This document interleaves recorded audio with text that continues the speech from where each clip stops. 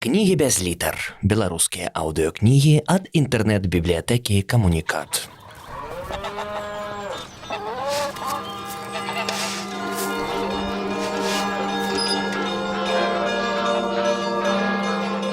Алексей Карпюк. Вершалінскі рай. Аповесць. Спачатку было слова, і слова было ў Бога, і слова было Бог. Евангелие ад Иоанна, раздел 1, радок 1. Пролог. Раздел 1, глава 1. У вёсачцы Грыбоўшчына праваслаўныя жылі побач з католікамі.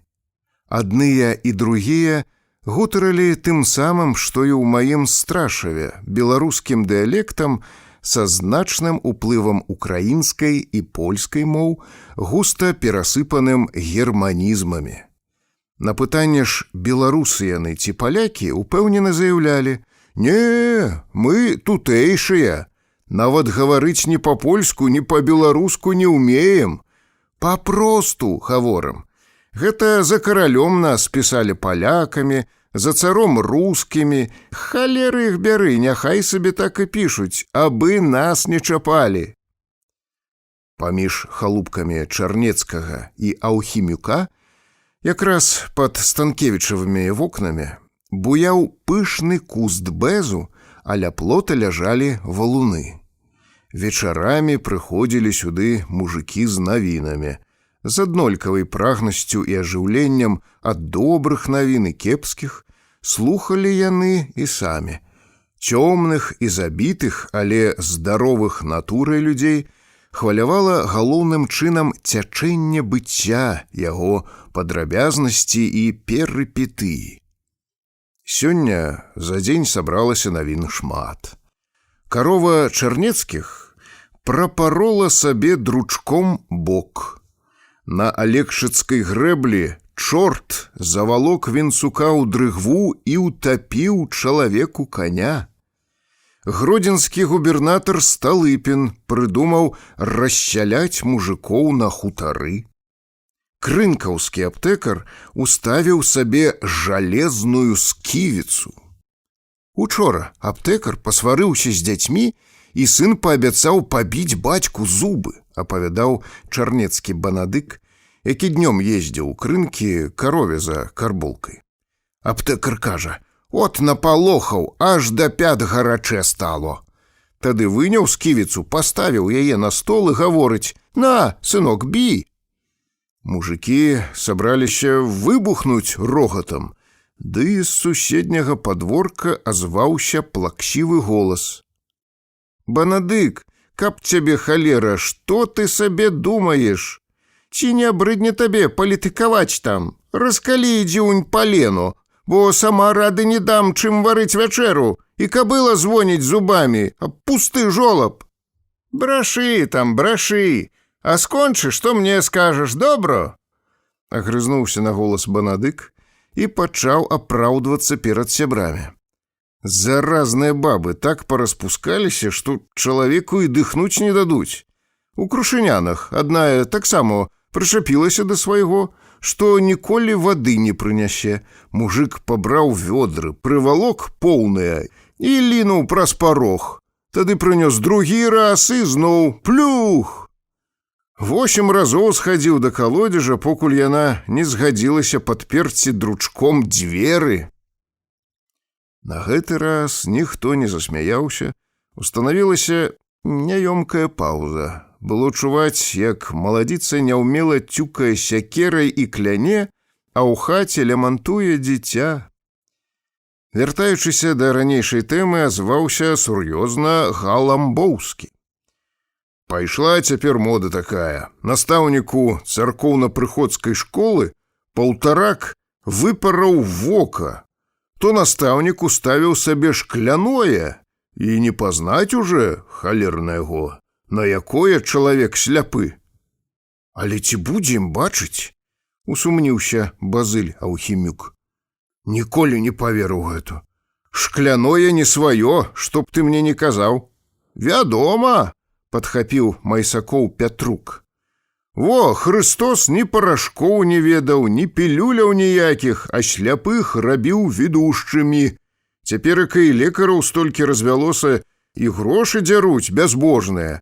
А не чуваць штось, каб хоць адзін зрабіў такі цуд.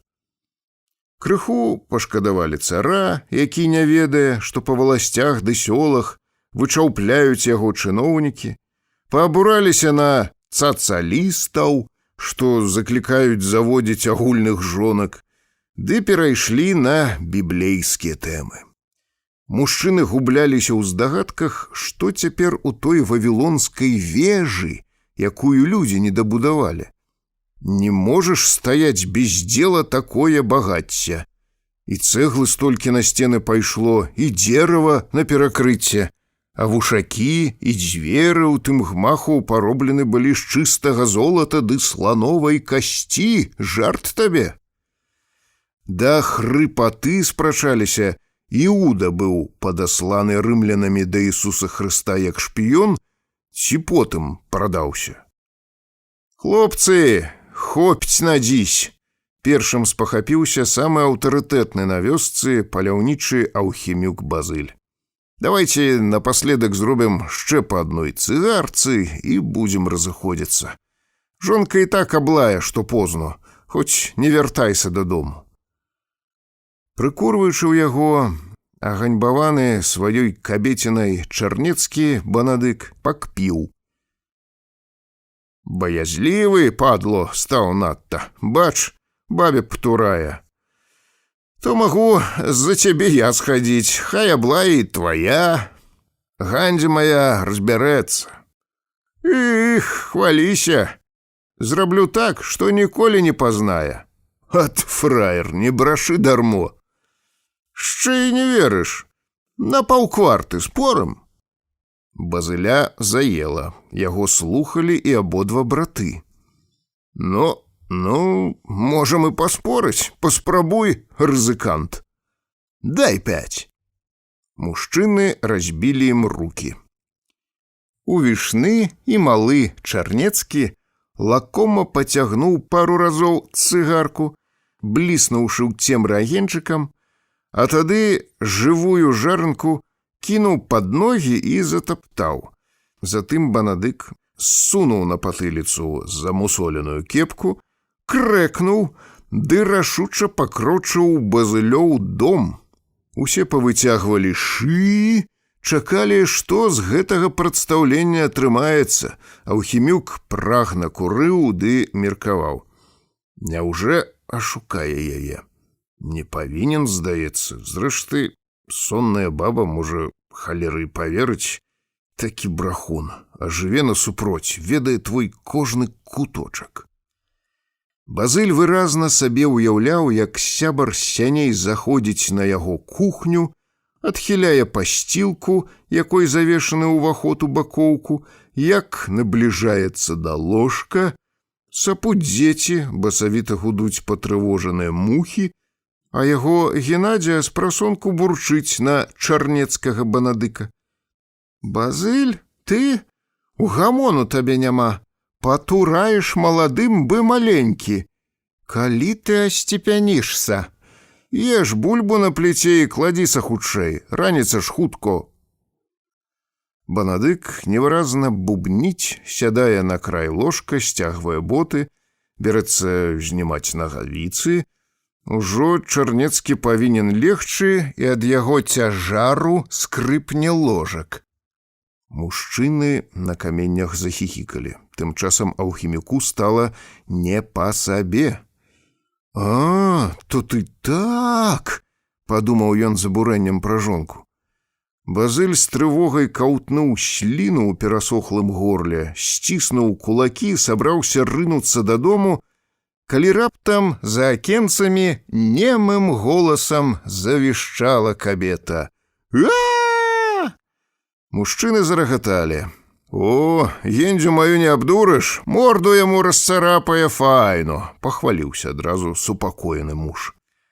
Аўхімюк кінуў акурак, растаптаў агеньчык і здаволена пакрочыў сенцы. Адтуль з адным ботам у руках вылецеў чарнецкі банадык. Цяпер, трымаючыся за жываты, мужыкі аж клаліся на дарогу, і ад іхняга рогату папрачыналіся ў хлеўчку гандзіныя гусі ды нарабілі панічнага крыку. Чужы чалавек, назіраючы збоку за вулічнай сцэнкай, напэўна, і не заўважыў бы, як пад вонкавай весялосцю грыбоўшчынскіх мужикоў грызе трывога, а гэтая вёсачка ўжо колькі гадоў бударажыць акругу. Усё пачалося з нявіннай падзеі у той час, калі некаторых гумарыстаў яшчэ не было і на свеце. На гэтым здарэнні я вымушаны спыніцца падрабязна. Глава 2. Аднаго разу ў Грыбоўшчыну прыплялася струпастая таўстаногая дзяўчына. Пару тыдняў яна трапала русялям лён, часала воўну, прала кудзелю, рабіла ўсё, што ёй загадвалі. Ніхто не ведаў ні яе бацькоў, ні яе імя, ні нават з якой яна вёскі. Русялёва Марыся апавядала суседкам. Рахманая надто і пакорная, але рабіць можа, калі вока не спускаеш з яе, бо лён ці канопля ці воўна для яе ўсё роўно. Ды я гэта ведаю, у мяне старэйшая так падрасла, а ні слова не гаворыць і бачу гэтаксама, з галавой не рыхтык. Пашлеш яе агароды палоць яна, буракі павырывае, але бяду пакіне. Бяда, што рабіць? У ахвяру і кужаль у царкву занесла, вадзіла і па знахарках, і ў манастыры. Ажно ў Журовіцах стары манах пытае, у які дзень яна ў цябе нарадзілася? Я сказала, тады ён: цётка, не дуры сабе галавы, бо ніц не будзе. Хто народзіцца на благавешчанне, кожны такі. То і гэтая, бабы, напэўна, нарадзілася ў такі час. Нібы гэта мела бог ведае якое значэнне, уражаныя цёткі адна ў адной заклапочана спыталіся: але якой яна веры? Трэ неяк выведаць. Жанчына ўзялася прыблуду экзаменаваць. Лаўрэнава Юзефіна прачытала над дзеўкай «Ойче наш» па-польску, Марыся па-руску, аднак беднае дзяўчо толькі зыркала на іх дзікаватымі вачыма і не разумела, чаго ад яе дабіваюцца.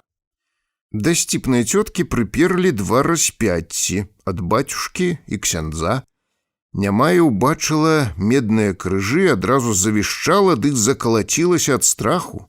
Праверылі яшчэ раз, і яна баялася аднолькава і таго распяцця, і другога.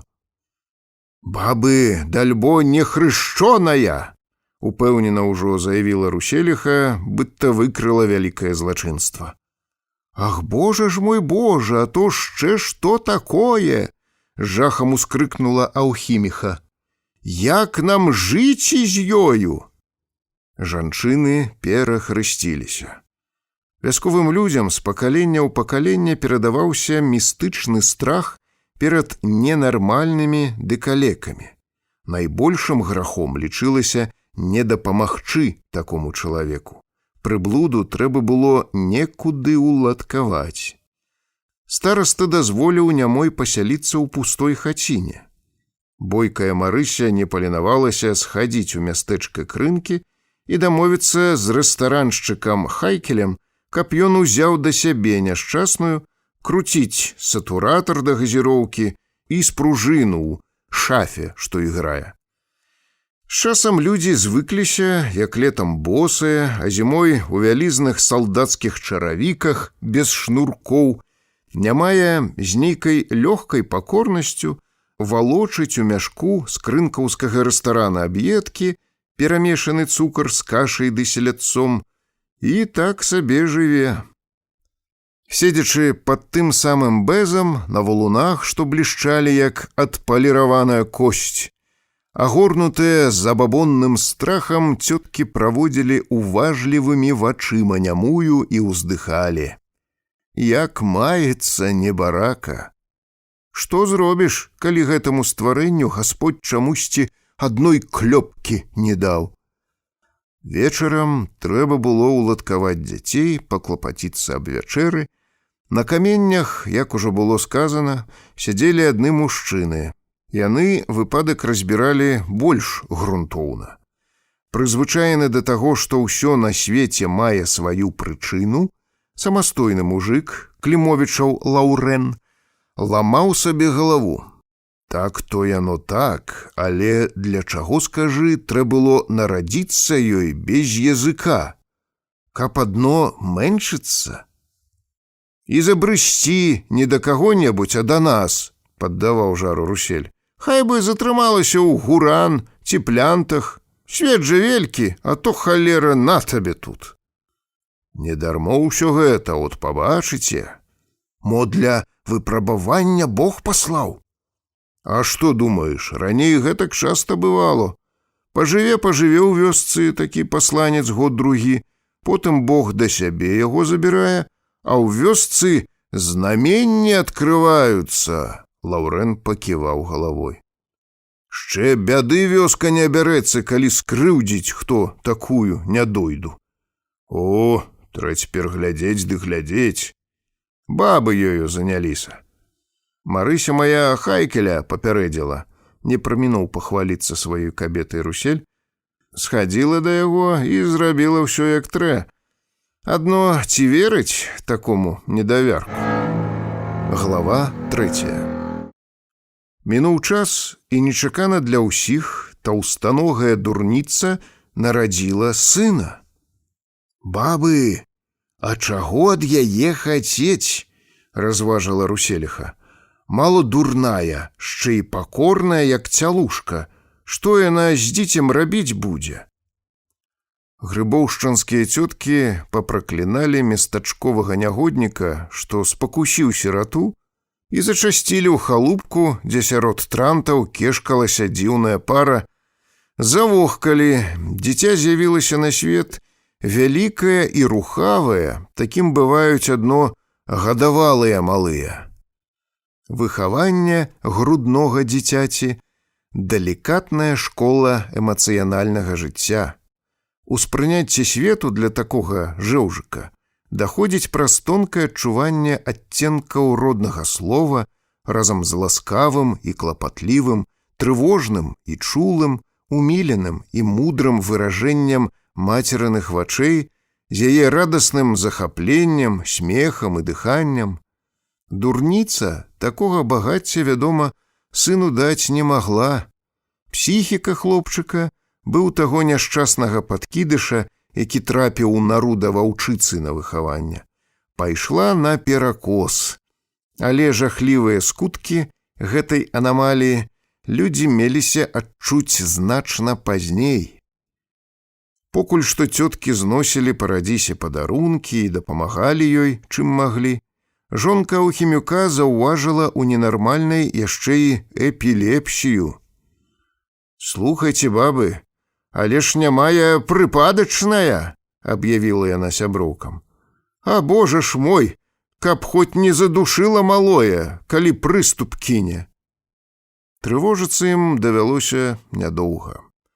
Крынкаўскія ўхажоры дурніцу да непрытомнасці напаілі, і яна перад вёскай сканала. Хаваць на могілках нехрышчоную поп не дазволіў, і яе закапалі на выгане. Сіраціну аддалі да гаспадара Станкевіча пасвіць гусей. Цёткі дамовіліся, вядома, што чалавек сірату завядзе ў крынкі ды ахрысціць. Першыя словы малы пачаў вымаўляць толькі ў 6 год.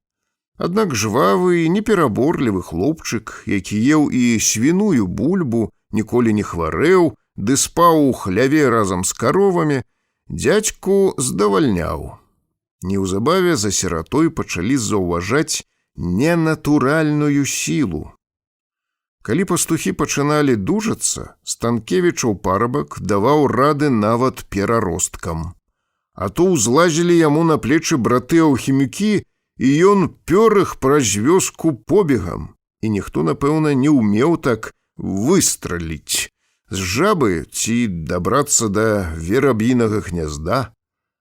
Станкевіч, сам быў католік, усё ніяк не мог вырашыць, куды ж яму завесці малога парабка, да касцёла ці да бацюшкі.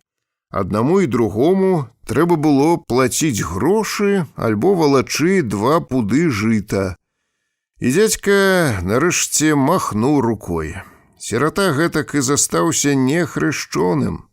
Людзі яму прыдумалі імя самі. Паўтарак празвалі асілка ў Грыбоўшчыне. Глава 4. У той час, калі за гусямі ў Станкевіча бегаў танны пастух, Клімовічава Юзефіна на пагорку, жнучы, нарадзіла другога сына, Альяша. Страшаўскія хлопцы з пакалення майго дзеда у студзянскім лясніцтве спускалі сосны, а ў Грыбоўшчыне сталаваліся. Жыццё потым так слаўнага Альяша прайшло на іхніх вачах. Апавядаючы нам, малым, пра тое, як калісьці жылі людзі, дзед ахвотна расказваў і пра меншага лаўрэнавага наследніка, і пра паўтарака. Было пра што паслухаць. Клімовічаў Лаўрэн трымаў сыноў у паслухмянасці, біў за справу і без прычыны, а жонка ў звычайных праявах дзіцячай натуры бачыла адну загану. Бывала, сядзець бабы ў нядзелю на тых самых каменнях пад плотам, а маленькі Альяш падбяжыць да Юзефіны з галінкай бэзу ды пахваліцца. «Маму, глянь, кветка!» «Кінь зараз жа гэта зелье!» — крычала Юзефіна, быць-то ў сынавых руках было нешта агіднае. «Кінь, покуль бацькі не паклікала! Кідай гэта дзераву!» Хлопчык панура адыходзіў.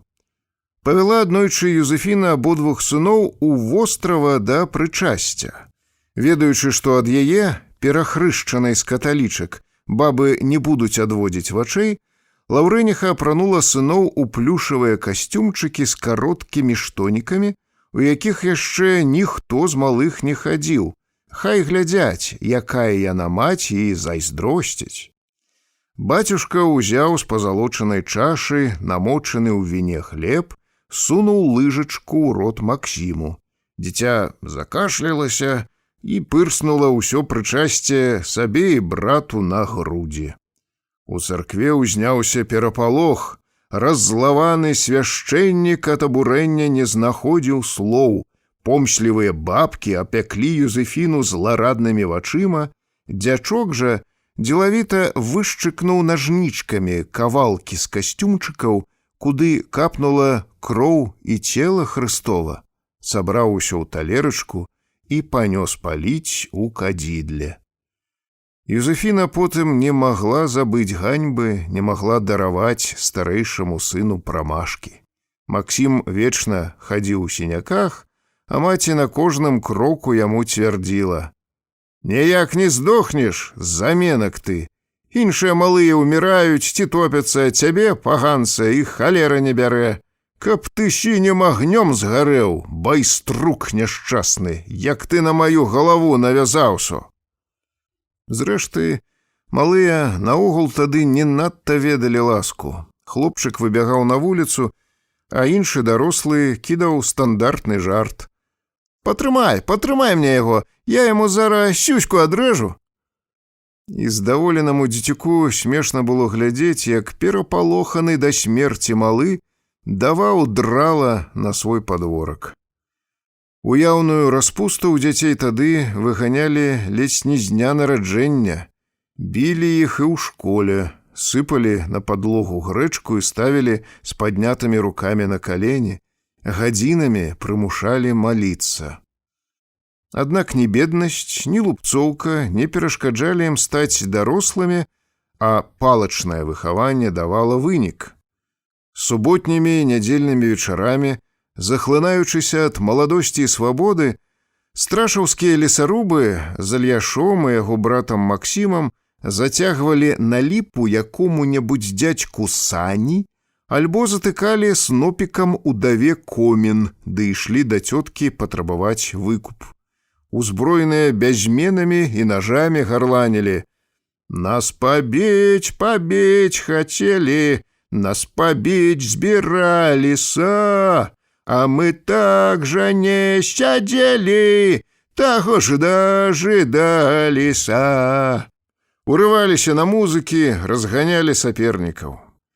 А ўжо каранным нумарам у іх было злавіць на вуліцы дзеўку, завязаць ёй на галаву спадніцу і потым на вечарынцы ўспамінаць падрабязнасці і гэтак рагатаць, каб ахвяра бачыла разяўленыя ад весялосці раты, бачыла, як паказваюць на яе пальцам.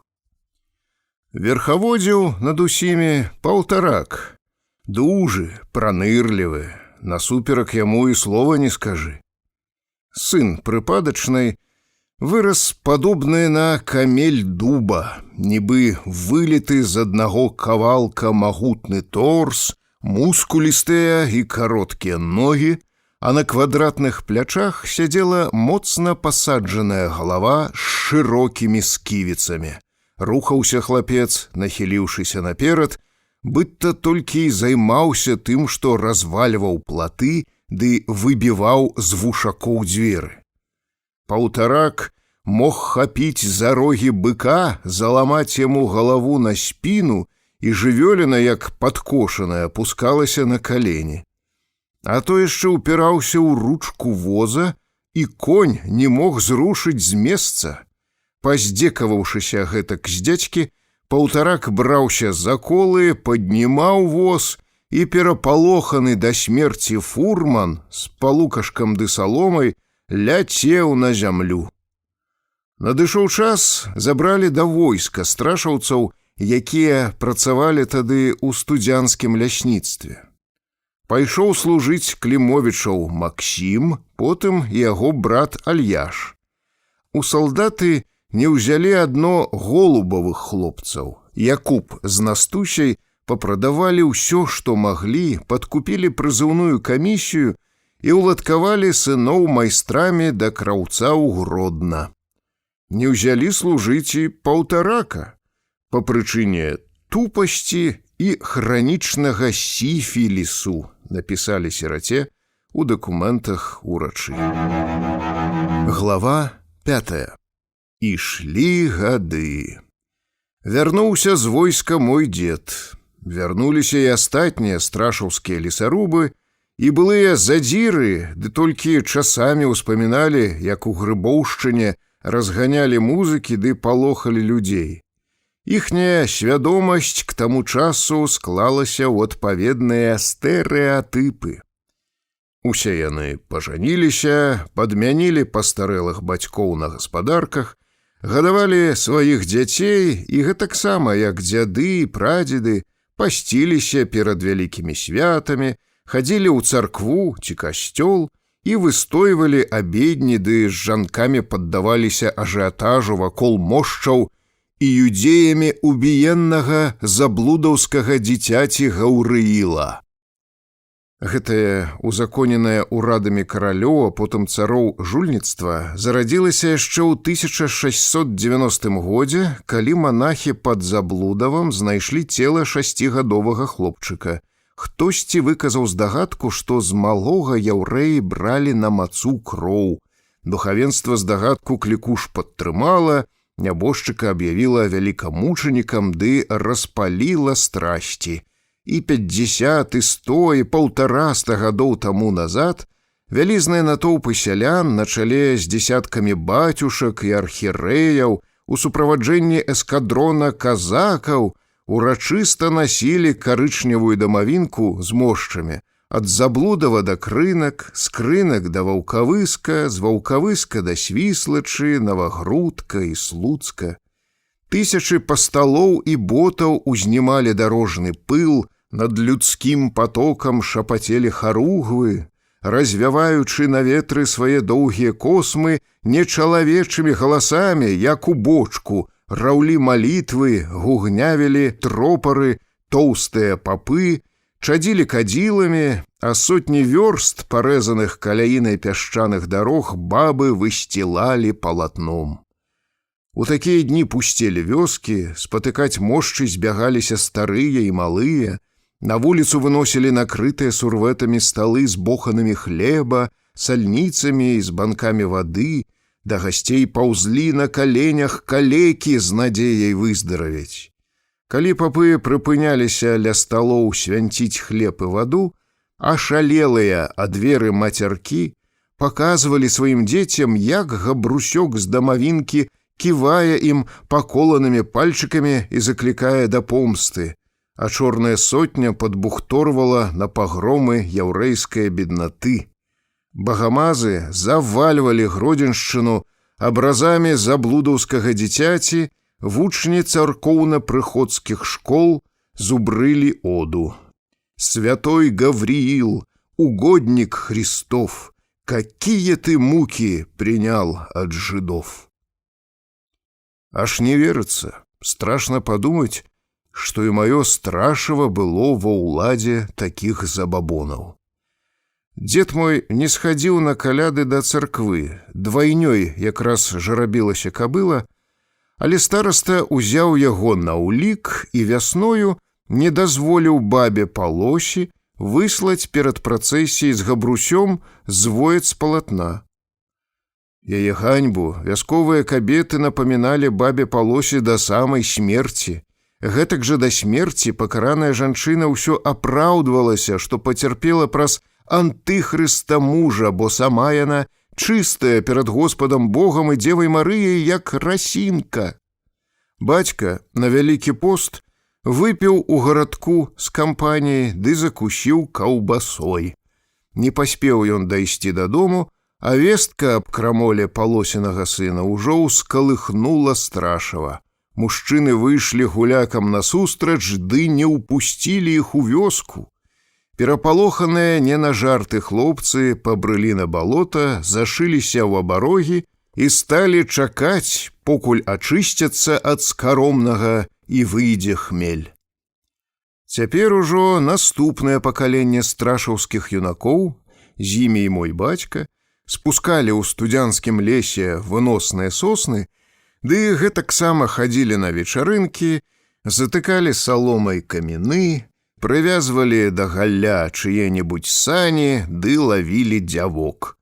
Толькі ўжо сталаваліся нашы хлопцы ў другой вёсцы. У Грыбоўшчыну цяпер было небяспечна і заходзіць. Глава 6.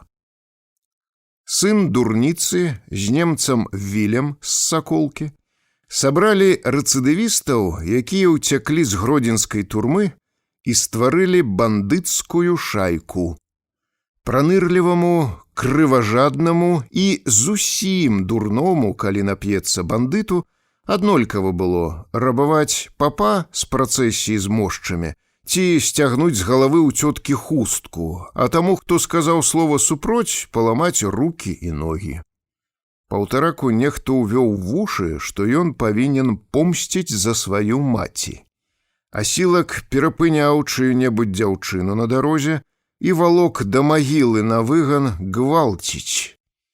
Іншы раз яго бандыты блакіравалі паліцэйскі ўчастак. Паўтарак з галаварэзамі урываўся ў крынкаўскі рэстаран, браў за ножкі стол, паднімаў яго над галавой і пытаўся: «Ну, гаварыце, хто тут з вас мой татко? Прызнавайцеся хутчэй! А? Пазатыкала вам гагаўкі? Цурык!» Кідаў ён бы праклён завучанае ад Вілі нямецкае слова і са страшнай сілай апускаў цяжкі стол, на каго папала. Ні жывыя, ні мёртвыя госці забіваліся ў куток ды кратком мацалі сінякі, а бандыты выкладвалі перад сабой браўнінгі, кінжалы ды займалі месцы. Да таго часу паўтарак аброс мясам, адрус, яго твар знявечала хвароба, што перадалася ад маці. Зубы ён меў рэдкія, вялізныя тоўстыя вусны, нерухомыя, ад чаго гаварыў неразборліва. І вось гэтая амаль бязносая, двуногая пачвара Шчапала кінжалам дошку стала, а з яе грудзей, бы са склепа, вывяргалася страшнае бубненне. «Хайкель, выпускай шафу, што іграе! Барыню давай!» «Не, спружыну жыдзе, круці сам, маці моя ў цябе круціла яе, мэншылася. Вы, мае татачкі, марш танцаваць усе! Каму кажу, марш, бягом!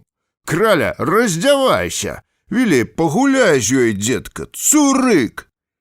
На дзіва, людзі ў далёкіх вёсках хацелі бачыць у паўтараку рыцара. Чулі, што ў крынках паўтарак зноў нарабіў. Прыехаўшы з млына, прывозіў дзядзька на віну. Уварваўся да багача Хайкеля і кажа: «Аддавай усеньку, недавярак, што нажыўся на гарэлцы, што табе людзі назносілі».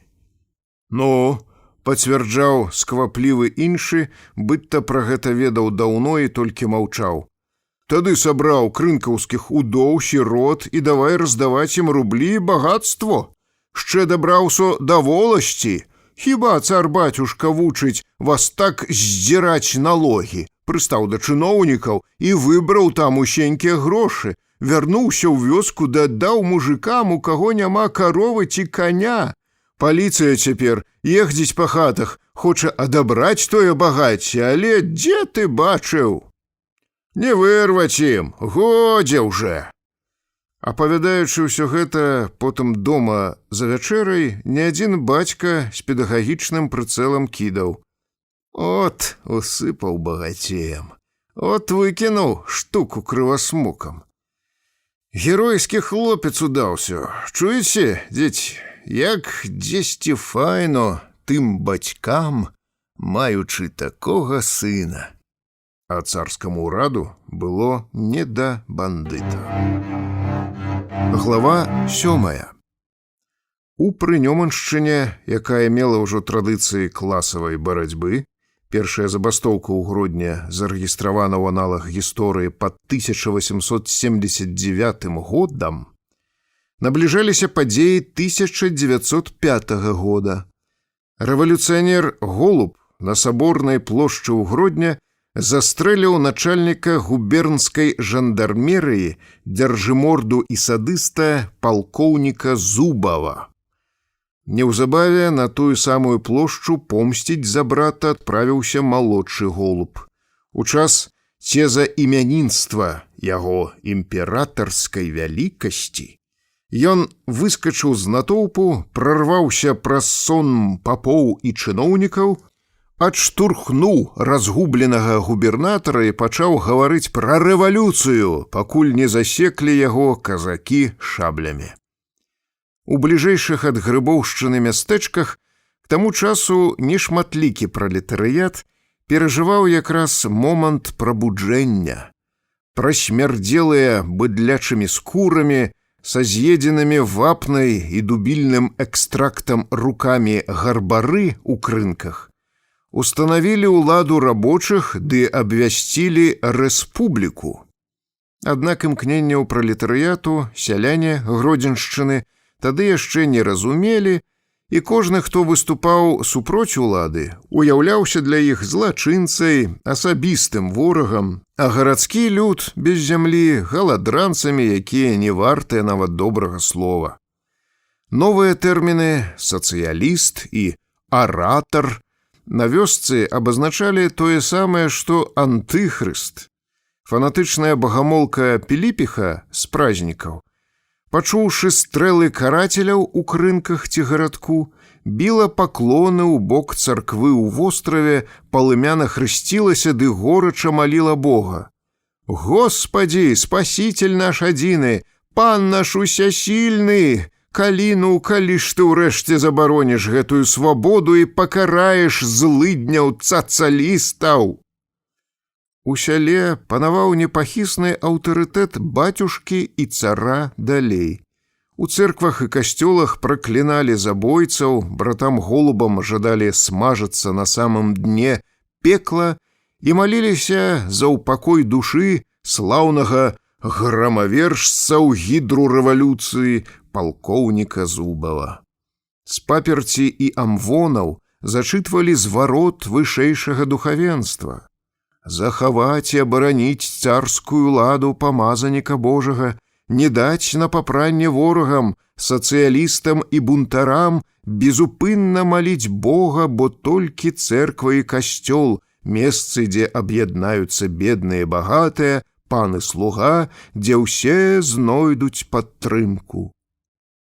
Калі жандармерыя прыехала ў Грыбоўшчыну забіраць голуба з жонкай, людзі збегліся і глядзелі на арышт, як збягаліся калісьці, мабыць, не без страху, але і са зларадным здавальненнем на аўтадафе ў часы святой інквізіцыі.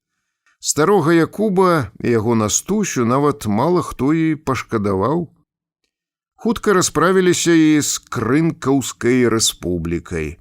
Яе важакоў, каго расстралялі, каго ў кайданах павезлі ў губернскую турму, каб адтуль выслаць этапам у халодную і далёкую Сібір. За гэты час увішны паўтарак увайшоў у сілу, і ні прыставы, ні жандармерыя, ні сотні гродзенскіх казакоў не маглі цяпер яму даць рады. Хітры бандыт адчуваў небяспеку бы звер. Лясоў і балот на Гродзеншчыне тады хапала, шайка выслізгвала ад пагоні і знікала ў гушчары ці крэкаці, каб потым з'явіцца ўжо там, дзе найменш яе чакалі. Страшная здань бандыта вісела над халупамі, як злы дух. Марыся Русель станавіла на калені сваіх дачок, рана ўвечары прымушала іх паўтараць за сабой малітву. «Усемагутны Боже, Айцец любімы, які свайго сына не пашкадаваў паслаць на зямныя мэнкі, каб ратаваць нас грэшных, і даў сілу Давіду пакараць Галіафа.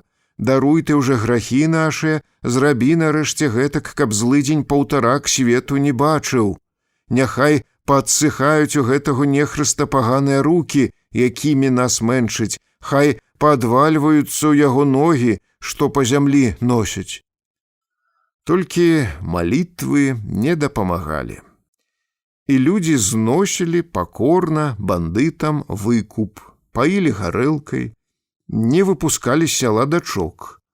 А прызвычаенне да банды паступова стала гэтак закаранелым, што ў Грыбоўшчыне пра яе гаварылі, між іншым, як у апісанай сцэне ля плота, калі сур'ёзны Галамбоўскі упамянуў пра шкляное вока настаўніка царкоўна-прыходскай школы.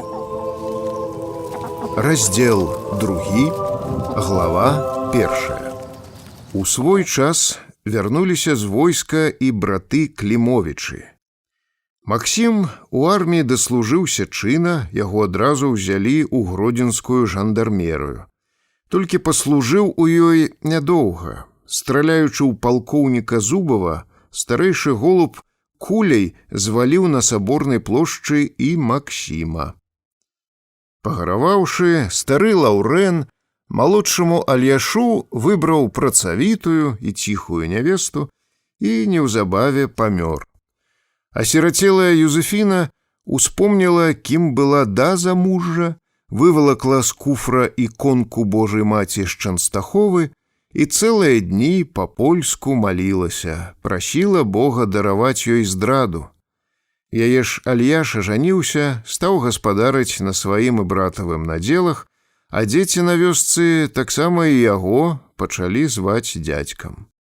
Альяш гарэлкі не браў і ў рот, не цягнула яго і да людзей, чалавекам быў нелюдзімым. Толькі і дома карысці з яго многа не мелі.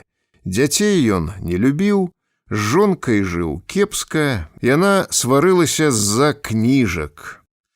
У салдатах Альяш служыў дзеншчыком у афіцэра і навучыўся чытаць. Цяпер ён кожную нядзелю заглядваў у царкоўныя фаліянты. Альяш ведаў напэўна, брата Максіма загубілі гарадскія аратары і бунтары. Усё новае паводле Альяша было параджэннем сатаны, д'ябла, і ўпартаму селяніну захацелася чорным сілам стаць папярок. Абмежаваны дзядзька старажытныя тэксты ўспрыняў слова ў слова, паверыў ім па-мужыцку, грунтоўна, раз і назаўсёды. У бабак і сялян, што святога пісання чытаць не маглі, Альяш паступова пачаў выклікаць пашану, з-за чаго Юзефіну аж распірала ад гонару. Не даючы сказаць нявестцы і слова, старая стала сына падхвальваць. Неўзабаве нелюдзімы яе сын і стварыў славутую легенду, з якой і пачалася ўся яго дзейнасць як прарока. Альяш стаў людзям апавядаць, што калі ён пасвіў коней, раптам яго асляпіла незямное святло, на небе з'явілася Багародзіца, ды аб'явіла, што Бог даручае яму пабудаваць на тым пагорку, дзе яго маці нарадзіла, царкву. Яшчэ Багародзіца быдта сказала Альяшу, што тое месца будзе святым, а ён стане прарокам-цудатворцам. Калі развіднела, на дрэве вісела іконка Маці Божай з Чэнстаховы. Альяш спалохаўся, іконку з гарачкі закапаў, але ў наступны дзень яна быдта зноў апынулася на той самай галіне. Гэткія байкі тады былі надта распаўсюджаныя. Страшаўскі Клемус на поўным сур'ёзе нам апавядаў, калі ён пасвіў валоў, раптам заныла ў яго спіна, засвярбелі ступакі, праз хвіліну перад ім адкрылася зямля, і ў яме з агнём ён убачыў капец золата. Не звяртаючы ўвагі на жар вуголляў, дзядзька пачаў выграбаць золата сабе ў прыпол, але яму ўсё здавалася мала, ён дацягнуў да ракавога моманту, вяртаўся аднекуль чорт, праспяваў пеўням, і багацце знікла. «О, сляды ад агню, бачыш?»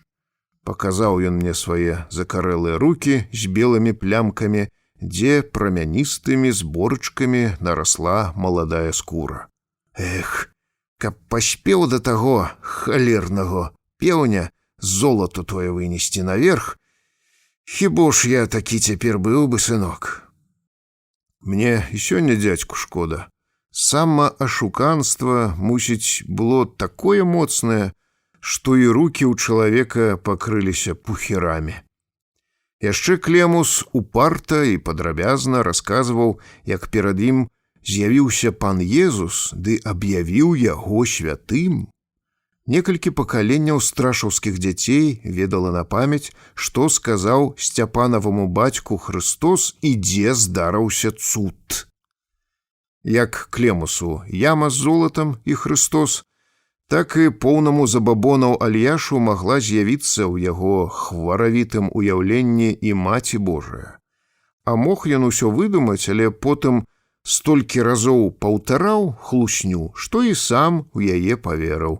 Так ці інакш, але страшаўцы дакладна памяталі, калі Альяш пачаў апавядаць сваю легенду і смяяліся з яго, бы са старога Сцяпанавага бацькі. Смяяліся людзі з грыбоўшчынца дарэмна. Пахаваўшы маці, а разам і яе веру, якая яго падсцёбывала, Альяш рук не апусціў. На ўзгорку над лесам Клімовіч, і праўда, пачаў капаць роў для падмурка ды вазіць туды камяні. Глава 2. Дзіўна паводзяць сябе часам людзі. У перапоўненай зале варта кашлянуць ці пазяхнуць аднаму чалавеку, як пачынаюць кашляць і пазяхаць астатнія. Гэта ж не выдумка, што за мяжой дырэктары тэатраў нанімаюць спецыяльных рагатуноў, каб сваім смехам падахвочвалі ўсю залу. З'яву такую вучоныя называюць псіхалагічным рэхам. Неўзабаве навіна пра аб'яўленне Альяшу Маці Божай і аб яго рабоце перакінулася на суседнія вёскі, ды памчала па іх тым самым тысячагалосным псіхалагічным рэхам. Імчала ўжо перайначанай, з дапаўненнямі, вырастаючы ў легенду, быдта тады, як у далёкіх сёлах людзі размалёўвалі геройскія учынкі паўтарака. «От Дзіво, казала усхваляваная цётка. Глядзіш, з вёскі 8 чалавек капае траншею на падмурак, а зойдзеш на пагорак усяго 1. Адыдзіся да вёскі, паверні галаву назад, зноў налічыш 8. Мройца табе ці што? Пералічу яшчэ раз. Не, такі 8. Святая сіла дапамагае. А што думаеш? Аж страх бярэ. І на ўзгорак аднойчы збегліся бабы з Нетупы, Гуран, Вострава і Лешчыной. Прарок якраз паехаў па каменні. Яго пагорак быў удоўж і папярок, перакапаны і завалены гарбылямі ды скрынямі з вапнай. Пад навесам матава блішчала слюда на іконцы Маці Божай з Чэнстаховы. Праваслаўны Альяш быў сынам каталічкі, і цётак абразок не здзівіў. «Во, тая, што падказвае яму, як храм будаваць», прашаптала цётка Піліпіха з празнікаў. «Ну?» – пацвердзіла і старая Руселіха. «Праз яе Юзефіна з таго свету з сынам гаворыць». Цётка хвіліну набожна памаўчала, успамінаючы. «Ах, Божа, Божа, ці даўно, здаецца, яна тут Альяша раджала. Якраз жыты жалі, а я са сваімі была у тойунь лагчыне. Прыбягае Лаўрэн, падабрэлы ўвесь вінаваты і просіць. Цётку Марусі, ідзеце да яе туды ў снапы, уже пачалосо, а я не ведаю, што рабіць. Прылятаю адным дыхам, а стогне, а енчыць. І цяпер якой пашаны дачакалася? У памагатарах на небе ў Багародзіцы». Бабы пасталі на калені, пачалі маліцца. Усе раптам здрыганулі ад нечаканага віску Марысінай дачкі, Русялёвай Хрысціны. «Ой, глядзеце, на небе зноў яна!» «Дзе? Дзе?» Пасля хвіліны напружанага маўчання з забабонным страхам, баючыся свайго малавер'я, баючыся самі сабе прызнацца, што нічога не бачаць, зашапталі бабкі. «Гляньце, дыхт ля хмаркі, унь, кучаравай той!» «У ядвабнай шаце і ў залатой кароне са сваім дзіцяткам на руках, ах, Божа!» Ледзь не вар'яцела ад шчасця цётка Піліпіха. «Шчэ і усміхаецца да нас, родная. Няўжо не бачыце? Глядзіце ж!» Паказала ўжо трэцяя бабка, ды так шчыра, быццам хапала цуд за ногі. «Такая самюткая, як на Альяшовай іконцы, са шрамамі на лічыку». «Ох, і я угледзела, быць-за туману таго, да альбо показала со». Русялёва Хрысціна расчулена ад радасці ўспляснула рукамі. «Ах, заступніца ты нашая, дзякуй табе, што ашчаслівіла нас грэшных і бедных гаротніц. Цяпер выслухай ты сірот сваіх і памілуй». Сотні здранцвелых адсюда вясковых жанчын, якія пакаленнямі чакалі збавення, загіпнатызавана пацягнулі ў неба рукі, пазадзіралі галовы. «Зрабі нам, спусці на нас, дыхні раны нашы, каб пазажывалі яны.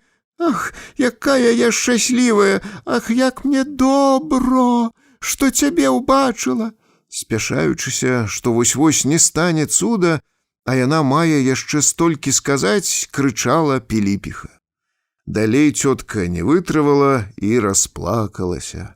Затое Русялёва Хрысціна перадыхнула, і з вуснаў таленавітай гаварухі паліліся словы.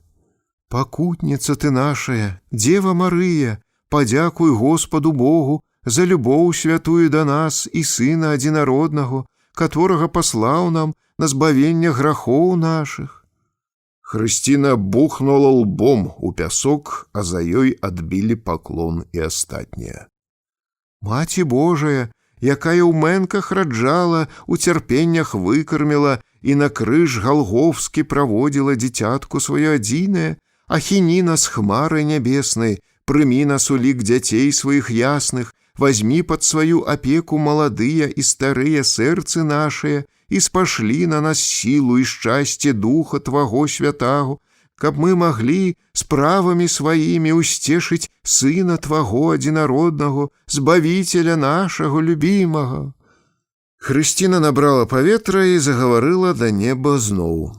Сваімі Божымі далонькамі, што датыкаліся ранаў сынавых, блаславі і дзетак нашых, і ўнукаў, і праўнукаў, і мужикоў добрых і няўдалых, і суседзяў, любых і пастылых, і чужых, і сваякоў, ды ты грэшнікаў па ўсяму абліччы зямному, хто яшчэ не ведае волі Божай, бо павер, кожная душа хоча ратунку.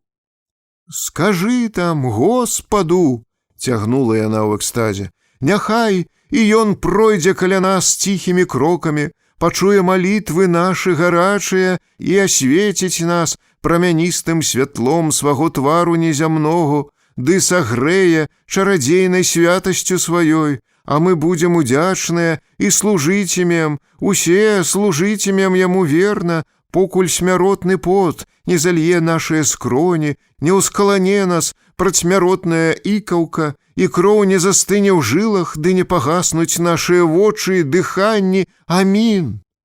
Амін! Як адзін чалавек выдыхнуў натоўп енк. Баязлівае маўчанне абарвалася, людзі раптоўна заварушыліся, пачуўся плач і адчайны крык. «Мацер святая! Мацер Божая!»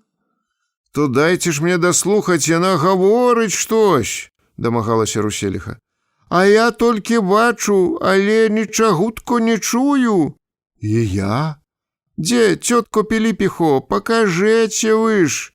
«Я ўсю жизню малілася, і Бог мяне уважыў. Я ўсё маліла, прасіла Бога, і ён паслухаўся». «Кажу, гаворыць нам бабы». «Хто? Што гаворыць? Куды глядзець? Баба Насця, дзе тое? Вы бачце?» Нечы прарэзлівы дыскант заглушыў усіх. «Змоўкнема, бабы, змоўкніце, маладыя, ша! Хіба можна гэта кожнаму слухаць? Адной хрысціне дано чуць голас Багародзіцы, хай адная і ўслухаецца». На ўзгорку адразу запанавала мёртвая цішыня. «Слухай, хрысціна, слухай добро, і нам усё перасказвай». Руселіха з той жа узнёслай ад радасці усмешкай, з блуднымі ад узбуджанасці вачыма, утаропленымі ў неба, з нездаровымі чырвона-белымі плямамі на твары, пачала скарагаворкай ды з паўзамі упэўнена перадаваць.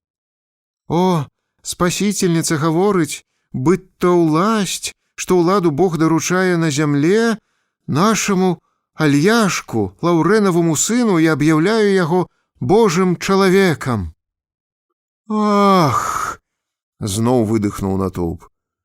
«Выходзіць, гэта праўда?» — пачуўся прыглушаны ад жаху і здзіўлены голас.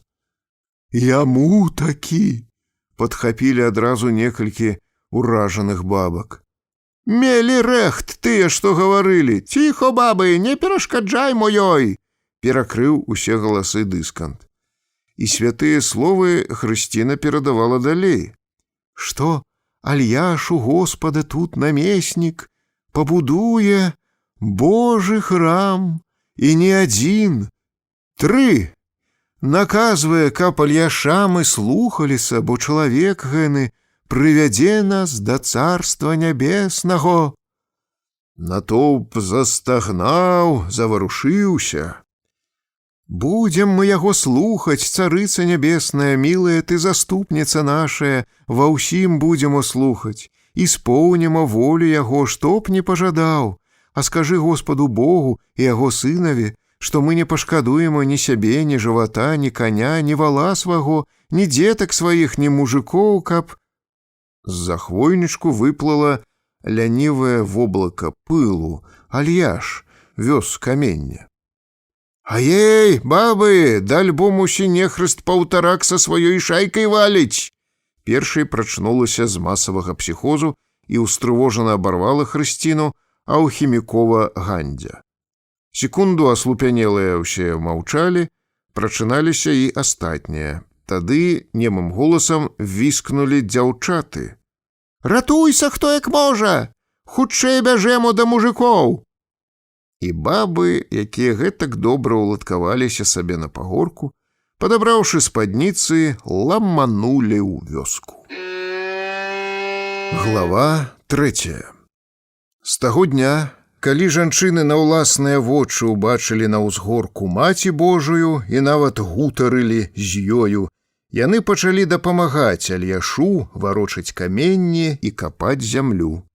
Руселіха, Хрысціна, Пятрук Майсакоў з Грыбоўшчыны, Піліпіха з белавежскай вёскі Празнікі, ды яшчэ пару чалавек нават пакідалі свае сем'і, зракліся гаспадарак і пабрылі па вёсках збіраць на царкву грошы. Альяш нечакана аб'явіў, што шукае купцоў на свае поле і балота.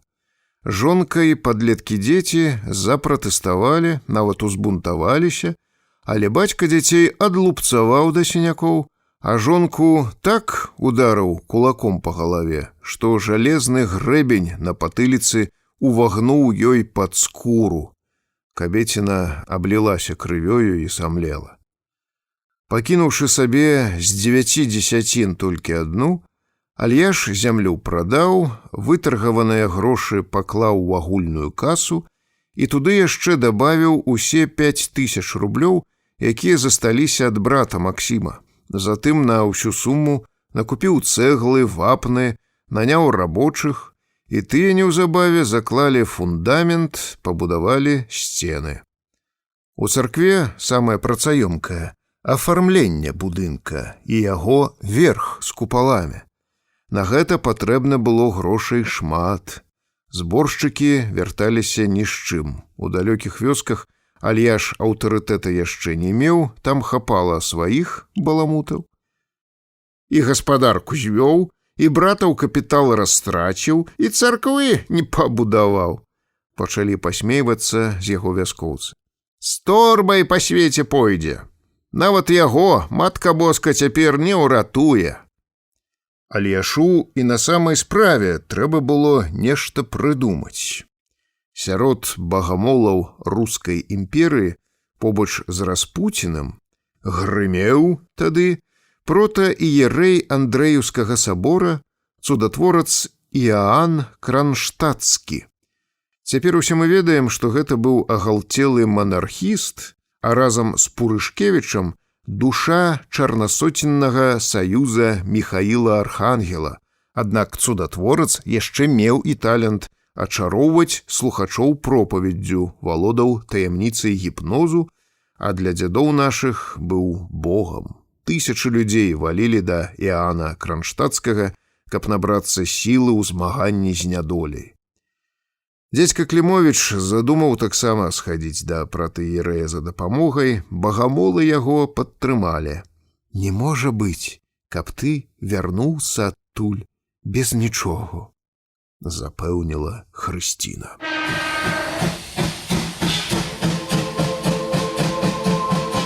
Раздзел 3. Глава 1. Пакасілі ўжо балота, Альяш узваліў на плечы мяшок з харчамі, і Руселіха, Піліпіха, Майсак з іншымі багамоламі праводзілі яго да Гродзенскага вакзала. Адмахаўшы пешшу паўсотні вёрст, сяляне на другі дзень раніцой апынуліся каля горада і селі над Днёманам снедаць. Для губернскага горада пачыналася якраз пара канікул. На Нёманская люстра вады выплывалі першыя байдаркі, на берагах маячылі з вудамі рыбакі. Грыбоўшчынцы, калі хадзілі да рэчкі ў лес ці на поле, то не бескарысна, а па грыбы, ягады, шчаўе ці траву. Таму цяпер яны не маглі ні хвіліны спакойна сядзець. Паказаўшы на байдарку, Майсак хмыкнуў. У такую шкарлупу ні сена б кладзі, ні мяшок бульбы ўкінь. Для распусты гэту, згадзіўся з ім Клімовіч. Пазалазяць у іх, ды грэюць трыбухі і лынды. Тьфу, як гадко. І я кажу, абоўнь рыбу вудзяць. Но якая ім карысць з гэткай работы? Як ужо лавіць, то так, як ловяць у студзянскіх сажалках, кломляй або сеткай, а то стаяць невядома колькі слупам, пакуль павісне што на гэту пугу. І не абрыдне ім. Бо нічога іншаго, майсак, не маюць да работы. От дурнота ўсё і разбэшчанасць. Рэшткі хлеба людзі паклалі ў турбу, і ўся кампанія пакрочыла на вакзал. Горад яшчэ спаў. Цяпер абураліся бабы. Сонца ўзнялося, а яны ўсё яшчэ ў пасцелях вылежваюцца, дзівілася Піліпіха. У нас спіна паспее задубянець да гэтай пары, так наробішся, дадала суседка. Бо жывуць чужымі мазалямі і выядаюць усё смачнейшае, што ты выгадуеш ці заробіш, растлумачыў майсак. Ох і жывуць, падхапіла Хрысціна. Гэта ж яны булкай і цукрам кожны дзень ласаюцца, а ты купіш якога кухана ў нядзелю, то не ведаеш, як дома дзяліць. Адрыгнецца ім усё гэта. Піліпіху, якая праслужыла ў паноў не адзін год, расчулілі ўспаміны. Бабы, каб вы адно пабачылі, дальбо сабакі ў іх ядуць смачней, чым нашыя дзеці. У маіх быў кабель, то не кожную каўбасу ёў і ў аддзельным пакоі жыў. У хаці? Здзівілася Хрысціна. Даль Бог. Але я ж не вытрываў. Не ведала. У іх нават нужнікі ў пакоях. А паедзем, бывало, нам манебры. І мой, ваше благароддзе, бярэ з сабой луджаны гаршчочак, такі, з ручкай. Ноччу, падла, лянуецца выйсці на двор. Раніцой яму бяры гэту і вынось, тьфу. Ліхо іх ведае, як панскія насы церпяць, здзівілася Хрысціна і аб'явіла з гонарам. Свайго жучка я нават і ў сене не ўпускаю, а дзеці ў мяне змалку прывучаныя бегаць у прыстаўку. Праўда, бабы, не ўсе добра маюць так. Беднякі е і тут, сказала трэця цётка. Аднаго спыталі, дзе жывеш? Пад лодкай ля ракі. А дзе жыве твой брат? У мяне на кватэры. Скразнячок абоім галаву асвяжае і купанка пад бокам.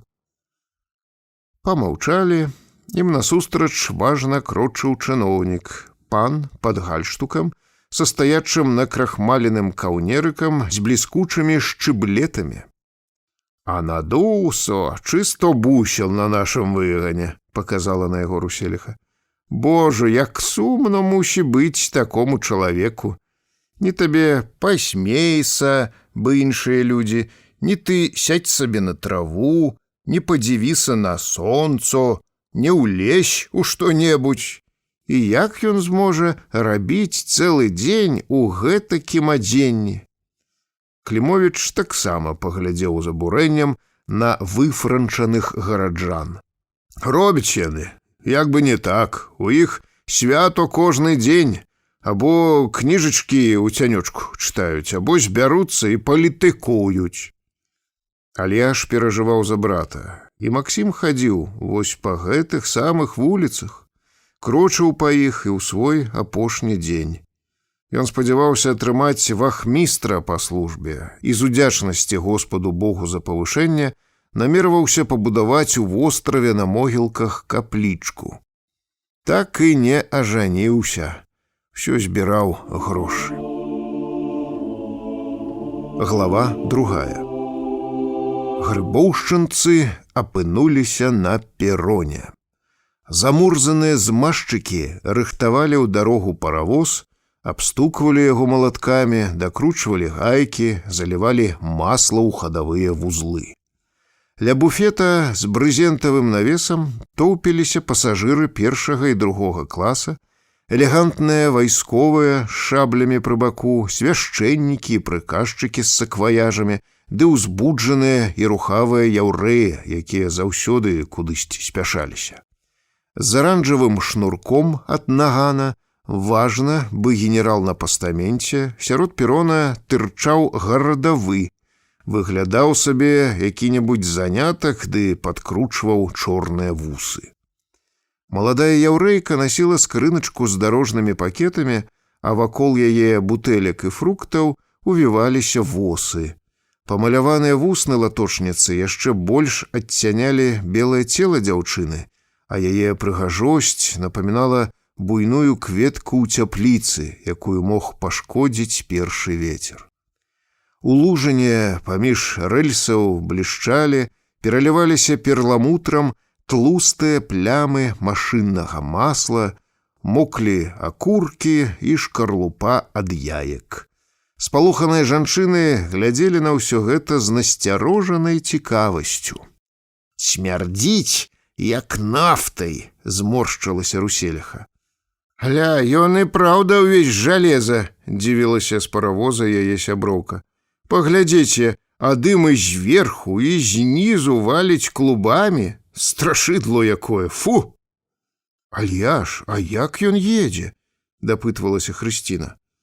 «У той пузатай бочцы ўстаўлены вялікі кацёл, у ім грэюць ваду, каб кіпела. Унь тым чорным камнем грэюць.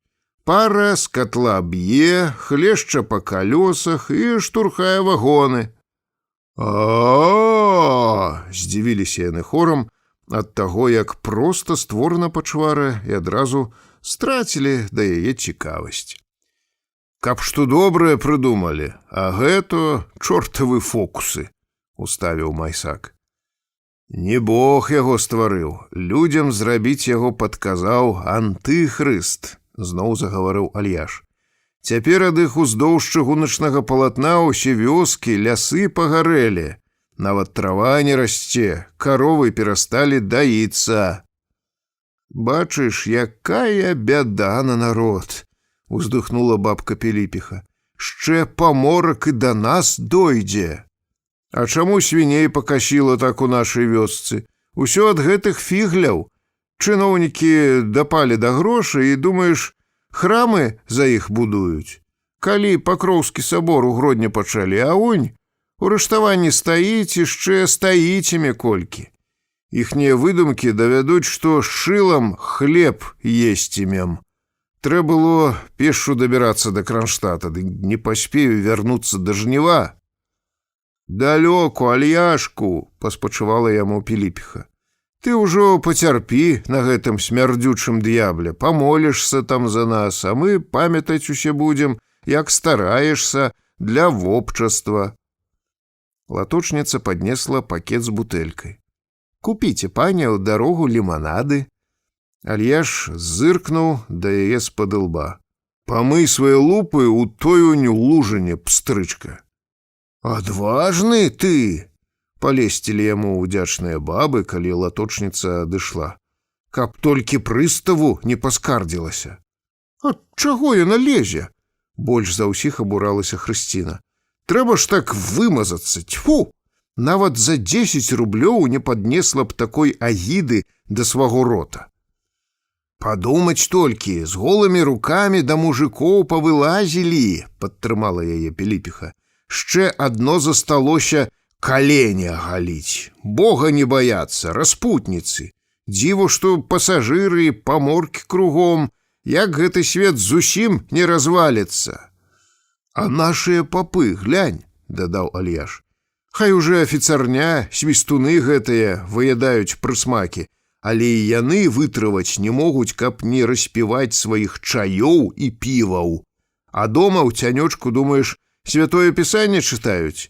Кніжачкі любоўныя, тьфу!» «І праўда», – згадзіўся Майсак. «Здаецца, паводзілі б сябе, як належыць пастарам, дастойно і прызваіто, дык не, бо грошай маюць без ліку, не ведаюць, куды падзяваць». Нейкі час усе маўчалі.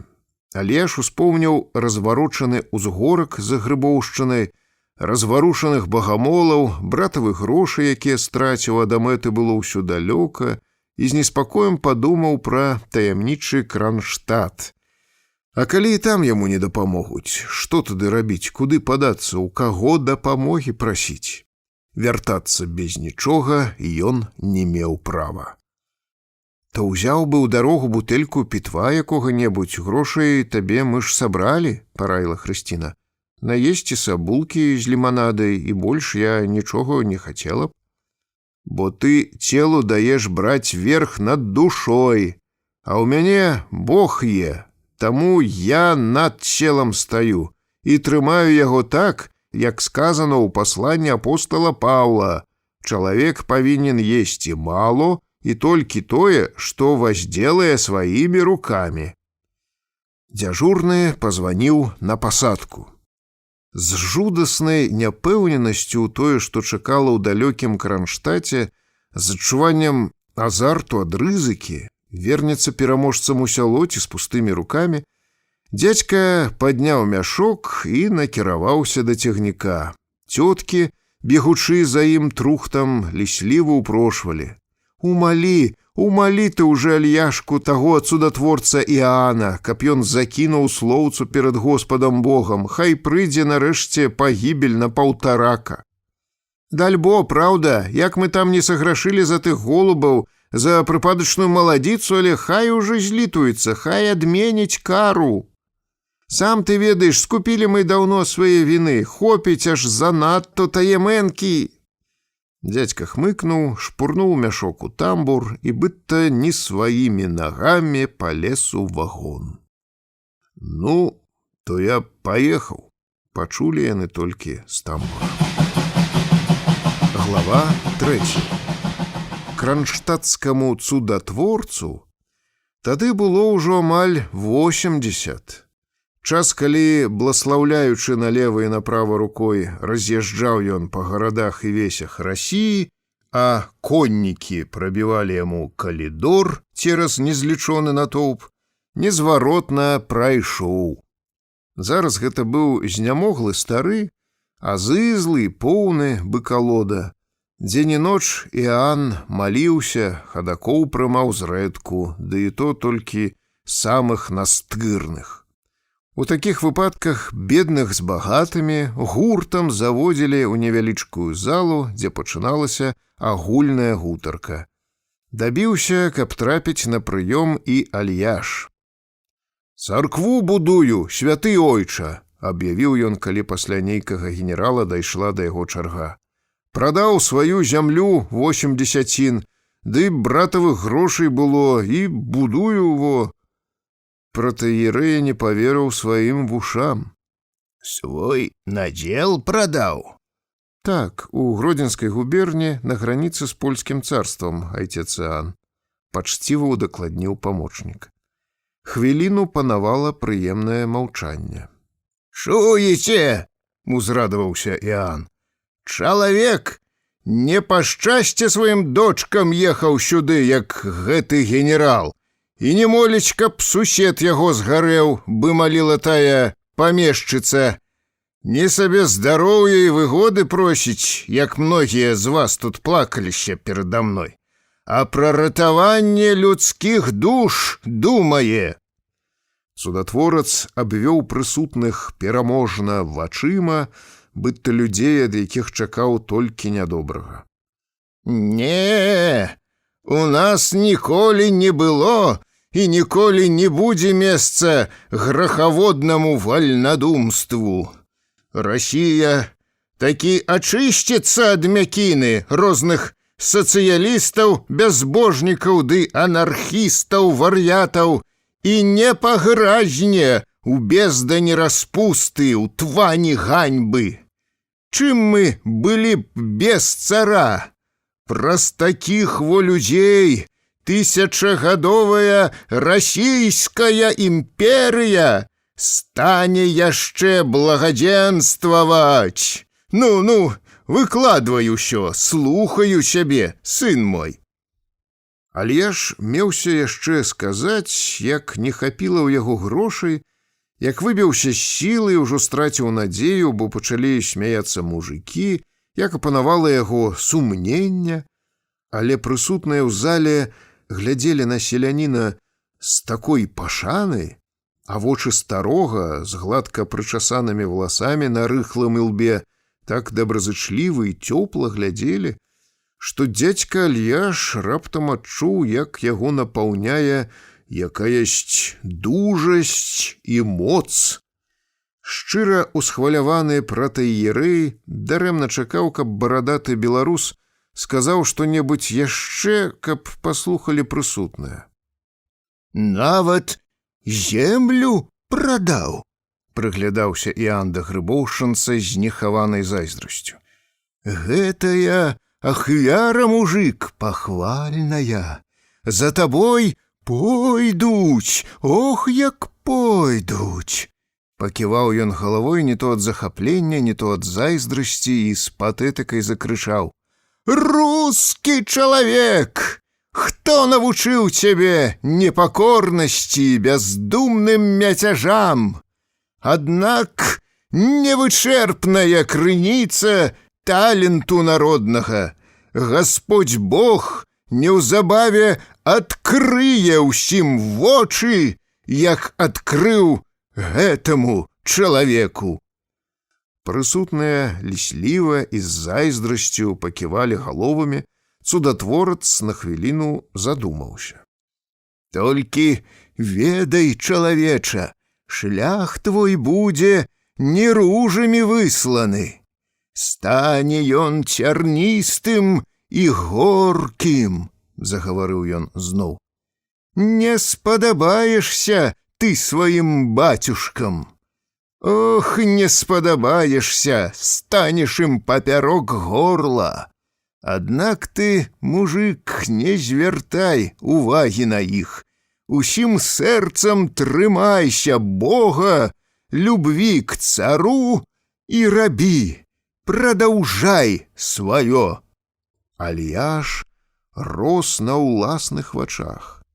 Пратэіерэй хацеў сказаць пра папоў яшчэ нешта, але асцерагаўся, каб не прычапілася кансісторыя.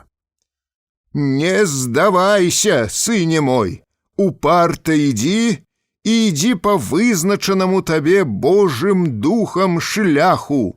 Усё рабі так, як падказвае табе сумленнае сэрца праваслаўнага чалавека. Спазнаеш тады шчасце перамогі, і блажэнны будзеш, сын мой, як блажэнны думкі твае і дзеянні, а ўсе твае зайздроснікі развеюцца, як разлятаецца нікчэмны попел ад подыху ветра». Старац перахрысціў пілігрыма, нечакана яшчэ і пакланіўся, а за цудатворцам грыбоўшчынскаму дзядзьку паспешліва пакланіліся ўсе, хто знаходзіўся ў зале. «Да ўсяліць Гасподзь Бог сілу ў цябе для тваёй пачэснай справы і падтрымае усемагутнай сваёй дзясніцай ды захавае тваё здароўе да глыбокай старасці. Амін». «Амін», з пашанай хорам прашапталі пасаромленыя хадакі. І пратэіерэй пачаў слухаць другога барадача, чалавека з Паволжя, які ўжо скардзіўся, што на свіней напаў паморак, і ніхто не можа даць рады ні малітвы, ні ветэрынары. Альяш прынёс Іану ў ахвяру некалькі рублёў. У канцылярыі пратэірэя грошы прынялі і выдалі Альяшу па ўсёй форме квіток на гербавай паперы з царкоўнымі знакамі з каляровым малюнкам Андрэеўскага сабора. З гэтым бласлаўленнем і квітком дзядзька і адправіўся дадому. Раздзел 4. Глава 1. А ў Грыбоўшчыне за гэты час адбылася драма.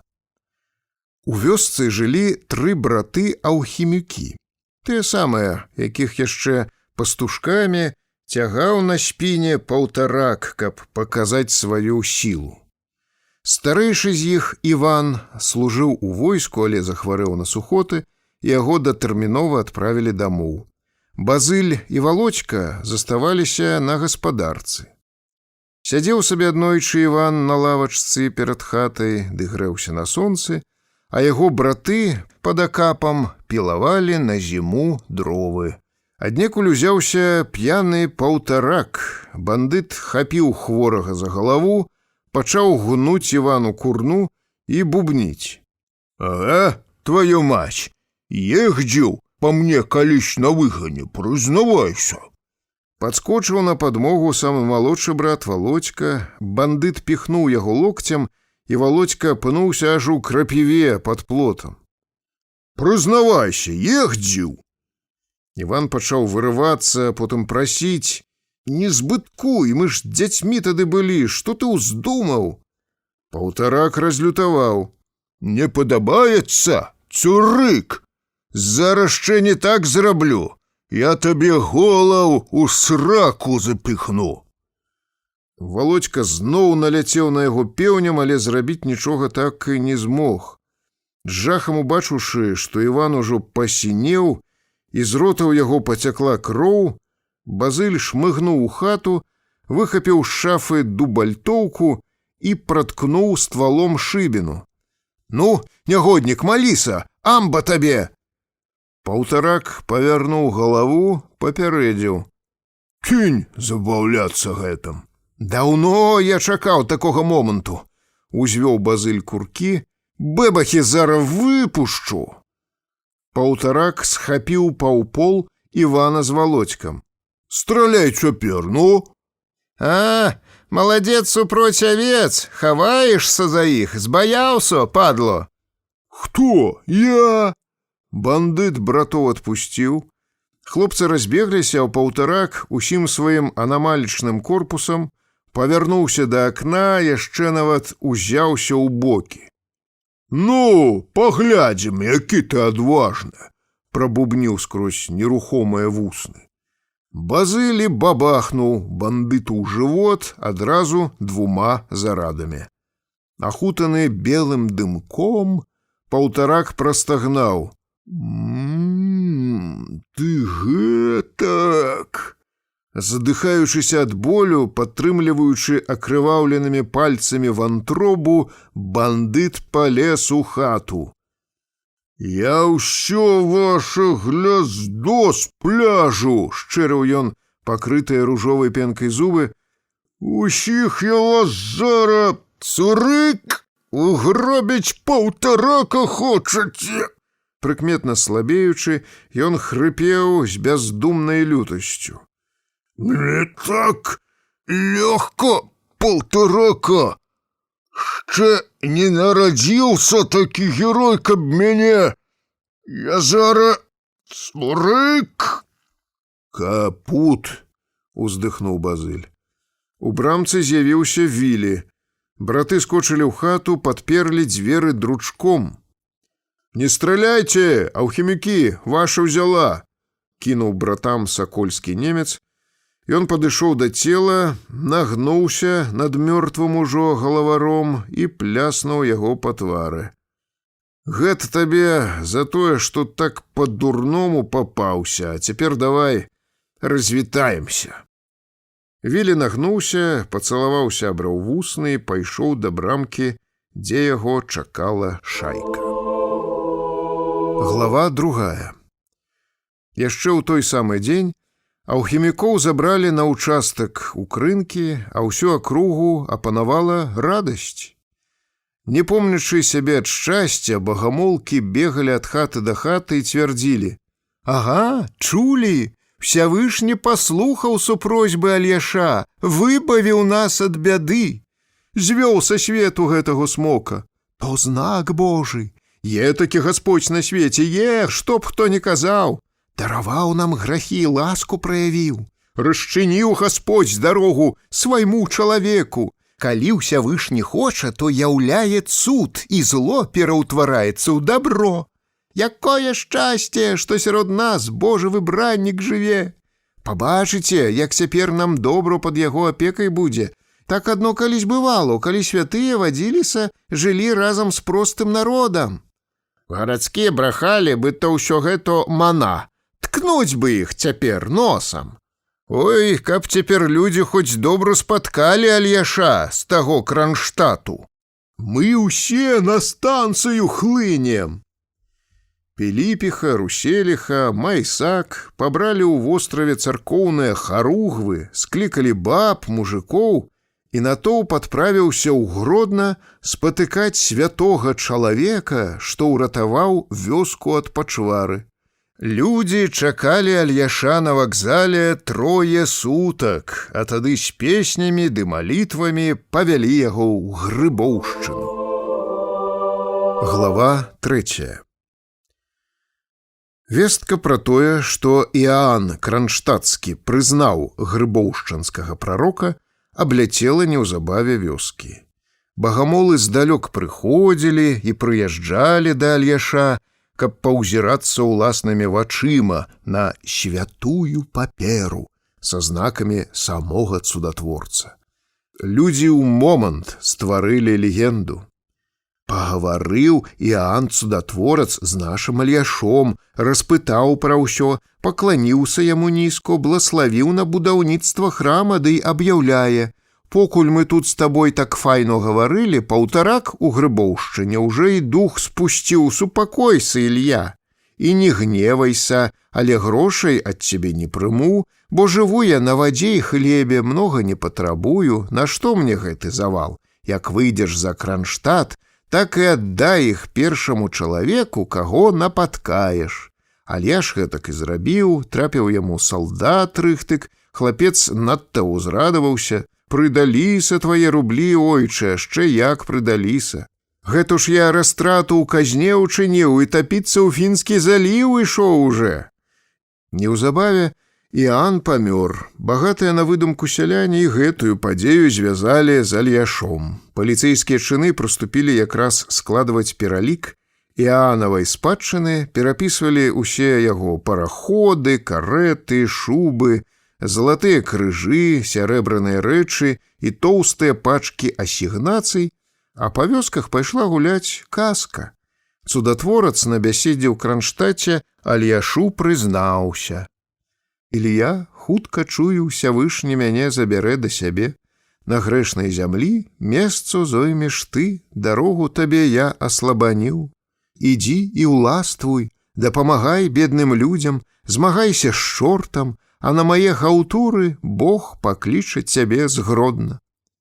І рыхтанькі так было. Памёр ён, людзі так файно нясуць цудатворца на могілкі, і на труне ляжыць ад царскага двара крыж з белых кветак. Урачыста так сабе яны ідуць па тым Петербургу праз Красную плошчаць, а за імі ўвесь народ валяць, і цар дэўсае за труной, ды слёзы хусцінкай выцірае, і сама царыца з сынам, і генералы з архірэямі, а па баках войско выстраілы сой драгуны.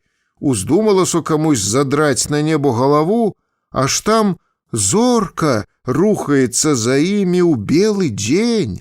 Нават сам імператар з імператрыцай адразу здагадаліся, хто гэта, і пакланіліся ёй. Глава 4. Ішоў год за годам. Альяшова жонка падарвалася на рабоце і памерла.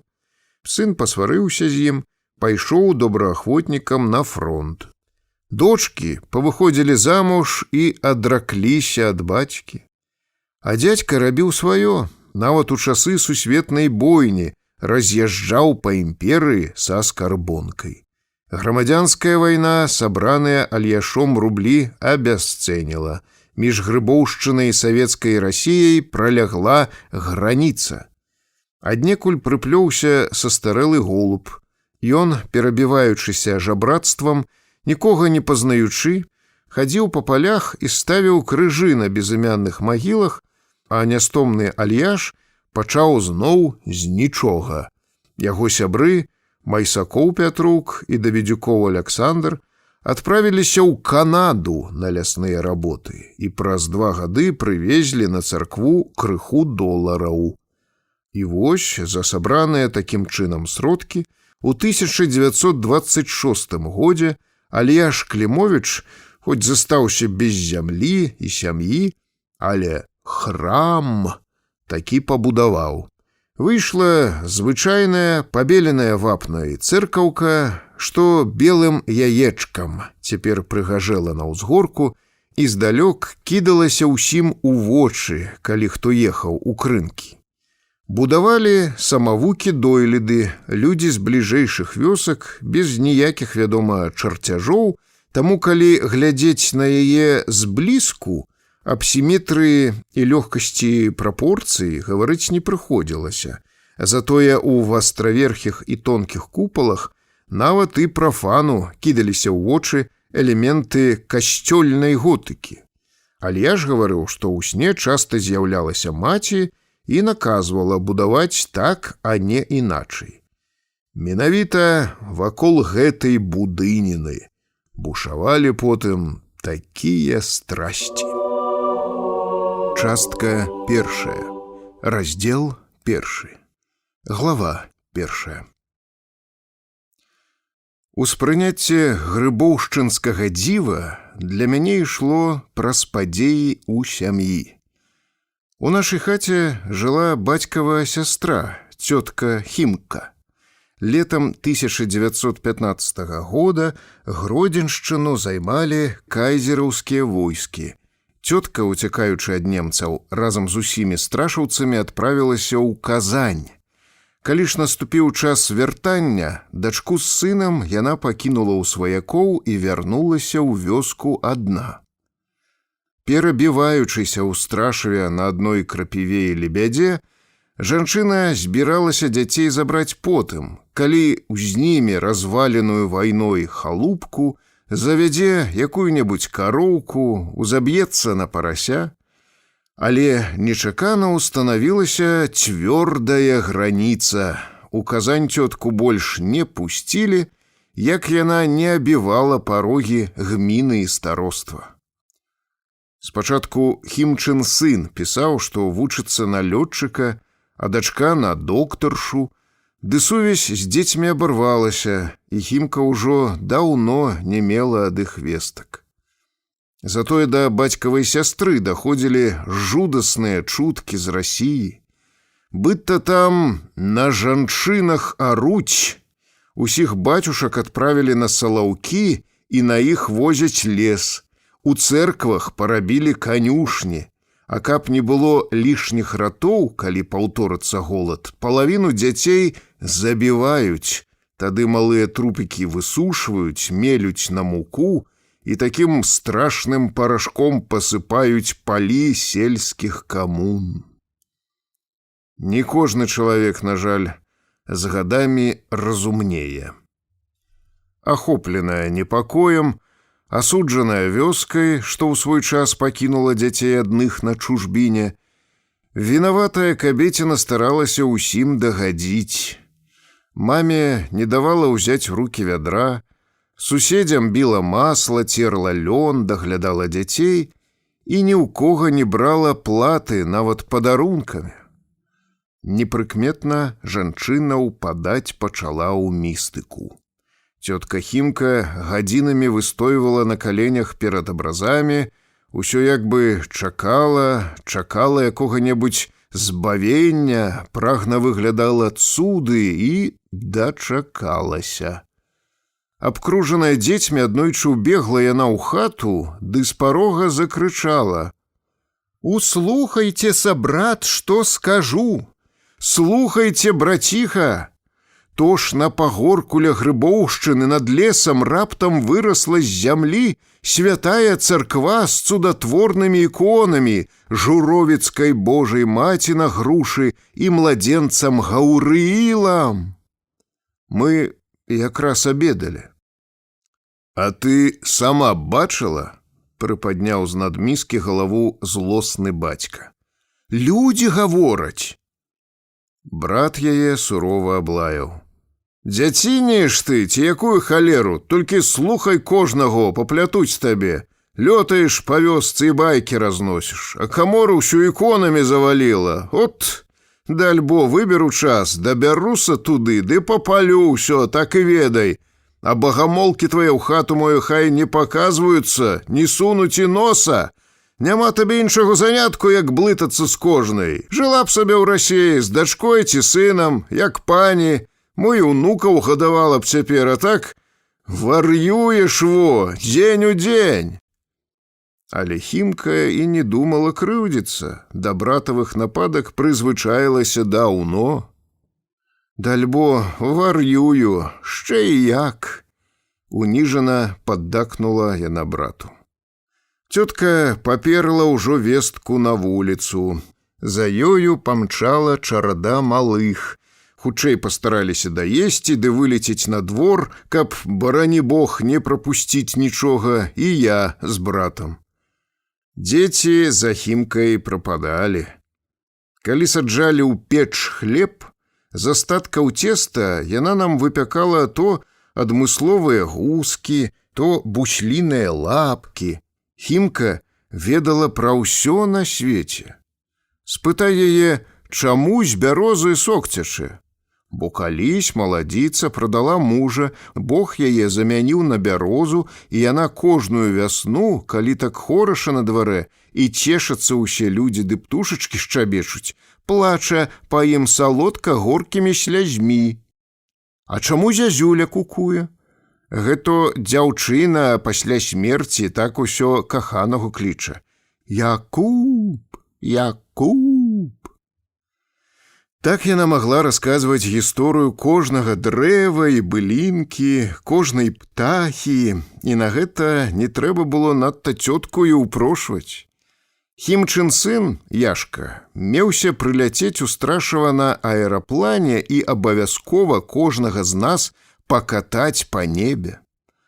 У цётчыным куфры ляжалі партрэт барадатага імператара Мікалая II і стосік папяровых грошай з двуглавым арлом.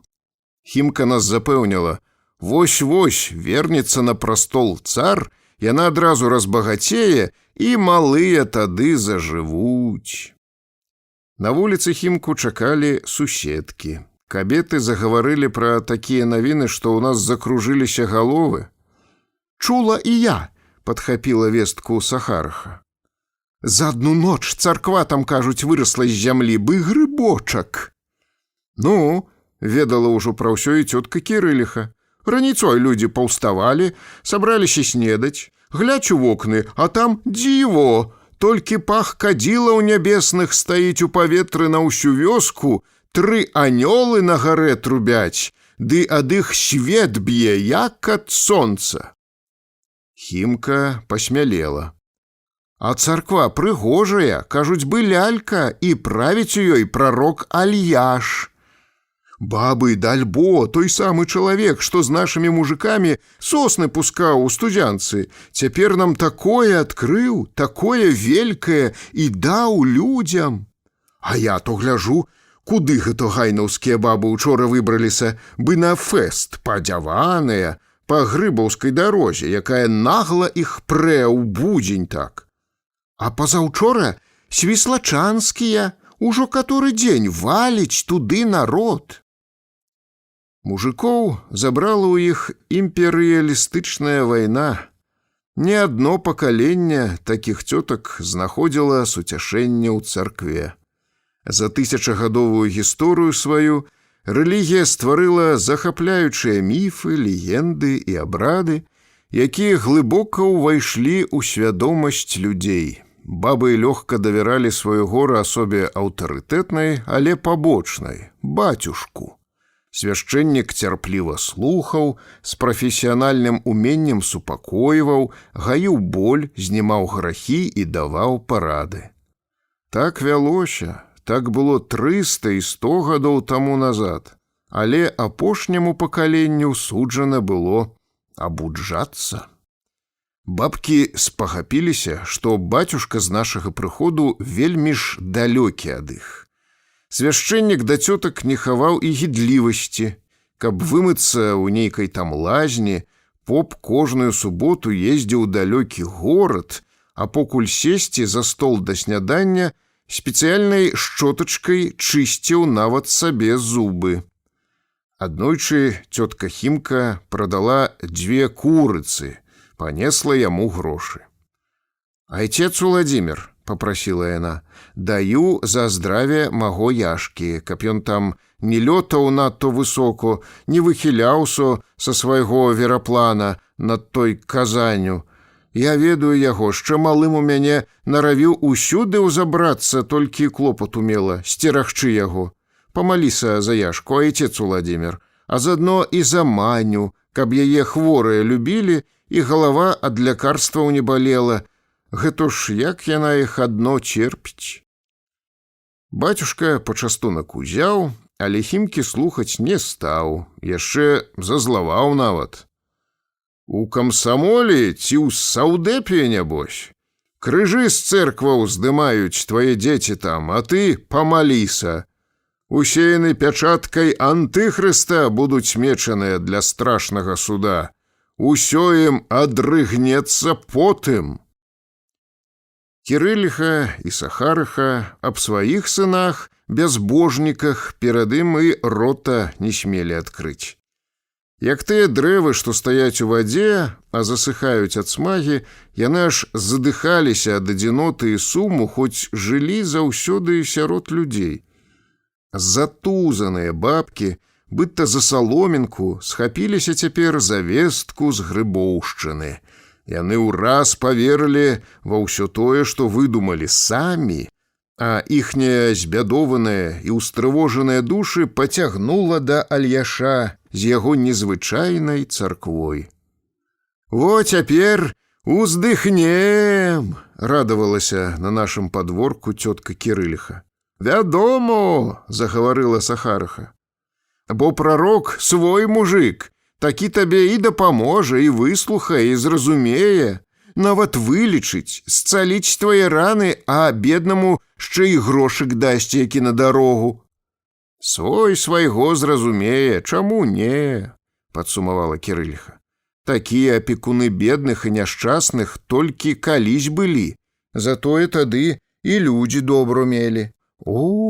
Мае тато з мамай памятаю, як пачнуць расказваць, як файно калісь бывало, як пачнуць, то я аж не веру», — успомніла Хімка. «Усе мы былі крыху недавяркамі. Шкада, не вернеш уже таго часу». «Жонаў міраносіцаў склікае Альяш да сябе», — аб'явіла Сахарыха. «Мая пляменніца Ліза з Меляшкоў, тая, што мужик заблуд з хаты прагнаў, уже адправілася з гайнаўскімі бабамі да яго. Учора заходзіла з клумкамі адпачыць. Каму можна, грэх не пайсці да такога дела». Хімка задумалася. «То і мне мо падацца ў тыя міраносіцы? Усё роўна я тут адная, як той пень». Бабкі падхапілі. «Маеш рэхт, Хімачко. Дальбо, сам Ісус Христос падае табе руку, каб з гора выбавіць. Але ці спраўлюся я, ці прыме Бог маю ахвяру? Правер, не прыме, толькі бяды той. Вернешся і годзе, нічога ж не прападзе твайго. Па табе тут хто плакаць, думаеш, стане? Або ты надто брату ці брацісь патрэбная? Адзінокая, бытая зязюля, кукуеш з дня ў дзень». «Ой, кукую, ой, мне трудно часам, Боже ты мой!» — заплакала яна. «То і слёз дарэмно не лі. Ідзі, не раздумвай, яшчэ і святой станеш». Хімка ўздыхнула, ды пачала выцірацца. Глава 2. Памалу ашаламляючая вестка пра грыбоўшчынскі цуд агарнула вёскі як лясны пажар і не мела значэння, што навокал знаходзіліся людзі, якія ведалі падрабязна, як узнікла царква і што ў ёй за прарок. А бяздоленым хочацца ўспрымаць толькі тое, што прагнуць іхнія нешчаслівыя душы. Наша Хімка пачала рыхтавацца ў паход пасля таго, як прысніўся ёй прарочы сон. «Ах, снится мне, бабы!» — апавядала яна раніцой. «Быцца я сяджу за сталом у мамы і трымаю пяро, а перада мною вот так шытак ляжыць, і хтось мне гаворыць з-за спіны: «Пішы, пішы сабе, але глядзі, не азірайся». Я памачыла пяро, толькі хацела паднесці яго да паперы, ды чарніло кап на чыстую старонку. Вядома, як перастала хадзіць у школу, так 35 гадоў не трымала ручкі, і я бы маленькая нагнулася, ды каплю ліщ. Цяпер перад сабой бачу ў люстэрку, што мой язык чорны бы тарфяніско. «Ох, і на кепскае ж гэта, Хімачко, мусі, прыснілася табе», — паспачувала ёй Агата. Цётка Кірыліха падхапіла: «Што цябе чакае, бедную? Але вы услухайцеся, што яшчэ будзе. Тады хтось той з-за спіны кажа: «Пішы». А я яму адказваю: «Дай мне новы сшытак, бо гэты мокры». Бачу, ён мне падае цераз плячо раскрыты сшытак другі, а мой язык уже пабялеў, нібы на ім чарніла і не было. І я во пішу сабе і не азіраюся. Тое штось напісала на левай старонцы, а правая, гляньце, у мяне белая. Кажу: «Скончыла, але яшчэ толькі месца чыстага, што рабіць?» А голас той: «Ты цяпер добра сама падумай, толькі не спяшы». Прачынаюся, і ведаеце, бабы, мяне раптам бы пчала ўджаліла, так асяніла здагадка. Узірайцеся, запісаная папера 43 гады маго жыцця, усе мае беды і мэнкі. Клякса — мой цяжкі грэх, кінутыя на чужбіне дзеці. Чыстая старонка — другая палавіна жизни. Бог здымае з мяне грэх, ачысціў язык, наказвае ісці да Альяша і пачынаць там жизнью наново. Бабам адняло мову. І мне адразу стало так лёгко на душы. Ужо па-маладому, свецячы вачыма, апавядала ім Хімка далей: «Бы пасля споведзі бывало да замужжа адно». І я раптам падумала і сабе сказала: «Господі, які ясі на святым небе, раз ты гэтак адкрыў мне во сне вочы, цяпер буду вернай вовек. Пайду, на коленях папаўзу, на жываце павалакусо да тае грыбоўшчыны. Стану і я таксама жаной-мироносіцай, амант». Пару дзён назад бабы раілі самі, хімцы, ісці да Альяша, а цяпер іх агарнуў забабонны страх. Жанчыны павохкалі над сяброўкай, быццам над страчаным чалавекам, ды разышліся па хатах, каб расказваць мужикам пра дзіва. Але цётку гэта ўжо не надта абыходзіла, яна занялася зборамі. Хімка з глінянай місы зачарпнула жменю солі, ды пацерла свае жоўтыя, нібы выразаныя з бручкі, шырокія лапатачкі зубы. Затым цётка памыла ў 2 водах галаву, не спяшаючыся расчасала валасы, пашмаравала іх маслам, спляла косы і старанна адпрасавала белую хусцінку з карункамі. Тады Хімка патрымала ногі ў цёплай вадзе, пашкрэбала пяткі і доўга мылася ў балейцы. Нацягнуўшы свой лепшы андарак, Хімка нарыхтавала торбачку з ежай, склала цёплую хустку, пералічыла свае грошы, завязала іх у вузялок, ды загадала нам з Володькам: «Хлопцы, Бяжыце на скрыжаванне дарог пад Дубава і ўзірайцеся. Калі зноў будуць ісці ў Грыбоўшчыну чужыя людзі, тым пэндам мяне клічце. Сама ўпала на калені перад іконай, кінула сабе 3 пальцы ўрачыста на лоб, прыклала да жывата, а ўжо кулаком прыпячатала адно плячо, другое, ды пачала чытаць акафіст з малітоўніка.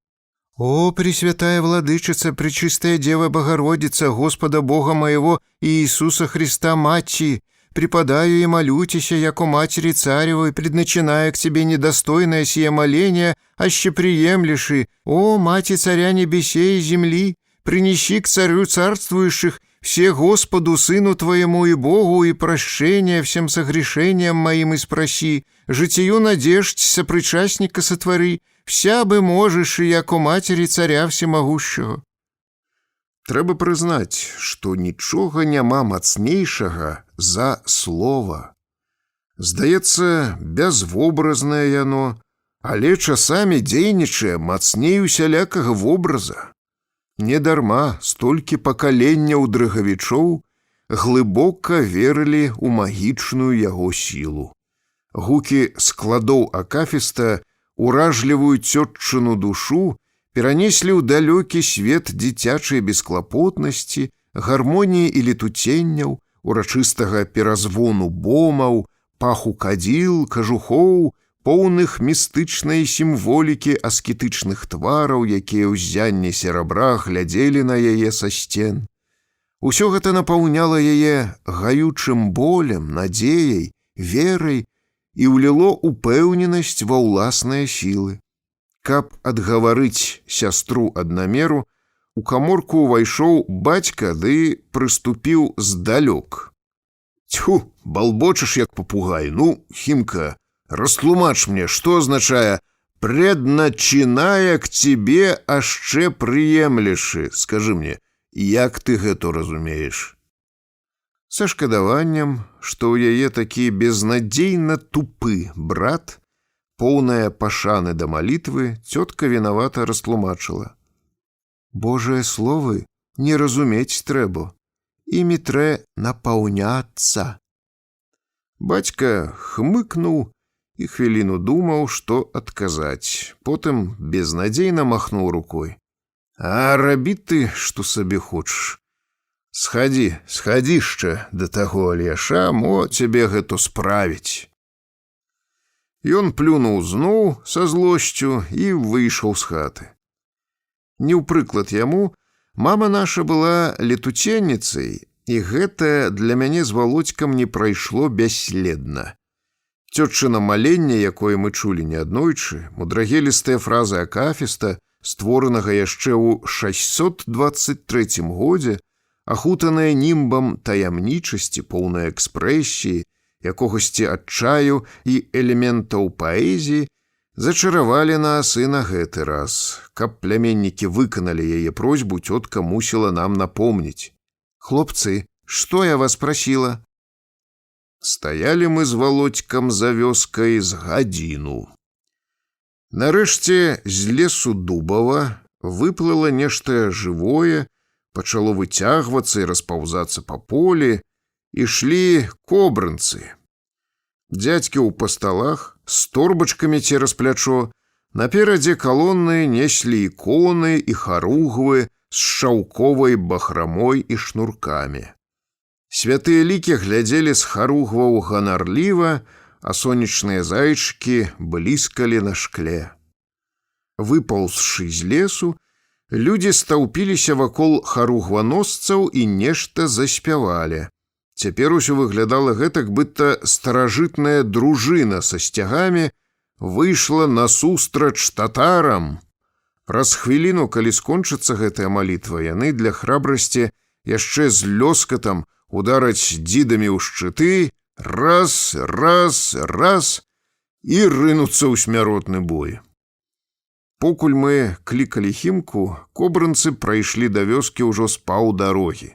Песня скончылася, і дзед у пасталах з новымі аборкамі паверх ануч, з суравога кужалю і ў касаваротцы з такога ж палатна адно з вышытымі кветкамі на грудях, не надта голасна кінуў натоўп працяг усё таго ж акафіста.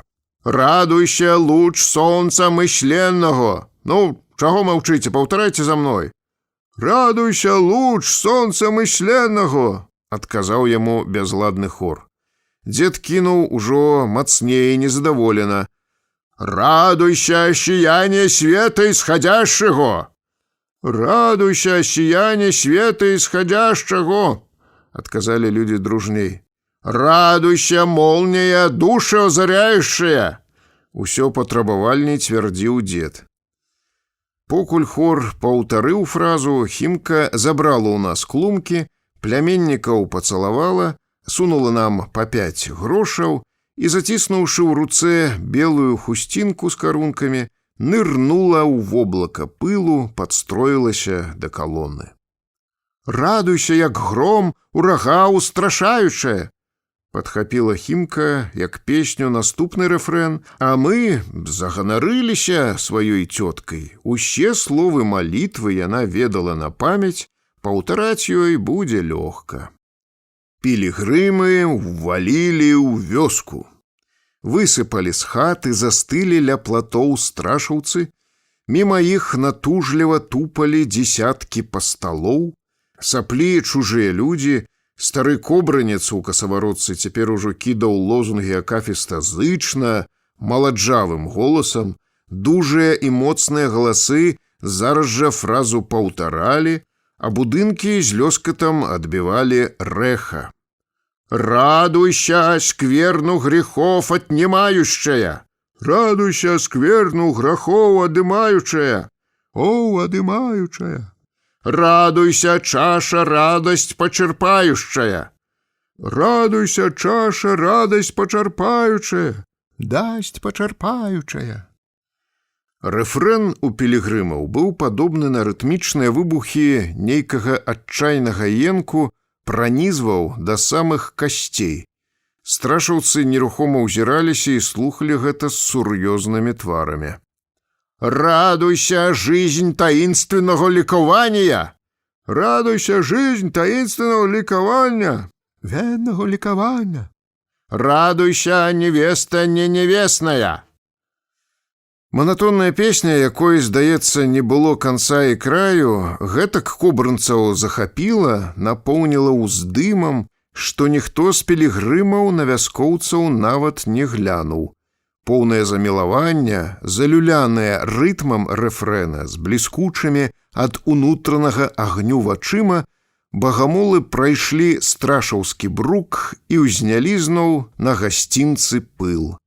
Зачараваныя гульнёй дарослых, мы з братам праводзілі Хімку да наступнага лесу. Глава 3. К таму часу ўжо многімі пясчанымі дарогамі пылілі ў Грыбоўшчыну людзі. Іхнія натоўпы потым зліваліся ў цэлыя рэкі народу і валілі у тое Грыбава, як людзі спрошчана называлі цяпер вёсачку. Акрамя таго, што ў Грыбоўшчыну неслі свае мары, надзеі, боль і гароўныя залатоўкі, у фурманках валаклі Божаму чалавеку падарункі, везлі таксама хворых, калек, а па хатах, як удар току, пралятала вестка. У Грыбоўшчыне цуды сталі тварыцца, як калісь у Журовічах ля іконы Мацеры Божай на грушы. Нямко з-пад Навагрудка загаварыў. Маладзіца з Бельска не мела дзяцей, Ілья над ёю памаліўся, і яна зацяжарыла. А мужчыне яшчэ на вайне адбіло памяць, дакрануўся да іконы ў Альяша чалавек лобам і адразу ўсё ўспомніў.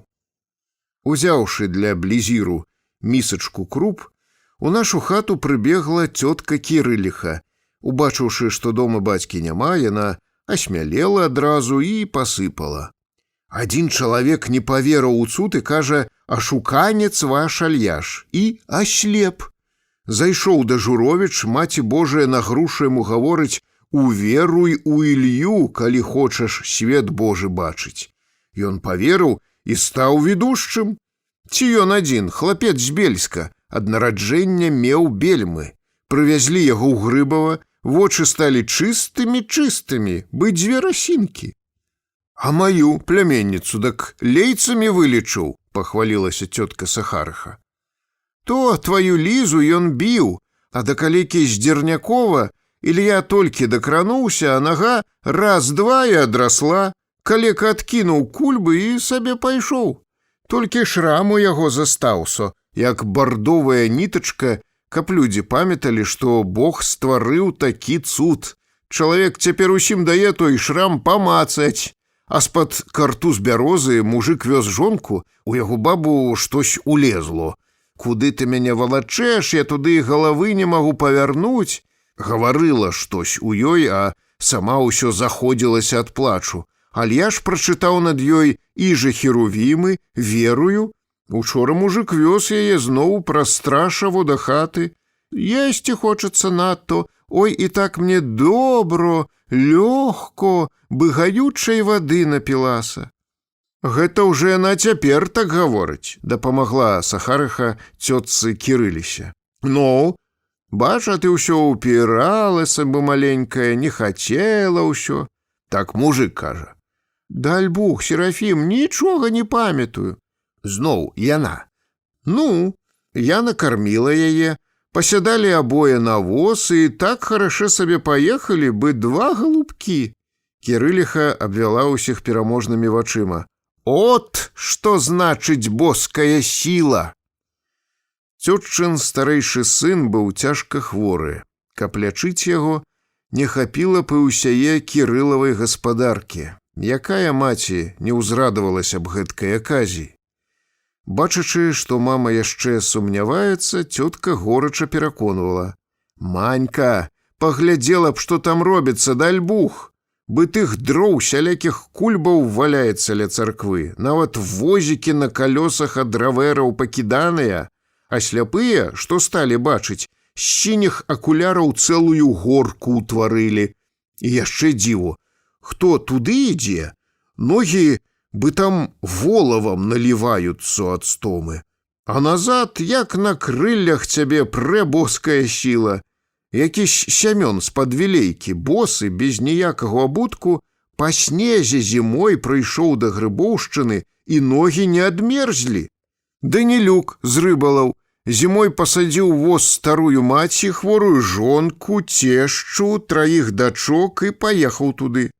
Усенькую ноч прасядзелі яны на снезе на кукішках, прамаліліся, а вярнуліся ў свае Рыбалы, хоць бы кашлянуло каторае з іх. Кірыліха ў Грыбоўшчыне яшчэ ні разу не была. Мама хацела пра гэта цётцы сказаць, але ўспомніла яе прыпадачнага Васіля і прамаўчала. Хваробы маюць адносіны і да працэсаў псіхікі, што працякаюць у арганізме чалавека.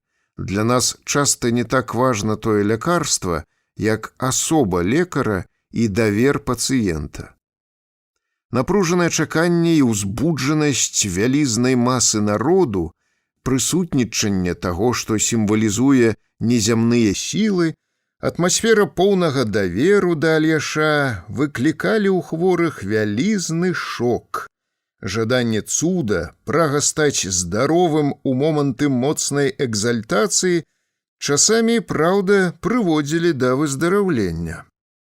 Легенды пра цудатворствы Альяша разыходзіліся па ўсёй Прынёманшчыне, ляцелі далей, даходзілі нават у далёкую заходнюю Украіну, на Палессе, за Вілейку і Нарач. Глава 4. Насталі дні, і адных грошай Альяшу пачало паступаць па некалькі тысяч злотых у дзень. Раз у суткі дзядзька выручку запіхваў у конскую торбу, вёз яе ў крынкі для падліку, а тады ў збанках закопваў у хвойнічку. Застаўшы аднаго разу пастушкоў, калі тыя яго манеткамі гулялі ў арла і рэшку, Альяш пачаў выручку хаваць у гумно. Аднак і тое месца было не вельмі надзейнае. Два вясковых вартаўнікі аднойчы схаваліся ад дажджу ў Альяшоў будынак, Адзін з іх адкінуў пару снапоў, а там банкноты. Покуль яго сябар раздумываў, браць ці не грошы, чалавек напіхаў сабе ў кішэню 7000 злотых, потым добрую хату пабудаваў у Саколцы. І святы ў наступны дзень прапажы нават не заўважыў. Жулікаваты пляменнік нацягаў у Альяша 1010, заехаў у Варшаву ды з сябрамі прапіў.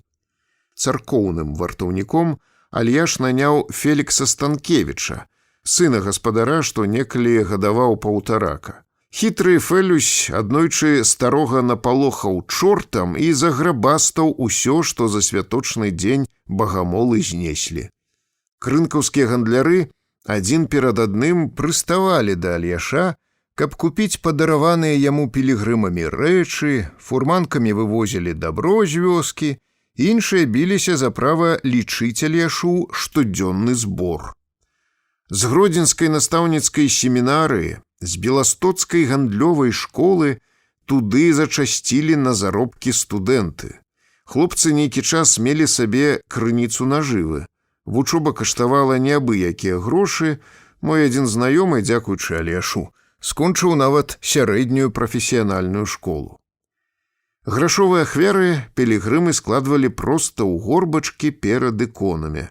Студэнт на каленях дапаўзаў да Маці Божай, старанна біў паклоны, неадначасова вуснамі стараўся захапіць як мага больше залатовак, ды языком запіхваў сабе іх за шчаку.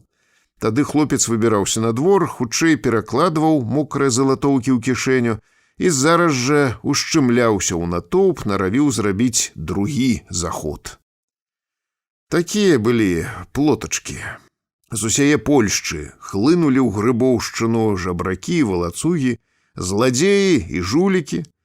«Матко, абнавіць вам ікону», – прыставаў іншы такі тып да гаспадыні, трымаючы ў бутэльцы нейкую вадкасць, а ў руцэ пэндзаль. «Будзе свяціцца, аж зяць, і танна каштуе». «У нас сваіх цудаў хапае», – выправаджалі камбінатараў мужыкі. Мабыць, толькі абнавіцелям у Грыбоўшчыне і не шанцавала, затое іншым прайдзісветам пажыва была немалая. Аднаго разу ў Гуронах да кастэцкага Мірона зайшоў малады ды рухавы паўпанак з Беластока. «Я Вацек», – адрэкамендаваўся гаспадару, – «патрэбен мне конь да вечара, дам 5 злотых за дзень». З палявой работы Мірон якраз управіўся, конь стаяў без дзела, 5 злотых не валяліся. «Можна і згаварыцца». «Бочка ў цябе знойдзецца?» – бойка пытаўся далей Вацык. «Хіба тая кадушка, што гуркі зімой былі?» – пачухаў патыліцу Мірон. «Толькі смярдзіць, бо каб не рассохлася, расолу яшчэ не выліваў». Госць энергічна закамандаваў: «Абы не працякала, валачы!»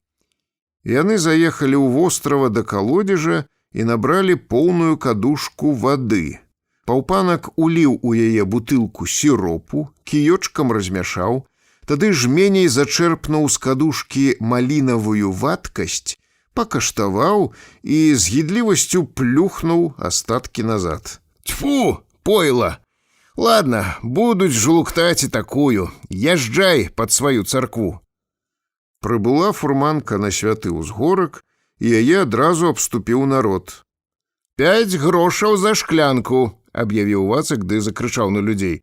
«Што вы, як быдло якое, а ну, выстраіцца мне ўсім у калейку». За трэцім заездам у вострава беластачаніну не хапіла сіропу, але людзі ахвотна плацілі за звычайную ваду. Побач з тым месцам, дзе яны так гандлявалі несалоджаным пітвом, шчоўкаў пустым затворам фотоапарата, браў задатак і нават выпісваў квітанцыі, ды абяцаў людзям праз тыдзень фатаграфіі, Вацыкаў сябар. К абеду фатограф раптам склаў сваю трыногу, падышоў да Вацыка, усхвалявана нешта шапнуў, і ў таго адразу адпала ахвота ад гандлю. Вацык дастаў з кішэні жменю манет, запрапанаваў: «Фурман, бяры сваю долю і валяй дамоў». «Надто многу», Мы дамаўляліся: «Ты варт гэтага, хапай, калі даюць». Аднак Мірон набраў манетак роўна на 5 злотых. Махінатар паўзіраўся на Кастэцкага са шкадаваннем і паціснуў плячыма. Ідыёт! Абодва паўпанкі накіраваліся да царквы.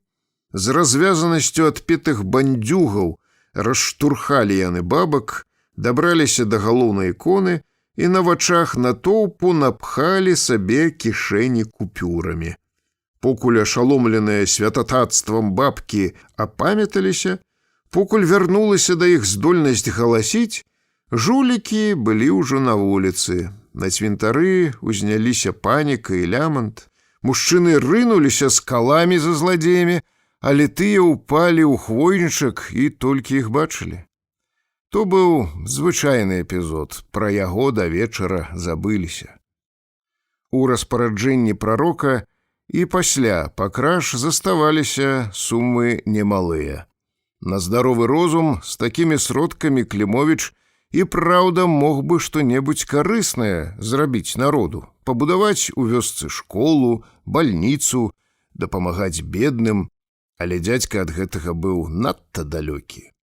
Нават калі хто з вяскоўцаў прыходзіў да Клімовіча пазычыць на каня, які зламаў нагу, на карову, бо дзеці жылі без малака, дзядзька Альяш ніколі грошай не даваў, нават не вельмі уступаў пра гэта ў гаворку.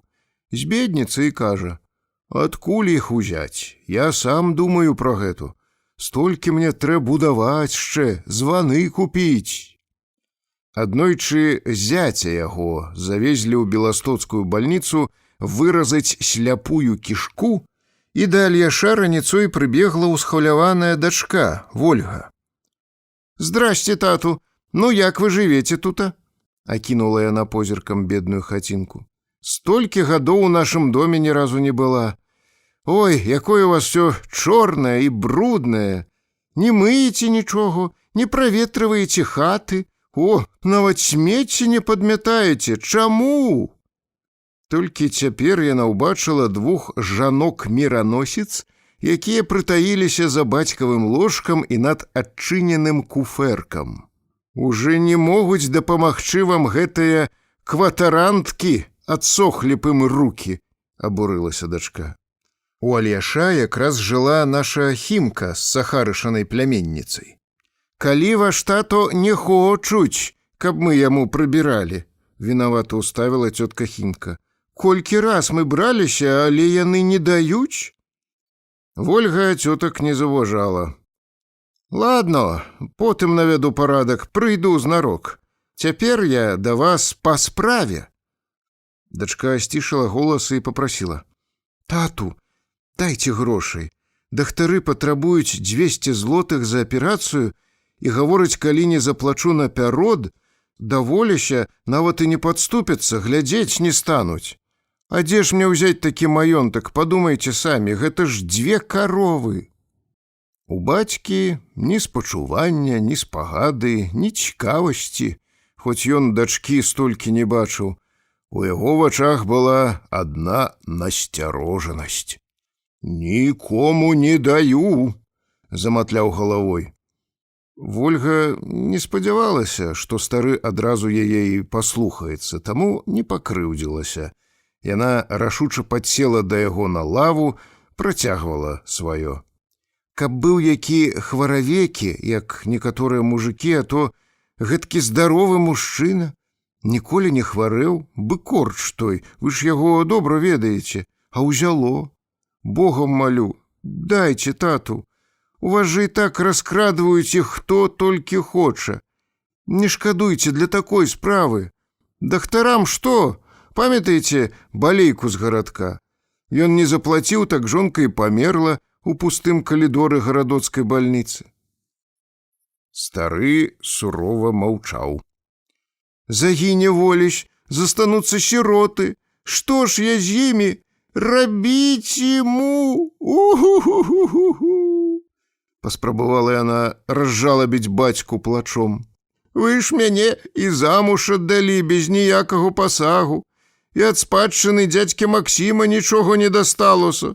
то пашкадуйце хоць цяпер. Што для вас значыць якія-небудзь 200 злотых, калі ў вас є 1000? Не магу, Вольга, царкоўныя яны, не мае. Грэх мне іх раздаваць. Уздыхнуў ён цяжка і хвіліну помаўчаў, як бы паўзіраўся ў сябе. Дасць Бог, чалавек твой не памрэ, не плач. Валасінка не спадзе з галавы нашай без волі Господа.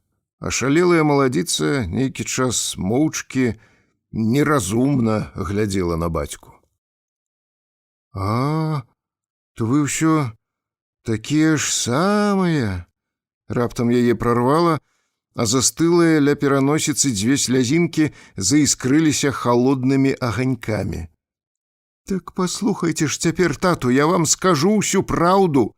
Вартаўнік ваш, Фелюсь Станкевіч, злодзей. Ён вас абакраў. Ніякага чорта ў царкві тады не было. Фелюсь упусціў вам чорнага пеўня праз акно. Вы з царквы кінуліся бегчы, а ён сабраў мяшок грошай і перадаў швагру ў Шудзялава. А швагер той адразу купіў малатарню, астатняе паклаў на кніжку, і цяпер з вас, дурня, смяецца. Панапіваюцца ў крынкаўскім рэстаране і хваляцца, які прыбытак дае ім ваша царква. Ха-ха, з-за яе вы зусім з глузду з'ехалі. Завялі сабе такую макулу і гуляеце, а што каля вас вычаўпляюць, не бачыце. Яе словы чулі багамолкі. Самалюбівы стары сумеўся. Як са мной гаворыш, ты што? Павучаць мяне ўздумала, дзеля гэтага прыйшла? Няпрошаныя слухачкі Вольгу толькі акрылілі. Слухайце, тату, слухайце, я не скончыла яшчэ ўсяго. Праз яе вы і маму загналі ў магілу. Фэйчар, скрынак, як ёй грэбень з галавы выдзіраў, забыліся? Яны хутка потым і памерлі. І дзядзькавы 5000 на царкву звялі. Нават Толік праз яе на вайну пайшоў. За яе часамі я пачынаю Бога не верыць. Бо, здаецца, калі б ён быў там дзе-небудзь на небе, хоць які, нават самы дурны, не можа быць, каб дазволіў вычаўпляць усё гэта. Ён даўно паслаў бы перуны на вашу паршывую царкву. Господі Ісусе! Перапалохана захрысцілася жана-міраносіца з меляшкоў. Даруй ёй грэх яе. Багахуліш! Выбухнуў стары. Кажэце сабе, што хочаце, я вываліла, што думала, бо інакш не магла. Як гаворыш з родным бацькам, пытаю, заменак і блюзнерка ты. Дачка яшчэ больш павысіла голас. Які вы мне бацько? Ці вы мяне хоць одну зіму ў школу з іншымі дзяцьмі пусцілі? Ці вы мяне, як была малой, хоць на воз з сабой куды ўзялі? Ці вы мне якую казку расказалі або па галаве пагладзілі, пашкадавалі? Вытыкаць роднаму бацьку? Папракаць мяне ўздумала? Ты для бацькі, ты для яго... Ты павінна мне рукі і ногі цалаваць і да зямлі кланяцца. Даўно я цябе крапівой сцябаў, распуста. Во, заўсёды вы так. Ці хоць раз я ад вас добрае слово пачула, ці вы мне, калі хоць раз кухана купілі, пра булкі загаварыла. Не аб душы, а унь пра што, аб распусце ўспомніла. Усхапіўся з лавы, пайшоў да яе, разлютаваны ўжо Альяш. Плявузгаць народнага бацьку прывалакласа сюды. Хіба я пры сваім так пасмеў бы? Хіба я бацькоў сваіх калі-небудзь... Дачка не зварухнулася з месца, з выклікам глядзела ў вочы старому. Альяш азірнуўся, каб хапіць што-небудзь у рукі, але нічога не трапляла. Поразбэшчвалі вас усіх гарады, параспускалі, а вы Бога забылі, сатане паддаліся. Мало я цябе, заменак ты дзяжу малую. Толькі цяпер гэта бачу. Марш, вырадак з маёй хаты, багахульніца, марш адгэтуль! Ат, нічога, бачу, уже вас не перайначыць. І праўду людзі кажуць, з якой лысінай жарабя родзіцца, з такой і здохне. Стаючы, уздыхнула раптам паспакайнелая дачка, а голас яе зрабіўся цвёрдым. Можаце не выганяць, пайду сама. Вольга накіравалася да дзвярэй. Пагутарыла, з родным таткам, от ты пагутарыла. Нічога не скажаш, файно пагаварыла. Шчы і грошай царкоўных дай ёй. Бачылі вы такое? Аж сіпеў разлютаваны стары. Годзе ўжо не трэ, калі вы гэтак сляпыя. Пайду без іх, пайду прасіць у крынкаўскага хайкеля. Ідзі, багахульніца, да жыдоў недавяркаў. Толькі табе і засталося ісці да іх. Бо краста на табе няма, вырадак антыхрыстаў, бальніцы захацелася. Давядуць вас гарады са сваімі выдумкамі, пачакайце, усе ў пекле будзеце. Палітыкаваць ще яна будзе тут у маім доме. Ля парога дачка прыпынілася і заявіла з пагрозай. І пайду. Пайду да зусім чужых людзей у Беласток, наймуся служанкай, ці ў валілах, на тартаку дошкі стану насіць. Да найгоршай работы наймуся, а ўсё роўна воліся выратую. Не дапушчу, покуль жыціму, каб мае дзеці пасталі сіротамі. Ніколі гэтага не будзе. Адно запамятайце, тату, і ўнукам закажу, каб вас не прызнавалі і нават не глядзелі ў ваш бок. Вольга бліснула злымі вачыма на багамолак. Заставайцеся тут з гэтымі прыдуркамі, іграйцеся сабе ў святых і анёлаў. Цьфу на вас, заволіся за Толіка, за нашу няшчасную маму, і будьце вы праклятыя, навекі вечныя. Дачка з усяе сілы ляснула дзвярыма ды пайшла. То Альяшку Бог не пакрыўдзіў, не пакараў бы яму цябе моцна так за такое. Асцярожна параіла старому Хімка. Усё ж такі роднае дзіця, свая крывінка, даў бы ты ёй тыя грошы, што яна прасіла. Дзе ж Вользе такі капітал знайсці цяперак? Прарок вызверыўся і на яе. А дулю бачыла? Я ім крынкаўскі ліхвяр, па-твойму? Я ім працэнтнік? Ого, з чаго захацелі? Адно пачні пазычаць і пабягуць да цябе гладранцы, казначэем у іх так і зробішся на вёсцы. Адзін табе верне, пазычанае, за іншым папаходзіш, трэці скажа «не браў» і знаць цябе не знаю. Пачнецца зайздрасць, абгавор, хіба іх не ведаю. Грошай царкоўных яны ў мяне і на панюх не атрымаюць. Маеш рэхт, Ілья, падлашчвалася Сахарышына сваячніца. Гадуй, гадуй, дзіця, і ад яго потым ніякай ні пашаны, ні дапамогі, толькі крыўда і сорам. Сама бачыш, як шануюць цяпер яны сваіх бацькоў. Яйцо курыцу бярэцца вучыць.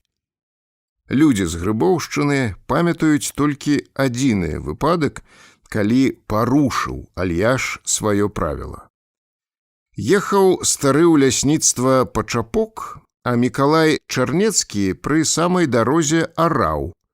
Альяш даў Чарнецкаму «Бог помач», Мікалай, як заведзена, адказаў «Бог заплаць» і хацеў ужо пагнаць кабылу, да ўбачыў, як з Альяшовага возіка штось выпала. Арэты крыкнуў фурману, каб спыніўся, сам выйшаў на дарогу ды падняў з каляіны конскую торбу. «Але і цяжкая яна ў вас», – здзівіўся Чарнецкі, узважваючы на руках Клімовічаву згубу. «Вы свайго буланчыка, дзядзьку Альяш, чыстым аўсом, мабыць, корміце, ды яшчэ і солі падспаеце, то ён у вас у яблыках увесь». Стары споўз з воза, замітусіўся. Ты глядзі, як жа яна ў мяне вывалілася, халера на яе.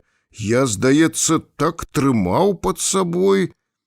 Альяш развязаў вузел, і Чарнецкі ледзь не абамлеў, убачыўшы столькі грошай. «Бяры сабе 3 жмені за гэту», — шапнуў Альяш, быць то іх хто мог на полі падслухаць. Чарнецкі замяўся. «Што вы, дзядзьку, не трэ мне вашых грошай, што з імі буду? Я падняў, бо бачу, штось вывалілася». «Бяры, бяры!» Таксама разгублена угаворваў ён Мікалая, хаваючы слязлівыя ад расчуленасці вочы. «Прыгадзяцца, хату сабе пакрыеш гонтай, або дахоўкай. У стоках пад Свіслаччу цяпер вырабляюць надто добрую, ніякі вецер не паб'е. І спецыяльныя дзірачкі ў ёй вырабленая для дроту і выпалена надто добро». Але і гэты выпадак здарыўся тады, калі Альяша вынесла на вяршыню славы. Альяшова багацце разыходзілася бязладна. Дзядзька закупляў вялізныя распяцці з пазалочанымі ланцужкамі. У гандляроў Альяш набіраў цэнтнеры свечак, сярэбраныя кадзілы і шмат іншых царкоўных рэчаў. Аж у Пачаева пасылаў дэлегацыю па іконы Журовіцкай Маці Божай на грушы ў аправе з чыстага золата. Бо Клімовіч і сам быў поўны забабонаў і містыкі. Каб упэўніцца ў гэтым нармальнаму чалавеку, дастаткова было на яго зірнуць хоць адзін раз. Раздзел 2. Глава 1. Прарока давялося мне бачыць, і спатканне з ім патрабуе падрабязнага апісання. Бо пра Альяшовую эпапею я цяпер апавядаю рэтраспектыўна з пункту гледжання сталага чалавека, але тады я бачыў падзеі інакш. Мяне хоць і выхоўвала атэістычная сям'я, але я цвёрда верыў у загробнае жыццё. Айцец Уладзімір на уроках рэлігіі ў класе маляўніча апісваў загробны быт, а ў нашых суседзяў, Клемусавага Сцяпана і малога Рыгарулькі, ляжала на стале Біблія. У ёй пра ўсё гэта было надрукавана ды паказана яшчэ на страшных малюнках. Я быў упэўнены, у вялізных катлах са смалой будзе кіпець настаўнік Янкоўскі, які высмяяў мяне перад класам, бо я не ведаў, як па-польску называецца матылёк. Будзе там смажыцца і стары Ціванюк за тое, што цкаваў мяне сваім кудлатым рэксам, і паліцыянты, бо яны не раз забіралі майго бацьку ды некуды вывозілі, і тады нам з Володькам трэба было вельмі рана ўставаць, самім рэзаць сечку каровам і кабыле, сячы дровы. Ну, вядома, будуць кіпець у смале і яўрэі. А чаго яны ў бочках з цвікамі выкачваюць з хлопчыкаў кроў і пякуць з яе мацу на свой вялікдзень?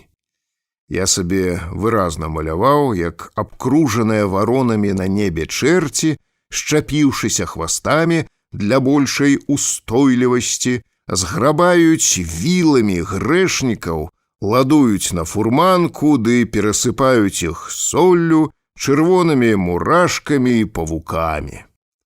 Вароны зларадна каркаюць, стары Ціванюк, паліцыянты, Янкоўскі лямантуюць і просяцца, але чэрці няўмольныя. Наладаваўшы нягоднікамі воз з капцом, рагатыя працавітыя істоты паганяюць коней да вялізнай адтуліны, з якой валіць смаляністая пара і дыхае жерла вулкана. Аж зажмурваць трэба вочы. Змакрэлыя і памурзаныя д'яблы плюхаюць злыдня ў кіпучую вадкасць, толькі разлятаюцца пырскі, Так ім і трэба. Хіба можна, каб на свеце была несправядлівасць, каб адзін аднаго крыўдзіў толькі з-за таго, што ён большы? Яшчэ я ведаў ад цёткі Хімкі, за мной неадступна ходзіць анёл-хранитель. З-за яго часамі я і за стол садзіўся надта асцярожна, каб не прыціснуць апекуна плячыма. Нават паміраць мне не было страшна. А чаго баяцца? Пасля смерці мяне чакаў рай, жыццё, як у дачнікаў, з Гродна ці з Беластока, што наязджаюць летам у вёску. Ні табе урокаў, ні пасьбы кароў. Хадзі сабе ў трусіках сярод сіняватых султанаў па глянцаванага сітніку ля рэчкі, лаві слімакоў ды яршоў, ганяйся за конікамі з цэляфанавымі крыльцамі, ды еш, колькі сабе хочаш, шакалад і цукеркі ў сярэбраных паперках. Калі мяне крыўдзілі часам бацькі, я нават марыў хутчэй памерці. Будуць мэнчыцца, успамінаць, як мяне крыўдзілі, плакаць, і няхай, казаў я ў такіх выпадках і горача шаптаў малітву. У Аліяша я паверыў з радасцю. У маім уяўленні паўставаў палац са шкла, які іскрыўся, быццам празрысты лёд у марозную раніцу. У тым шыкоўным палацы я ўжо бачыў прарока, магутнага волата, бы Ілью Мурамца. Волат лунаў на дыване самалёце, з пакоя ў залу, з аднаго паверха на другі, галава яго зіхацела, бы поўня, арэолам незямнога святла, а вакол пырхалі з залатымі трубамі голенькія анёльчыкі і рассявалі жменямі агністыя іскрынкі. Цяпер я не прапускаў магчымасці, каб не паслухаць таго, што гаварылі пра Аліяша. А ў нас аб ім гаварылі кожную раніцу, кожны дзень і кожны вечар. Найбольш пра падзеі ў Грыбоўшчыне ведала Нюрка, што хадзіла з хаты ў хату і ткала ўсім дываны. Дзяўчына зарабляла так на пасах сёстрам грошы. Да красён наняла яе і мама. Нюрка паходзіла з белавежскай вёскі забагоннікаў, з курной хаціны. У такой халупцы не дыхні ад чаду, не прыткніся ні да чаго ад сажы, і дзеўцы належала быць худой, як дранка, чорнай ды засмоленай, бы смалакур, з выедзенымі ад дыму вачыма. Наперакор логіцы, Нюрка была чырванатварая і здаровая. Сацінавая кофта на ёй свяцілася снежнай белізной.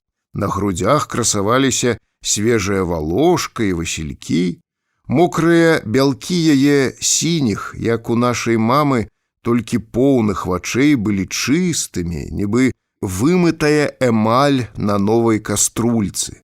А з-пад бёрда дзяўчыны выходзілі з лёгкасцю, быццам нараджаліся самі сабой, дзіўныя узоры аленяў і шашачак, зялёных, жоўтых, бардовых. Незямная белізна вышытай Нюрчынай кофты, яе майстэрства, бляск эмаліраваных бялкоў і пашмараваных кароўем маслам валасоў паступова мяне ўпэўнілі, што Нюрка святая, і я заміраў каля яе сам не свой.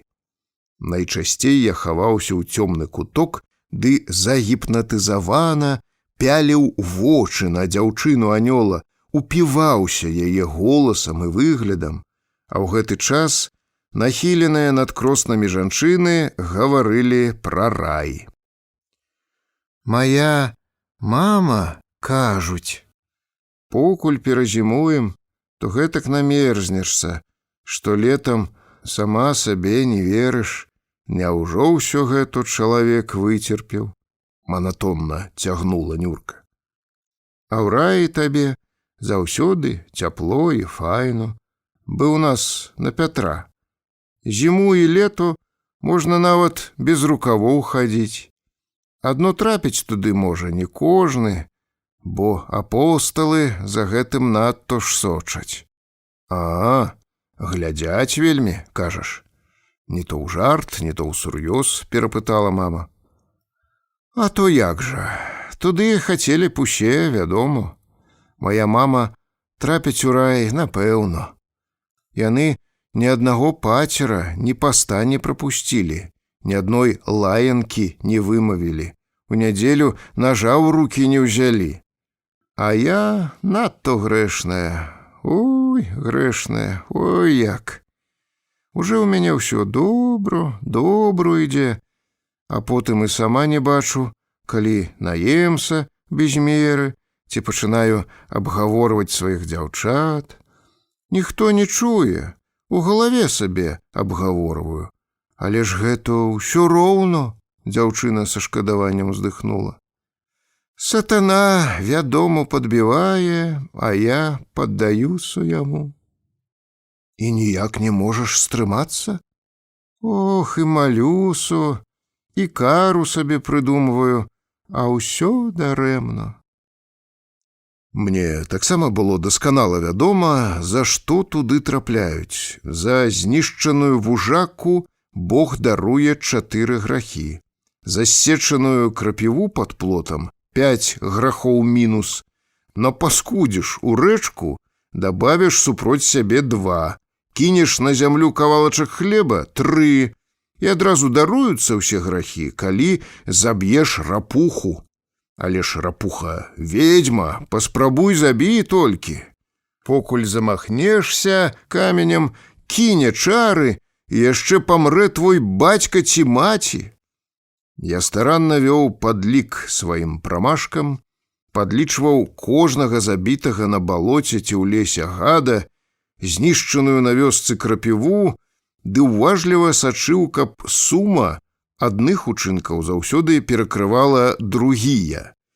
Выходзіў цвёрды баланс. Не ўпусціць мяне з Нюркай у рай ніхто не меў права. Найбольшай прыемнасцю было ствараць фантастычныя вобразы, як я з ёю лунаў сярод аблокаў, і нам свяціла сонца, гучалі пчолы, клапатлівыя чмялі задам выбіраліся з кветак, на страсе ля рэчкі калікатаў бусел, а яго бусляняты з яшчэ чорнымі дзюбамі прабавалі крылы. Лоні абнавілася іконай у нас, адкусіўшы нітку, цягнула дзяўчына ўжо пра іншае. Спаситель абнавіўся. Развесіла я тады бялізну на плоце, вярнулася, а штось зіхаціць на ўсю хату. Мы з мамай глядь, ажно ікона гэта. Альяш падарыў маме і тату аж 2. Такія файныя, багатыя, за шклом абедзве. Блаславіў і кажа: «Наце, на вашу жизню будзе, табе спаситель, а табе, Ганна, заблудаўскі Гаўрыіл». А чаму яны ўсё абнаўляюцца, скажы ты мне, Нюрка? Гэтаксама паўжартам, паўсур'ёзна пацікавілася мама. Такая е тайна Божая, цётку, такая е сіла Гасподня. А як вы хочаце? Усё ж такі лік святы. Або часамі на чалавека надыдзе неразгаданая сіла боская, і ён сам не ведае тады, што і скажа, як на Альяша. Яму так адкрыто, што ён кожнаму указвае на грэх. Аж жутко, так адданы Богу і служыць праўдзе. Якаясь гарадская маладзіца падышла да бласлаўлення, Альяш ёй: «Ты свае валасы падвітыя выкінь і шпількі павыкідвай. Думаеш, ашукаеш каго?» А яна і праўда так харашэ падвіла сабе іх, бо кароткія былі, леці разгадаеш. Гэтак ён кожнаму, цётку, адразу праўду ў вочы кіне, ці пра твой блуд які, ці фальш або махлярства. Жанчыны хвіліну памаўчалі. Штось нашай хімкі даўно няма з Грыбоўшчыны, успомніла мама. 3 тыдзень моліцца там. І гаспадарка зрабілася для беднай нямілая. Яе бульбу мусіла я матыкаваць. Мо назаўсёды там застанецца. Але ж хто стане тады яе гектары абрабляць? Нам і на свае часу не надто хапае. Жоны міраносіцы работы там маюць. І нашыя дзяўчаты з забагоннікаў пайшлі туды. Нюрка ўздыхнула над асновай, задумалася. Альяш бярэ іх у святыя дзевы. Вытку вам гэтыя дываны, пайду туды таксама. Пойдзеш? Паспачувала мама. Чаму не пайсці? Падумайце, цётку Марусю. Дзяўчаты нашыя добру там маюць так. Толькі многа псалмаў даводзіцца развучваць, але ж хіба гэта работа? Жывуць сабе на ўсім гатовым. А як жа я без Нюркі буду? Агарнуў мяне жах. Нейкі час толькі стукала бёрда і са свістам прашываў ніткі чаўнок. Цётку Марусю, а Ілья хутко і праз ваша Страшаво будзе ехаць. Адкуль ты ўзяла гэту? От, пабачыце, таямніча намякнуў мой анёл. Ведаю, што кажу. І чаго чорт панясе сюды яго? Так яму ўсё указвае. Глава 2. Паступова нашу вёску пачала разбіраць ліхаманка, што вось-вось з'явіцца Альяш. Цяпер бабы толькі гаварылі пра падзею. Мужчыны гразіліся, што падстрояць фокус. Хай-хай адно з'явіцца. Нядобра блізкаў вачыма бацька. О, Страшаво яму не якія-небудзь празнікі, гаварылі іншыя мужчыны. Не сунецца больш. Гэтым часам іхнія жанкі чакалі святога бы архірэя. Нават сабраліся на савет. Цётка Кірыліха параіла бабам выслаць перад ім кужэльнае палатно, як рассцілалі мацеркі і свякрухі перад заблудаўскім габрусём. Жанчыны так і гэтак абгаворвалі прапанову, ды ўсе прыйшлі да згоды, што мужыкі, халера ім, выслаць палатно не дадуць. Цяпер не тыя мужчыны. Ай, пра што гаворым? Дзеці збегаюць вальшынку і наламаюць галінак. Знайшла выйсце цётка Сахарха. Праўда? Наламаеце, хлопцы? Наламаем! З гатоўнасцю пракрычалі мы. Ну і годзі. Лісты вольхі яшчэ маладыя пахнуць так. Высцелім дарогу зялёнымі галінкамі, яшчэ як файно будзе. Але прарок з'явіўся ў вёсцы нечакана, было ўжо не да галінак. Прыехаў! У момант малыя абабеглі хаты. Бабы пасыпалі на вуліцу і аддранцвелі. Сталі збірацца ўжо і мужчыны. Мы з братам якраз вярталіся са школы, падышлі да зборышча і ад здзіўлення забылі нават закрыць раты. Дзівіцца было з чаго. На фурманцы сядзеў сухенькі дзядок з даўзёрнай барадой ды цьмянымі вочкамі, якія патанулі ў шчацінні. На ім была саматканая світка, кужэльныя нагавіцы ды звычайныя сялянскія боты, ні разу не чышчаныя, закасцянелыя, са стаптанымі абцасамі і скрыўленымі заднікамі. Яшчэ больш уражаў дыван-самалёт, якім святы кіраваў. Шустры буланы конік цягнуў вазок з тоўстымі дзеравянымі восямі. Нашы дзіцячыя душы ўразіла, што замест атос ад колаў да аглабель напружылася, як дзве струны, пара лазовых вітак. Хамут да аглабель альяшовага возіка прымацаваны быў вяровачкамі. Ніякіх табе набэдрык, Адзін падхвоснік, а на голых дошках пад пасажырам старая конская торба. Толькі хвост буланчыка быў завязаны ў такі самы фарсісты вузел, якім завязваў сваёй кабыле наш бацька. На жываце ў коніка выпіраў дакладна, як у нашай Машкі, гуз памерам з гусінае яйка, і конік, мусіць, лёг на капыты і прапароў сабе трыбушыну. Покуль буланчык, зганяючы мух, падрыгваў скурай, Альяш на страшаўской дарозе гаварыў. Аднак гаварыў ён мала, неяк ціха і спакойна, больш усё слухаў, бы кагосьці чакаў ці насцярожана выглядаў. «І гэта той святы?» Не мог прыйсці ў сябе я. Выходзіць, і праўда бацьку казаў, што бабы так сябе ўгаварылі, як тады быцца ў цёткі Агаты абнавілася ікона.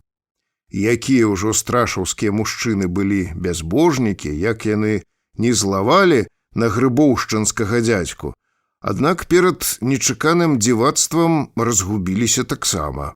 Стары Ціванюк збіраўся яму напомніць, як разам разганялі яны музыкі, ушчамлялі ў лучыну хвасты катам, ды цешыліся, што шалелыя кошкі носяцца па вуліцы. Дзядзька Верабей, меўся сказаць, як завязвалі на галовы дзеўкам спадніцы, сачынялі байкі пра святых і грэшных, Мацер Божую, манашак.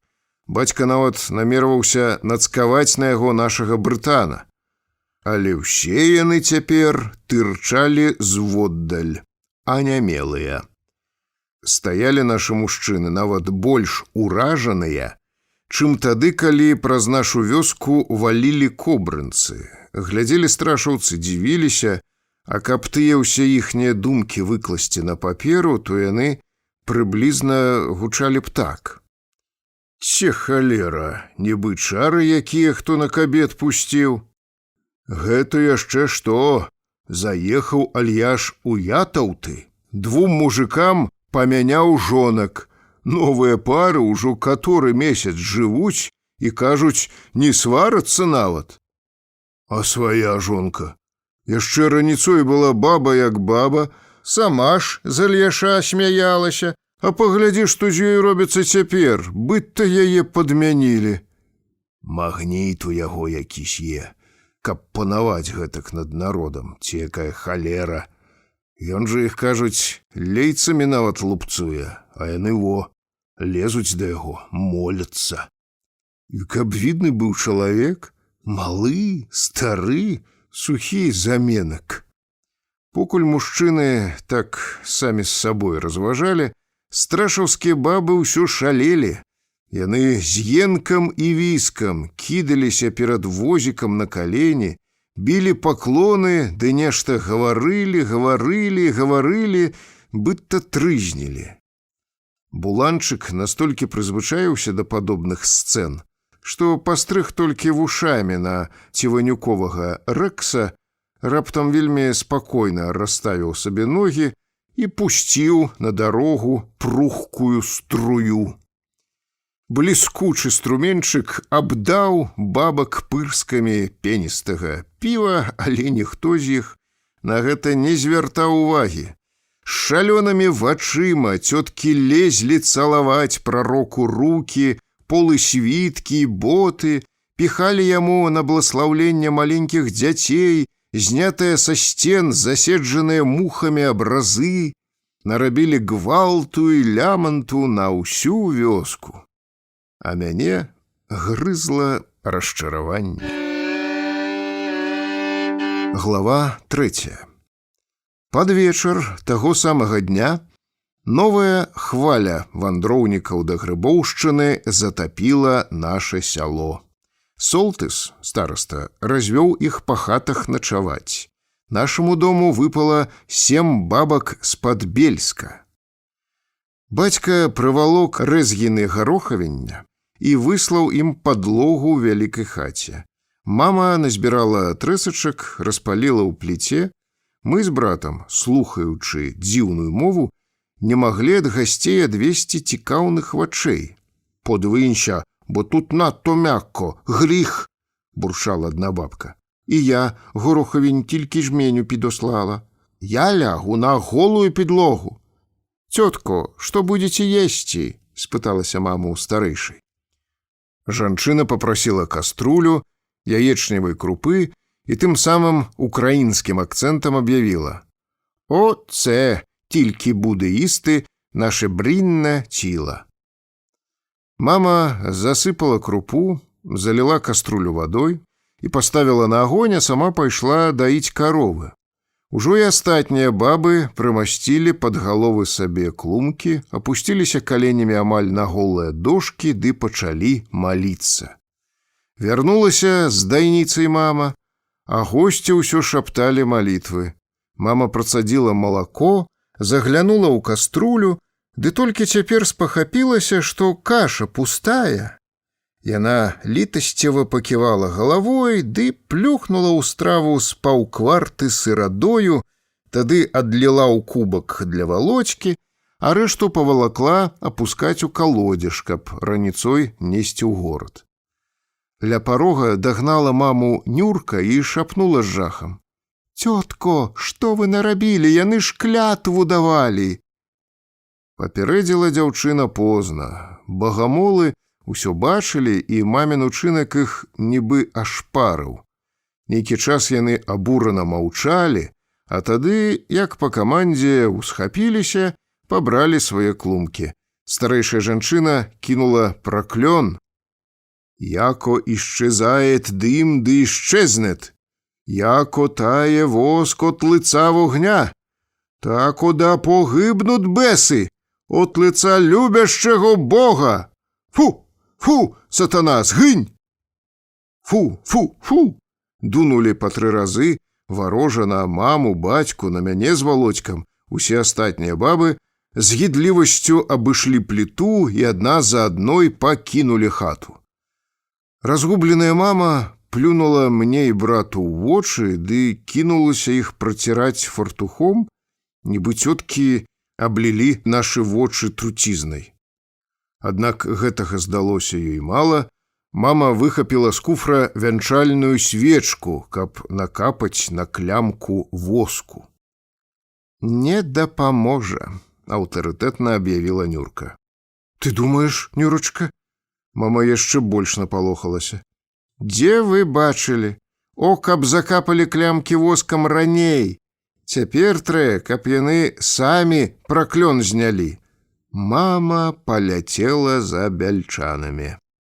«То пачакайце, звару зара вам другой, бяда невялікая, вярніцеся, ці можна не еўшы, людзі!» Бацька з парога закрычаў: «Не чапай, чорт іх бяры, калі яны здзяцінілі, бо іх дурны альяж! Вярніся! О, я б ім шмаравідла, якім сячкарню мажу, накідаў быў гаршчок». Мама не паслухалася, толькі як яна не ўпрошвала, а на гарохавінне бельчанкі ўжо не вярнуліся, паклаліся спаць пад грушу на пругменні. Пару мінут мама не знаходзіла сабе месца. «Ой, ще папсуюць нам дзяцей сваім праклёнам!»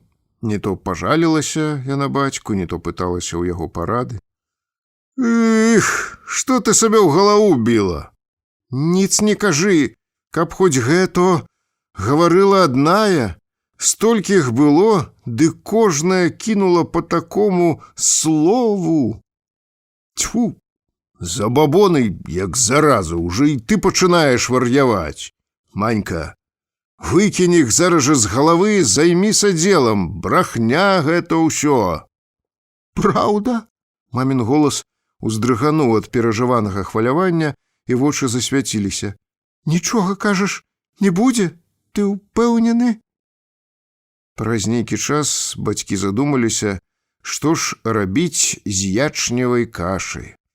Самі ўжо павячэралі, пакінуць яе да раніцы скісне, вываліць у цэбар свінням грэх, яна ж на малацэ. Вярнулася ад бяльчан якраз ткачыха і пацешыла. «Ну, дзякуй Богу, здаецца, пра вас забыліся.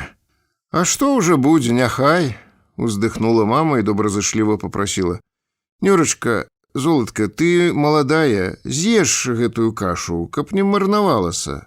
«Што вы, тётку Маруся, я ж бульбы з расолам добра пад'ела». «А ей, такой маладой дзеўцы нічога не каштуе паесці яшчэ раз, як за плечы закінуць. Бяры, бяры. У ёй жа малака цэлы кубак. І выстудзілася ўжо, саму цяпер есці». І Нюрка села на парог з каструляй, ды ўсю падчысціла. «Ох, аж дыхнуць, даль бог ты мой, цяжко», — паставіла яна пусты посуд на плітку. «Дзесь хіба лягу ў вялікай хаце на гарошмінах, а то шчэ скачу са з лавы. Кладзіся, кладзіся. Халеры іх бяры, заўтра тыя гарошміны вывалачам». Неўзабаве я лёг спаць. Мяне мучыла расчараванне жыццём. Але я ж суцэльнае ашуканства, як і абнаўленне ікон. Выходзіць, у Грыбоўшчыне няма і замка. Найбольш балюча перажываў з-за Нюркі. Дзяўчына харчавалася ў нас разам з бацькамі, а ў памяці маёй чамусьці не запала ў душу, што і як дарослыя ядуць. Зрэшты, я не быў пэўны да таго дня, ці Нюрка ўвогуле ела, як усе. Цяпер мне выразна прадстаўлялася, як мой анёл з каструлькай кашы ў жываце, качулкай варочаецца на падрыхтаванай бяльчанам пасцелі ў вялікай хаце, варочае мокрымі, эмаліраванымі бялкамі, ды цяжка дыхае. Заварвала аднойчы мама крахмал на бялізну і сапсавала. «Вывалі яго на пругмень, кур здзяўбуць», — паперла мяне на двор з гаршком. Выйшла нечага на падворак Нюрка, убачыла на траве месіва сіняватага студзеня і спыталася ў бацькі, што гэта такое. Бацька тады якраз быў у добрым настроі. «Не ведаеш? Хе! Кавалак хмары адарваўся ад неба». У Нюркі адразу падкасіліся ногі, дзеўка ўпала на калені ды пачала шаптаць малітву. Іншым разам панеслі мы з ёй на балота бяліць палатно. Перад тым, як разаслаць на траве, палатно мы намачылі ў возерцы, а ў альшынцы крыху затрымаліся. У гэты момант мы сталі сведкамі драмы. У вулей вярталася наладаваная ўзяткай пчала, ляцела на прасткі праз возерца, бедная не разлічыла сіл, пацягнула яе ўніз, а бераг быў зусім блізка. На паверхні вады ні былінкі, ні лісціка, а толькі гладкая, поўная сонечных блікаў фіялетавая прорва. Чырк! Пчала кранула ножкамі вады і бездапаможна распасцерла на вадзе крылы. Канец. Я хапіў кіёк, каб падчапіць няшчасную, ды бойкі акунёк убачыў лёгкую дабычу, бяспечна да яе знізу падскочыў, пчалу праглынуў і праз пару секунд выплыў жыватом уверх. «Тьфу, тьфу, нячыстая сіла!» Перапалоханая дзяўчына перажагналася, хапіла мяне за руку, хапіла мокрае палатно ды кінулася ўцякаць. «Гэта чорт!» — цвярдзіла яна мне, а ў самой на лоб і скроні выступілі бліскучыя кроплі. Бачыў, як ён ікламі хапіў рыбу. Перапоўнены жудасным страхам, я неўзабаве вярнуўся да возерца адзін. Сучком пачапіў акунька і добра яго разгледзеў. Брахня! На ім не было ніякіх дзірак. Проста яго ўджаліла пчала. Рыба гэтак нашпігаваная была ядам, што наша кошка потым доўга да акунька прынюхвалася. Успомніліся мне цяпер перад сном і гэтыя два выпадкі.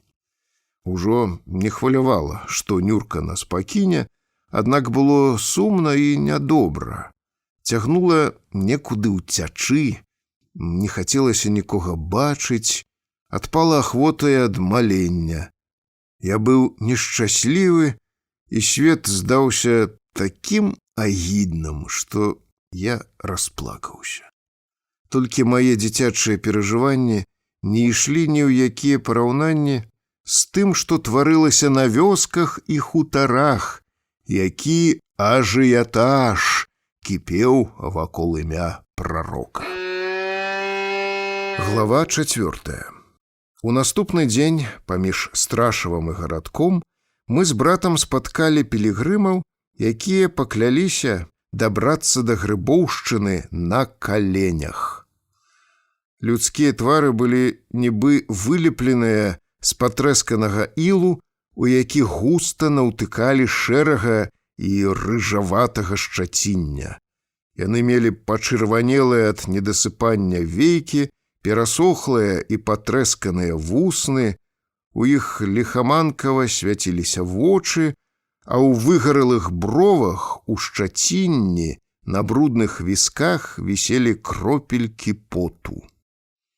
Калі дзядзькі паўзалі ў вёску, мы з Володькам здагадаліся людзей палічыць. Малацілі па страшаўскім бруку бруднымі каленямі, падмяталі яго абцёпканымі рэшткамі зрэбных нагавіц, ды пакідалі на каменнях свае крывавыя сляды 183 чалавекі. Дядька Салвесь стаў іх бэсціць. «Вы што, маленькія? Як вы дальбо можаце на людзей глядзець? З вас дзеці во смяюцца!» Засмяглымі вуснамі, асіплымі галасамі і з глыбокім перакананням у слушнасць сваёй справы бліжэйшыя фанатыкі на Салвеся грызнуліся. «Фу, фу, адыдзі ты, сатана!» Дзядзька не пакрыўдзіў і мухі, але тут разабрала і яго. Салвесь хапіў пугу, уляцеў у самую гушчу пілігрымаў, давай іх сцябаць і прыгаворваць. «Да хаты! Да хаты паўзеце, лодары вы!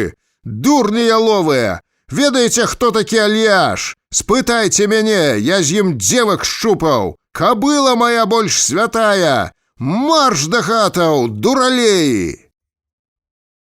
На дзіва, людзі як бы яшчэ і ўзрадаваліся. На тварах тых, каго дзядзька даставаў пугай, ужо свяцілася шчасце, што яны прагнулі святога таінства, даўно надта чакалі і вось такі нарэшце да яго далучаюцца. Мармычучы словы малітвы, людзі з баязлівай радасцю, быдта Салвесь збіраўся іх казытаць, падстаўлялі дзядзьку плечы і лезлі далей, а калені іхнія шкрабыталі па голаму бруку, нібы шамацелі па стале клешні шматлікіх ракаў. Грэшнікі пачалі свой нялёгкі старт аж на Палессі, напаўгалоднае і бруднае, прапаўзлі ўжо з 400 кіламетраў. Раздзел 3. Глава 1. У Грыбоўшчыне Альяш мусіў выходзіць да народа па некалькі разоў на дзень. У гэтых яўленнях прарока народу цяжка і разабрацца, чаго было больш: самаашуканства цёмнай масы, містыкі даўніх рэлігійных традыцый, якія прабіліся нечакана скрозь гушчу цемры праз слаі пакаленняў, ці звычайнага авантурызму і шарлатанства. Зблізку ўсё выглядала наступным чынам. Да царквы на фурманках і пешшу прыбывалі новыя людзі. На адведзеную пляцоўку пілігрымы клалі падарункі, вузлы з ільном, воўнай ці рушнікамі, мяхі зерня, звойцы кужалю, звязаных бараноў, авечак і нават курэй. Безупынна кідалі ў вялізныя пустыя бочкі вязанкі сушаных грыбоў, клінковых сыроў, цэлыя галовы воску, асцярожна выкладвалі ў кашы яйкі. Улічвалі толькі больш каштоўныя падарункі. Дзядзька з глінян прымацаваў да коліка пярэстую карову, паклаў ёй пад нос травы і папярэдзіў прыёмшчыка. Пабегала на Вялікі пост, 4-е цяля. Бабы нядаўна даілі, можа цярпець да вечара. Рахманая, я Ракуць Іван, вёску ведаеш, ракітніца. Выслухаўшы гэтак вычарпальную інфармацыю ахвярадаўцы, барадаты прыёмшчык у рыжым кажушку занёс прозвішча чалавека ў прыходную кніжку і з пахвалой прагаварыў: «Рука дающая, да не оскуднеет. Храни тебе Господь, Иване, и твою, браток, сям'ю». Іншы барадач у такім самым кажушку прымаў ад баб і мужикоў з сыраежак сабраныя імі 1500 злотых, сунуўшы рознага фармату банкноты ў скураную торбу. Ён паставіў знак у сваёй прыходнай кніжцы, выдаў распіску і растлумачыў: «Гэта вам квіт, каб мелі апраўданне перад вобчаствам. Будзеце вы цяпер, сёстры і браты, пад апекай царыцы на небясі, а также будуць дзеткі вашыя і іхнія патомкі. Амін». А шчасліўленая, што задатак на збавенне ўдалося ўпіхнуць у дастойныя рукі, сыраежкаўцы з палёгкай селі на запаветны ўзгорак, дзе гудзеў ужо вялізны табар.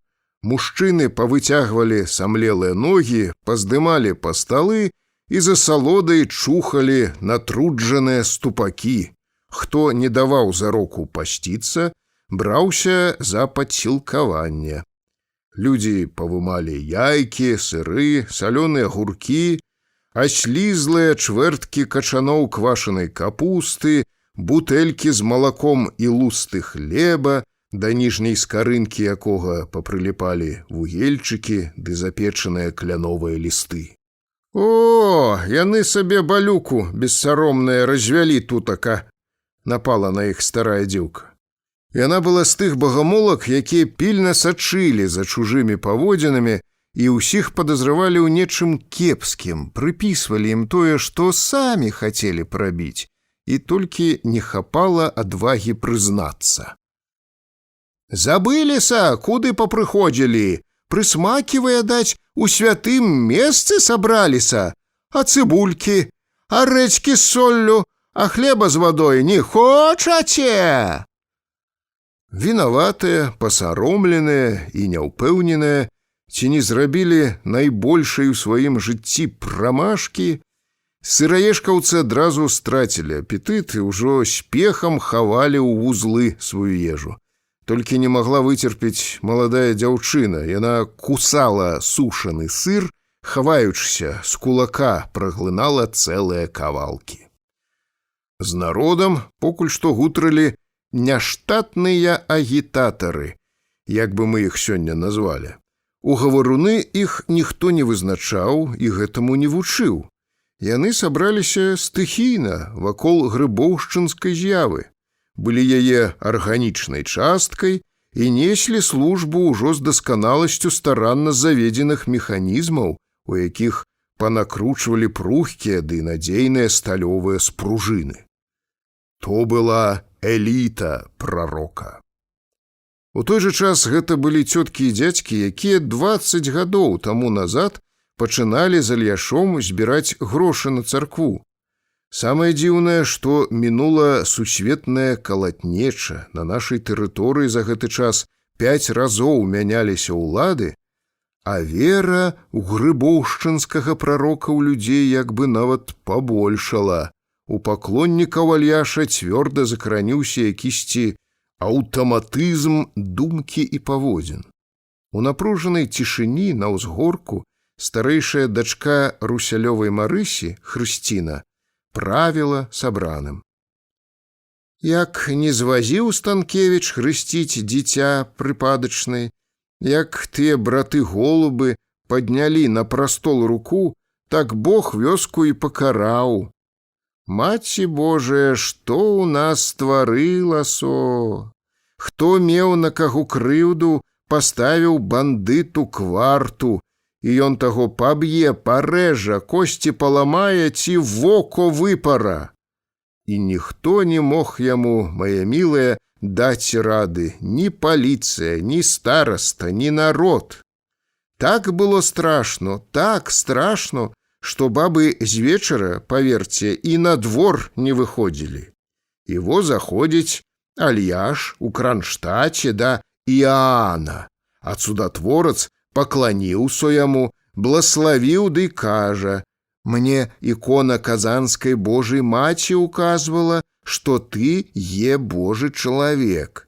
Вяртайся хутчэй у сваю Грыбоўшчыну і служы верне народу, а злыдзень адныне будзе пакараны».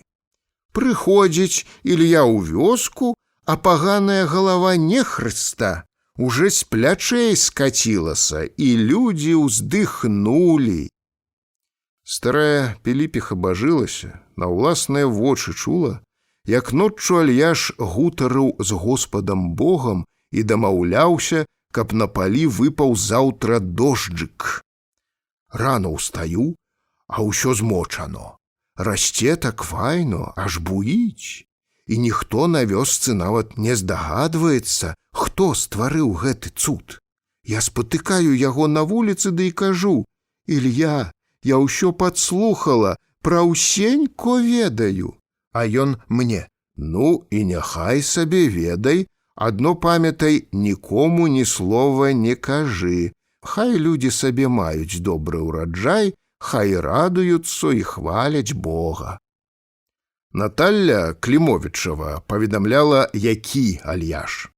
І арэ, і косіць, і тое самае есть, што мы ўсе, толькі мяса ў рот не бярэ, бы святыя старц калісь.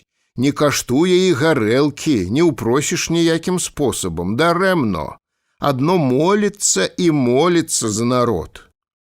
Але ўсіх заглушаў моцны голас Аляксандра Данілюка з Каменя. Людзі некалі жылі ў саду эдземскім, бяды не ведалі, нават не хварэлі, прыступіў ён да прамовы апошнім. Ды парушылі наказ Господа Бога, з'елі забаронено яблыко і спазналі адразу зло. І з той пары пачалі забіваць адзін аднаго. Брат пайшоў супроць брата, сын на бацьку, сваяк супроць сваяка. На зямлі настало гора, хваробы і смерці, а слёзы і кроў паліліся рэчкамі. «Ах, Господі, саграшылі як!» — уздыхнула бліжэйшая бабка.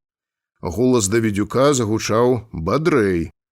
«Тады Цар нябесны паслаў на іх потоп, каб адумаліся, не памагло.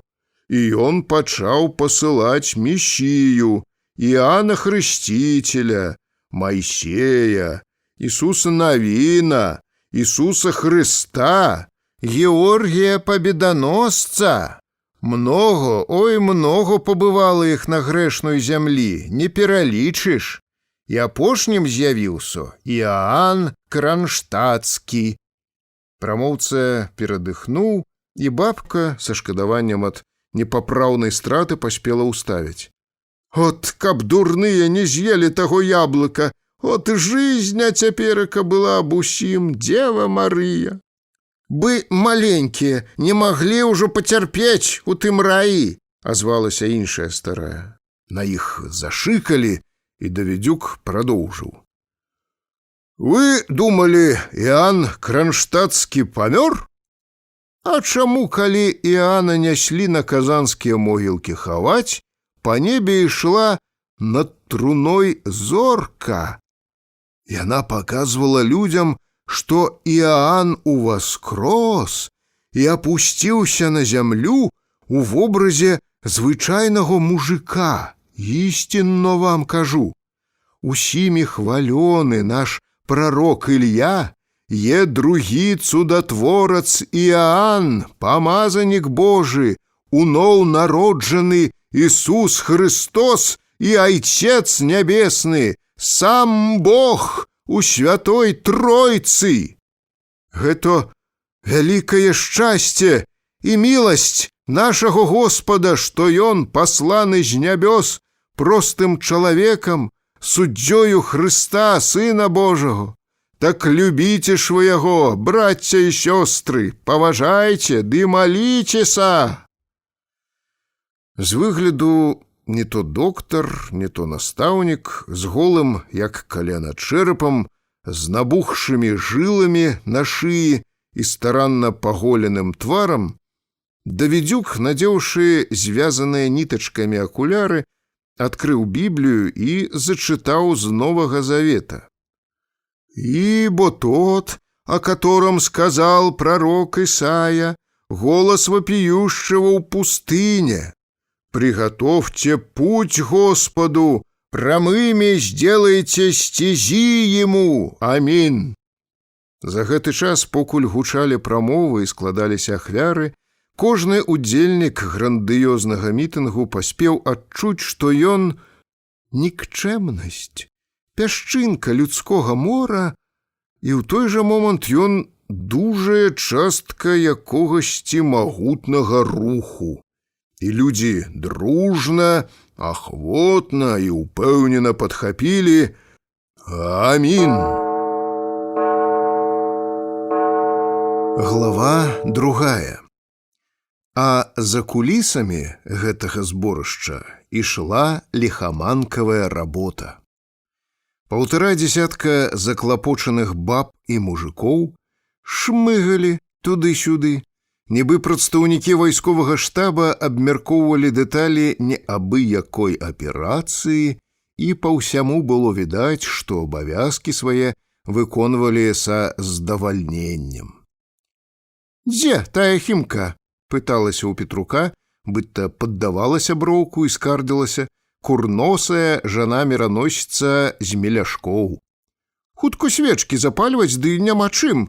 Кудысь пайшла па запалкі і прапала. Да гэтай пары і ў крынкі можна было схадзіць, па смерць адно пасылаць яе». Задумёны стары шэрай пяцярнёй расчэсваў бараду і маўчаў. Меляшкоўка хацела тараторыць далей, але па зямлі ледзь дыхнуў вецярок. Маладзіца ведала, што не можа не падабацца нават гэтаму дзеду. Ліза белымі, адвыкшымі ад сялянскай работы рукамі, какетліва прытрымала падол спадніцы і ўскрыкнула: «Ліха на цябе! Колькі вы іх нішчыце, не напасешся!» Адводзячы ад спакусы вочы, прабурчаў Майсак. «Я ж вам выдаў па 3 скрыначкі. Яны таксама грошы каштуюць. У сваіх меляшках, нябось, кожную запалку на 2 палавінкі калола, ці да суседак бегала за жарам, а тут і берагчы ўжо, думаеш, не трэ». Расчырванелая ад цеплыні, поўнае захапленне сабой, так і гэтак, паварочваючыся да старога, яна з гуллівасцю маладой дзеўкі адрэзала Майсаку: «Паспрабавалі б вы самі запаліць палавінкамі, калі людзі падпіраюць з усіх бакоў, а ў цябе 1000 свечак». Дзед не слухаў, да яго падляцела іншая басаногая бараболка, перабіла: «Дядьку Пятрук, там валіць уже новая. Перавалілі, кажуць, плянты, заблудаўцы харугвы са сваім младзенцам Гаўрылам валакуць, шаўковыя». «Шчэ не ўправілася нават з гэтымі і во!» – пакпіла Меляшкоўка. «Што рабіць будзем? Чаго стаімо?»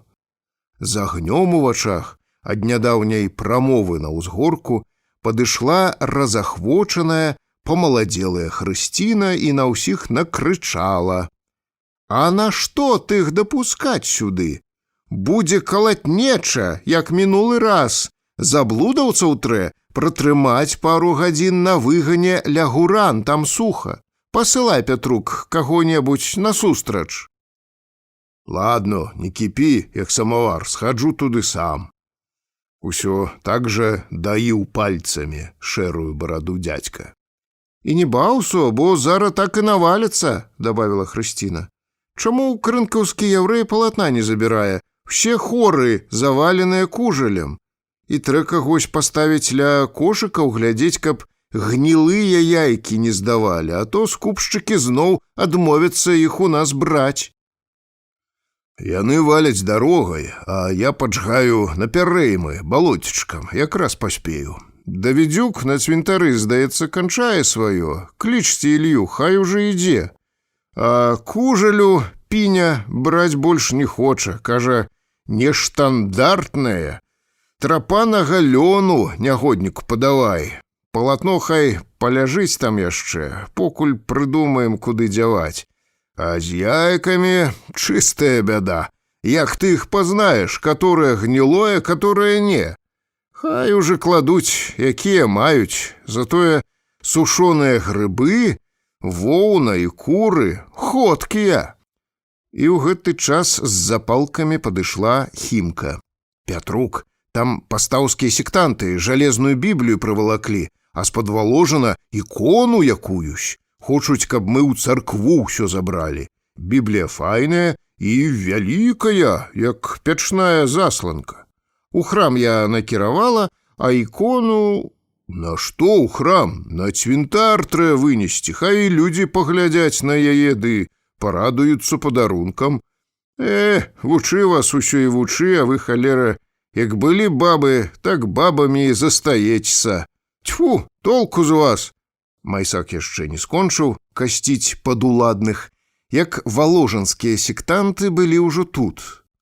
На чале невялічкай групкі мужчын крочыў босы дзяцюк. Зрэбную кашулю чалавек падперазаў саламяным перавяслам. Густая і рыжая барадзішча яго была перасыпана сівізной і выглядала так, нібы ў скамечаную брылу мёду нехта намяшаў белых нітачак. Босыя дзядзькі на дручках-насілках валаклі за ім вялізны зашклёны малюнак трох дзядоў. «Айцец Пятрук, прымі яго ў нас!» пачціва папрасіў рыжабароды, адводзячы вочы ў бок. «А, Сямён!» – павітаў яго Майсак. «Бараду і ты ўжо запусціў! Ледзь пазнаў цябе. Хрысціна, паўзірайся, што там у іх?» «Разглядвала уже, ды не разумею нічога, глядзі сам!» Нядобразычліва да рыжага кінула Руселіха.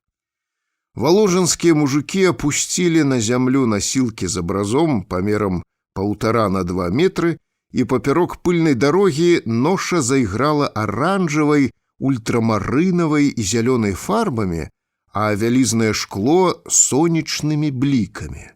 Пасярэдзіне, здаецца, Христос, а гэта, уставіўся ў ікону Майсак. «Святая Троіца, айцец Пятрук», вінавата падказаў рыжы. «Пачакай, пачакай, ці не ты, Сямён, злева?»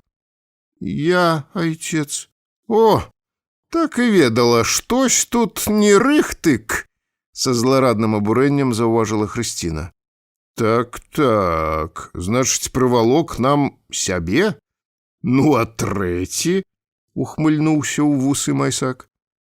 «Міхалоўскі ломнік, айцец». «Багамол?» «У Вільні нас малявалі за 200 злотых на Троцкай вуліцы. Але файну зрабілі, праўда? Мы баяліся надто, каб шыбу не пабіць. Жарты, такое вялікае шкло. Трэсне, думаю, і капут. Цэлай данеслі, дзякуй Богу. Запылілася, толькі халера надто...» Ён кінуўся выціраць шкло рукавом. 12 дзён брылі, памаленечку. Сур'ёзны Майсак быў няўмольны. Ён адно з палітаваннем паківаў галавой. «Хоць зімой ты і босы ў Грыбоўшчыну часто ходзіш, і многа посцішся, аднак рано табе, браток, святыя. Яе, Сямён, не вазьму, забірай назад». Хвіліну панавала няёмкае маўчанне. Ах, Божа, гэтак людзі патраціліся надарэмно, спляснула рукамі Хімка. А хто іх траціцца прасіў? Рыжабароды самазванец, як школьнік, якога падлавілі толькі што на фіглях, з жулікаватай разгубленасцю ухмыльнуўся, папляваў на шыбу і пачаў яе церці рукавом яшчэ больш старанна. Яго сяброў уся гэтая размова як бы і не датычыла ўвогуле, яны займаліся сваім клопатам. Босыя валожанцы адзін аднаму перадавалі спатнелае дзеравянае вядро, з прагнасцю загнаных да смерці коней пілі ваду і з панурай і насцярожнай цікавасцю азіраліся. «Што, так будзем стаяць?» – пагнаў сваіх баб Майсак да работы. Гэта была хоць і саманароджаная, нідзе не зарэгістраваная, але ўжо добра наладжаная і паўнакроўная арганізацыя. Глава 3. У той час, калі на цвінтары ішла падрыхтоўка, Альяш быў дома. Ён сядзеў на калодцы ля печы і нахмурана касіў вочы на майстроў. Ля стала з заскарузлым посудам ды запыленымі царкоўнымі фаліянтамі, бо Альяш і далей не дазваляў бабам наводзіць у сябе парадак, спінамі да іканастаса, які цьмяна блішчаў фальгой і шклом, далікатна сядзелі славутыя на ўсю Польшчу браты Кавальскія з Пярэмышля. Дзе Грыбоўшчына, дзе той Пярэмышль, аднак браты разнюхалі добры заробак, прымчалі сюды і другія суткі цярпліва тлумачылі ўпартаму пану Клімовічу, што званы адліваюць не з чыгуну, бронза вельмі дарагая, а работа ліцейшчыка тонкая, бо кожны звон павінен мець сваю танальнасць, таму даводзіцца не раз перарабляць, у выніку яны мала менш каштавалі б, калі б адліваць іх з чыстага золата. «Як для пана, вельмі танна зробім, 6000 за галоўны», – абяцаў яго брат. «Акорд гарантуем. Па корпусе дамо рысуначак святога Ілью на калясніцы». «Задораго, панок», – непарушна цвярдзіў гаспадар.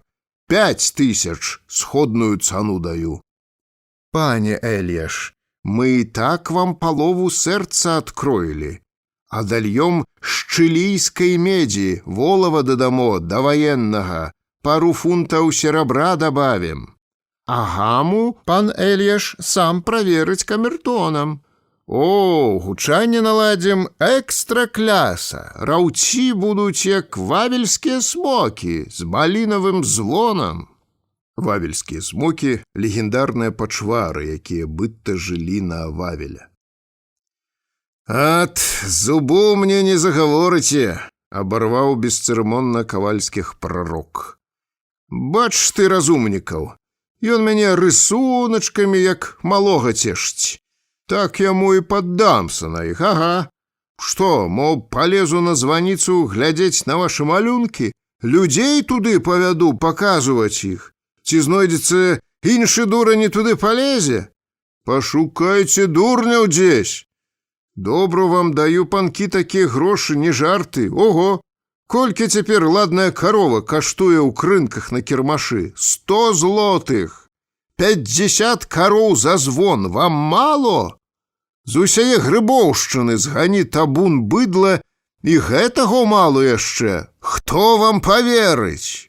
Браты перайшлі ў наступленне з новай энергіяй, але гаспадар знарок далей маўчаў, як бы іх не чуў. У хату ўляцелі задыханыя хлопчыкі і дзяўчынкі. Глытаючы паветра сур'ёзнымі і перапалоханымі фізіяноміямі, ды гордыя, што першыя прыносяць гэтак важную вестку, малыя адзін перад адным закрычалі: «Дядьку Альяш, ідзеце ўжо, вас клічуць! Там зноў сабраліся!» «Много іх!» – незадаволена насцярожыўся прарок.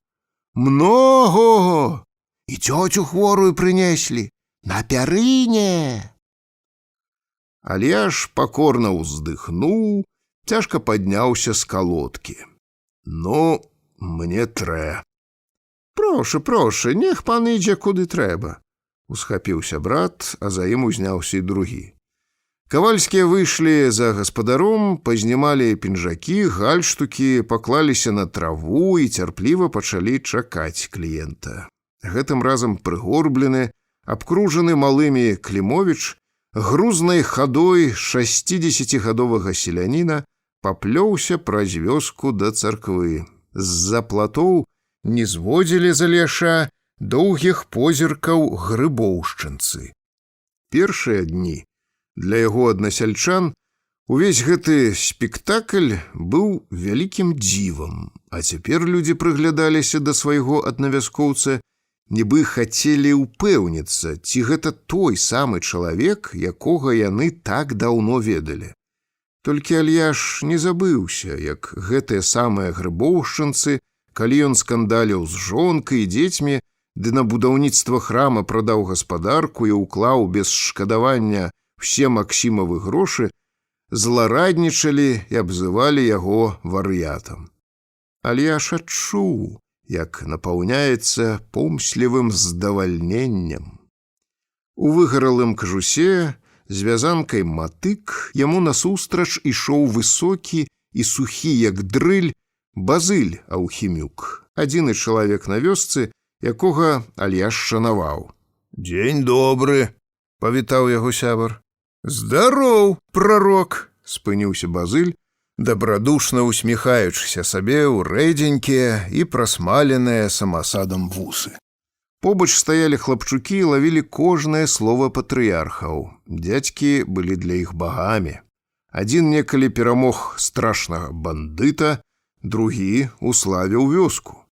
Грыбоўшчына хоць і маленькая, куды ёй да плянтаў, вострава, гуран ці нетупы. А з-за царквы яе відаць нават скрынак, а ведаюць яе яшчэ далей.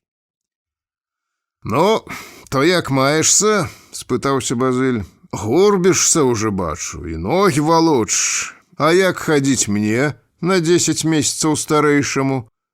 «Нічого, гадоў з 15 ще з табой паскрыпім на белым свеце». «Не думаўшы пра гэта, не было калі», – ухіліўся ад пытання прарок.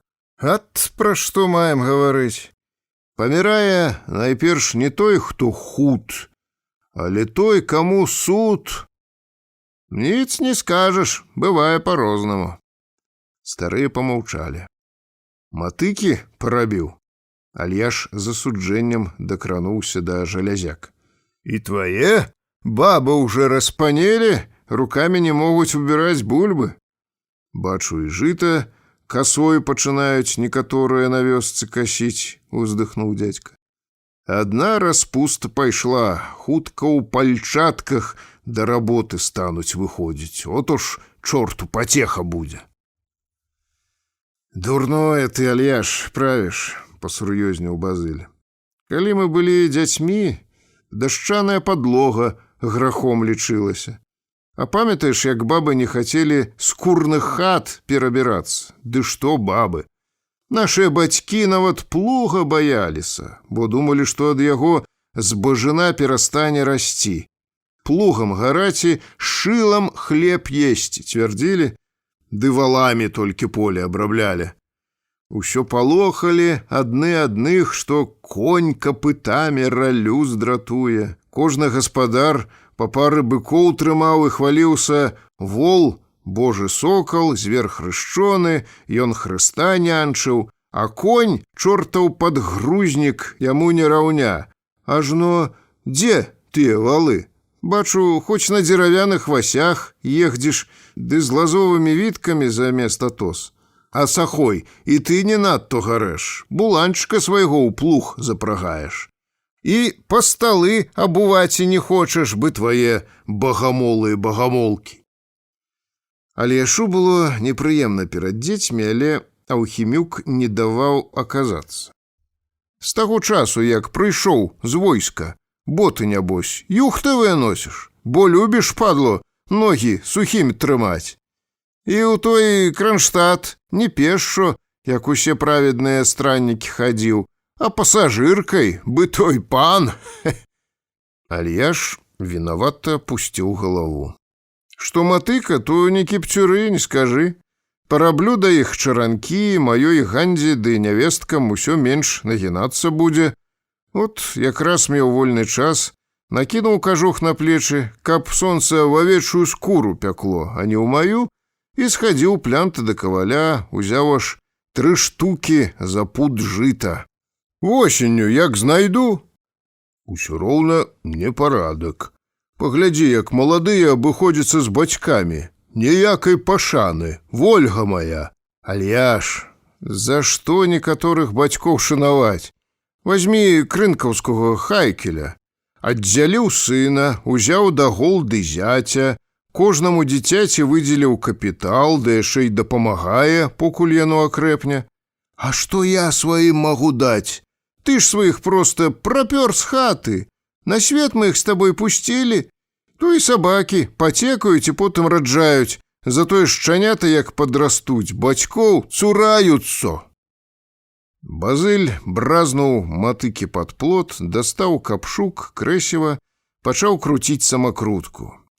Ён, плячысты і худы, з рэдкімі пракуранымі вусамі, паслініў цыгарку і з вышыні свайго росту, нібы заглядаючы ў глыбокую яму, паглядзеў на сябра прыжмураным вокам. Ну, а ты ўсё са сваімі багамоламі ды багамолкамі палітыкуеш ды забаўляешся.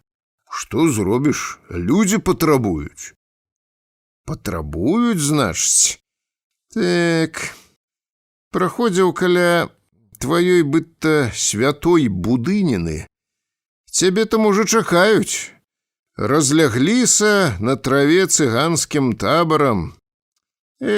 Папы, кудлы, прапілі цэрквы, панам прадаліся жываеды, і не маем веры ад народа. Няшчасныя, затузаныя людзі цягаюцца па белым свеце, праўды шукаюць, не ведаюць, куды туліцца, а ты іх дурыш, манну нябесную абяцаеш. Ой, за агнём, Альяш, іграеш. Давядзе твая гульня да кепскаго. Загубіць цябе твая палітыка. Памянеш маё слово.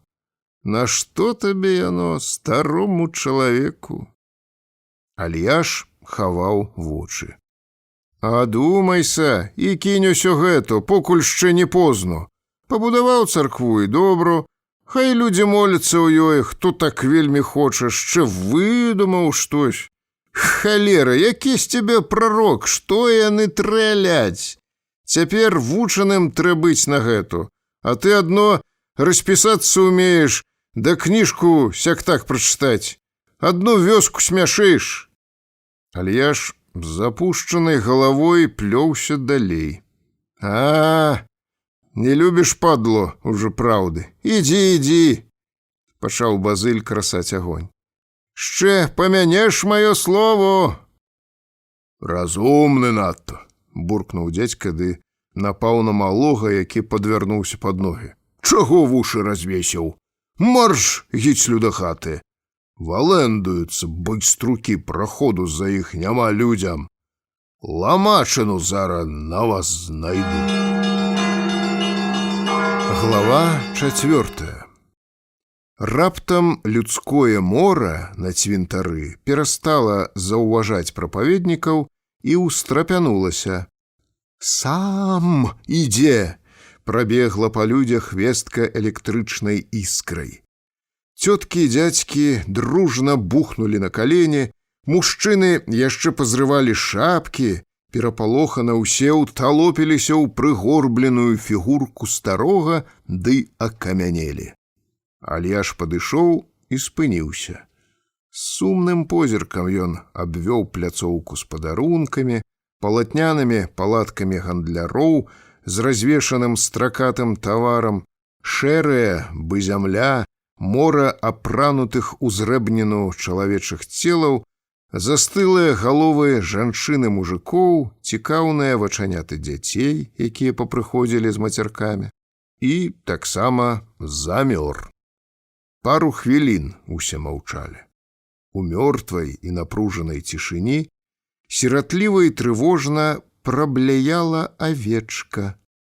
З кузні ў плянтах даляцеў рытмічны перазвон, з сіплым шумам распавёў магутнымі крыллямі свежае паветра бусел, над цвінтаром даў круга, падкурчыў лапы ды спакойна сабе пайшоў зніжацца на выган. А недзе, у бязбрэжнай высі, гэтак жа бесклапотна і бадзёра, як 100, як 1000, як 10 000 гадоў таму назад, з настойлівасцю толькі што заведзеных аўтаматаў званілі раўнадушныя да чалавечых клопатаў і бед нябачныя жаўрукі. Дагэтуль, пры спатканні з народам, Альяш не адчуваў да яго некай жаласці, абыходзіўся з людзьмі бесцырымонна і рэзка. Сёння яго быццам падмянілі. «Гэ, паздымалі! Надзеньце шапкі, бо прыпякае!» кінуў ён бліжэйшым дзядзькам, якія глядзелі на яго з пашаны. «Нічога, і без шапак пастаім!» спакойна разважыў той селянін з гліняны, які нядаўна прывязваў карову. «Бог нават травы, лесу ці жыта і то не зраўняў, а ты на прыкмеце ў Господа!» лісліва выгукнуў нехта з натоўпу. Альяш на гэта нічога не адказаў, ён уздыхнуў, са спачуваннем паківаў галавой, ды ціха прамовіў да людзей. «Мае вы бабы, мае вы мужчынкі, мае чадо. Туліцеся, бы бяздомныя авечкі, не ведаеце, якога Бога шукаць. Папы кудлы не любяць вас, не любяць, ого, цярпець усіх нас яны не могуць. Я ведаю, ім абы малебень адправіць і грошы вырваць. Няма ў іх ніякай веры, няма. Прапілі яны сваю веру. Прапілі, прабалявалі і панам яе прадалі». Натоўп, звязаны ў адно цэлае настроем, бы сухая салома, загараецца ад слоў, якія адпавядаюць іхняму настрою. Тады застаецца толькі людзям загадваць. «Ох, прадаюць нас, прадаюць!» прашамкала бяззубым ротам і цяжка ўздыхнула бліжэйшая бабка. «Яшчэ як!» уздыхнулі іншыя. «А чаго ты ад іх хацела?» Жвава павярнуўся Альяш да бабкі і напаў на яе, нібы цётка з ім не згаджалася. «Нават у Бібліі пра гэту напісано. Адзін чалавек ішоў калісь у Ерусалім ды трапіў на бандытаў. Розныя паўтаракі здзерлі з яго вопратку, пакалечылі, пазбыткавалі ў волю і пакінулі ледзь жывого. Праходзіў блізко бацюшку, паўзіраўся на пабітаго, ды пайшоў сабе далей. Гэтаксама прайшоў міма левіт дзячок. А ўбачыў яго просты мужык-самаранін, і толькі ён зжаліўся.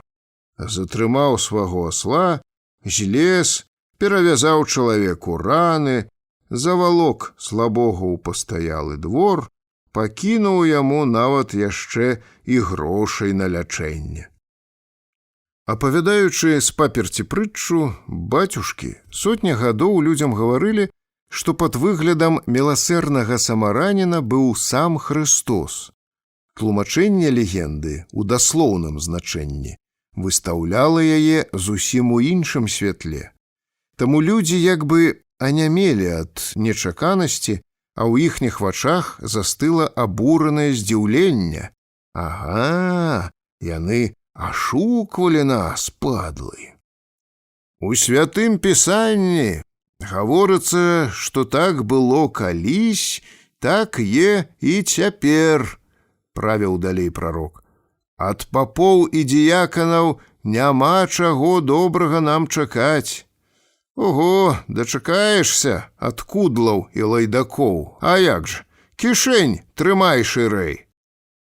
Людзі на цвінтары асмялелі, словы прарока іх адразу зблізілі, узрадзілі ў кожным адчуванне сваёй значнасці таго, за што яны змагаюцца. Альяшову думку жыва падхапіў многагалосы хор. «Праўда твая, Альяшку, так яно і е!» Яны ўпершыню мітынгавалі пра тое, што дагэтуль гаварылі толькі за вуглом.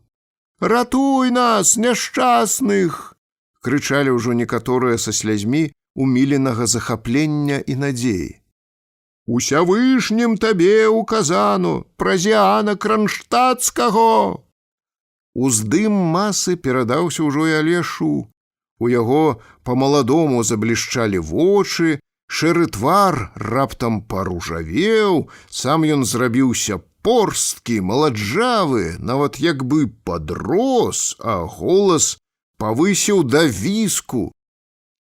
«Папы, гэтыя махляры кудлатыя вас палохаюць, што калі не будзеце слухаць іх, то звёзды з неба паспадаюць. Вы нікому з іх не верце, кожнаму звязда загарыцца ў вашых сэрцах, і яе агонь напоўніць вашыя душы. Вы толькі аднаму мне верце.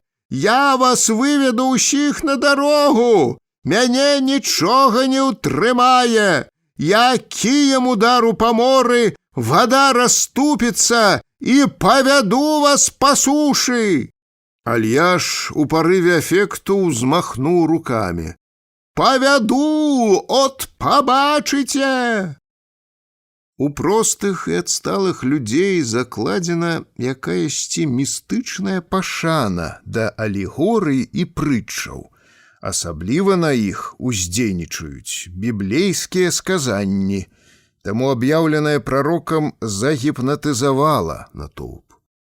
Акрыяўшыя і падабрэлыя людзі, гэтыя барадатыя, з засмяглымі і патрэсканымі вуснамі дзядзькі, з густа збараздованымі плугамі жыцця тварамі бабулькі і свежыя маладзіцы, у якіх шчокі і шыі былі кранутыя, як чэсаны лён загарцам, а валасы старанна раздзеленыя на прабор, узіраліся ўжо на грыбоўшчынскага Майсея з адданасцю, бязмернай надзеяй, поўнымі любві і веры вачыма, поўныя прагнай гатоўнасці, і гэта прыдавала ім натхнёнай велічы. Бы дзеці, якія ані хвіліны не сумняваюцца, што ў дарослага ёсць сродак, каб споўніць любое жаданне, загаіць кожную больку, людзі дружна пацягнулі рукі да прарока, а з глыбіні душ паляцелі просьбы. «Вядзі нас, Альяшку, ў зямлю абетаваную! Саваофе Ілья, злітуйся над намі! Гора нам! Толькі ты можаш уратаваць усіх, ты ў Бога на прыкмеце! Бяры маю душу, бяры мае рукі і ногі, бяры мае малітвы і рабі з імі што хочаш, адгэтуль я не пайду!» Заплакала, завішчала, забілася ў істэрыцы жанчына. «Сколькі да цябе ішлі, не адганяй ты ўжо нас, грэшных!» расплакалася бліжэйшая цётка. Зараўлі ўжо і другія расквеленыя бабы, і над пагоркам доўга гучаў іхні плач. Чытаць Альяш пісанне то чытаў, але здарылася гэта ўжо надта даўно. Бедны інтэлект непісьменнага мужика з забітай і глухой вёсачкі ужо не знаходзіў патрэбных параўнанняў з Бібліяй, не знаходзіў і слоў, каб растлумачыць, куды ён збіраецца іх весці і што паказаць. Выпаліўшы завучаную прытчу пра міласэрнага самараніна, пра зоркі і мора, Альяш запнуўся. На ўспамін нічога не прыходзіла, не нараджалася ў галаве ніяк, быдта дзядзька ўпёрся раптам у глухі плот і не з месца. Няёмкае маўчанне панавала нядоўга, побач стаяла Альяшова апора, твор яго жыцця і ўся яго гаспадарка, царква. Альяш уздыхнуў Ды стаў апавядаць пра званы, пачаў жаліцца людзям на майстроў. Думаю так, трэба нам файнае павесіць, каб іх у абедню не забівалі крынкаўскія, калі пачнуць званіць там. Каб нават у гарадку было чуваць, і ў Бераставіцы, Саколцы. Адзін трэ пудоў на 60 адліць, а тыя меншыя, ды майстры, халера на іх, вельмі многа грошай хочуць злупіць. 6000 злотых за галоўны. Я ім кажу, з усяе Грыбоўшчыны згані вам кароў, і то не хопіць на адзін бом. Не згаджаюцца, а што ім? Гарадскія жулікі абодва, хіба ім нашага мужика зразумець? А даведаліся, аж у Пярэмышлі, ля Карпат. Дык дураць мяне, што рысуначак на іх выляпяць. Хто іхнія малюнкі разглядаць іме? Наверх, мо, палезеш з-за гэтага? Трэ нам, каб добру званілі. Ого! Здзівіўся нехта в абсалютнай цішы. 6000! Заламалі, брат, паны, кінуў другі смялей. Не паскупіліся. Дурняў знайшлі. Грошай ім шкада нашых. І на ўзгорку наступіла разрадка. Людзі сябе адчулі бы на вясковым сходзе. Нічога. На званы збярэм. Прыгроб пяцярнёй раскудлачаныя валасы, худы, жаўтлявы з твару мужчына і накіраваў ход разважанняў у іншым напрамку. Калі іх мы ў сваю царкву куплялі, то плацілі па 6 злотых за кілё, а па 100 за пуд. То за 60 пудоў памножы і палічы, так яно і выйдзе. А ты, Ілья, не шкадуй грошай на такую справу, не шкадуй, закрычала з тлуму бабка. Каб толькі файныя былі і з рысуначкамі. На ўсіх яны е. Бывало, у бежанстве залезем на званіцу з дзяўчатамі, а там святы Георгій пікай змея протыкае, а мы глядзім на дзіву, не наглядзімся, аж страх. Штосьці шчэ там панапісувано святое. Нейкі дзядзька нават усхапіўся на ногі і замахаў доўгімі рукамі.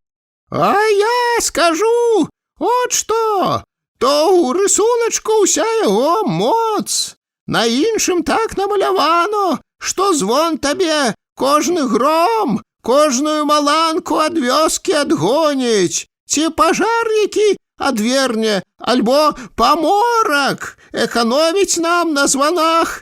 Грэх, праўду вам кажу. Гэтак доўгую прамову чалавек пракрычаў дыскантам і знямоглы зноў упаў на мурог. Натоўп загудзеў, хіба можна сумнявацца? Калі трэба для такой справы, сродкі знойдуць і не такія. Толькі каб званілі, як на небе, выказала пажаданне цётка Піліпіха.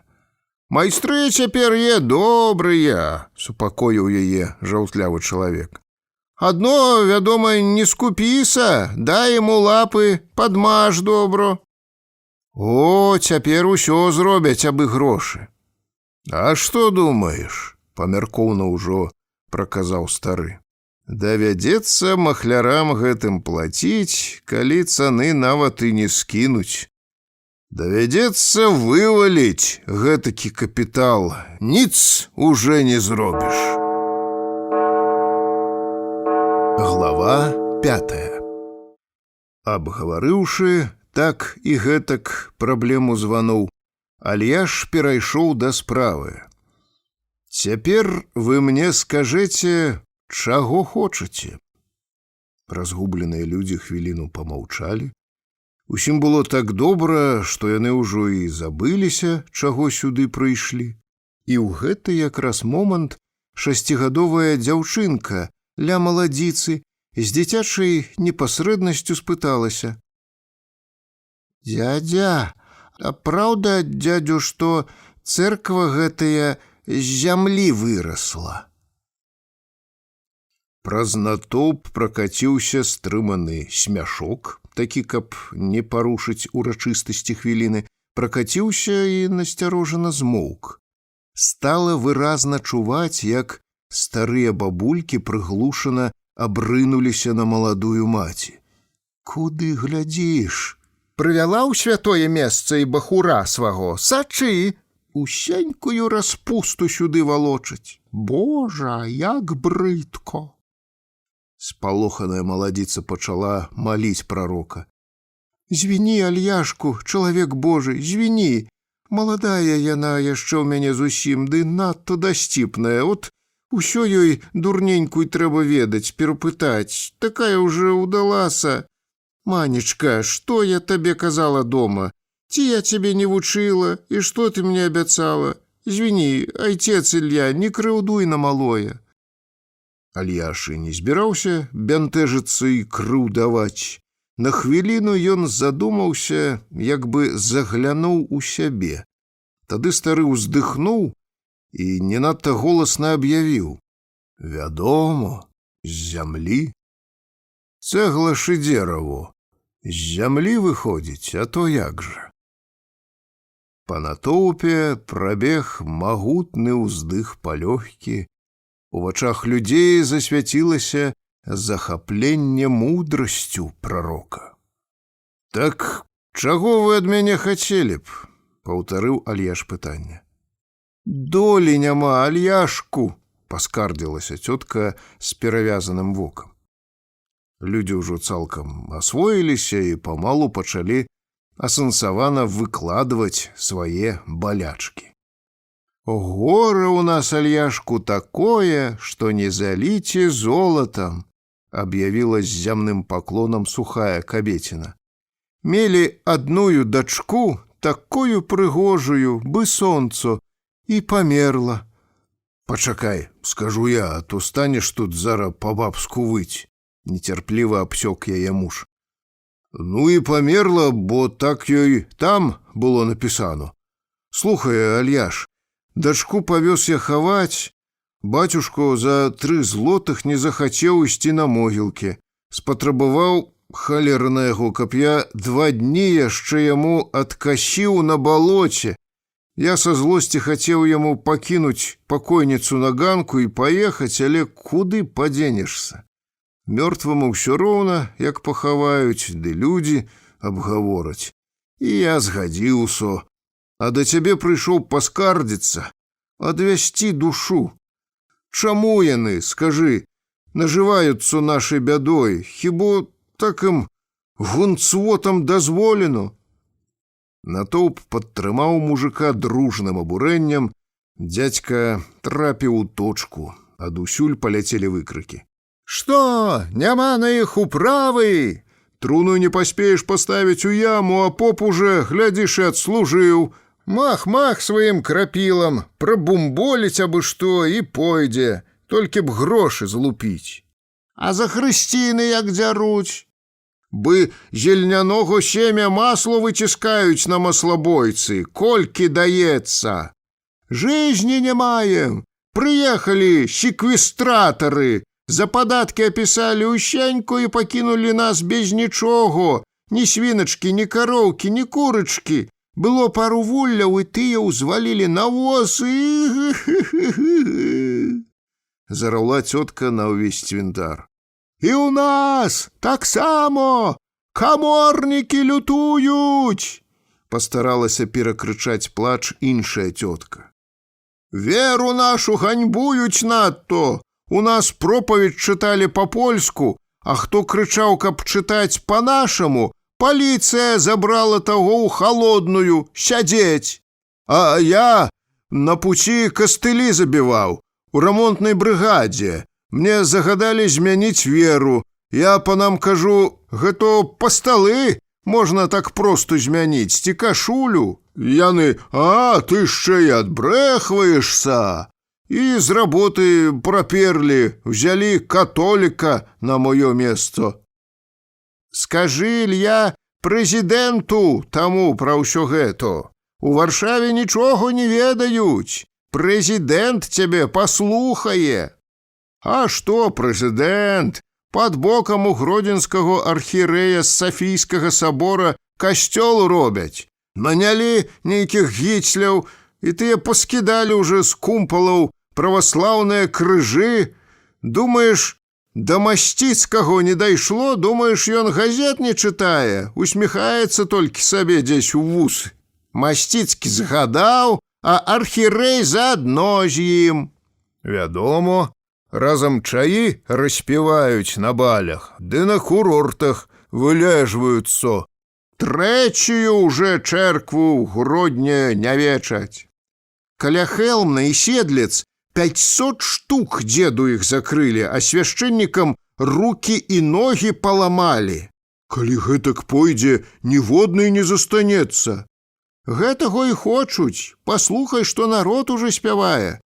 Гора наша гора, як на свеце жыце, в церквах праваслаўных не будуць служыць.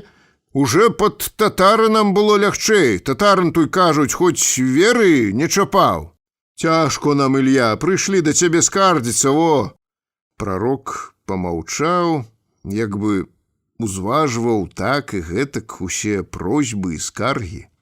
А хіба Хрысту было лепш? Выбухнуў ён нечакана. Ці лепей было, пытаю вас? Стары хвіліну патаптаўся, як бы выбіраў сухое месца, як бы збіраўся з думкамі. Сядзіць у цямніцы за народ, а побач жулік і бандыт Варава. Прыходзіць ад Понці Пілата пасланец, ды кажа: «Варава, ты свабодзен, тваё месца зойме Ісус». І народ узняў гэтаго паўтарака на рукі, ды яшчэ з лікаваннем папёр на волю. Як было ўзірацца на ўсё з крыжа і цярпець Божаму сыну. Нечаканы паварот гутаркі і тон прарока публіку ашаламіў. Людзі як бы перапалохаліся, што не дагледзелі, далі прамашку, сказалі зусім не тое, што трэба. «Ах, Альяшку, няўжо?» – падтакнула нейкая бабка. «Ён то, вядома, столькі за нас выцерпеў, бедны, што нам грэх тут нават і рот адкрываць са скаргамі. Вы лепш паглядзіце, да чаго распусцілі дзяцей сваіх». Без лагічнай сувязі з мукамі Хрыста і скаргамі мужикоў, а пад уплывам таго, што было на душы, крычаў ужо прарок: «Не шануюць нас з вамі, бясчэсцяць! Толькі каторая ад зямлі адрасце і ўжо наравіць цябе вучыць! Яйцо курыцу вучыць! Хіба гэтак абыходзіліся калісь мы са сваімі бацькамі? То ж з хаты выганяюць, Альяшку!» Горка заплакала бабка з перавязаным вокам. «Хто дзе бачыў, каб мацеры даводзіла сопадаваць у суд народных дзяцей, каб судзіцца са сваімі сынамі? Старэйшы як суне мне кулаком, зоркі пасыпаліся, а потым кажа: «Вон з хаты!» І выганяць такія, чаго ад іх чакаць, калі гарадскую распусту перанялі? Мы пры сваіх старых нават вылаяцца не смелі, не то што закурыць. Альяш сябе ўзвінціў да такога стану, што ж тросся, вочы яго блішчалі, і на твары з'явіліся плямы. Настане, уже хутко настане тое, што ў святым пісанні сказано: будзе горкі плач і скрыгат зубоў, горы на нас палезуць, і каменюкі всіх нас накрыюць. Перапалоханыя бабкі ўжо плакалі наўзрыд. Дзядзька супакоіўся, хвіліну зноў перабіраў нагамі, сумна падумаў аб нечым, затым махнуў рукой. Ат чаго мы тут будзем тырчэць? Пойдзем лепш у цэркаўку, памолімся. Глава 6. Пілігрымы з палёгкаю ўздыхнулі, удзячна загулі і, зачараваная прастатой і мудрасцю легендарнага прарока, пачціва расступіліся, прапускаючы яго наперад. Праз шчыльны шпалер целаў Альяш накіраваўся да дубовых дзвярэй, паабапал якіх на сцяне былі намаляваныя два божыя асветнікі з сумнымі лікамі. Яны трымалі доўгія, разгорнутыя да зямлі харты са славянскай вяззю. Людзей, хто стаяў з краю, раптам абуяла шалёная адданасць да святога, бабы рынуліся цалаваць яму ногі. Дзядзька тады яшчэ не хадзіў з дужымі целахоўнікамі, якія потым бесцырымонна адціскалі народ. Яшчэ незалашчаны, шчыра абураны Альяш то сілай выдзіраў нагу з нечых абдымкаў, то як на распаленую патэльню ставіў яе на штосьці жывое і мяккае, то выпадкова трапляў ботам у твары. «Ты што, дурніца, хочаш?» прастагнаў ён, перапалоханы не на жарты, вырываючыся з клубка цел і шчэпленых рук. На прыступках дзядзька перавёў дых, насцярожана азірнуўся. Ніхто не крыўдаваў? Наадварот, тыя, хто атрымаў у зубы ці ў галаву ботам, нібы дакрануліся да нечага запаветнага і нават шчасліва ўсміхаліся. У крайняй дзяўчыны быў рассечаны твар і вусны. Бараду і шыю яе залівала кроў, жывымі макавымі кветкамі расплывалася яна па белай кофце. Дзяўчына яшчэ нават не разумела, што адбылося. Твар прамянеў маладой адухатворанасцю, а вочы блішчалі, у іх свяціўся водбліск спазнанага шчасця. «Во, маеш, каб другі раз ведала!» з абураным шкадаваннем пракрычаў Альяш. «Бо выдумалі штось! Ікону цалуйце! Я такі самы чалавек быў ще!» Дзядзька з-за халявы вывалак даў зёрны ключыска, са старэчай няўклюднасцю адамкнуў пудовы замок і расхіліў да адказу масіўныя палавіны, ды пайшоў сярэдзіну. Праз акенца ў купале цадзілася цьмянае святло, з распяцця цяжка звісала, абвітая гірляндай з дзеразы і барвінкавымі вянкамі, худзёрнае і доўгае цела Хрыста.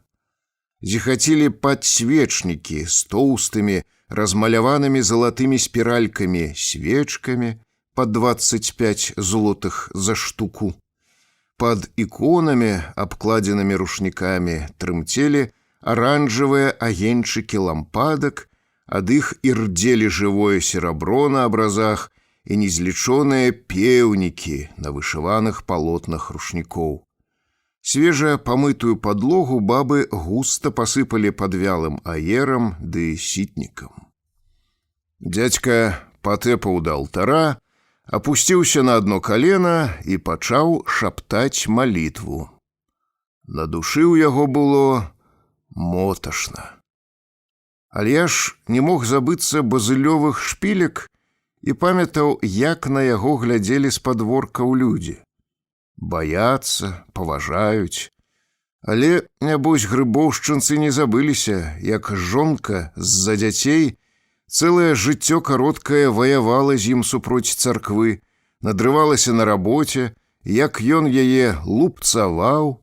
Сын яму не дараваў, папрасіўся на вайну і загінуў на аўстрыйскім фронце. Абедзве замужнія дочкі не захацелі яго нават прызнаваць. От праўда, хто хоча быць лекарам другім, не павінен паказваць ран сваіх. Гэтым часам самазваныя памочнікі уваліліся за прарокам першыя, ды разбегліся запальваць свечкі. На падстаўках перад абразамі і распяццем можна было ўжо разлічыць устаўленыя ў збаны букеты кветак, абвязаныя істужкамі, шнуркамі, травянымі вяночкамі ці загорнутыя ў тоўстую паперу, у якой іншая цётка з крамы прынесла мыла. У праёме паміж абразамі бялелі выразаныя з папяроснай паперы сняжынкі, густа ўтыканыя міртам. «Куды вы, здаровыя?» — наводзіла Хрысціна парадак на прыступках. «Дайце раней іх упусціць!» Пілігрымы паслухмяна спыніліся. У царкву, рытмічна паскрыпваючы мыліцамі, першым пачыкілдаў інвалід. На дошцы з ролікамі за ім пакаціўся абрубак чалавека. Ён упёрся далонямі ў зямлю, лёгка перанёс сябе цераз парог, і ролікі ўжо загулі па падлозе. Прайшла высокая сухая дзяўчына з бледна-сіняватым, бы качынае яйцо тварам, з ліхаманкавым позіркам. Увалаклі на брызенце нерухомую бабу. За насілкамі збедаваная маці ўнесла хлопчыка. Тварык малога абліваўся потам, з грудзей вырывалася цяжкае дыханне, жанчына туліла худое і абвялае цельца сына да сябе, ды штосьці яму, цалуючы ў лобік, шаптала. Упаўзло яшчэ з дзесятак хворых і калек. Паступова губляючы стрыманасць і прыстойнасць, сталі набівацца ў царкву і пілігрымы. Яны ўжо забілі ўваход, кагосьці здушылі, пачуліся енкі і крык. «Што ты ціснеш? Ну, куды прэч, як быдло рогатае? Свінні, а не людзі! Чалавек да вас па-харошаму стараецца, хоча як найлепш, а вы дай волю нашаму народу! Бізун патрэбен!» Нарэшце царкву людзі запоўнілі, супакоіліся. Жоны міраносіцы склалі рукі да малітвы, а па іх прыкладу пачалі маліцца ўсе. Мармытанне соцень вуснаў злілося ў суцэльны гук, прытупіла боль, прабудзіла надзею, дадало нейкай сілы. Перастаў маліцца прарок, перасталі жоны міраносіцы, сціхлі і людзі. Тупа пастукваючы каленнымі чашачкамі па дошках памытай падлогі, таропка папаўзла да прарока першая цётка. «Ну, што табе баліць?» — не надта ветліва спытаўся ў яе Альяш. «Галава, Лаўрэнцевіч, памаліся за мяне. Мая малітва не даходзіць, я надто грэшная». «Галава?» «Спасу няма, так мэнчыць. Ад тваго слова архангелы не адвернуцца. Тваё слово святыя пасланцы да самога Господа данясуць. Ты на прыкмеце ў яго». Клімовіч сціснуў далонямі цётчыны скроні, прамармытаў пару фраз малітвы і кабеціне аб'явіў. «Мусі, паганая кроў застыла пад чэрапам. Яна, як збярэцца там, так і пачынае мардаваць чалавека. О, тут, на макаўцы. А п'яўкі ставіла?» «А як жа? Панапіваюцца, як качулкі, аж страх, а палёгкі ніякай». «Ну, мо цяпер паможа.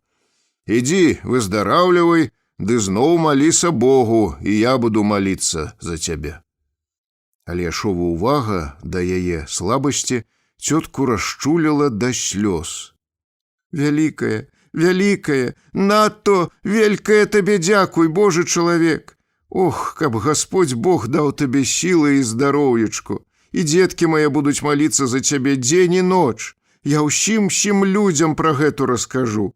Дай залаценькую сваю ручаньку, падай ты мне яе, я яе, о, «Ну, добра, я не архірэй». Альяш адарваў ад яе вуснаў далонь. «От, як смала прыклеілася. Адчапіся, ідзі ты ўжо. Ну, хто там зноў?» Вынырнула тая самая бабка з перавязаным вокам і ўжо як перад добра знаёмым ці сваяком расплакалася. «Гэта ж, падумай, айцец, сыноў я так любіла, так гадавала, не дасыпала начэй, а яны выраслі, пажаніліся і паказалі мне абодва фігу. Пабілі нас з мужиком. Ён злёг, а я да цябе за парадай. З крушынян мы. Ты маго добра ведаеш. Макаль Барыс. З табой разам да войска прызываўся. З самого краю наша хата. Калі ад вас ехаць пад вербай з бусляніцай, успомніў? Каб так грызлі родныя дзеці, хто калі чуў? Нагаворнай вадой напаіў хто іх, ці якое ліхо. Цётка, мабыць, чула пра канфлікт Альяша з дзецьмі і была ўпэўнена, што знойдзе ў яго разуменне і падтрымку. Прарок нечакана на яе накінуўся. Бо зямлі не апісала сынам, таму яны грызуцца з табой. У бабкі адразу высахлі вочы. Ага, які ты? Дак мы яшчэ з бацькам жывыя. Як памрэм, як нас заваляць у яму, хай тады са сваімі разумнымі панскімі жанкамі і дзеляць сабе тыя гектары. Што? А паглядзі, як робяць крынкаўскія жыды. Даросламу дзіцяці даюць столькі добра, каб яно само жизнью магло пачынаць. Аддзеляць, а потым яшчэ і дапамагаюць, покуль яно не стане на свае ногі. А ты са сваім Барысам як зрабіла, думаеш, не ведаюць людзі? Прарок касціў цётку, адчуваў нейкую боль, быццам касціў нехта яго самога, і Альяшу зрабілася нібы лягчэй. Няма чаго табе тут плакаць. Што пасеяла, тое і жнеш. Не дуры, бабу, мне больш галавы, і ідзі сабе. Унь, людзей яшчэ колькі ў мяне чакае. Сляпы я, Ілья Прарок. Малады мужчына тыцнуўся падзёўбаным воспай тварам Альяшу ў грудзі. Сляпы ад нараджэння. Так хочацца ўбачыць сваіх. Зрабі цуд, Божы чалавек, табе дано Господам такое слово. Альяш азірнуўся, і Хімка зараз жа падставіла паднос. Прарок плюнуў яго, абмакнуў палец і даткнуўся ім да вачэй сляпога. Калі ўсявышні злітуюцца, то мой... Не кажы, ад цябе паможа, я ведаю, святая рука твоя лёгкая, ты ўсё можаш, і слово такое ведаеш, я знаю. Не памятаў ужо сябе ад шчасця сляпы. То ідзі, вытрымлівай пасты і маліся. Хвіліну падумаўшы, нібы доктар, які ўспомніў яшчэ пра адно рэдкае лекарства, Альяш дадаў: верую і пацеры Божай Мацеры перад кожнай ядой і перад сном кожным карысна. Толькі думаць пра што іншае тады не трэ ўжо, бо ўсё дарэмна будзе.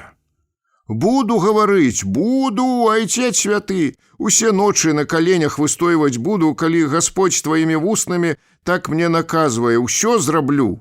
Трымаючы сына за рукі, бацька са сваякамі вялі высокага юнака. Прышчаваты хлапец з усяе сілы ўпіраўся, набычана круціў галавой і раз-пораз выбухаў дзяціным легкадумным смехам, быццам ззаду яго казыталі. Пятрук, Петручок, не брыкайся так, гэты дзядзько цукерачак табе дасць, угаворвала яго маці. О, ты не пайду. Ідзі, ідзіш, слухайся. Не, гэ. Альяш яшчэ здалёк разгадаў хворага. Дзядзька ўзяў у Хімкі з-пад носа медны крыж, і на вачах соцень пілігрымаў мелася адбыцца яшчэ адна магічная сцэна выздараўлення. Стары з сілай апусціў плашмя цяжкі крыж на галаву хворага, ды грозна закрычаў: «Выйдзі, сатана!» Людзі стрымалі дыханне. Вар'ят жахліва тузануўся назад, але бацька са сваякамі яго не пускалі. У напружанай цішыні дзядзька Клімовіч пракрычаў цяпер мацней: «Выйдзі, табе кажу, сатана!» Га! Га! Выдыхаў паветра хлапец цяпер са страхам, нібы яго штурхалі ў кіпяток, і ён з апошняй сілы трымаўся, каб туды не зваліцца. Вочы вар'ята бегалі, як у зацкаванага кота. А вы не ў тэатры папрыходзілі на туманныя карціны глядзець, не маўчыце! Непрыязна накінуўся Альяш на людзей. Мо я грэшны, і Бог мяне не паслухае, мо хто я больш дастойны сярод вас, і Гасподзь пачуе яго. Сатана, выйдзі! Паўтарайце за мной! Выйдзі! Хорам папрасілі пілігрымы яшчэ з дранцвелымі вуснамі. Сатана, выйдзі! Падаў ён каманду зноў. Выйдзі, сатана! Пракрычалі людзі цяпер ужо дружней, з затоеным страхам, з нядобразычлівым абурэннем да нячыстыя сілы і замерлі. А кудой? Каўкнуў перасохлым горлам хворы. Стары не зводзіў з яго вачэй. Кудой зайшоў? Не вылезу тудой, плаксіва папрасіўся ненармальны. Выйдзі, нячысты! Увесь зал, як адзін чалавек, гыркнуў ужо зларадна і з пагрозай. Выйдзі! Гэ, я праз галаву залез. А я табе кажу, кудой забраўся, тудой і вылезеш, замахнуўся прарок на хворага цяжкім крыжам. Не, дзядзьку, не, завішчаў вар'ят бы маленькі хлопчык. Я выйшаў, дзядзьку, не трэба. Юнак уткнуў галаву у мацерыну кофту. Ну, добра, Петручок, добра ўжо, ты цаца, стала суцяшаць яго жанчына. Супакойся, маленькі, сціхне ўжо, родненькі ты мой. Хворы быў увесь спатнелы і рахманы, бы грудное дзіця, а яго плечы ўздрыгвалі ад пакоры і ціхага плачу. Людзі адыходзілі здранцвелыя. Усе з палёгкай уздыхнулі, ды зашапталіся пра тое, што страшная небяспека прайшла, дзякуй Богу, міма кожнага на іхніх вачах. Мабыць, няма больш нічога страшнага, як чыстая праўда, якая такой не з'яўляецца. Бач, і на гэты раз сатана такі паслухаўся, з захапленнем прашаптала бліжэйшая цётка. О, Альяш толькі так прыбядняецца і гаворыць, што не ўсё можа, а сілу мае вялікую, з гонарам праказала іншая. Дзякуй! Ой, вялікае дзякуй табе, айцец, за выздараўленне сына. Ой, як мне цябе, ён жа адзін у нас, і так, павер, было нам цяжко. Ладно, Богу дзякуй. Маці са слязамі на вачах ад бязмернага шчасця ледзь магла вымавіць слова і, абнімаючы рахманага хлапца, які ўсё дрыжаў ды плакаў, пачала прабівацца з мужиком і са сваякамі праз натоўп да дзвярэй. Глава 7. Да Альяша з сарамлівай усмешкай паўзла Тэкля з празнікаў. Гладкая, каравокая маладзіца з расхрыстанай кофтай на грудях і чорнай радзімкай на смуглай шыі. Кожная цётка ведала, што Тэкля доўгі час распутнічала ў Гродня з сынам памешчыка Делясі. Потым выйшла замуж, але кінула на вёсцы мужа, старога бацьку і круціцца з маладымі мужикамі, разводзіць сорам. Табе чаго? Адпусці мне грэшную мае віны. Закінь слаўцо перад Богам за мяне, распутніцу, чалавек Божы. Альяш нарэшце пазнаў яе. Ён схапіў жанчыну за нос, павадзіў улева і ўправа і блудніцу пасарамаціў. Няма чаго табе тут бываць, годзе! Тэкля паспрабавала абняць яго за калені. Айцец, пашкадуй, не праганяй! Ты чаго прыперлася сюды, хвастом круціць? Прарок распаляў сябе яшчэ больш. «Ідзі! Ідзі з маёй царквы, каб нагі тваёй не было тут! Няма табе дарогі да Господа! Ты ім праклятая!» Ой, не слухай яго, Господі, не слухай! Пацягнула маладзіца рукі да Хрыста. Не баяцца Бога, швэндаюць сялякія ў святое месца, падлашчвалася бліжэйшая хворая. «Гнаць такіх трэй, сабакамі цкаваць!» — уторыла другая. Алеш азірнуўся, за ім прытаілася вялікая чарга.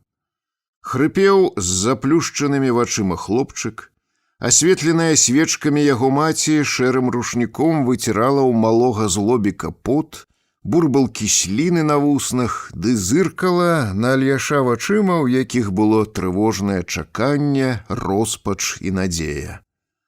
Бліскучымі расшыранымі вачыма глядзела на яго з брызенту нерухомая кабеціна з бязладна распушчанымі валасамі, і гэтак жа чакала каля яе сухотніца. Перад іконай крыўлялася дурніца і гаварыла Дзеве Марыі: «А от ты, я такая самая, як ты!» «Верачка, вялікі грэх так казаць!» — упрошвала яе напужаная святататствам маці. «А чаго яна тут встаўляецца? А от ты, яна такая самая, як я!» Яшчэ больш разыходзілася дурніца. «У мяне сукенка нават лепшая, з фалдамі, во!» Нячыстая сіла і ў гэтуй! «Звяжэце яе, пакуль калейка дойдзе!» — параіў нехта. «Шчэ бяду накліча на ўсіх нас!» Ля іконы Дзевы Марыі пачуліся валтузня і прыглушаны крык ненармальнай. «А чаго яна выстаўляецца? А от ты, я такая самая! Не чапайце! Укушу!»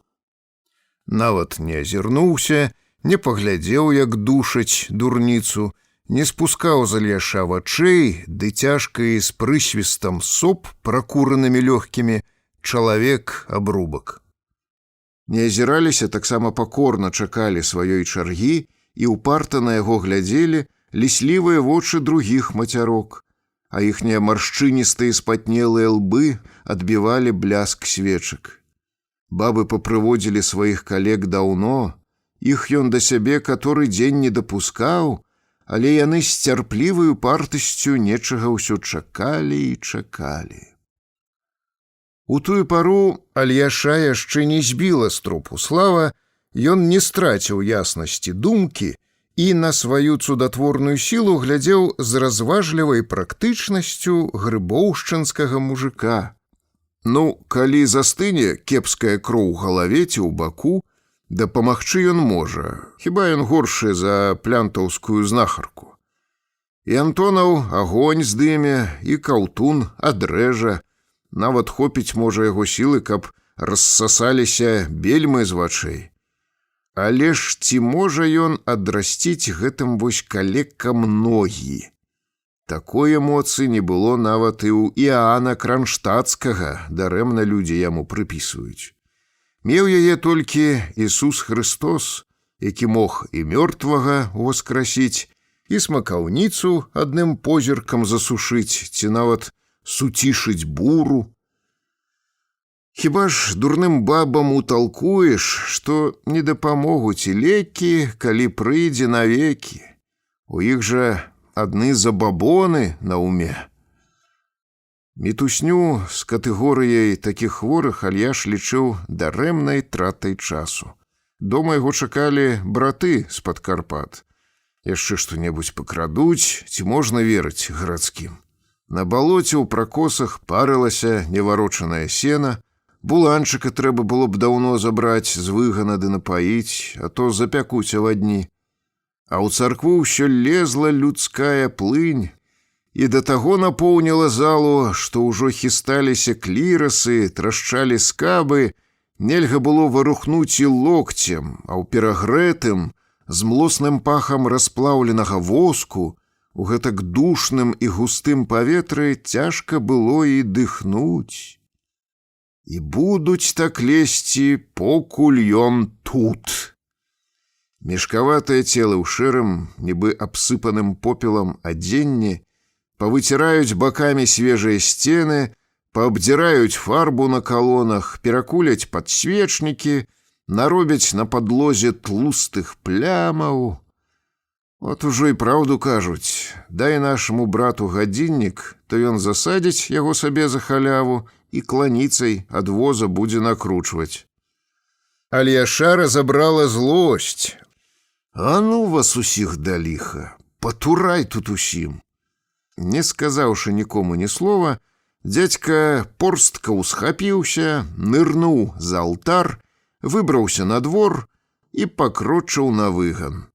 «Чаго ён пайшоў?» – расчаравана пыталіся адна ў адной кабеціны. «Ніц не знаю. Толькі што быў такі людскі, так харашэ гутарыў з усімі, цуды свае вытвараў. Калі з хлапца нячыстага выганяў, я ледзьве не ўмерла са страху.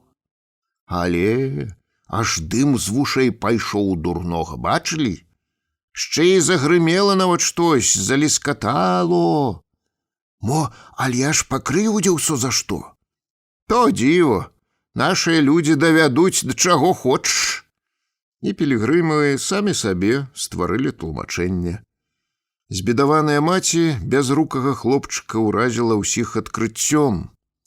Гэта празнікаўская блудніца ў ім цудатворную моц пагасіла, таму Альяш і зазлаваў. «Можа быць. Ах, курва паршывая, падумайце, што прыдумала, і на святого чалавека пазарылася. Я адразу яе раскусіла, як толькі глянула ў паганы гэны цыганскі твар. А гладкая якая. Чаму не быць гладкой? Бо яна спрацавалася, дзяцей гадуючы, ці жылы надрывала на рабоце, як ты. Толькі ў волю жарэ, волю сабе высыпаецца, ніц не робячы. Сядзіць, кажуць, перад люстэркам цэлымі днямі. Дзіво, што такая ў ім моц пагасіла. І зрабі ты што добрае з нашым народам, выслужыся перад Богам, калі е такія гадаўкі. Бабы, тутака яна, во, шчэ і моліцца быць-то. Хопіць табе, падкалодная змяя, прыкідувацца. Ах, ундзе яна, выдра! І цёткі, якія сотні вёрст валаклі сваіх калек, ды апошнія грошы патрацілі ў ахвяру царкве, разлютавалі. Натоўп дружна кінуўся на маладзіцу, парваў на Тэклі адзенне, ды са злым здавальненнем пачаў чыніць расправу. У царкве ўзняўся віск і лямант. «Людзі, што вы гэта ўздумалі?» Нырнула ў гушчу бабскую цётка Хімка ратаваць Тэклю. «Пакіньце! Пакіньце, бо грэх, дальбо! Велькі грэх будзе ўсім нам, калі мы ў храме што кепскае ёй зробім!» Хімка з кватаранткай вырвалі ледзь жывую маладзіцу з клубка целаў, завялі за алтар і тымі ж дзвярыма, якімі выйшаў Альяш, выпусцілі маладзіцу на двор, сказалі: «Жанчынам тут хадзіць не дазволено, ды Господь Бог літасцівы на гэты раз даруе нам», – запэўніла сяброўку Хімка. «Куды большы лёг бы на нас грэх, калі б у храме пралілася чалавечая кроў. Я нікуды не пайду адгэтуль», – упала нам у рог ды завыла Тэкля. Жоны міраносіцы не ведалі, што і рабіць. «Чарвяком буду тут поўзаць, як сабака. Ногі яму буду лізаць, але ачышчэнне завіны склапачу. Якая я грэшная!» У прыпадку адчаю маладзіца да крыві закусіла апухлыя вусны і засадзіла ў пясок кіпцюры. «Годзе ўжо, не ўбівайся, як яно там пакажа», – пацешыла Меляшкоўка. «Можа, і ачысцішся, бы я калісь». «Склапочаш, сястра, ачышчэнне, склапочаш», – стала яе супакойваць добрая цётка Хімка. «Мы з ёю таксама закінем перад Альяшом слаўцо. Ты адно не адступай, не здавайся, Господь літасцівы». Хімка знайшла прарока і прыстала да яго. «Падумай добра, ці маеш право прагнаць празнікаўскую маладзіцу, Альяш? Гэтую распусту? Ускіпеў, закрычаў на яе Альяш. А ў Бібліі як сказано? Калі Пінкус убачыў, што адная ізраільцянка блудзіць, то ўзяў піку і прастрыміў ёй трыбух. От як трэ з імі. Жаласць тут пускаеш, добренькая надто. Бога трэ любіць дваяко, і злымі ўчынкамі таксама. Нагі яе тут не будзе. Аднак і мужная Хімка нечаму тут навучылася. А яшчэ яна ведала па брату. Калі чалавек надта злуе, яму трэба даць выліць свой гнеў, махаць рукамі, крычаць, а калі супакоіцца, дамаўляцца з ім лёгка. То Пінкус, не адмаўляй ёй, бо грэх будзе велькі. Вспомні, Ілья, калі іудзеі прывязлі на асле Ісусу Хрысту блудніцу на расправу, то ён нават галавы не падняў на іх. Сын Божий далей пісаў сабе перстам на пяску, толькі сказаў: «Каго вы, людзі, судзіце? А ну, кіньце ў яе камень той, хто без граха». І ніхто, Альяш, не кінуў. З той пары стала жыць з усімі ў міры. А Марыя Магдалена колькі блудзіла, потым яшчэ святой стала. Не, Альяш, ты не маеш права прагнаць няшчасную кабету. Ты яе прымеш, і жыць яна будзе з намі, месца ўсім хопіць. Грыбоўшчына, унь, якая велькая. Глава 8. Пасля вячэры Хімка з сяброўкай пайшлі ў царкву мыць падлогу. Альяш, сцягнуўшы боты, пацёр анучай натруджаныя за дзень ступакі і апусціўся перад іконастасам на калені.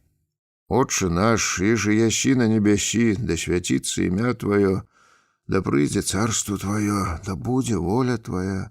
Цяжка ўздыхаючы, прабубніў ён, паступова пераходзячы на шэпт. У памяшканні панаваў паўзмрок. Перад іконамі сваёй халоднай строгасцю гарэла адна свечка, а ў вышчарбленым блюдцы блішчаў расплаўлены ад яе воск.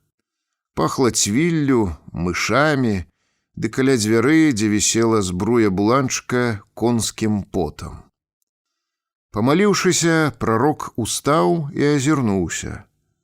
Яго ложак быў засланы, салома пад пасцілкай, узбітая пухкай падушкай, прыстаўка да ложка рассунутая, як бывала адно тады, калі ён спаў з жонкай і дзецьмі, гадоў з 20 таму назад, а то і болей. У кофце без рукавоў, выставіўшы ландышавую белізну маладога бабскага цела, стаяла Тэкля ды, задуманая, шкрэбла сабе калена. Паспытваючы нейкія рэшткі забытага даўно хвалявання, стары выбухнуў: «Ты што, д'ябал цябе сюды падаслаў? Распусты захацела? Кашулю падняла і чухаешся!» Усё ў палоне таго ж хвалявання стары пачаў маладзіцу не то вінаваціць, не то дапытваць, не то караць. «У горадзе, нябось, цябе саўрацілі!» «У Гродне, — праенчыла яна, — у грэх увялі, бы 4 коламі па мне праехаліся». «Афіцэры?» «Жорж де Лясі, на фолюшы». Тэкля нагнулася да самых яго ступакоў, водзячы то ўлева, то ўправа галаву, у такт сваім рухам яна ўзмалілася: «Набі мяне, святы старац, як паршывую сабаку, ты ж мужчына, набі, мне лягчэй будзе». У Альяша з новай сілай абудзіўся ўніжаны і пакрыўджаны дзяншчык, і ён закрычаў не сваім голасам: «І раздзявацца прымушалі!» «Прымушалі, святы айцец!» «І на стол танцаваць паднімалі? Было. Альяш пайшоў да дзвярэй, дзе на коліку, убітым у сцяну, вісеў хамут з няхітрай збруяй. На сурвету клалі грошы і па іх хадзіць мусіла. Але я ніколі іх не брала. Потым Жорж забіраў сабе іх. Я тады яшчэ ў грошах і смаку не знала. Тэкля зыркнула з-пад лба на Альяша, здагадалася, што ён хоча рабіць, упала на калені ды стрымала дыханне. Аднак грашыла з імі. Абуяны злоснай рашучасцю Альяш зняў з коліка вяровачныя лейцы. Было, з надрывам заенчыла Тэкля і закрыла вочы рукамі. Ну, лупі, чаго стаіш, толькі не шкадуй. Моцно, з усяе сілы удар, каб балело. На яе мяккія плечы са свістам апусціліся лейцы. Гах! Не чую, мацней! З нездаволенай нецярплівасцю, з прагным да шаленства жаданнем растравіць сваё гора і захліснуцца ў ім, падагнала яна Альяша і ўжо нават адважна адняла ад вачэй рукі. Хлопчык у мяне нарадзіўся! Са страшным крыкам аб'явіла яна. Эх! Крэкнуў зноў стары. Ох, запякло! От запякло!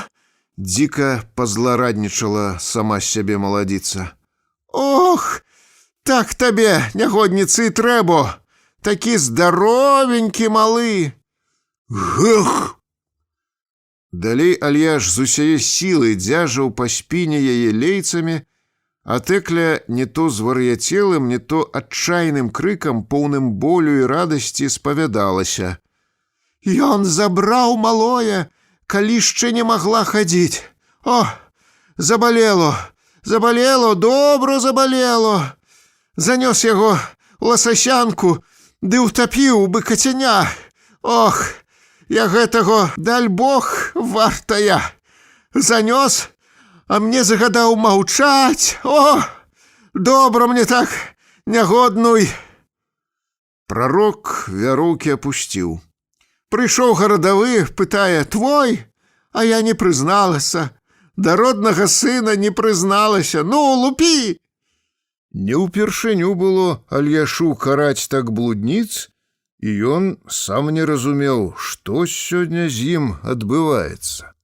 Ці ў яго руках раптам не стала сілы, ці ў жанчыны гора было гэтак вялікае, што Тэклю не бралі і лейцы. Чамусьці лупцаваць яе больш ужо не мог. Ну, бі мяне, чаго перастаў? Стукаючы то кулаком, то лбом у гліняную падлогу, енчыла, прасіла, патрабавала яна. Больш не хочаш? Спыталася з расчараваннем.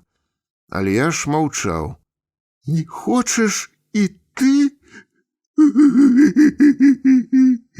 І ты не хочаш пэцкаць аб мяне рукі? Тады ратуй мяне грэшную хоць малітвай, хай Бог даруе мне віны. Ты святы, ты можаш, ты слово такое ведаеш, яно табе Богам данае. Ой-ой-ой, недарэзаная я, падпілаваная ракіта, вішня з падсечанымі карэнцамі. Як мне цяпер жыць? Ох, ха-ха-ха-ха! Зайшлася яна плачам і расцягнулася знямоглая перад старым. З распутнікамі блядавала! Дзіця роднае, сука, загубіла! Не біць! Закінуць табе на шыю пастронак трэба і задушыць, і то будзе мало. Альяш ужо выкінуць маладзіцы не мог. Касціў ён яе толькі так, для парадку, а ў самай справе адчуваў, што гэтага скандалу ён як бы чакаў ад смерці жонкі, з прагнасцю і жаданнем. Дзядзька нерашуча патаптаўся, адкінуў лейцы, штурхнуў маладзіцу ногой і кінуў.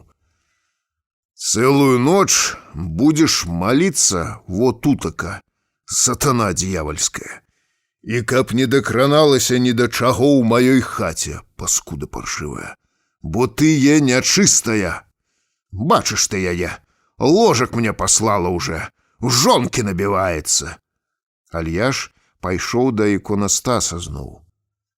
Нічога, вытрываю і гэта сатанінскае наваджэнне. Бачыў не такіх. Ужо разумеючы, што атрымала перамогу, з падлогі жаласліва попрасіла Тэкля: «Не праганяй мяне, святы чалавек. Мне зусім няма куды падацца. Не гані з хаты сваёй». «На кухні, ля цабэрка, будзеш спаць». «Нават у сабачай будзе жыць і стану. Ценню хадзіць яму, калі загадаеш, мо вымалю ў Господа ратунак». Хімка з Меляшкоўкай вярталіся з царквы позна. У Альяшовай халупіне стаяў крык і енк, што аж дзінькалі шыбы. «Ох, як разышоўся наш гаспадар!» Стаіўшыся, прашаптала Меляшкоўка з гордасцю ад таго, што і яна належыць да кампаніі прарока. Пачуццё супольнасці было ёй вядома не з-за выгады. Так прастытуткі прывязваюцца да сваіх сутынёраў, хоць тыя з іх здзекваюцца і не лічаць за людзей. «Гэта добро. Хай пакрычыць на яе, хай», — разважыла нашая цётка Хімка. «Калі я расказала Альяшу пра свой грэх, ён і мяне так бэсціў. Ой жа бэсціў, няхай Бог крые ратуе. Затое так, дальбо, добро было мне пасля». «А-ха-ха-ха-ха!» даляцела з-за акна. Жанчыны сталі прагна лавіць енк і жальбу маладзіцы, паспрабавалі і самі ўсплакнуць, ды адпаведна сябе настроіць, каб паспытаць гаючую асалоду растрывожанага болю. Хімка шапнула: «О, б'е ўжо яе». «Ага, лупцуе», як бы з зайздрасцю пацвердзіла маладая Меляшкоўка. Праз хвіліну Сахарышына пляменніца уздыхнула і з гонарам пахвалілася: «І я яго прасіла, каб пабіў, расказаўшы пра свой блуд. То як пачаў мяне свянціць той самай вяроўкай, як пачаў». З вясёлым ажыўленнем і пахвальбой успомніла яна. Аж потым пераняло, і слязьмі гэтаксама зайшлася. Затое забылася адразу пра мінулае, хоць і залечвала пісягі на целе доўга. Бы рагі крывавыя паплылі па мне праз усю спіну і бакі. О, сілу ён мае, паспытала яе я, паспытала». «Святы чалавек», — уздыхнула ўдзячная цётка Хімка пад дзікі, падобны на смех, Тэклін енк і скавытання. «Колькі людзям добра робіць! Бы Христос, дальбо, а непрыветлівы такіх здаецца. Як тое сонцо, глянеш, заплачаш, а ўсе яму рады. Недарам гэтак пруцца ў гэтую грыбоўшчыну. Дзень і ноч з усіх канцоў свету. Шчаслівая мы, Хімачка. Ох, ніц не кажам, Ліза, шчаслівая. Я так у страшыве мэнчылася пры брату, так мэнчылася, што і не выказаць. Бывало, праміне ноч, а я і вока не заплюшчу. Галасы ўсіх пеўняў на вёсцы вывучыла дальбо.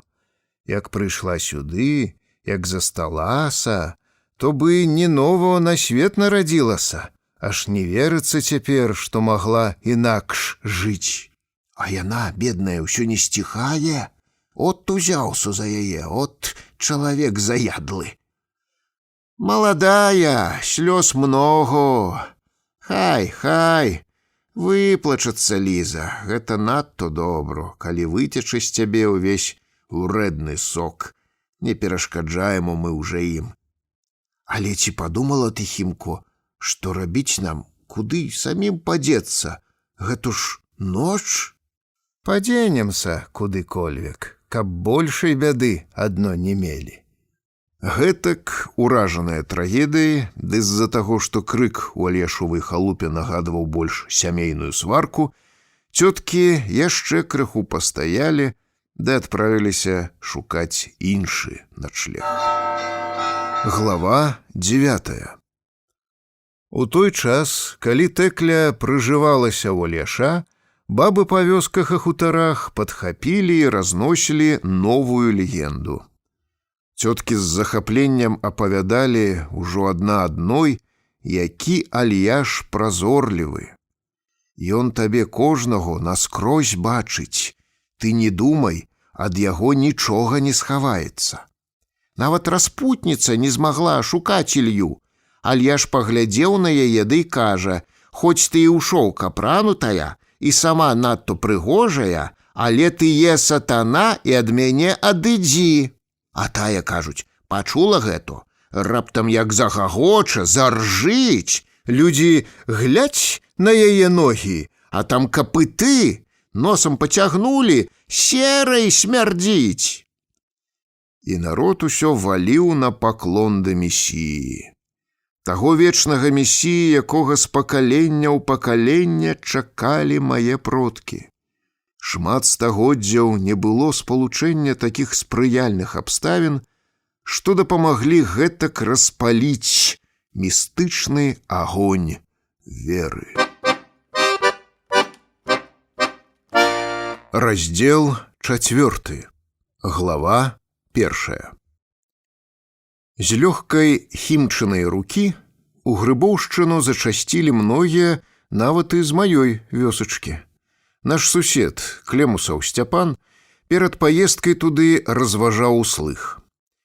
«Во, Трафім Лебядзінскі, такі здаровы і малады, памёр, а я, хілы і слабы, жыву, і майму тату 95 хутко, а ще і зубы маюць, і грыбоў за восень на цэлую зіму навалочаць з лесу, і заснуць могуць, як маладыя. Бацькавых жа равеснікаў і косці даўно ўжо стлелі на мастаўлянскіх могілках. Чаму так бывае, га? Думаеш, без прычыны? Трафім навычаўпляў штось, толькі людзі пра гэту не ведаюць. Ты глядзі, а я, дурань, столькі жыў побач, у войску 4 гады праслужыў разам, і ўсё лічыў, што Трафім памёр ад сухоты, пакпіў з суседа бацька. Але толькі чаму яна да цябе не прывязалася, ці да мяне? Такая сіла на небе, якую не ашукаеш. Што ж, павінен там сядзець хтосьці галоўны ды кіраваць усім, камандаваць. Вядома, аднаму не справіцца з клопатамі на зямле, то ён вымушаны заводзіць сабе памагатараў тут, архангелаў розных, ці такіх бы Альяш. Таму да яго і народ прэцца з усяго круга свету. Грэх яму не пакланіцца, за Альяшом мы некалі і лес пад студзянкай спускалі, і сажні ставілі, пні карчавалі. З'ехджу. Калісь тату на дарозе з'явіўся сам Ісус Христос, не ўгнявіць бы ненарокам і яго. Сумленны, працавіты і практычны дзядзька Сцяпан вынес такую ісціну з усяго нялёгкага жыцця. Ёй даверыўся, праз яе не да канца зразумелую, поўную містычных загадак, і нішто ўжо яго не магло пераканаць у іншым. Малы Рыгарулька ўскінуў на руку хамут, пайшоў запрагаць каня з голай ружовай плямкай на храпе. Перад бацькам ён разважаў крыху іначай. Ты, Нечыпар, я ведаю, смяешся, што еду ў Грыбоўшчыну. Святы Альяш ці не, хто яго ведае? Калі на самай справе недзе Бог е, то што тады? Унь, яўрэі ў гарадку, не тое, што мы з табой, невукі. Усе школы паканчалі, а ў Бога вераць, яшчэ і як вераць.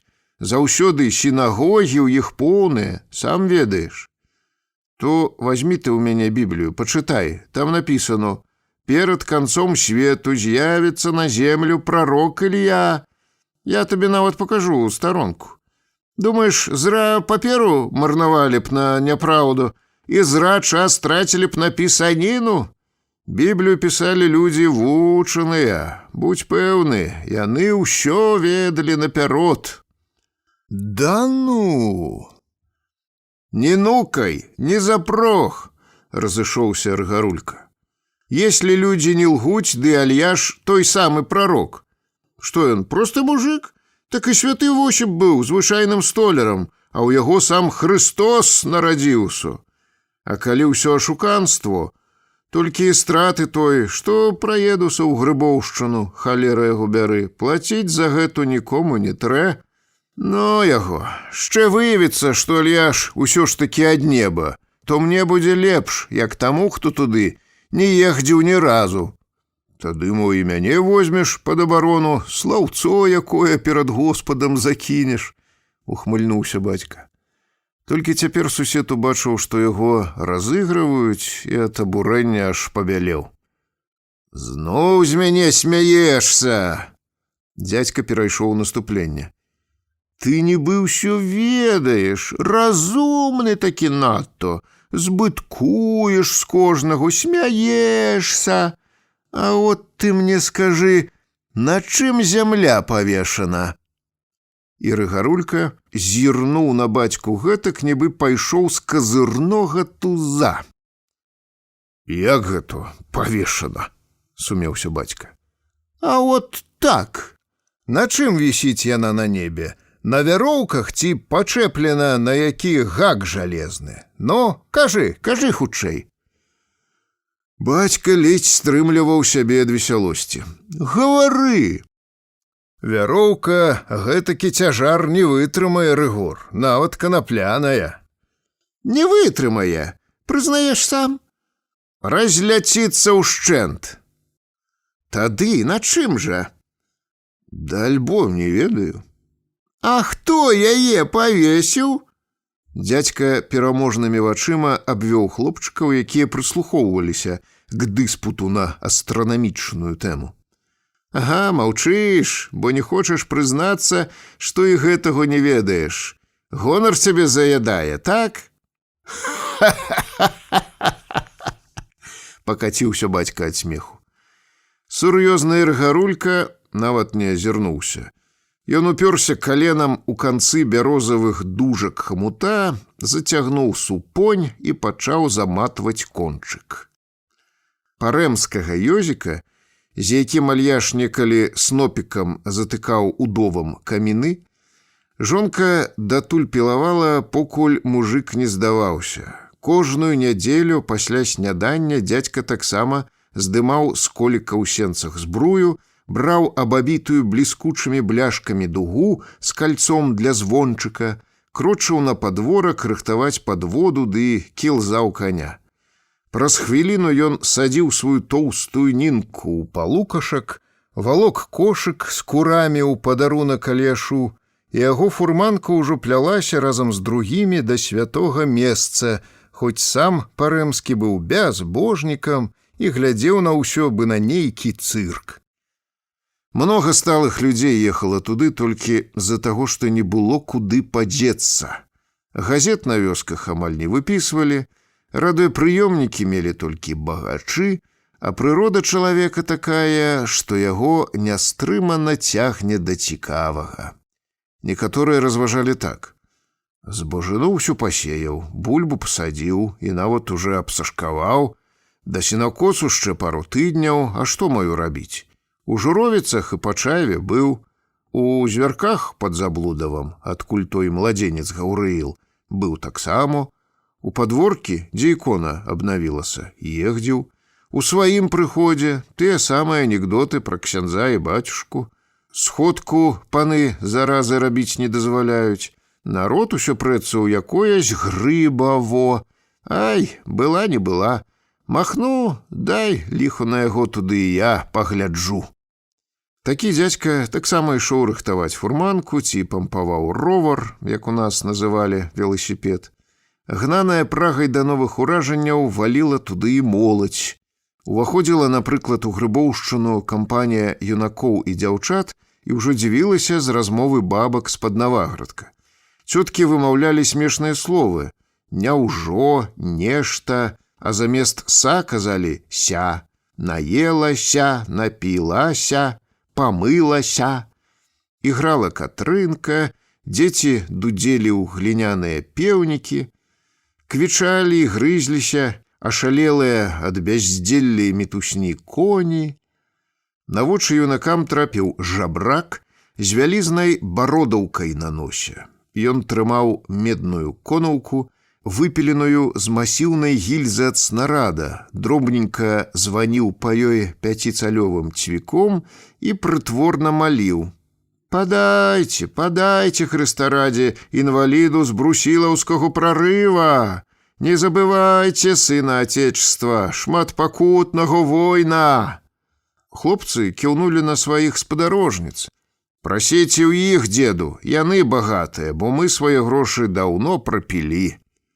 Барадаты абарванец, у якога ад укусаў сабак ніколі не зажывалі да каленяў ногі, уздыхнуў з прытворным шкадаваннем: калі я быў молад, то меў і на дзевак голад, а пры старасці пры такой не грэбаю ўжо ніякой». Хлопцы зарагаталі ды абкружылі жабрака з пытаннямі: «Дзеду, а праўда, што жонка крынкаўскага войта дала вам булку, а вы ёй каменем пабілі шыбу?» Гэта, хлопчыкі, быў не камень, а тая самая булка. З вуснаў старога хітруна далей паліліся цэлыя каскады рыфмаваных вастрот, беларускіх і польскіх, на жаль, яны не да друку. Чалавек з шышкай на носе неўзабаве спахапіўся: «Ой, дзетачкі мае, ідзеце сабе, ідзеце, а то з-за вас тутака нічога не зараблю, старая мяне і на парог не пусціць». Жабрак уздыхнуў, па-буслінаму падкурчыў нагу, напусціў на сябе павагу, забразгацеў меднай конаўкай ды закрычаў да баб ужо зусім у другім тоне: «Баляць мае раны, сястрыцы міласэрныя! Ныюць раны ветерану з-пад Мукдэна, гвардейцу яго імператорскага высочства, кавалеру георгіеўскіх крыжоў 3 ступяней. Пад Сучанам я 3 варожыя ланцугі адалеў, адзін напільнікам распілаваў, пад другі падлез, а 3 ланцуг пераскочыў». Хлопцы заржалі зноў. «Бібліі, бібліі, амаль дарам!» – зводдаль лямантаваў гандляр. «Сатана дрыжыць ад страху, бачыўшы, што святое пісанне танна так прадаю». На маладых наляцеў другі гандляр, бязногі паляк, трымаў на кіёчку сандалі і, трасучы пустой калашынай, з кульцёй да калена, прадэкламаваў: «Людзі, людзі, не стуйце, тілько буты купуйце. Хто jeden раз спробував, ten одразу 2 куповав. Як на коłku повісіце, 10 лятек прыносіце». Аўтаіранічная рэклама інваліда прыйшлася ўсім да сэрца. «Пан, а даром даеш?» – спыталіся хлопцы. «Юж ten умару давно. Хто даваў задармо?» Побач гарланіў фокуснік. «Американська гра за $2. Я мам рęce i mi kręcę. Ty masz gały, żeby padrzały. Kto ma oczy z korka, ten dopłaca z worka. Śpiesz, bracie, bo jutro nie będzie». А ля плота ў патайным куточку прымасцілася бабка Цярэніха, плянтаўская знахарка. Калі ўсе лічылі, што нашага Володьку пакусаў шалёны сабака, ездзіла да яе выпісваць хлеб брату на лячэнне, вазіла ёй сала і мама. Паралізаваная ніжэй пояса, абкладзеная цёплымі хусткамі, з сівымі вусікамі бабка пад плотам давала дзеўцы параду. Да знахаркі выстраілася чарга. Накрыўшы кліентку квяцістай шаляноўкай, Цярэніха пявуча свірчала па-кніжнаму маладой на вуха. «Насі пры сабе мясо жарабячі, высушанае ў гаршку новум і ў пячы паліраванум, з якой толькі што хлеб вынялі. Да каго не прыкладзеш, кахаць будзе. Добро мець пры сабе валасінкі з хваста воўчаго або пагрызеныя мурашкамі косці жабы. Толькі правы бок памятай, бо ад левага цябе любіць не будзе. І глядзі, дзетка, не дай засвяціць месяцу сваю кашульку. Што вы, цётачку, хіба я дурная, сама не ведаю. Ад хвалявання дзеўка ўся аж дрыжала. Як сонцу заходзіць, бялізну забіраем дамоў, мама мяне так і пруць за ёй. З натоўпу, што запрудзіў шчыльна цвінтар, выскачылі дзве сястры Несцяровіч з Гаркавіч і ўпалі пад плот. Яны знямоглыя, абнялі штыкеціны і калаціліся нібы ад плачу. Будзе вам, ну! Прыбегшы за імі, пачала лупцаваць дзяўчат па плячах старэйшая сястра. Сціхніце, Люба, Зінка, ну, смешачкі сабе тут знайшлі. Пару мінут таму назад гаркавічанкі шчаміліся ў самую гушчу багамолак, чакалі ўсе прарока. Бывалая беластоцкая служанка, старэйшая з сясцёр Жэнька, заўважыла сваім. Калісь у Ерусаліме ішоў Хрыстос да храма, убачыў гандляроў, узяў пугу і прапёр іх, а первасвяшчэннікам заявіў: «Богу патрэбны добрыя справы і помыслы, а не грошы». А колькі тут сабралася розных гандляроў, але іх штосьці не праганяе ніхто. Бо заўсёды прадаюць там, дзе фэст, адрэзала ёй нейкая бабка. Толькі Жэнька прыдумала, што ёй адказаць, ды натоўп закатлаваў і раздаўся ў бакі. Да царквы крочыў сам Аліяш. Бліжэйшыя бабкі ўжо хапалі за полы яго шэрага зіпуна, падалі на калені ды вішчалі, як вар'яткі. Нахмураны стары з усей сілы адбіваўся і шпарка сунуў у бок гаркавічанак. Калі прарок падышоў бліжэй, Люба з жахам убачыла, што ў яго расхрыстана шырынка.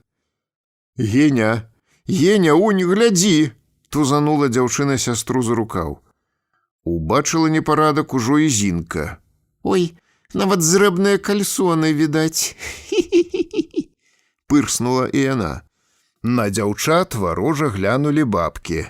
Малодшых сясцёр, як на тое, агарнуў ужо такі прыступ весялосці, што яны мусілі выбірацца з натоўпу. «Бабы, спасі нас, Альяшку падславі, грошы прыміў мяне ў ахвяру і Ілья!» Ікаючы, скрозь спазму выдаўлівала з сябе ўжо Люба, павісшы на штыкеціне. Зіна падтаквала. «А ён, Богаві маліся, а мне не. Кухана лепш дзецям купі ў крынках за гэтыя грошы. А ў самого, як у п'янага чысто, прарок!» Толькі Жэня супакоіла сясцёр, толькі паралізаваная цярэніха намерылася накрыць цвяцістай хусткай наступную кліентку, як нечакана джыганула, асляпіла ўсіх, белая пры дзённым святле маланка ды серабрыстай заблытанай зігзагай асвятліла набрынялы вадой фіялетавы абвал хмары і касую сцяну шкляных нітак дажджу. «Ай-ей, змокнем!»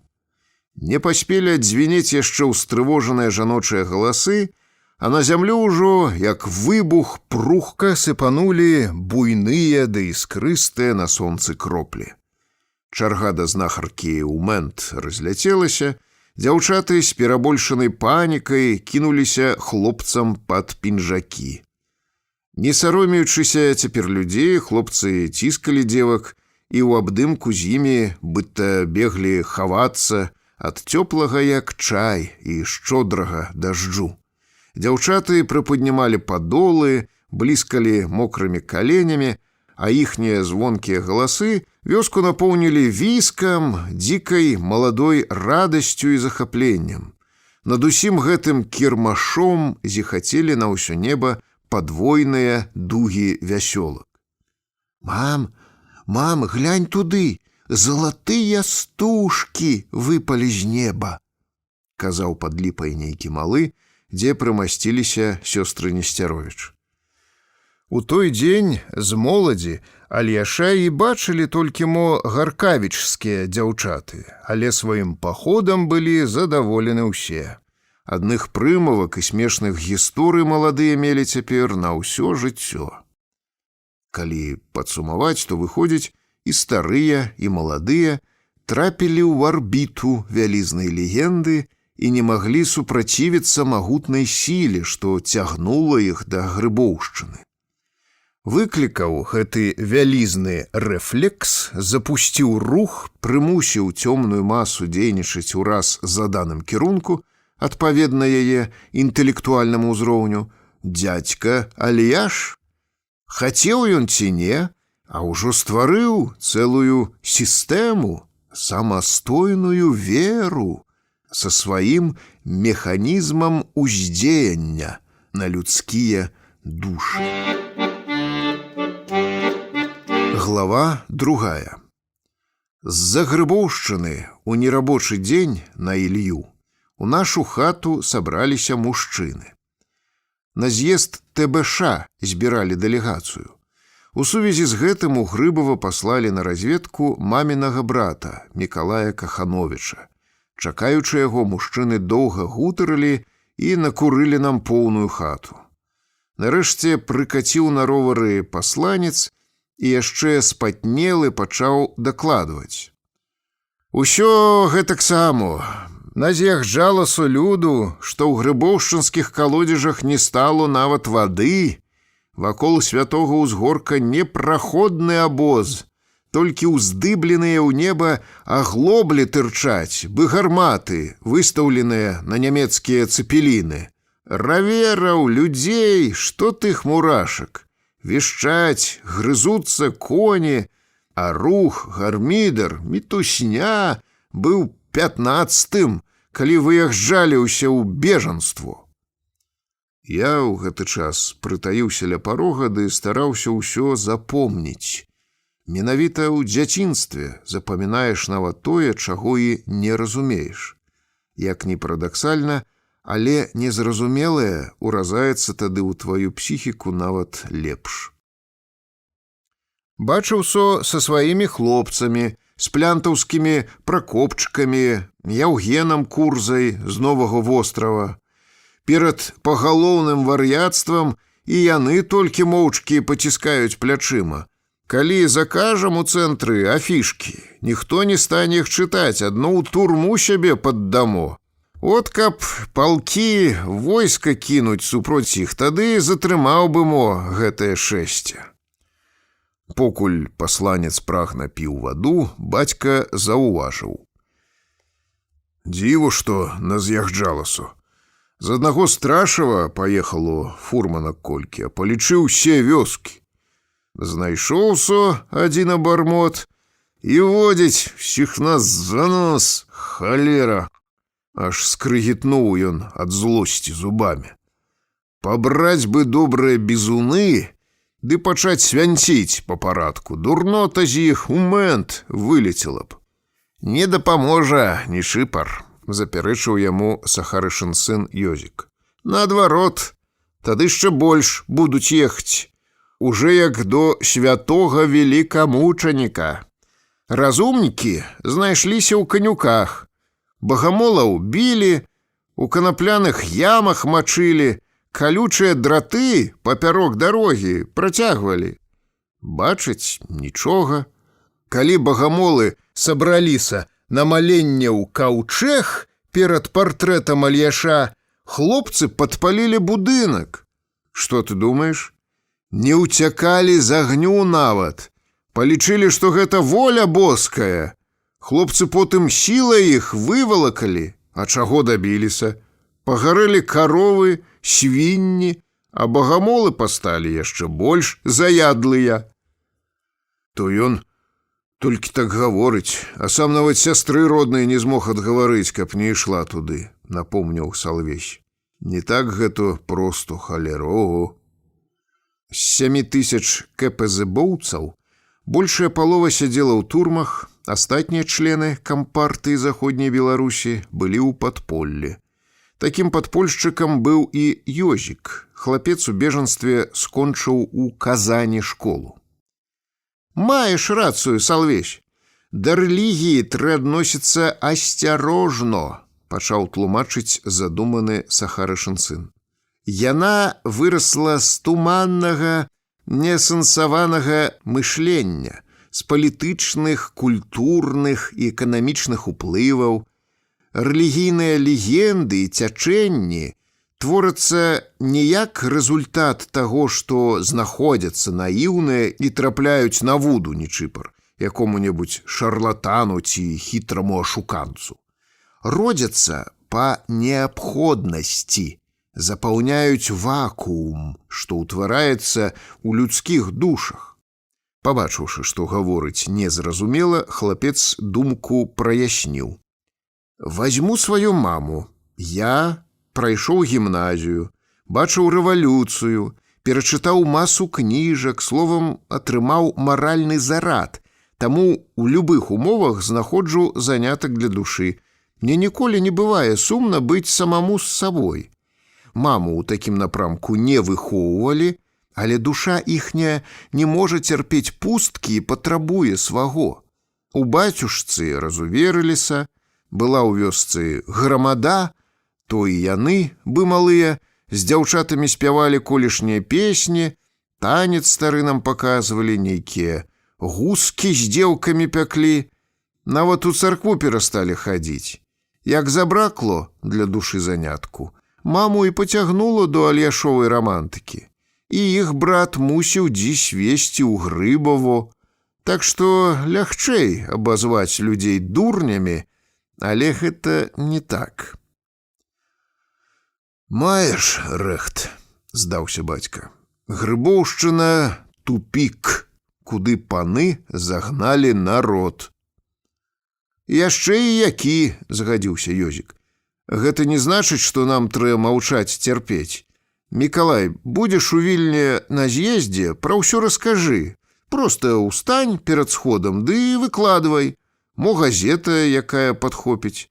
Лепш было б, каб які-небудзь паэт ці пісьменнік зацікавіўся грыбоўшчынскай з'явай, як калісь Караленка мултанцамі». У канцы мінулага стагоддзя адбыўся працэс над сектантамі-мужыкамі з вёскі Стары Мултан з-пад Камы і Вяткі.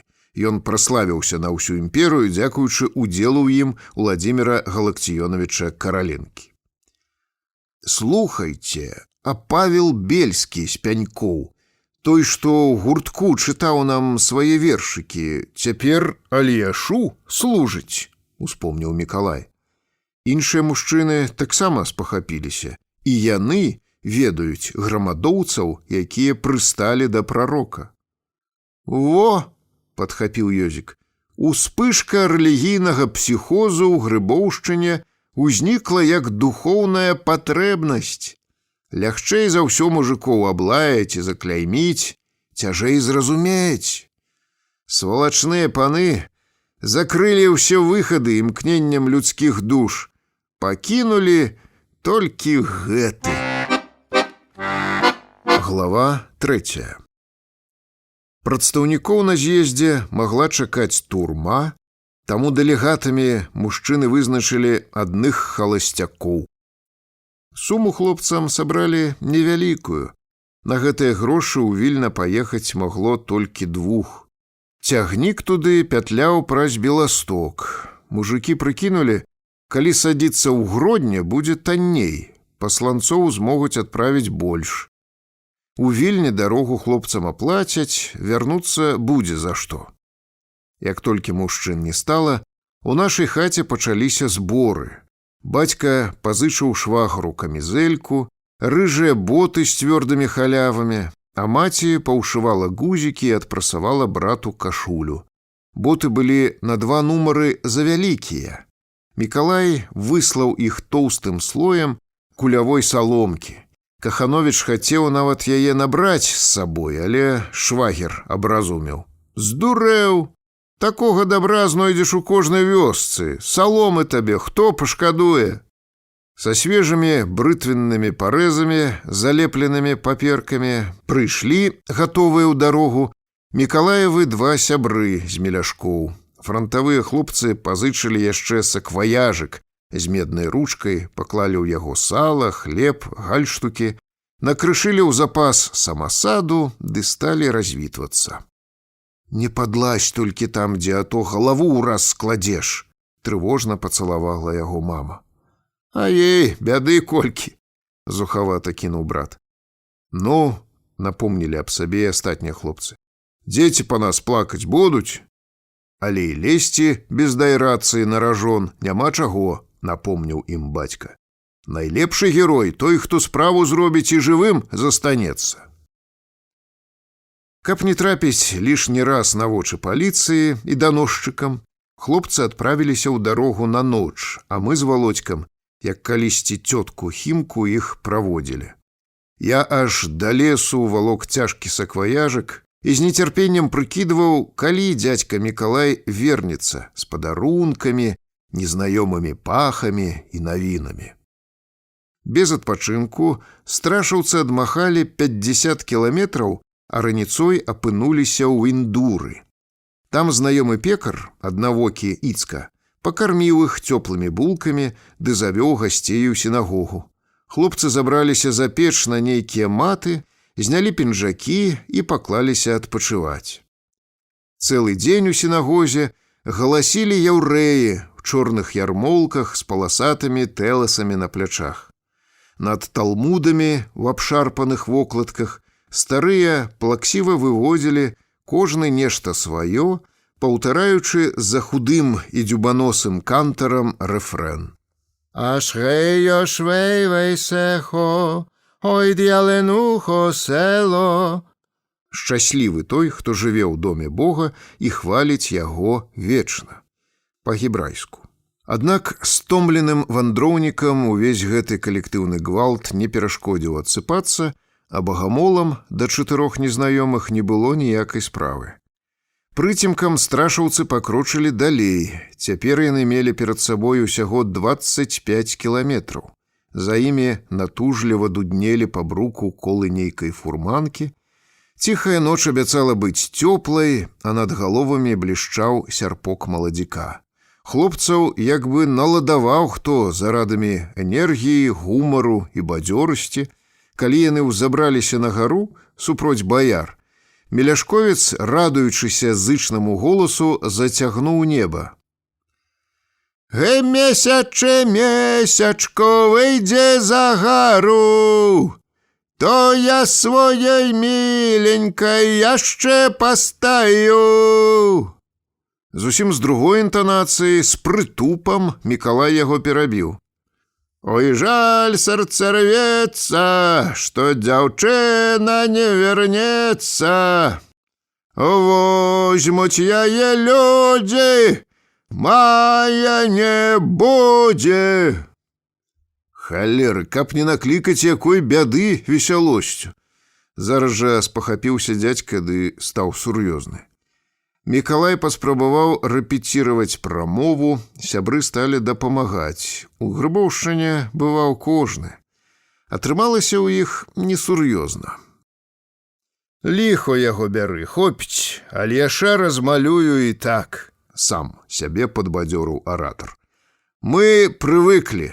Стань перадаваць пра ўсё, як яно е, расказваць падрабязна. За жываты будуць брацца, не можа быць, каб гэтага смеху я не змог расказаць». У гэты момант і пачала іх даганяць фурманка.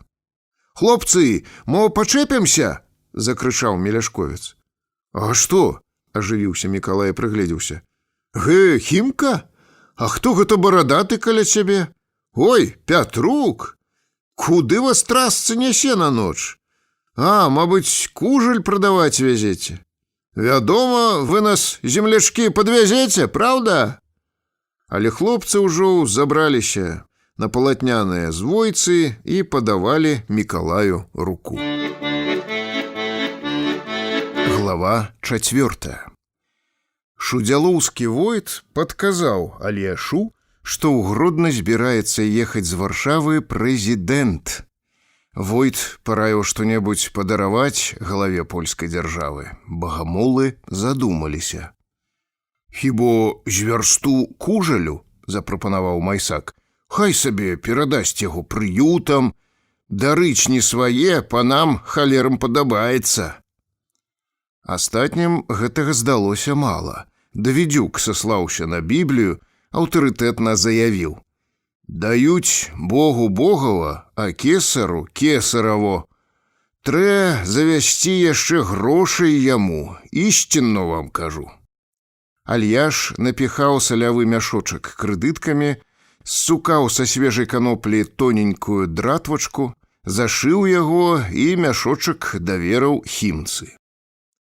Майсак правіў выдзеленай Войтам парай коней, а наша цётка прыгрэла мяшочак сабой, ды баялася, каб хлопцы не ўздумалі пацікавіцца, на чым яна едзе. «Ну, Хімка, ты ўжо ўрасла, пусціла корні ў грыбаве, змірылася зусім?» Дыхнуўшы цётцы маладым цяплом у твар, са шкадаваннем спытаўся ў яе Мікалай. «Нічога, Коля», з годнасцю і ноткамі мацярынскай цеплыні адказала яна. «Хто змірае дух свой, той куды мацнейшы за таго, хто пакарае гарады». «Ха! Змірай, змірай, так на шыю табе і ўлезуць. На тым свеце, Колечка, усе роўныя будзем». Паехала зноў пра сваё. Хімку хлапец ведаў аж надта. Яму адразу зрабілася з ёю сумна. Яго сябры завязалі з Петруком гарачы дыспут, і Мікалай прыслухаўся. «Ты знайшоў сваю праўду?» – упарта адбіваўся ад меляшкоўца фурман. «І кажаш, што Бога няма? І маеш рэхт, што так гаворыш, бо адкуль ты можаш ведаць, што Бог є, калі ты не перажыў яго? А я ведаю напэўна, бо перажыў. Є ў цябе праўда? То нясі яе высокую і дастойну, як нёс сам Христос, а я буду несці сваю і не мяшаймо адзін аднаму». «Не перашкаджаць табе?» – не адставаў меляшковец ад Майсака. «У тваёй Бібліі гаворыцца, што першымі людзьмі на зямлі былі Адам і Ева, так?» «Ну так». «Адамавы хлопцы пажаніліся і пабудавалі гарады, так?» «Няхай». «Ты не выкручвайся, а гавары, так ці не?» «Ну, так». «То дзе ж набралі яны жонак і народу ў свае гарады, калі і людзей на ўсім свеце не было? Чаму такая брахня стаіць у тваёй хвалёнай Бібліі?» «Не ведаеш? То як жа ты верыш? Цемра ты!» «Слухай, калі я ем панцаковую кашу і мне на зубы трапіць асцюг, то я ж не вывальваю міску ў цэбар. Выкідываю толькі асцюг, а кашу ем далей». «Пра кашу пачаў ужо ты!» – узрадаваўся Мікалай і кінуўся сябрам на падмогу. «Пра соль і перац што ўспомні! А, халера! Не маеш чым крыць, падло!» Дарога дэлегатам здалася адным імгненнем. Раніцой хлопцы апынуліся на Гродзенскай станцыі. У дэпоўскай сталярні знайшлі самавітага Лявона Шыдлоўскага. З ім Мікалай спатыкаўся толькі на сходках. «Каго бачу? Кахановіч, о!» – уставіў на іх выпчаныя вочы сталяр. «Значыць, ты са сваімі ўжо тут? А да нас учора сам прэзідэнт прыехаў, от што!» Чорны бы старая і распараная халява, успатнелы твар чалавека быў заклапочаны. Кажуць, паліцыя, скону ёй няма, атрымала загад вылоўліваць дэлегатаў. О! Пачухаў дзядзька патыліцу мускулістай і загарэлай рукой. Цэлы дзень трэ вам, хлопчыкі, насцярожанымі быць, от што. Вечарам пасылаю ў Вільню сваіх кур'ерскім, адпраўлю і вас заадно. У поездзе едзе таксама і прэзідэнт, але вы не бойцеся. У такім вагоне арыштоўваць мо пабаяцца, каб не ўзнімаць скандалу. Сам жа дазвол падпісаў на той з'езд, от што. Калі ўжо крануць на пероне, танна ў рукі не давайцеся, лямантуйце, каб карэспандэнты ўбачылі, яны ж надта іх баяцца. А покуль што залазьце ўну стружку, ды спіце. Думаеш, прыйшлі мы да цябе вылежвацца тут? Каханович яго высмеяў. Вечара дачакаемся без сну, пойдзем горад глядзець. Нашыя бацькі і дзяды ездзілі сюды крэпасць будаваць. Усе хлопцы ў войску тут перабылі, і дзевак нашых колькі тут у паноў пераслужыла. Прэзідэнта, мо пабачым заадно, дапамаглі Мікалаю сябры. Не маленькія, самі мяркуйце, о! Стаў Шыдлоўскі праз галаву здымаць залатаны фартух. Чорт вас бяры, мне вашых задніц не шкада, калі трапіце пад гумы. Давайте грошы на білеты, іду купляць сваім, то і вам куплю заадно. Унь, кран і шкафчык, там є ўсё, ваксуйце боты. Глава 5. У той дзень якраз Гродна ашчаслівіў прадвыбарнай візітацыяй сам глава дзяржавы. Хімік па прафесіі, гэты чалавек у маладосці знайшоў новы метад прывязкі азоту. Ужо 3 дзесяцігоддзі жыў ён з дывідэндаў, што адчыслялі фірмы за патэнт і паі, а ўрадавыя падхалімы раздувалі яму славу вялікага вучонага.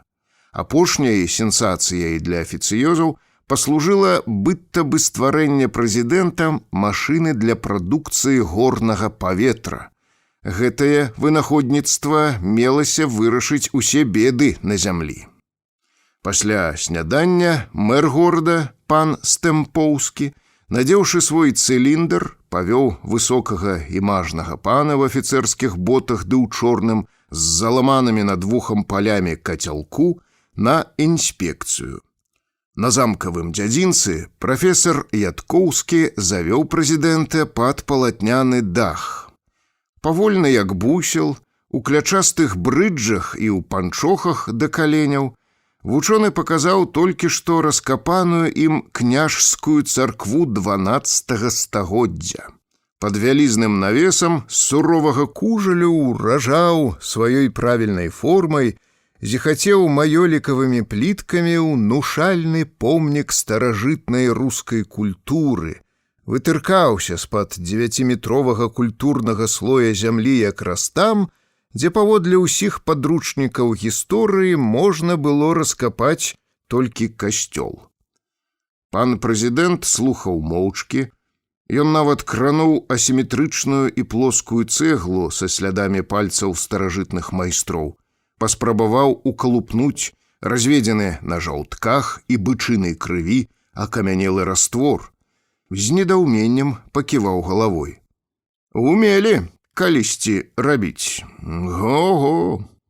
О, майстры былі выдатныя, пане прэзідэнце, згадзіўся вучоны, ды з дасканалым веданнем справы пачаў прафесіянальна распісваць працэс старажытнага рамяства. Аднак прэзідэнту падзеі 800-гадовай даўнасці ўжо апрыкралі. Ён правёў рукой па няхайна сшытым рознымі ніткамі палатне і абарваў вучонага. Удалося ж пану раздабыць матэрыялу такі кавал? Прафесар вінавата замяўся. Тут у вёсачцы ля Гродна мужык аб'явіў сябе прарокам, пане прэзідэнце. Забабонныя сялянкі назносілі яму кужалю. Я купіў 700 метраў за 500 злотых. Біёлаг Кахановскі, вандруючы летам з гімназістамі, завітаў у тую вёсачку і падказаў пра палатно. Гарцэжы мне сшылі, скаўты. За прэзідэнтам замацавалася слава добрага гаспадара.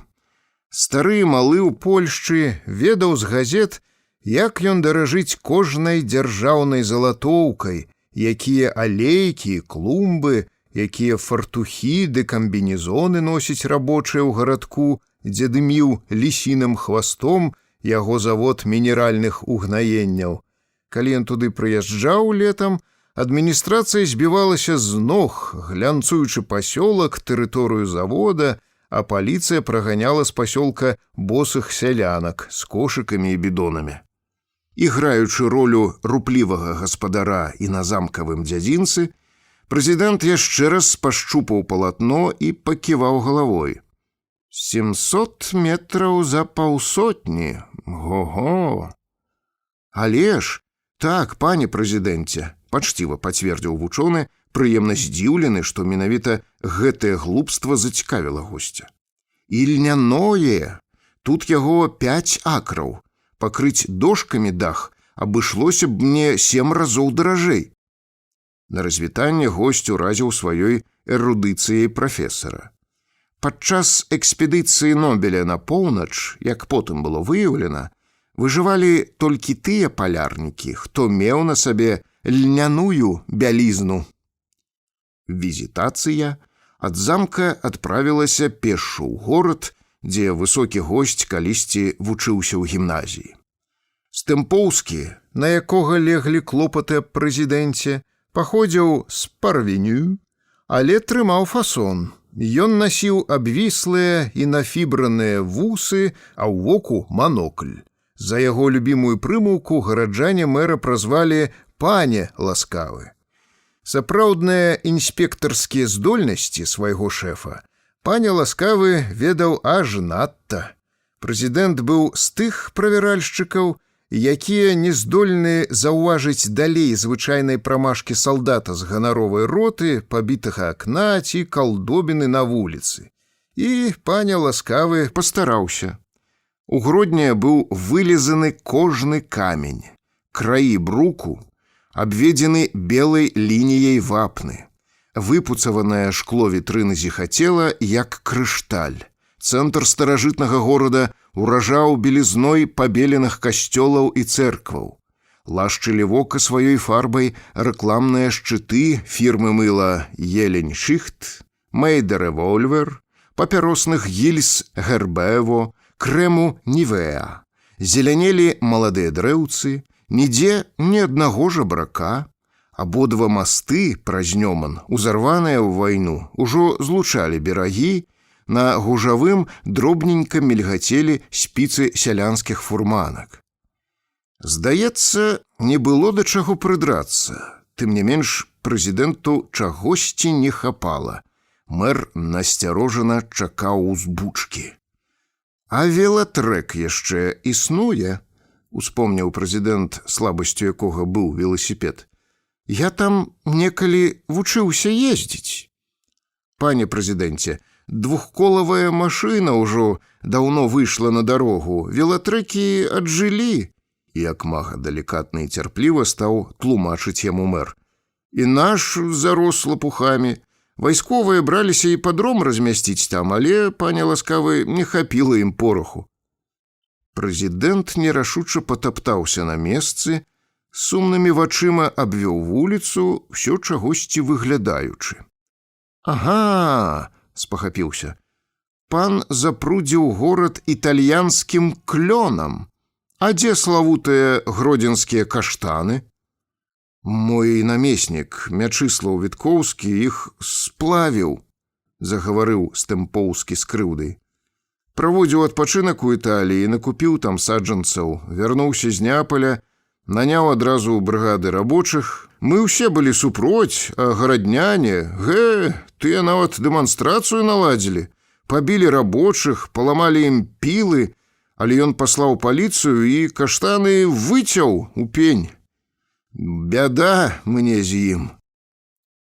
Што Мэтак Віткоўскі ў легіёнах уратаваў ад кулі Пілсудскага, з буквара ведаў кожны школьнік. Свайго збавіцеля маршал уладкаваў потым у міністэрства упраўляючым. Але нацыянальны герой намазоліў усім вочы самадурствам, і маршалу давялося хаваць яго ў правінцыі.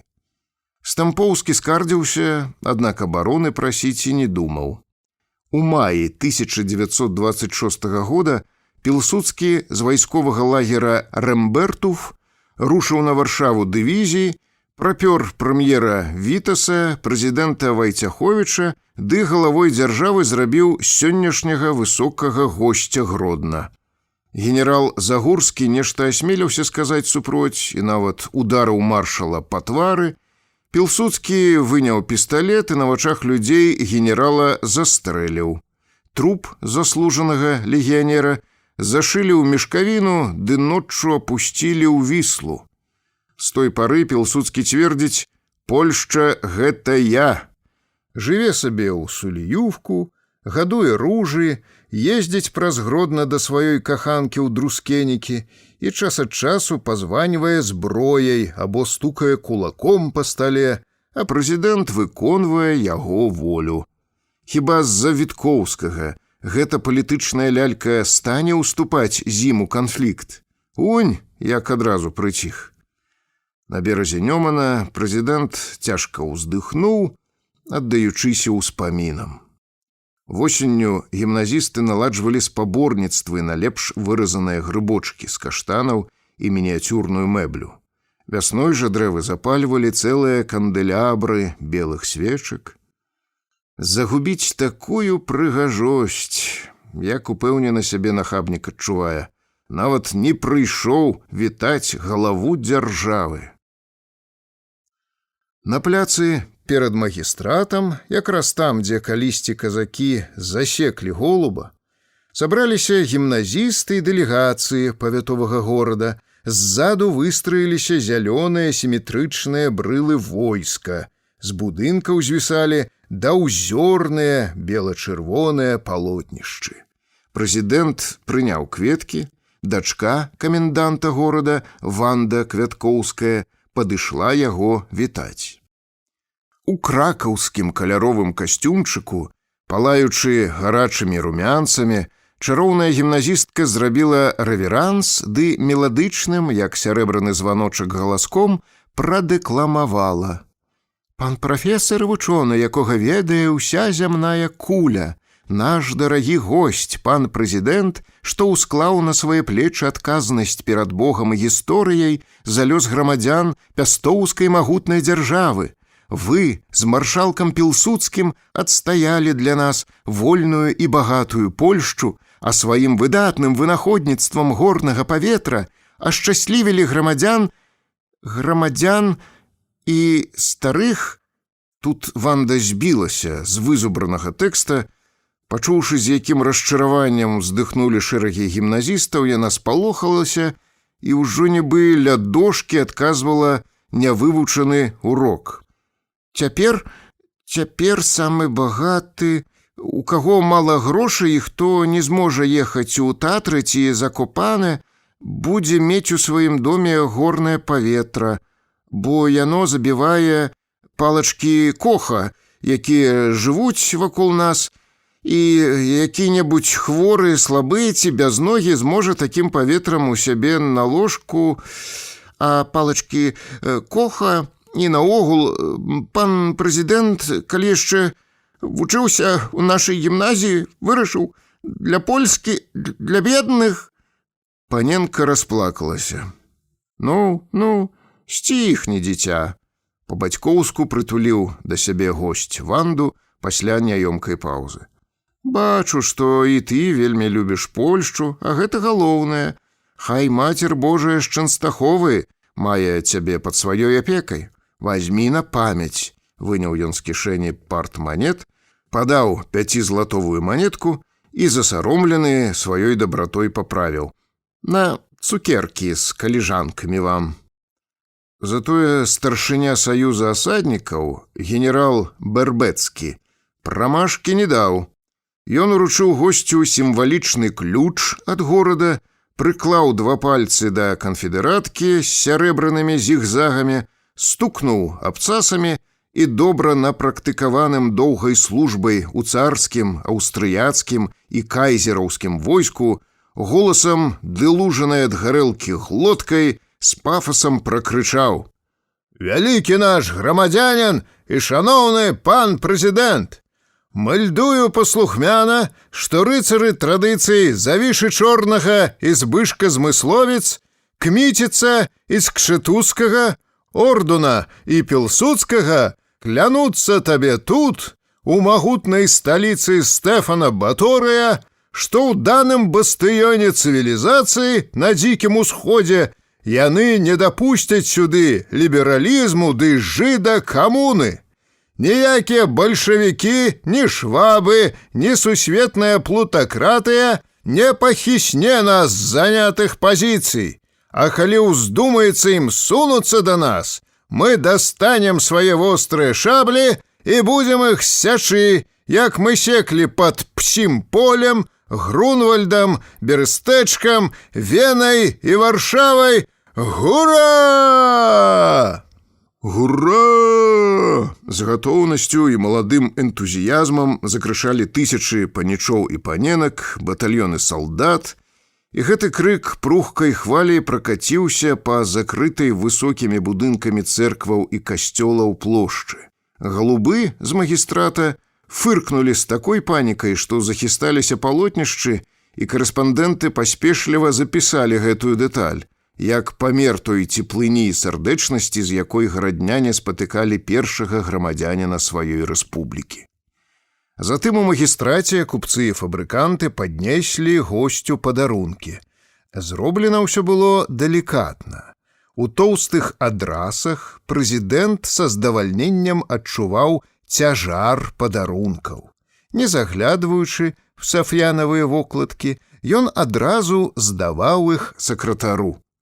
Дастойнага госця і ўсіх сабраных найбольш пазабавіла дэлегацыя мясцовых русінскіх хлопаў, гэтага племені мяо-мяо, якое жыло на крэсах усходніх. Барадаты стары мужычок у світачцы самавіта і сур'ёзна паклаў ля ног прэзідэнта зашыты дратвачкай мяшок ды коротка аб'явіў: «Кесару кесараво, пан прэзідэнт». Тады сялянка з журботнымі і добрымі, быццам увабраўшымі ў сябе усю зямную мудрасць і боль вачыма, з годнасцю яму пакланілася, падала суровы сімвалічны рушнік, не станеш жа з войцамі завальваць панскі пакой, і спакойна прадэкламавала: «Ад нашых ніваў і палёў прымі, пане, сонейкам сагрэтага, росамі памытага, ветрыкам авеянага вярсту кужалю, на фурманцы ён». Пару мінут са здаволенасцю каланістаў усе пацяшаліся з мужика, адкуль ён ведае такія словы. Паспрачаліся, удакладняючы, наколькі вярста большая за кіламетр, і перайшлі да наступнай імпрэзы. Глава 6. Куратар народнай асветы нібы выпадкова праводзіў у кабінеце старосты педсавет. Пана прэзідэнта запрасілі быць яго ганаровым госцем. На павестцы дня стаялі два пытанні: па якім баку вуліцы хадзіць вучням у школу і дапускаць ці не дапускаць на школьную ёлку яўрэйскіх дзяцей. Член савета ксёндз-дэкан Баркоўскі напомніў пра грэх за ўкрыжаванне Хрыста, які ляжаў на яўрэях. Пасля кароткай спрэчкі пажадалі паслухаць думку высокага госця. Прэзідэнт заўважыў, што Ісусава дрэўца існуе для ўсіх дзяцей, а наконт другога пытання ён заявіў: «Трэба з малога вучыць грамадзяніна Польшчы к парадку і паслухмянасці. Таму на заняткі вучні няхай крочаць па адным тратуары, а дамоў па другім». Самастойны і ўпарты біёлаг Ян Кахановскі прапанову высмеяў ды засцярог, што дзеці жывая ртуць, і нават уся паліцыя не ўтрымае іх у такіх рамках. Аднак голас яго патануў у дружным захапленні мудрасцю госця, і абедзве прапановы ўхвалілі. Павестка дня была вычарпаная, сталі вырашаць бягучыя справы. Біёлаг Ян Кахановскі запоўніў калідоры школы і падворка клеткамі са звярамі і даўно насіўся з дзёрзкай ідэяй стварэння для горада заапарка. Біёлаг выкарыстаў момант, звярнуўся да прэзідэнта за дапамогай. Галаве дзяржавы Кахановскі са сваёй выхадкай не спадабаўся, аднак трэба было іграць справядлівага дзяржаўнага мужа. Заўтра выпадак апішуць газеты, і прэзідэнт настаўніка падтрымаў, падсказаў Стэмпоўскаму перадаць для заапарка велатрэк і гэтак расшчадрыўся, што загадаў аддаць Кахановскаму ўсё русінскае палатно. К такому часу паміж госцем ды прысутнымі устанавілася свойская атмасфера. Як бы не быў на ім касцюм, ідэальна накрухмаленая кашуля, а даўзёрны Саваоф зблізку аказаўся звычайным старым, з сівымі рэдзенькімі вусамі ды цьмянымі вачыма. Людзі ўжо сталі гаварыць яму, што набалела.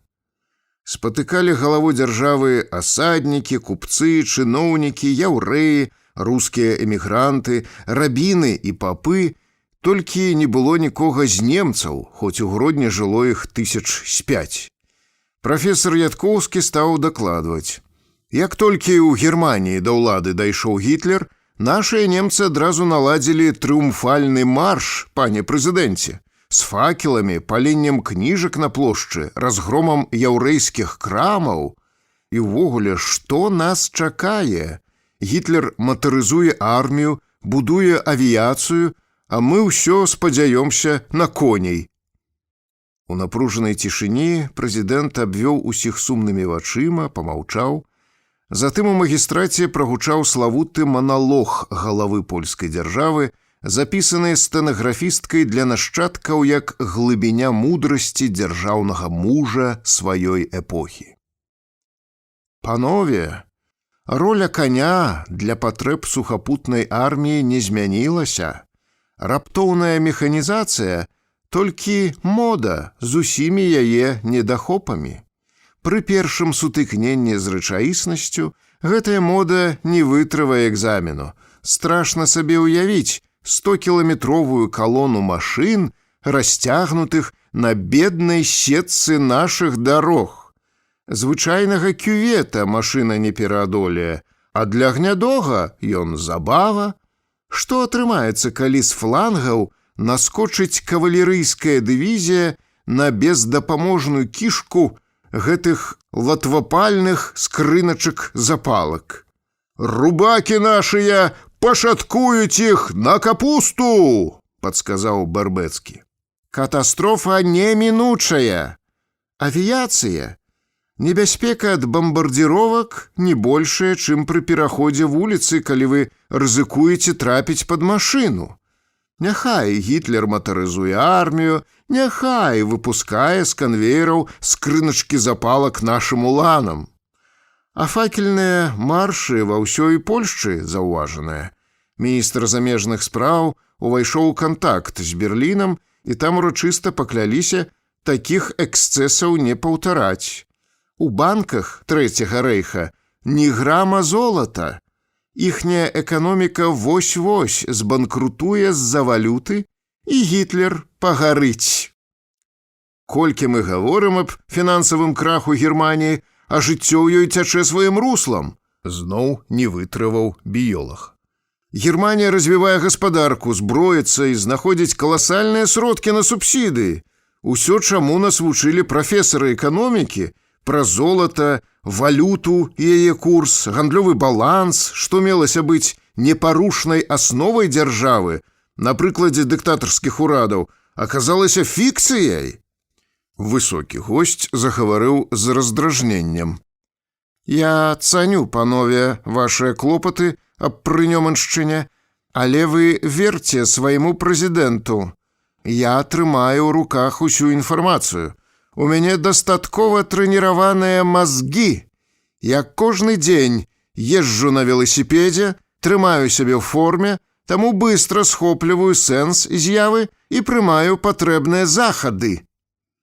Староста запрасіў прэзідэнта ў банкетную залу, дзе з цэлым аддзяленнем сваіх афіцыянтаў чакаў іх у фраку сам гаспадар рэстарана «Еўропа» пан Пытко.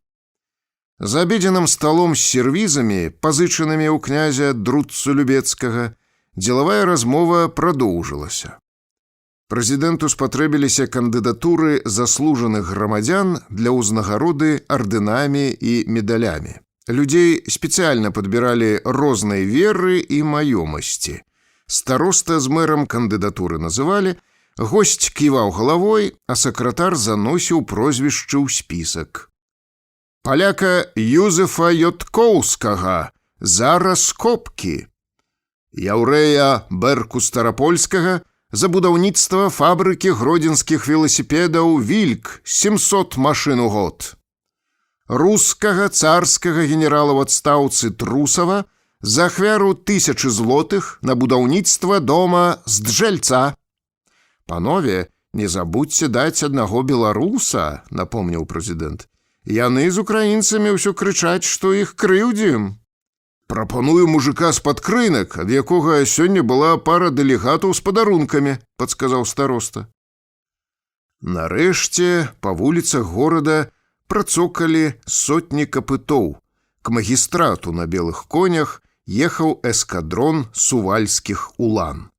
Падкаціла чорная, быццам выцесаная з адной бліскучай брылы антрацыту, ландо на гумовым хаду. Гэтым фаэтонам ездзіў яшчэ губернатар славуты Сталыпін. Ім карыстаўся Кайзер, заняўшы ў 1915 Гродна. Запрагалі яго і Пілсудскаму, калі маршал па дарозе ў Друскенікі начаваў у Гродня.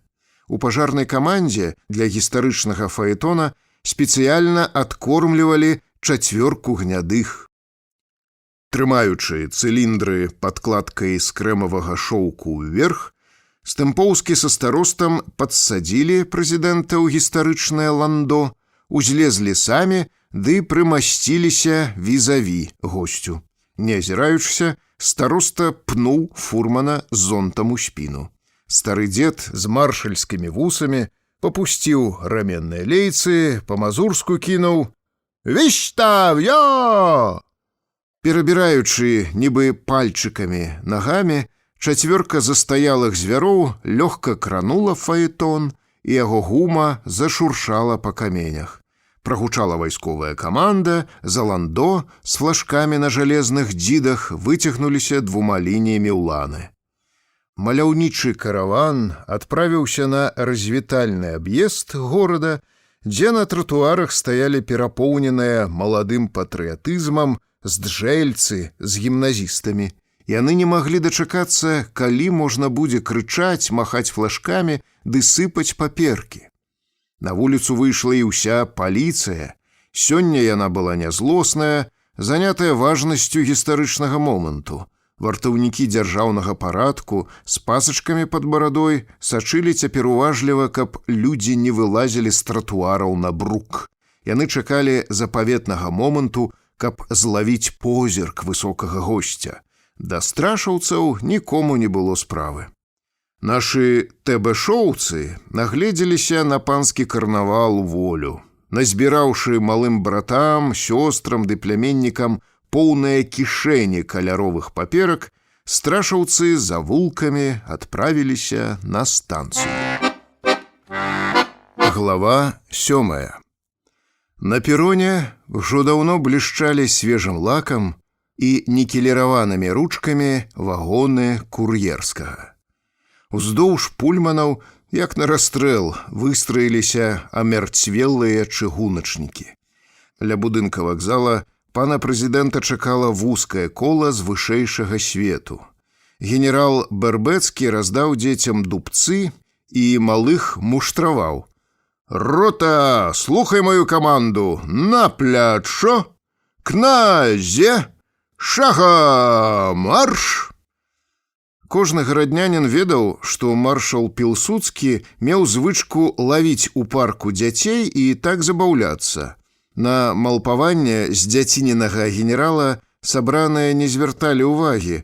Расфуфыраныя дамы ні на секунду не забывалі, што толькі ім выпаў гонар стаяць тут. З дрыжаннем сэрца яны стараліся сабе ўявіць, якое ўражанне зробяць уборам, прычоскай і пекнымі дзецьмі на высокага госця. З заміраннем душы гадалі, ці будуць мець гонар звярнуць на сябе ўвагу іхнія мужыкі, ды смакавалі асалоду, з якой стануць заўтра размалёўваць падзею перад знаёмымі. Галаваром іншай групы быў камандуючы вайсковай акругі генерал Румболь. Заслужаны легіянер і ўладальнік пары маёнткаў вёў сябе незалежна. Інтэлігентны твар жывога і энергічнага пана не выказваў ні страху, ні хвалявання. Яго аксельбанты, сярэбраныя зігзагі ды лак на рамянях блішчалі крыштальнай свежасцю, а дапасаваны да зграбнай фігуры мундзір рабіў Румболя статным і маладым. Афіцэры, што абкружылі камандзіра, заразіліся яго бяспечнасцю. Спаборнічаючы ў элегантнасці, чакалі яны высокую асобу з пачуццём прыемнага абавязку. Іхні генерал нядаўна трапіў у канфлікт з сям'ёй прэзідэнта. Паводзіны Румболя ва ўсёй гісторыі былі рыцарскімі, і афіцэры без вагання сталі на яго бок. Справа выглядала гэтак.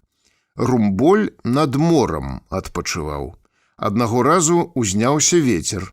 Бязбрэжны прастор вады раптоўна счарнеў і закатлаваў. Паветра напоўнілася прарэзлівым віскам чаек ды трывожным гулам сігнальнага звону. Купальшчыкі даўно паўцякалі на бераг, толькі нейкім двум тыпам уздумалася выпусціць якраз на хвалі яхту.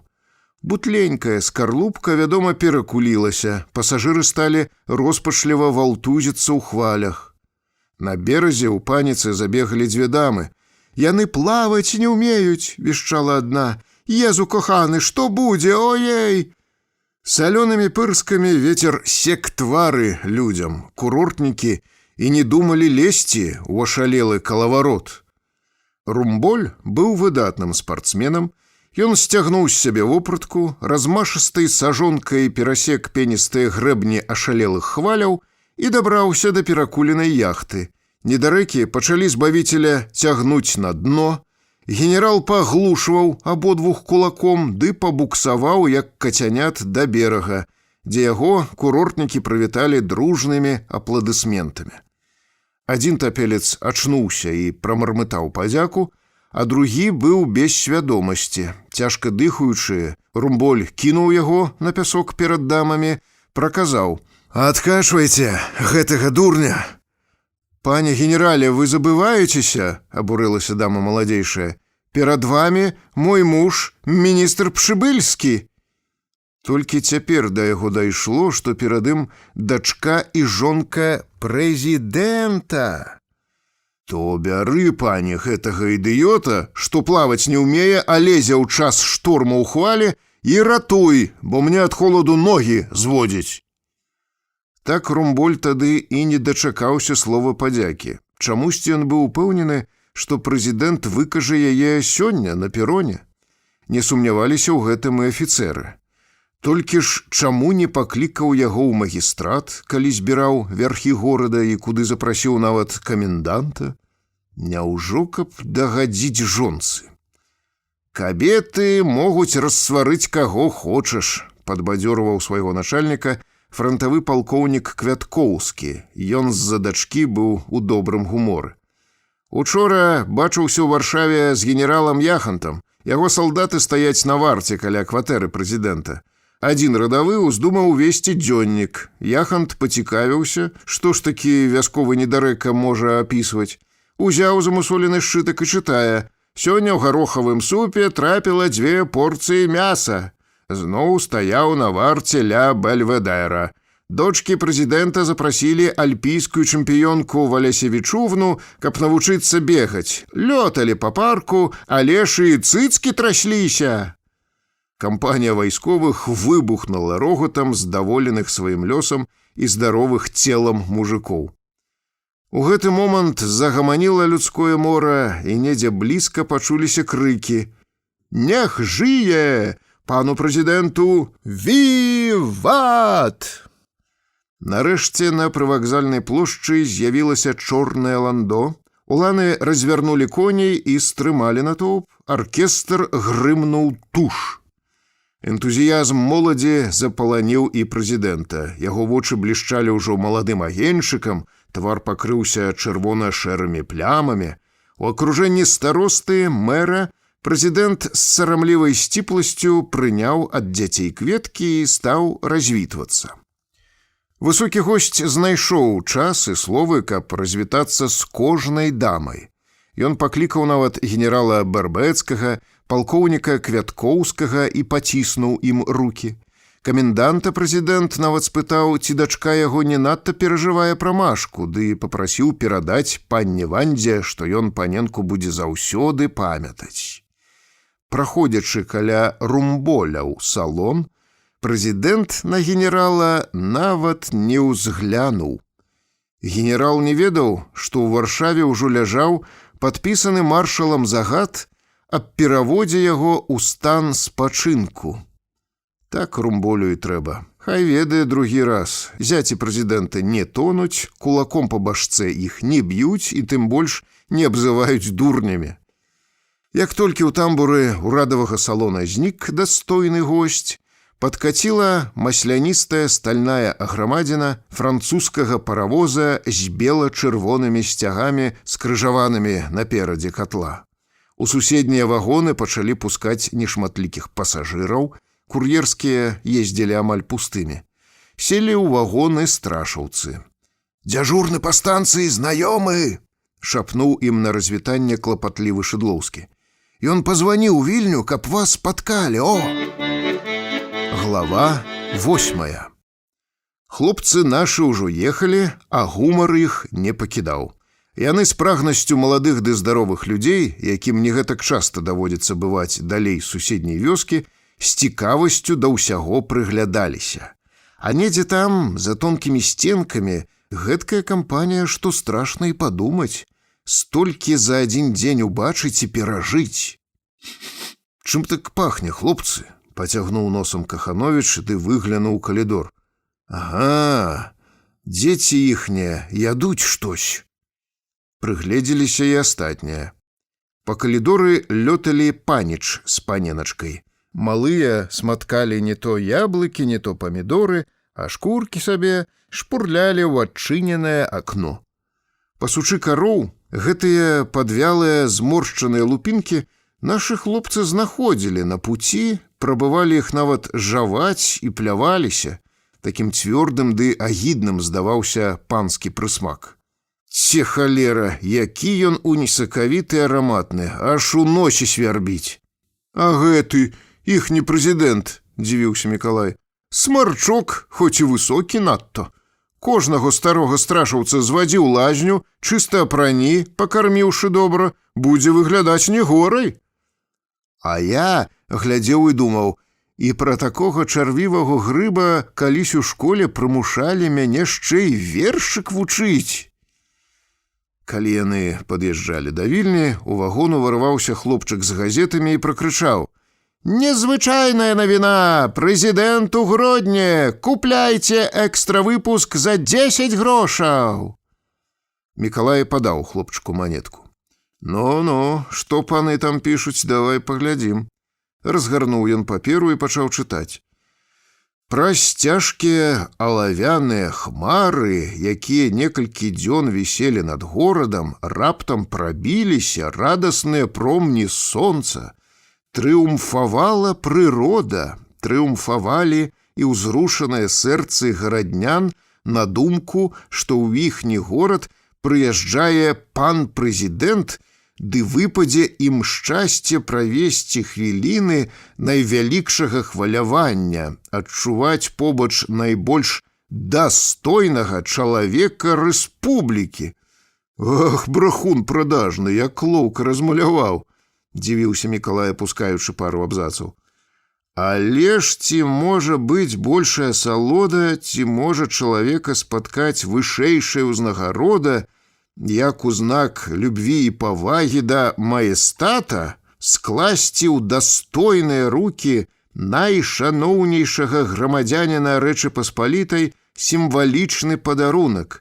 Чэсць такую атрымалі фабрыкант Старапольскі, памешчык Трусаў, такі, халера на вас, мужыкі з вёскі Грыбоўшчына».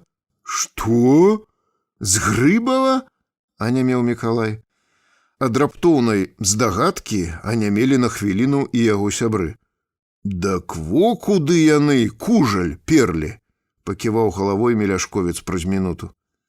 «Ну, Хімачка, швагер цябе ў дом цяпер не ўпусціць», — пагразіўся Мікалай. «Ты бачыш, такая сабе святая і добрая, ды на табе, куды занясло. Тьфу, халера, яшчэ і на іх возе ехалі, а не прызналіся. Цягнік прыбыў на месца. У вагон уварваўся ў рагатыўцы з малінавымі кантамі. Чыгуначнік спытаўся: «Хто тут, сваякі Шыдлоўскага?» Гродненцы азваліся: «Шлюз, калегі, ваш з'езд адмянілі, холера ясна. Дэлегатаў ловяць. Ого, нашыя паны дазволяць такую вольнасць збірацца і штосьці вырашаць тым, каго лічаць слугамі і парабкамі. Фігу з макам!» «А як жа мы?» — разгубіліся хлопцы. «Не высоўваць нос адгэтуль, тут вы покуль што бяспечныя. Гліне і ў галаву не прыйдзе, што вы аж так нахабныя. Ехалі кур'ерскім з самім панам прэзідэнтам. Калі вагоны адвалакуць у парк, ходу ў парубанскі лес». Раптам скончыўся ў нашых хлопцаў запас сілы. Грыбоўшчынскі альяж ды іншыя праблемы адышлі ўжо на задні план. Дзе правесці ноч, як абмінуць аблаву, як перадолець 2,5 сотні кіламетраў. Раздзел 5. Глава 1. Праваслаўнае духавенства не магло не бачыць, якую папулярнасць мае Клімовіч у паствы, але доўгі час глядзела на прарока скрозь пальцы. Калі ж дзядзька пабудаваў сапраўдную царкву, яно стала перад дылемай: сектант, раскольнік, самадур, а храма яго нікуды не дзенеш, што рабіць? Глядзелі на самазванца 1 год, глядзелі другі. Каб не апынуцца ў дурнях, не адбіць ад сябе веруючых, каб палажыць лапу на альяшова багацце, духавенства вырашыла дзейнічаць. Настаў дзень, і ў глухую вёсачку на шыкоўных лімузінах з Гродна пакаціў сам архірэй са світай, уладыка Антоній. Архірэі, як вядома, для эфекту прымушаюць веруючых сумысна сябе доўга чакаць. Але ў Антонія на гэты раз была такая пільная справа, і так ён да яе спяшаўся, што ў Грыбоўшчыне з'явіўся раней нават вызначанага часу і свайго амерыканскага хрыстлера з тонкімі, аблітымі белай фарбай спіцамі уладыку давялося спыніць у бліжэйшым хвойнічку ды чакаць. Сотні басаногіх падшыванцаў абкружылі машыны, якія яшчэ дыхалі перагрэтым маторам, вострым пахам бензіну. Дзеці пажыралі сур'ёзнымі вачыма доўгавалосых папоў, не папоў, дзядоў, не дзядоў. «Пам!» — пасігналіў ім архірэйскі шафёр. На хвіліну як бы памяняліся яны ролямі. З сур'ёзнасцю дарослых хлопчыкі ламанулі ў поле, а самавітыя барадачы па-дзіцячаму рассмяяліся. Нарэшце прыбыла дэлегацыя мужикоў. Дастойны госць у адну руку ўзяў архірэйскі жэзл, у другую сярэбраную дараносіцу, што вёз у падарунак новаму храму і дазволіў сябе выняць з машыны. У свежых ад дзёгцю ботах, ураз на год адзяваных касцюмах, паголеныя і маладжавыя дзядзькі няўклюдна ўзялі ўладыку Антонія пад рукі і павялі на святы ўзгорак, дзе з напружанай цікавасцю чакаў іх людскі мурашнік, добрых 1010 сялян на чале з альяшом. Напярод архірэя забеглі падвучаныя нашай хімкай малыя дзяўчынкі ў белым адзенні і пачалі ўсцілаць дарогу дарагому госцю пялёсткамі язміну. Стаяла цудоўнае, як па заказу, надвор'е. Увесь дзень яшчэ быў наперадзе, прыпякаць толькі пачынала, у ласкавым небе ні хмурынкі. Да застылага ў напружанай цішыні натоўпу паволі рухалася працэсія. Малыя ў белых сукеначках з дзіцячай грацыяй апаражнялі кошачкі, шчодра сыпалі беленькі сняжок. На чале світы пратадыяканаў і бацюшак, трымаючы дараносіцу і жэзл перад сабой, па пялёсткавай сцежачцы з урачыстай паважнасцю крочыў архірэй. Залаты роспіс вопраткі ўладыкі, цэлага сінкліта пасярэбраных сціхароў і рыс іскрылі на сонцы, нібы абсыпаныя брыльянтамі, а ўжо дараносіца гарэла агнём і сляпіла вочы. Маўклівы натоўп пасярэдзіне раскалоўся. У гэтай шчыліне дужыя мужыкі ўзяліся за рукі, утварылі ланцуг, і архірэй увайшоў у людскі калідор. Кожны чалавек хацеў нешта бачыць. Ён пнуўся як мог, таму па баках хвалявалася хісткае мора галоў. Ад нецярплівага трапятання незлічоных ног узняўся пазалочаны промнямі жоўты пыл і нібы жывым німбам ахінуў гэтую працэсію багацця, пышнага бляску, павагі і размаху.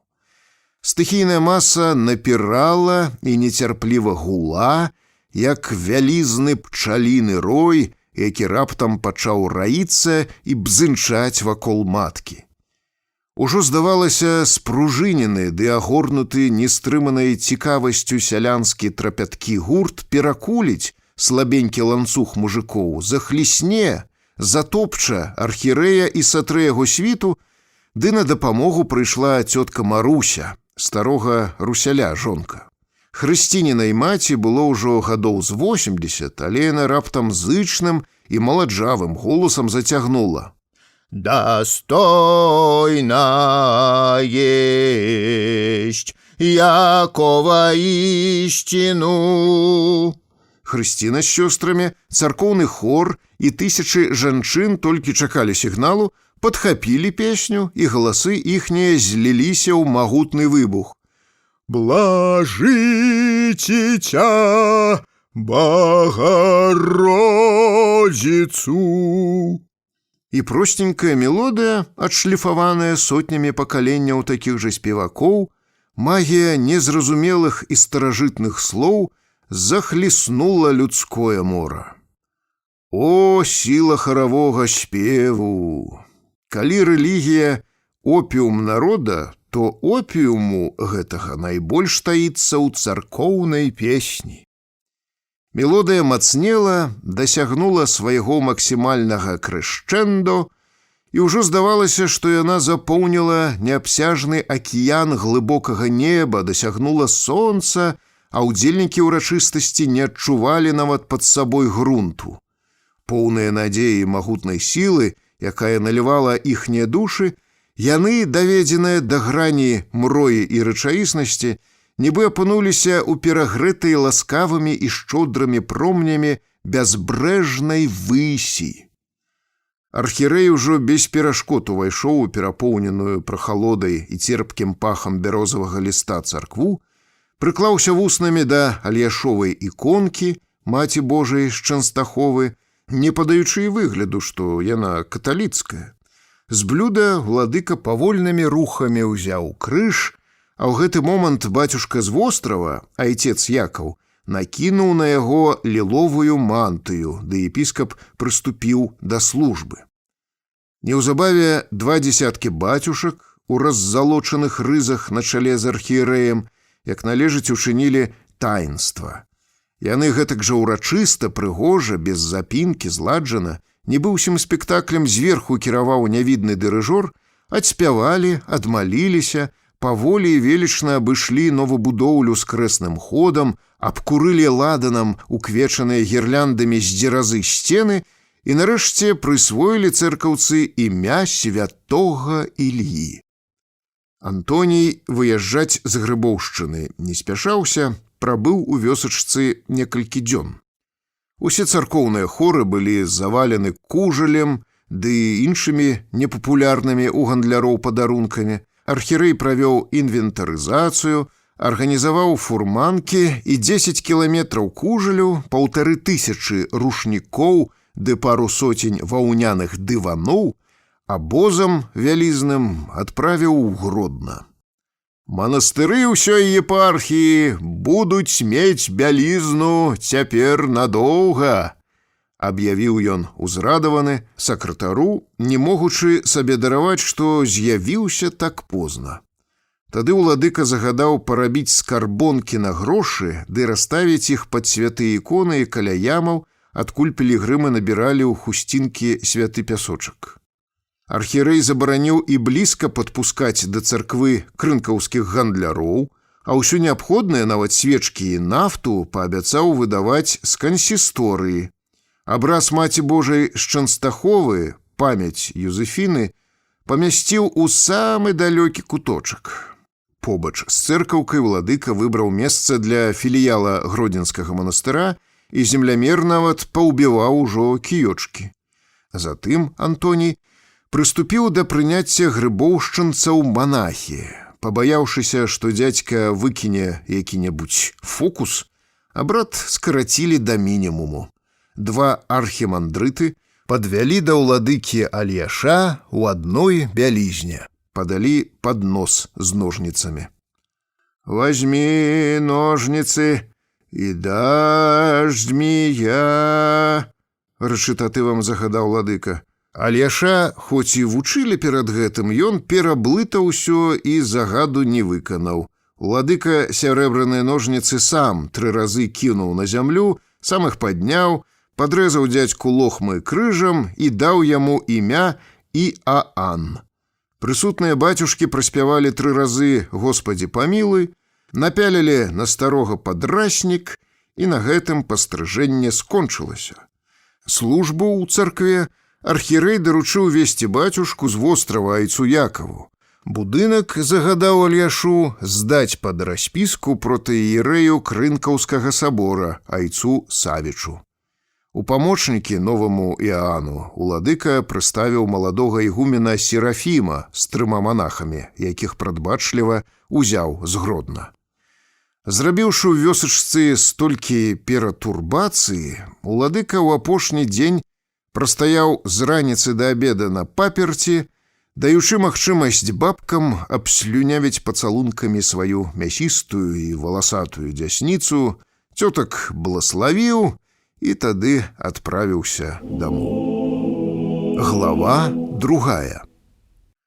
Самае парадаксальнае, што ва ўсім гэтым спектаклі, які выклікаў не то авантурыст, не то фанатык, не то упарты самадур, ды ўцягнуў у сваю гульню тысячы цёмных і абяздоленых сялян, часамі нават перадавыя людзі бачылі нешта такое, з-за чаго сімпатызавалі грыбоўшчынскаму дзіваку, а сэрцы іхнія пачыналі ў грудзях часцей біцца. Тлумачыцца ўсё проста.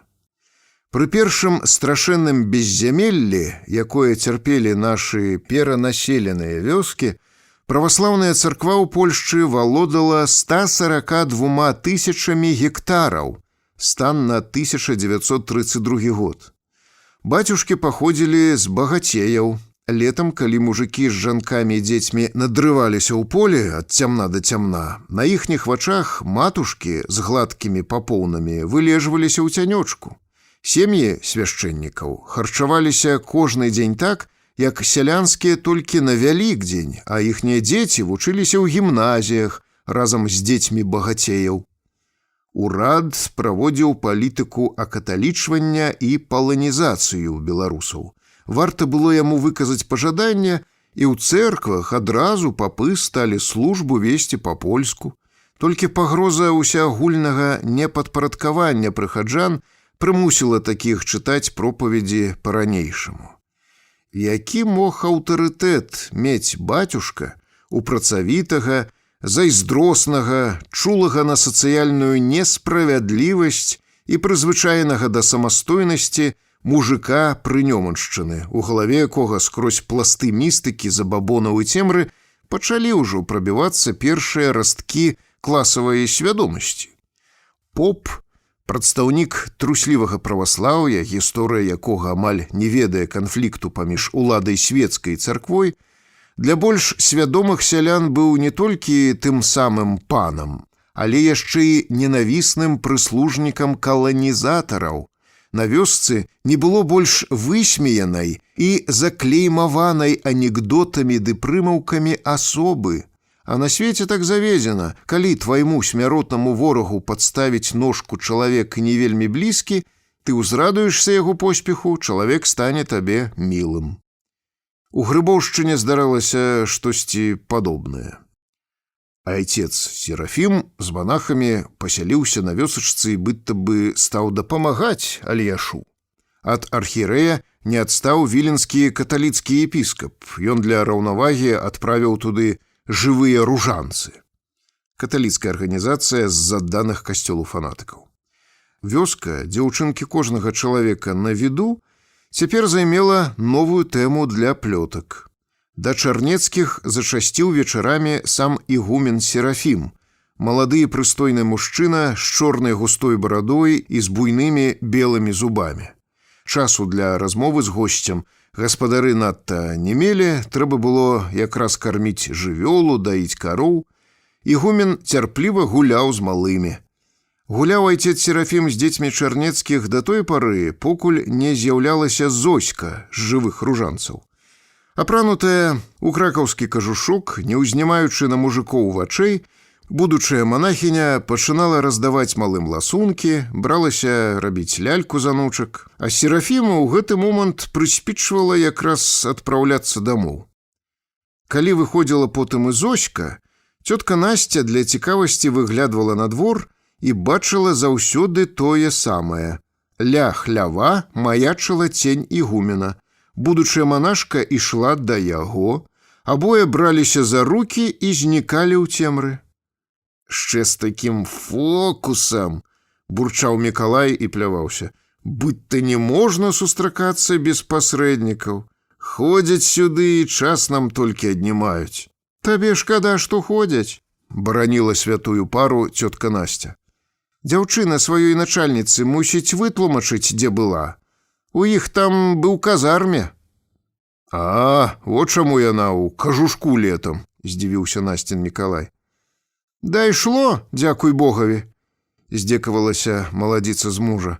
«Можна падумаць, што ніколі ты не быў маладым. Не выдавай, глядзі, калі ігуменша заўтра спытае». «Што ты? Я нават рады, бо не раз думаў, маладая, прыгожая, а карысці ні людзям, ні сабе».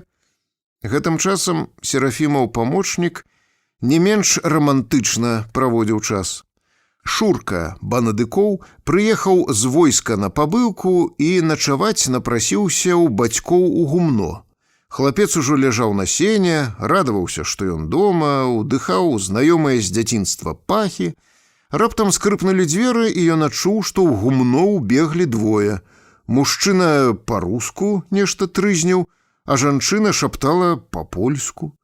Калі яшчэ раз скрыпнулі дзверы і наступіла поўная цішыня, Шурка апамятаўся ды вылецеў на пругмень. Мабыць, з Ільяшовай шайкі айцец Уладзімір з каталічкай зноў марцавалі. Вытлумачыў яму бацька. «Я табе гаварыў, падапры дзверы цэпам». «О, у нас цяпер тут такое, сынок, бывае, што і ў горадзе не пабачыш». Трэці манах у вясковай глушы запіў да таго, што пачаў валяцца пад плотам. Гэтак паводзілі сябе маладыя манахі вечарам, а днём яны абавязак перад кансісторыяй выконвалі акуратна. Усе падарункі, якія народ і далей валок прароку, манахі старанна апрыходавалі ды адпраўлялі ў Гродна. І атрымалася неўзабаве, што Альяш ды яго памочнікі цяпер не мелі нават грошай на соль ды нафту. Падстрыга спахапіўся, што яго лоўка абдурылі. Глава 3. Як біблійнага Адама да рашучых дзеянняў і Альяша падбіла жанчына. Выйшла аднойчы Насця Чарнецкая па ваду і каля Клімовічавай хаты ўбачыла маляўнічую карцінку. У цёмным манашаскім клабуку на галаве, у даўзёрным падрасніку, падпяразаным вяроўкай. Сам гаспадар у агародчыку касіў буланчыку канюшыну, а яго тэкля, абхапіўшы рукамі штыкеціны, залівалася горкімі слязамі. Грыбоўшчынскія жанчыны прынімалі да сэрца перажыванні незвычайнай пары, нераўнадушнай да яе была і цётка. Чарнецкая падышла бліжэй ды паслухала. «Альяшку мой любы, голубок мой ненаглядны, сиротинка милая, дзіцятко роднае». Спецыяльна, каб чулі суседкі, імітуючы старых, жаласліва выводзіла маладзіца. Чаму нельга мне нават ухаджваць за табой, сціраць і тваю кашульку, наварыць і табе есці? Упірала Тэкля на сваю блізкасць. Адстань, не скуголь, як сука! Цыкнуў на яе Альяш. Ева румзаць не пераставала. І чаму ты паддаешся іхняй уладзе? Айцу Серафіму так можна з Зоськай спатыкацца, а мне з табой чаму? Забарон выйшаў. Хіба пара яму, каталічка, скажы, хіба так запісана ў святых кніжках? Мы ж з табой нават і веры адной. Што табе за дзело да іх? Зноў кінуў Альяш, толькі касой махаў ужо не так роўна. Тэкля ўсё адным тонам цягнула сваё.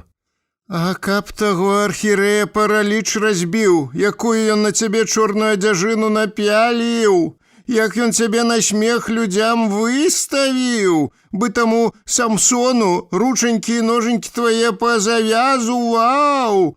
Абдурылі нас, буржуі, абдурылі, кудры твае ядвабныя, пастрыглі, крыльцы саколіку яснаму падсеклі. Як належыць сапраўднаму мужчыне, Альяш не вытрываў, ён раптам спыніўся, не то Тэклі, не то сялу, не то небу, не то самому сабе сказаў.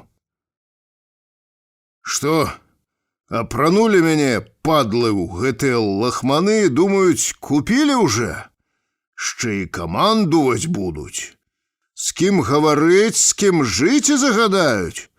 Я ўжо нічога не варты? У сваёй царкве не маю права зайсці за клірас нават. Малакасос Серафім будзе мяне павучаць, як з народам гаварыць і маю, і грошы мне цыркаць па жменьцы на нафту. А хто ён такі? Адкуль взяўся? Дзе гэты цуцык быў, калі ўсё гэта я сваімі мазалямі, гарбом сваім, жыламі сваімі будаваў ды зносіў? У Гродня высежваўся, чаі з коржыкамі смачнымі распяваў сабе, а цяпер понукае яшчэ мной.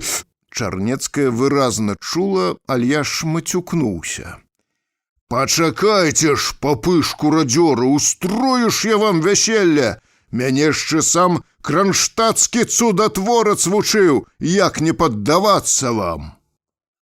Альяш стаў выціраць травой касу, але зараз жа раздумаў, шпурнуў яе на канюшыну і порстка памчаў загародчыка.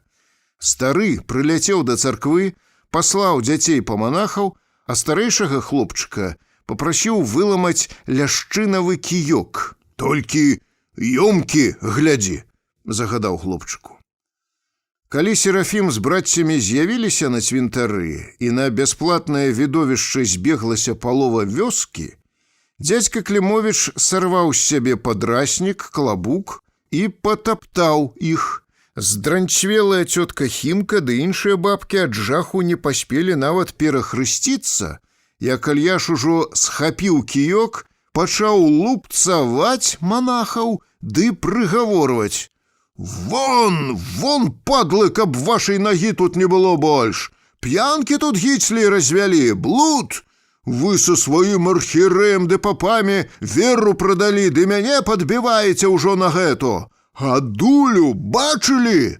Зайдзіце да свайго пузатага ўладыкі ў Гродні ды скажыце: больш я яму не Іаан Клімовіч. Дурня сабе тутака шукае, патураць яго за бабонам буду. Бач ты яго, бы кранштадтскага цудатворца мяне Іаанам назваў і ўжо думаў, паддамся яму. Стары падняў з зямлі парваны падраснік, шпурнуў манахам. І лахманы гэтыя валачэце яму. Ад таго, што іх выкралі, што разбураюцца ўсе планы, а на ганьбу глядзіць цэлая вёска, служкі Божыя разгублена тапталіся, наступаючы сабе на полы даўзёрных падраснікаў. Уцякаць манахі не спяшалі. Каб змякчыць наганяй, які іх чакаў у Гродня, Маладыя мужчыны ў балахонах, быдта вінаватыя шкаляры, цярпліва зносілі здзек старога самадура ды зыркалі на людзей з ацкаванымі вачыма. «Аддамо, дзядзьку Аляш, аддамо!» прамямляў перапалоханы ігумен і пакорна павалокся за сябрамі па вуліцы. Разлютаваны прарок пачаў вырываць з зямлі кіёчкі, якімі была разбіта пляцоўка пад манастыр, стаў шпурляць іх за манахамі. «Вон, гунцвоты, цуцыкі архірэевы! Скончылася ваше панаванне ў Грыбоўшчыне, так і перадайце яму! Няма больш тут таўстапузаму нажывы!» Альяш падбег за імі яшчэ трушком ды патрос кулаком. «Чучалы!» Глава 4. Да вечара збегліся з навакольных вёсак багамолы. Усё яшчэ раззлаваны, Альяш аб'явіў, што адкрывае новую веру ільінцаў. Паводле яго новага вучэння, для кантакту чалавечай душы з Господам Богам мітрапаліты, архірэі, папы і манахі лішнія дармаеды. Мужыкі самі могуць даць рады ў храме без пасрэднікаў ды розных кансісторый. Іх жа не было за Ісусам Хрыстом. Гэтыя дармаеды падмазаліся да народа потым. «Мужыкі ўсе бедныя?» – пытаўся ён сабраных. «Бедныя – гэта праўда. Ну і што? Затое ўсе роўныя і праведныя, бо не жывуць чым коштам, не ведаюць распусты, таму вышэйшыя над панамі і бацюшкамі ды бліжэйшыя Богаві. От праўда, вядома, бліжэйшыя!» З радасным гонарам закрычалі бабы ды мужчыны. «Каму трэ дзіця хрысціць, прынось сюды, ахрысцім! І выспавядаем цябе, думаеш, горш за папа?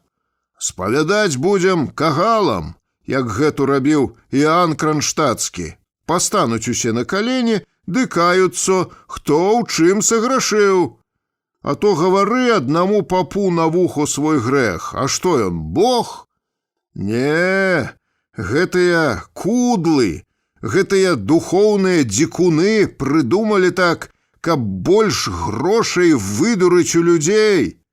А за споведзі такія, за хрысціны, мярліны, ніякіх грошай, ніякай платы зярном ці работай браць не будзем, абвяшчаў далей сваю радыкальную рэформу прарок. Хіба што сам чалавек пакладзе на храм колькі захоча, тады няхай, яго дзело. «Ой, як добро будзе!» – захапіліся бабы. На гэтым знамінальным сходзе узяў слова пазнейшы міністр прапаганды грыбоўшчынскай абшчыны Аляксандр Давідзюк. «Для чаго нам патрэбна вера?» – распачаў ён падводзіць тэарэтычную базу пад такое рашэнне прарока. «Для ачышчэння патрэбна нам вера, ісцінно вам гавару. Народы Сярэдняй Азіі для такога ачышчэння прыносілі ў ахвяру агнцаў. Індусы амываюцца ў Гангу. Плямёны Афрыкі для ачышчэння распаліваюць вогнішчы і праходзяць праз агонь. Палякі імкнуцца да Чанстаховы. А я з-за гэтага кінуў гаспадарку ў камяні Лягайнаўкі і прыпёрся ў вашу Грыбоўшчыну. Доўгі час на душе ў мяне было лёгко і файно, быць то наново на свет нарадзіўся, ці ў Єрусалім схадзіў. Як пасадзілі нам на шыю манахаў, як заціснулі айца Ілью, так у мяне і рукі апусціліся. І скажу вам, братці і сёстры, як на святой споведзі, пацягнуло нават да выпіўкі, пачаў я лаяцца ды паддавацца ляноце. І не мог нічога з сабой параіць, бо пасяліўся ва мне нячысты, накапілася і запоўніла мяне погань. А ўсё таму, што не хапіло той улады для мяне прарокавай, якую тут я застаў у першыя дні. Людзі праўду кажуць, які поп, такі прыход, і нам не хапіло!» Уражаныя вучонай шчырасцю аратара закрычалі багамолы. «Зап'еш тутака, калі табе не даюць верыць у каго хочаш!» Давідзюк на хвіліну глыбока задумаўся, нібы паглядзеў міма натоўпу, быццам паўзіраўся на далёкую мэту і загаварыў ужо спакайней. Таму правільно айцец Ілья, наш прарок, зрабіў, што прапёр манахаў. Як дом стары патрабуе адновы, так і вера нашая за 2000 гадоў надто састарылася і патрабуе направы. У царквах загняздзіліся клубы змеяў, всю кроў з яе выпілі. Са згрызоты ўся яна счарнела. Замест медных званоў шыны жалезныя на званіцах вісяць. Замест дарагіх і прыгожых ікон падраныя харугвы дзіркамі свеціць. Хіба нашаму духавенству царква маці? Нашыя пастары пасуць самі сабе жываты, статка Божае распусцілі. А каму царква не маці, таму Бог не бацько, ісцінно вам кажу. І Гасподзь Бог саслаў нам праз айца Іанна Кранштадтскага прарока, каб святую веру, якой пакланяліся нашыя дзяды і прадзеды, калі яшчэ не было ні папоў, ні архірэяў, ні монахаў, а жылі толькі аратыя ды жывёлаводы, аднавіць, адрамантаваць, ды людзям вярнуць яе свежай і магутнай. Першыя свяшчэннікі, з набухшымі жыламі Аляксандр пасыпаў зноў вучоныя факты, не верылі ў прышэсце Хрыста і былі пакараныя яшчэ ў старажытным Рыме. Другія свяшчэннікі з архірэем Антоніем танцавалі пад дудку Пілсудскага, дапамагалі нас прымушаць гаварыць па-польску, дапамагалі панам закрываць святыя храмы, не вечыць праваслаўе, не верылі ў прызначэнне Ільі, таму Гасподзь Бог таксама сурова іх карае, аднімае паслушэнства ў паствы. Наш айцец, усемагутны і мудры Ілья і памазаны самім Господам, цяпер прызывае трэціх свяшчэннікаў. Яны, ісцінно вам гавару, будуць усе як адзін, людзі з простага народу, як і сам прарок, як і мы ўсе. «Больш нікога нам не трэ!» дружна падтакнуў натоўп. «Братцы і сёстры, радуйцеся ды весяліцеся такой падзеі! Вера наша ўваскрасае!» урачыста скончыў сваю прамову Давідзюк. «У нашых душах запанавало зноў ачышчэнне, таму павіншуемо адзін аднаго са святам і возлікуймо!» Мужикоў агарнуў энтузіязм. «Здзейснілася!» закрычалі. «Выкурым давайце ладанам царкву, каб у ёй і духу папоўскага не было!» Зап'янелымі ад шчасця, заплаканымі вачыма, узбуджаныя бабкі кінуліся цалавацца. У царкве гулка зачмокалі пацалункі, пачуліся радасныя воклічы. «Віншуем цябе, сястрыца, віншую, брат мой! Дзякуем табе, Прасвятая Багародзіца, што спаслала на нас сілу і благадаць Духа Тваго Святаго!» пасыпала Руселіха. «О, дзякуй табе, наша заступніца і маці прачыстая Дзева Марыя! Христос уваскрэс!» «Не грашы, Хрысціна, не вялік дзень гэту! І уваскрэс, вядома, не сын Божы, але наша праўда!» падтрымала дачку старая Маруся. «Усе кажам, воістину воскрес!» «Воістину воскрес!» Глава 5.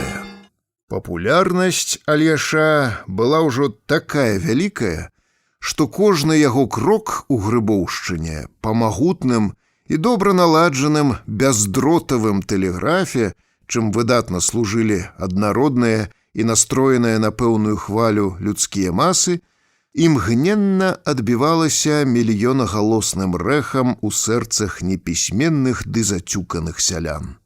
Учынак Алеша ўразіў багамолаў, у свядомасці якіх лозунг «Царква без папоў» выклікаў ужо цэлы пераварот. Людзі месцамі шалелі ад радасці. Гэтым часам сельскія настаўнікі закідалі пісьмамі установы і рэдакцыі, у якіх апісвалі, як заядлыя ільінцы пазабіралі са школ дзяцей ды адправіліся з імі ў Грыбава, як утварыліся дзіцячыя хоры, як школьнікі развучваюць у хорах гімн Алешу. «Ты лишыўся ўсяго крова, царкву Божую саздаў, і што меў ты дарагого, на алтар святы аддаў. Ты, другі Іоанн Кронштадтскі, цябе любіць наш народ, падаеш ты савет брацкі всім, хто да цябе прыйдзёт». Настаўнікі прапанавалі, каб прарокам занялася паліцыя. Але пранікаць у тайнікі душ сваіх грамадзян, спыняць пажар новага вучэння урад і не думаў. А пасля візітацыі прэзідэнта ў Гродна была надрукавана ў газеце «Беластоцкая пастанова». За будаўніцтва святыні і выдатныя заслугі перад Рэч Паспалітай узнагародзіць пана Эльяша Клімовіча з Сакольскага павета ордэнам адраджэння Польшчы. Неўзабаве і праўда, Алешу прыбылі па пошце ордэнская кніжачка ды запрашэнне выкупіць у 10-днёвы тэрмін ордэн вартасцю 20 злотых у беластоцкім магазине рэгалій. Раздзел 6, глава 1. Новае вучэнне разрасталася. Знаходзіліся ўсё новыя фанатыкі, што пакідалі свае сем'і, зракаліся гаспадарак ды прыязджалі ў Грыбоўшчыну, каб служыць прароку. І калі пачатак гэтага руху ўзнімалі галоўным чынам жанчыны, то цяпер хлынулі і мужыкі. Новае вучэнне патрабавала і новай арганізацыі. У святога неўзабаве з'явілася верная кагорта трэціх свяшчэннікаў.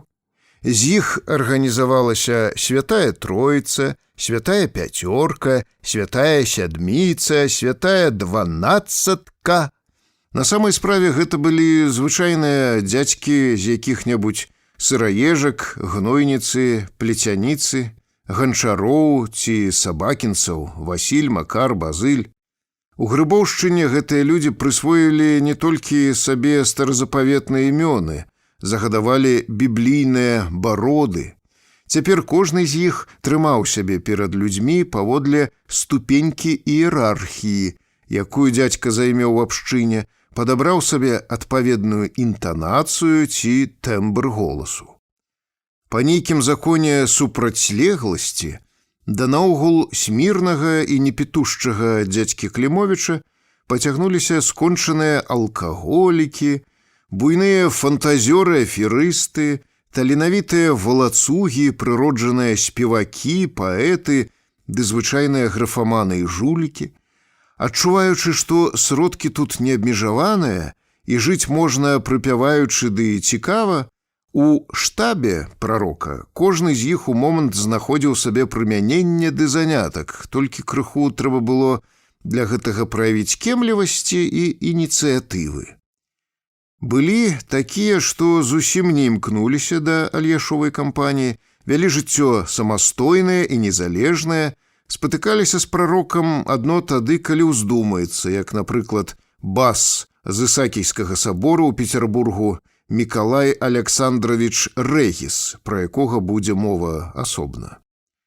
Покуль у Грыбоўшчыне адны складалі Альяшу гімны ды частушкі, а другія спатыкалі пілігрымаў поўнымі царкоўнай тарабаршчыны ды высакапарнай блытаніны прамовамі, трэція свяшчэннікі з грашыма на начлег і харчаваннем у кішэнях рыхтаваліся ісці ў праваслаўную Польшчу прапаведаваць новае вучэнне.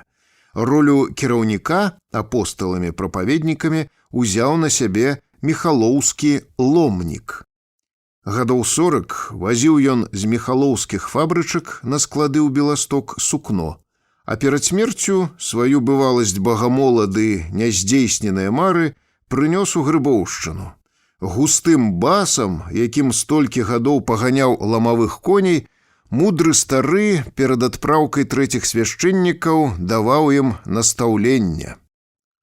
«Адно будьце там асцярожнымі, лішняго не гаварэце, добра вяроўка доўгая, а рэч кароткая. Спыняйцеся на тым, што зацікавіло вашага слухача, і на пытанне адказвайце словам Божым. Пачытайце яшчэ раз Біблію, там на ўсё знойдзеце адказы. Пры размове будьце ветлівымі, не хвалюйцеся, не абурайцеся, забылі глупства, з сябе не выходзьце. Калі нават людзі абражаць стануць, карона з галавы не спадзе, губляць не маеце чаго. Старайцеся гаварыць шчыра, не панебратнічайце і думайце, дзе памыліліся. Не саромейцеся, не падайце духам, калі не ўдаецца. Пераканаць усіх нельга, так рабіў нават сам Хрыстос. Ніякіх смешачак, ні жарцікаў. Зубаскалаў і нашыя людзі не любяць надто. Заўсёды гутарку канчайце малітвай і падарункам, іконак, малітвеннікаў, крыжыкаў з сабой браць не лянуйцеся. Майце конскую вытрымку, сабачае цярпенне, упартасць вала і прыхільную рахманасць ягняці, тады чаго-небудзь даб'ецеся. Амін. Амін. Пакорна падхоплівалі на кожным такім інструктажы ломніка трэція свяшчэннікі ды ішлі ў народ. У іншай глухой і лясной вёсачцы, куды навіны даходзілі са спазненнем на цэлы год, такія прапаведнікі замянялі сённяшнія тэлевізары. Даведаўшыся, хто да іх завітаў, бабы зляталіся з часалкамі, калаўроткамі, вязаннем ды шыццём. Доўгімі зімовымі вечарамі вопытныя жаночыя пальцы механічна скублі кудзелю і вязалі панчохі ды світары, часалі воўну, абдзіралі крупу, а ўражлівыя душы бы губка ўбіралі апавяданне місіянераў з легендарнага Грыбава аб вісельніках, жыцці святых, заваленых чалавечымі касцямі ямах, ды такіх страшных выпадках, ад которых у цётак на галаве дыбам валасы паўставалі і жанчын разбіралі халодныя дрыжыкі. «Шчэ, раскажыце, айцец!» вызваньваючы зубамі прасілі маладзейшыя. І апосталы не скупіліся. Яны апавядалі пра Бога і д'ябла, папоў міраедаў і лютых камуністаў, якія прадаліся чорту ды цэрквы пазакрывалі, пра добрага Альяша і яго вучэння. Клімовічавы пасланцы плялі маляўніча, наколькі хапала ў іх фантазіі, часта верачы ва ўсё і самі. «Чуеш, Пятрук, жыды прымаюць праваслаўную веру», неслі на віну мужикам бабы. «Крынкаўскія уже прынялі. Бач, недавяркі, калі адумаліся. А ў саветах у мужикоў землю ўсю адабралі і голад надто вялікі. От шчасце, што мы ў бежанстве там не засталіся». Іншая прылятала да мужа з сенсацыяй. «Сядзіш тут у хаце і ніц не ведаеш. Выйшаў загад. Хто паверыць у Ілью, таго сына да войска не бяруцімуць. І падаткі маюць зняць. Альяш ездзіў да самога прэзідэнта ў Варшаву. Той выслухаў яго, даў чаю напіцца, ды кажа: «Хопіць з беднага люду драць, я не ведаў, што такое творыцца, дзякуй табе, што падказаў». Настаў час, калі ў многіх вёсках людзі ўвогуле перасталі хадзіць да царквы. На сходзе ў кансісторыі бацюшкі напалі на свяшчэнніка з вострава, што царква з яго прыходу бунтуе веруючых. Прыпёрты да сцяны айцец Якаў пахваліўся, што падаў на грыбоўшчынскага мужика заяву ў крынкаўскі пастарунак і хутка зоймецца ім паліцыя. Гэтым часам паступова сталі пуставаць праваслаўныя храмы і ў мястэчках. Нарэшце адной нядзелі сарвалася служба і ў нашым прыходзе. Здарылася гэта у дзень святога Іллі. Глава 2. Прозвішча бацюшкі з гарадка было Вінаградаў. У нашай школе ён вучыў дзяцей рэлігіі, і вучні яго лічылі чалавекам цярпімым. Аднаго разу Нінцы Арсенікавай бацюшка ударыў не па далоні, а трапіў лінейкай у вока, але поп адразу павёў дзяўчынку да доктара ды заплаціў яму 15 злотых. Аднак званар, які ведаў папа бліжэй, думкі нашай не падзяляў. Адным словам, бацюшка ў той дзень надзеў перад абедняй рызу, выйшаў з-за кліраса і аслупянеў. У зале тырчалі толькі 2 бабкі ды царкоўны вартаўнік, ён жа і званар, дзядзька Шерамета. «А дзе народ?» «Вядома, дзе», — ухмыльнуўся вартаўнік сабе ў вусы. «Дзесь жа фэст у Грыбоўшчыне, айцец Уладзімір». Вінаградаў са здзіўленнем улавіў у голасе Шераметы сімпатыю да бунтара і як бы зайздрасць, што не можа паехаць і ён. «Чаго вы ходзіце к адступніку, Божа правы?» Напаў поп на дзядзьку, быццам той быў ва ўсім вінаваты. «Гэты ваш прарок увайшоў у змову з д'яблам!» І бацюшка сваім грамавым голасам пачаў бубніць на ўсю царкву пра тое, што даведаўся ў кансісторыі. «Жулік і шарлатан, ваш Клімовіч, няўжо вы не разумееце? У яго доме патаемнае акенца прароблена спецыяльна. Хітрун ваш садзіць побач з сабой падкупленых мужикоў, тыя ўзіраюцца на дарогу ды падсказваюць, хто ўязджае ў Грыбоўшчыну. Гэта Макараў Іван са скраблякоў вязе хворую на сэрца дачку да вас, айцец Ілья, а той Мікалай Казёў з Меляшкоў валачэ сына калеку». «Ах, Божа, што робіцца?» — падзівілася бабка.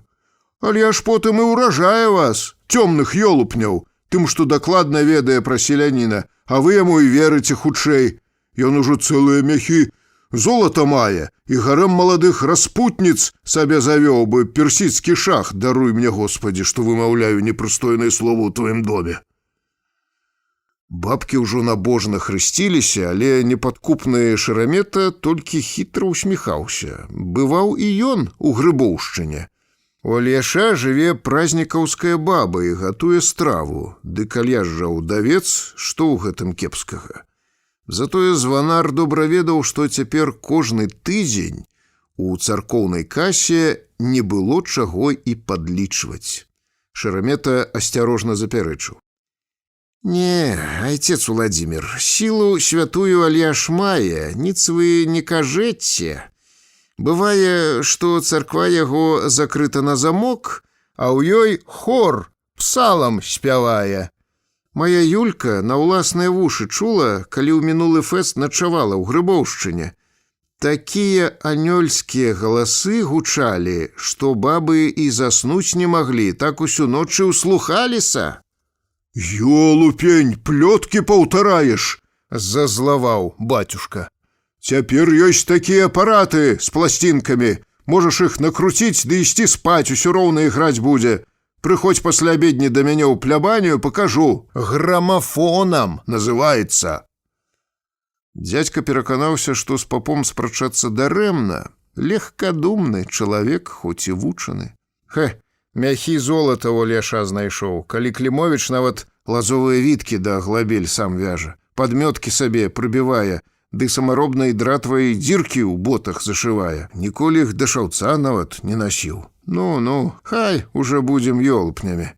Казаў сам сабе дзядзька пераможна ў душы, надта ўзрадаваны, што звычайны мужык з Грыбоўшчыны падставіў ножку нават Вінаградаву, які ні коня сабе не запражэ, ні палена дроў не расколя.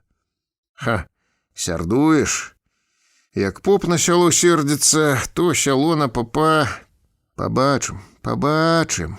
Як ты яшчэ заспяваеш, якая стане твоя матушка, якія будуць папоўны, калі людзі не пойдуць да царквы тваёй гэтак з паўгода. Белых пальчатак летам насіць не будуць. А то сядуць за стол да міскі з супам І на хлеб ще масло мажуць, каб вы падавіліся, буржуі. Грамафонаў не ведаем, думаеш?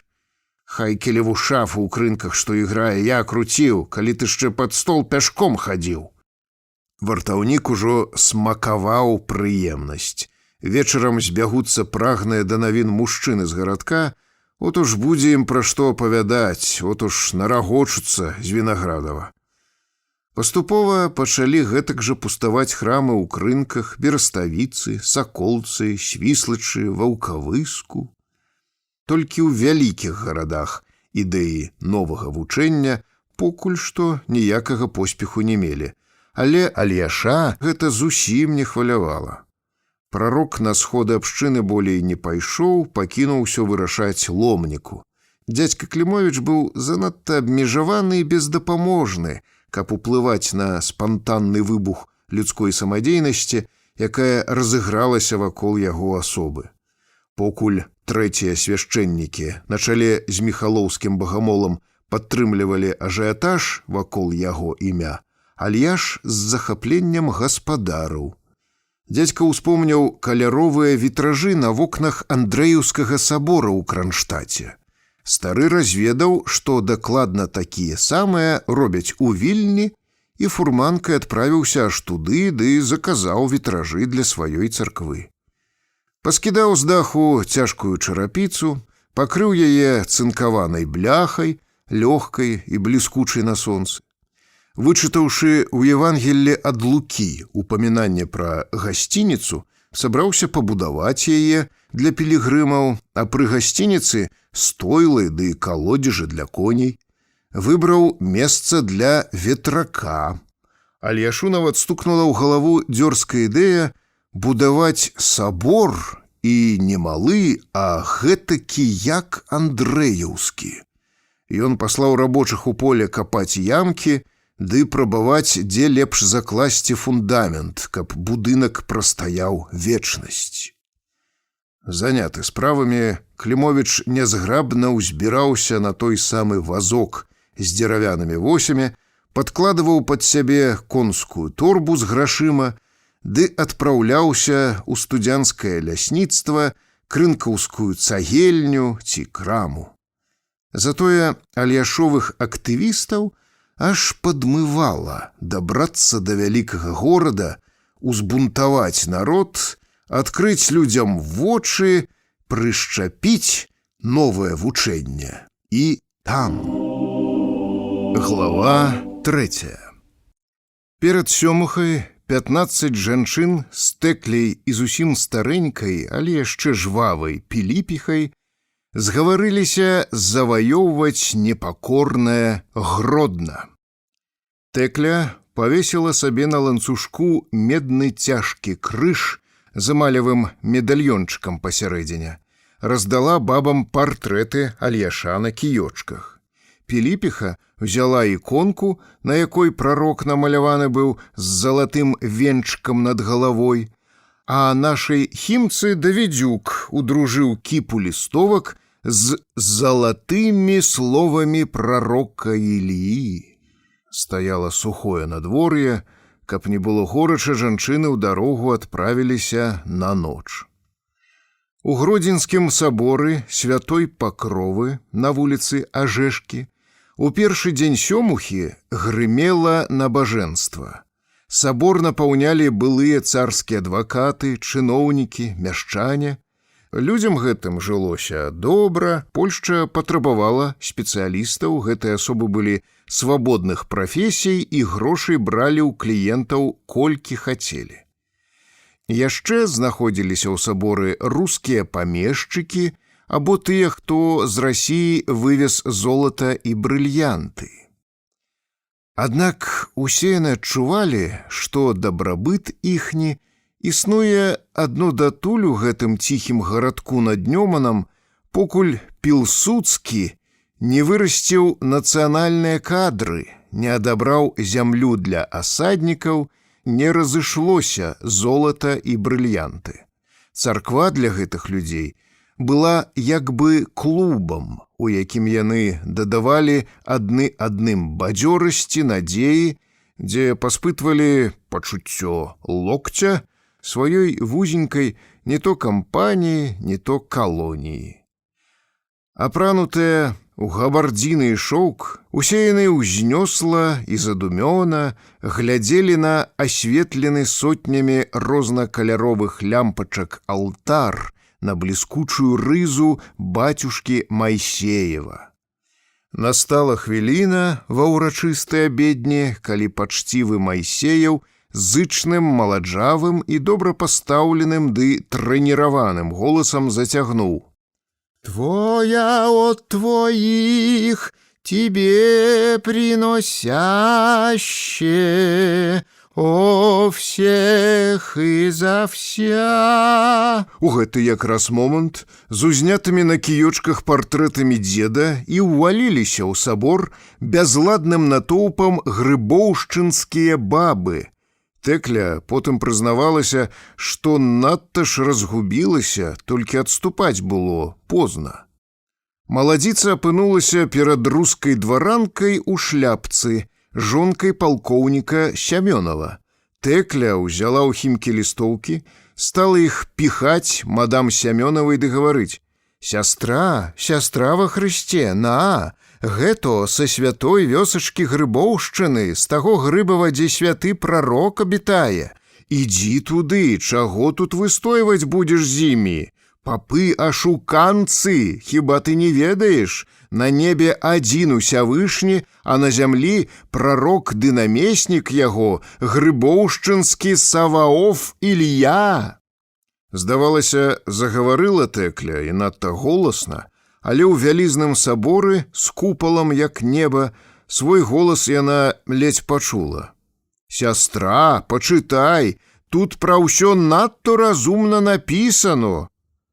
Пышная дваранка, мадам Сямёнова, муж якой і на службе польскага ўрада атрымліваў за 2 месяцы службы столькі, колькі варта была ўся гаспадарка тэклінага бацькі, нават галавы не павярнула да басаногай сялянкі. Гэтаксама важна, напышчана, ды з узнёслай і маўклівай пачцівасцю да моманту літургіі стаяла ўся публіка. Як нічога не бывала, з-за клірасаў і аднекуль з гары грымеў славуты ва ўсёй акрузе магутны чатырохгалосы саборны хор. «Тебе поем, тебя благословим». Цёткі дзеўкамі працавалі ў горадзе служанкамі. Калі збіраліся ў дарогу, у іх падсвядома ажылі старыя крыўды. Некаторым жанчынам раптам захацелася адпомсціць сваім эксплуататарам за страчаную прыгажосць, каб гэтыя паны, паўпанкі з жанкамі мелі чыстыя кашулі, спакойныя нервы, напоўненыя страўнікі, каб былі гэтаксама дагледжаныя і чыстыя іхнія барчукі і барышні, іхнія балонкі, фокстэр'еры, бульдогі, сіямскія ваські і сібірскія муркі. Для Тэклі ж гальштукі, бабачкі ды белыя кашулі мужчын напомнілі і тыя часы, калі п'яныя афіцэры, запусціўшы на грамафоне «Карабейнікі», прапанавалі ёй танцаваць на стале, а самі з рогатам лічылі на яе целе радзімкі. Але штосьці атрымалася не так, як бабы запланавалі. У велічным багацці храма, сярод анёльскіх гукаў зладжанага хору, які грымеў не то зверху, не то знізу, не то злева, не то справа і зусім побач, сярод згуртаванай ды чужой публікі, варожай панскай сілы і напышанасці, дзе з-за іх прыходу ніхто не ўздрыгануў, не азірнуўся нават, бабы і Тэкля са сваёй выхадкай і новым вучэннем здаліся самі сабе надта смешныя, нічога не вартыя, бы тая сучкастая падлога іхняй царквы на фоне бліскучай і чыстай, як у аптэцы, мятлахскай пліткі, выкладзенай у сіметрычныя ўзоры, як гугнявы голас Давідзюка з яго гундосай капелай у параўнанні з анёльскімі гукамі ў гэтым саборы. Хіба ім парушыць гэтае раскошнае і пышнае ды ўпэўненае панскае хараство і моц? Тэклю агарнуў адчай. Вернуцца ў вёску, там узнімуць іх на смех? Як паглядзець людзям вочы, паказацца Альяшу? Яна нават крыж яго ўзяла. Маладзіцы захацелася хоць насаліць як-небудзь панам. Яна ўжо забылася, што цяпер яна ў Грыбоўшчыне. Агорнутая нейкім бяздумным буйствам, Тэкля стала падрыгваць усім целам, прытупваць, ды з адчайным віскам спяваць добра вядомую песню. Эх, полным-полна моя коробушка есть, внесите цыпарча. Недарэмна жанчыны думалі, што іх ніхто не заўважае. Майсеяў быў вопытны бацюшка. Ён адчуваў, калі нават хто паварушыцца ў зале. Свяшчэннік і баб адразу заўважыў. Толькі ён таксама разгубіўся, нейкі час не ведаў, што рабіць. Правакацыя католікаў? Стараўся зразумець і ламаў галаву ён. Аднак крычаць, здаецца, не па-польску. Хуліганы? Тады былі б мужчыны. Вар'яткі вырваліся з псіхіятрычкі ў хварошчы? Замнога? А мо сектанты? Мабыць, яны папярэджвалі ў кансісторыі, а я не верыў. Калі прыкідвацца далей, быццам нічога не здарылася, было немагчыма, бацюшка змоўк, даў знак дырыгенту і абарваў хор. У саборы наступіла раптоўная цішыня. Тэкля спалохалася яшчэ больш, ды змоўкла на паўслове. Майсеяў з гневам павярнуўся да бунтарак. Як па камандзе павярнулі да цётак галовы адвакаты, інжынеры, памешчыкі ды расфуфыраныя дамы. «Што за безобразие?» — пачуўся зычны абураны голас яго. «Как вы посмели ворваться сюда? Кто вас сюда впустил? Марш отсюда, богохульщицы! Выходите немедленно, сейчас же убирайтесь вон из храма!» За ўсё існаванне сабора упершыню ім гучала такая свецкая прамова. Баб ужо свідравалі сотні абураных вачэй. Да іх скалілі залатыя зубы, ненавісныя фізіяноміі паны і паўпанкі, а на лашчоных тварах застылі цікаўныя і паблажлівыя усмешкі. Жанчынам зрабілася надта сорамна за свае босыя ногі, прапахлую кужэльную вопратку, растрапаныя валасы і хусцінкі, нібы іх голамі выставілі перад народам. «Староста, сейчас же выведите их из храма!» — командовал Майсеев. «Выбросьте эту сквернь немедленно прочь!» До теток подлетели послухачи. «Буржуи! А от мы вас зусім не боимся!» — распачліва вискнула Тэкля. «Все роўна, пророк Альяш адзіны бог на зямлі, Саваоф! Настане, не думайте сабе, настане от ужо хутко той час, прызнаеце яго і вы, прызнаеце, акаянныя!»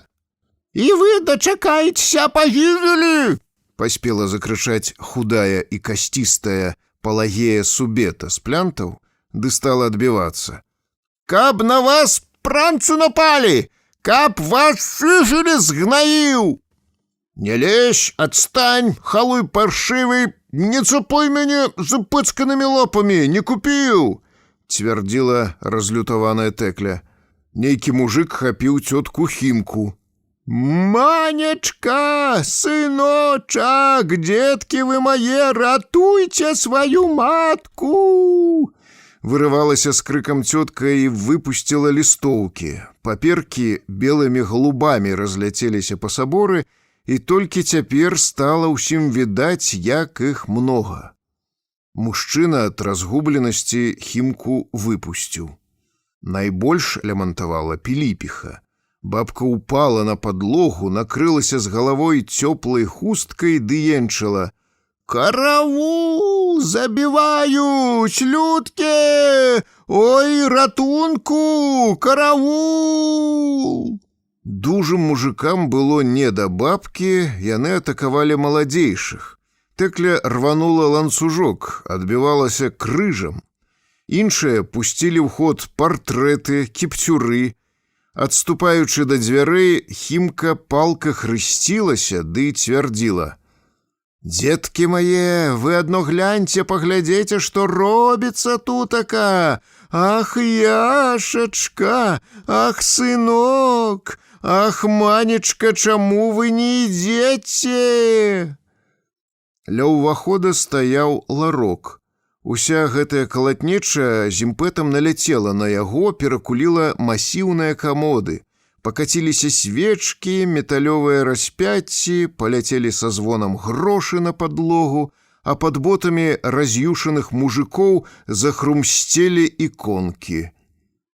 Праз хвіліну бабы апынуліся на бруку. Выбраўшыся на індурскую шашу, жанчыны, каб перавесці дых, завярнулі да Нёмана. Піліпіха адразу паставіла пад куст іконку, укленчыла на траву ды пачала біць паклоны і маліцца. Бабы прыклалі адна адной кампрэсы да сінякоў. Памыліся ў рэчцы і прычасаліся, уклалі свежыя косы, потым паселі на мурог, взяліся за вузлы і торбы. Паступова развязаліся языкі. Ужо закусваючы сітнім хлебам з ліманадам, жанчыны ўспаміналі выпадак, ды здаволена рагаталі, быццам вяртаючыся з гулянкі. «Ну ж і крычаў, ну ж і перапалохаўся, бацюшко!» Пераможна смяялася касцістая Палося. Рыжая і маленькая таўстуха Тамарка, яе браціха, дадала: «І паноў аж халера брала!» «А гэты халуй, як хопіць мяне на рукі!» — успомніла Палося. «Але я, паўпанка, каб на яго пранцы добро спіразала кіёчкам ад патрэта. Аж увагнуўся, мой кавалер! Кофту заменак распаласаваў. У каго аграфкае бабы, трэба скалоць. Ох, і тут ще сіняк, прымочкі пакладзіце, а пякуць як!» Увесь у кропінках бы вераб'інае яечка, курносы тварык Тамаркі ды зялёныя вочкі аж свяціліся ад спазнанай досыта асалоды ад перамогі. Яна пахвалілася: «А я сваяму ухажору праехала са кіпцюрамі па мордзе, як бараной. Мяне, ля, хапіў паўпол і папёр некуды мужик», — жалілася Хімка. «Як вырвуся, як пабягу, то аж ля аптэкі апынулася. Азіраюся, і вы бяжыце. Нават ланцужок парвала ад крыжа, і эмаль патрэскалася. Ой, жанчыны, дасць мне альяж, дальбо. Хоць ланцужок шчапіць як-небудзь. Папрашу каго з мужикоў на вёсцы. І краму ім перакулілі», — не ўнімалася Тамарка. «Добра столькі ім напсавалі, на злотых 10, а мо і больш. І добро ім так, бо дзе гэта бачыў хто ў царкве гандаль, але я ж ніколі не дапусціў бы да такого. Аднак сарвалі мы ім бабы свято, папсавалі ўсю музыку», — падсумавала Палося. «Мне ніколі не было так страшна, а хай на яго. Думала, паліцыю выклічуць». «І паклікалі б, каб не ўцяклі», — разважыла Хімка. «Затое памятаць нас будуць». «Доўго», — вздыхнула Палося. «Адну цётку Піліпіху не крануў ні адзін кавалер. пырснула Тамарка. Але ж вы, тётку, і нарабілі енку на цэлую іхнюю царкву. Бабка старанна біла паклоны ў пясок перад малюнкам Альяша у глыбокай бы скрыначка ад расады рамцы і нават не павярнула да іх галавы. Рыхтык, засмяецца я на табе. От заядлая у сваёй веры, з пашанай захапленнем заявіла ўжо прыціхлая Тамарка. Хвіліну бабы помаўчалі, паўзіраліся на бліскучы плёс ракі, на жоўтыя пляжы ды замглёную сцяну лесу. Як тут файно, здзівілася Палося і сама сабе адказала. Але ж ці табе гэта хараство? Праўду мой мужик чытаў у газеце. І сасновы бор, пясок, у нёмане купанка, птушак розных галасок, панская гулянка. Все ўздыхнулі. Праз хвіліну худая маладзіца ўсхапілася. Ох, божа, чаго тут выседжваю, як тая пані? Мяне ж дзеці чакаюць дома. Стаючы, Палося яшчэ раз уздыхнула. Мужик прыб'е, дальбо... Ён у мяне ў гэту нічога не верыць і адразу скача з кулакамі да морды. Ці прыдумаю гладко, а сінякі куды мне дзяваць? Выручайце, бабы, калі біцца надто будзе. Пра свае сем'і ды гаспадаркі раптам успомнілі і астатнія жанчыны. Усе яны пасур'ёзнілі ды пачалі збірацца ў дарогу. Тэкля іх павучала. Трэ нам цяпер трымацца разам на вёсцы. Глава 4. Інцыдэнт у Гродзенскім саборы настолькі быў нязначным, што, напэўна, не кожны гараджанін, хто ў першы дзень сёмухі вярнуўся з літургіі, палічыў патрэбным расказаць пра гэта дома. Затое ў Грыбоўшчыне баб спаткалі як гераінь. Праз дзень-другі выпадак аброс неверагоднымі падрабязнасцямі і разляцеўся па вёсках сенсацыяй. Чулі, што ў Гродна грыбоўшчынскія бабы натварылі? Пыталі адна ў адной страшаўскія цёткі. Кажуць, увесь горад павярнулі вверх дном. І не кажы, пацвердзіла аўтарытэтна Кірыліха, ды стала маляваць падзеі, быццам сама там прысутнічала. І ішоў якраз малебень. Тэкля з бабамі ўнесла партрэт Ільі на паперць сабора і пачала казаць слово Божае, якое Альяш атрымаў. Бацюшко хацеў яе спыніць, дак Альяшоў партрэт як засвеціцца, заблішчыць, бацюшко як схопіцца, з кадзілам і ў рызе на званіцу пабег. Бліскаючы ад унутранага агню вачыма, Кірыліха натхнёным позіркам абвяла слухачоў. Ісціны крэст! А народ, які ў саборы ў той час быў, давай бабам у ногі кланяцца ды гаварыць. Мы даўно ведалі пра вашага Ілью, але нас папы не падпускалі да яго новага вучэння. Мілыя сёстры, дзякуем вам, што свет нам адкрылі. І людзі раз-два павыкідвалі свае іконы з прытвора, памясцілі ўсюды Альяша. Уся вуліц, кажуць, завалена абразамі архімандрытаў, уладык розных і мітрапалітаў, ставіў Рыгарулька. Кірыліха сыпала падрабязнасці нібы з мяшка. А потым народ як разбушаваў па горадзе. Прыбягаў нават архірэй, тая кансісторыя яго, адтуль зусім блізко, а людзі яшчэ больш сваё. Тады ўладыка давай сунуць бабам золато, поўнымі жменямі, каб толькі яны адсталі ад царквы, а бабы яму. А як жа, так мы табе і прадамосо, якраз на такіх трапіў. Пабачыў владыка, што аніяк на сваю руку іх не перацягне, пачухаў сваю патыліцу, узяў полы ў рукі і паджгаў староство, каб гаварыць па телефоне з сваім маршалкам, хай той дае войско. Во, прыпяклі, захапіўся Рыгарулька.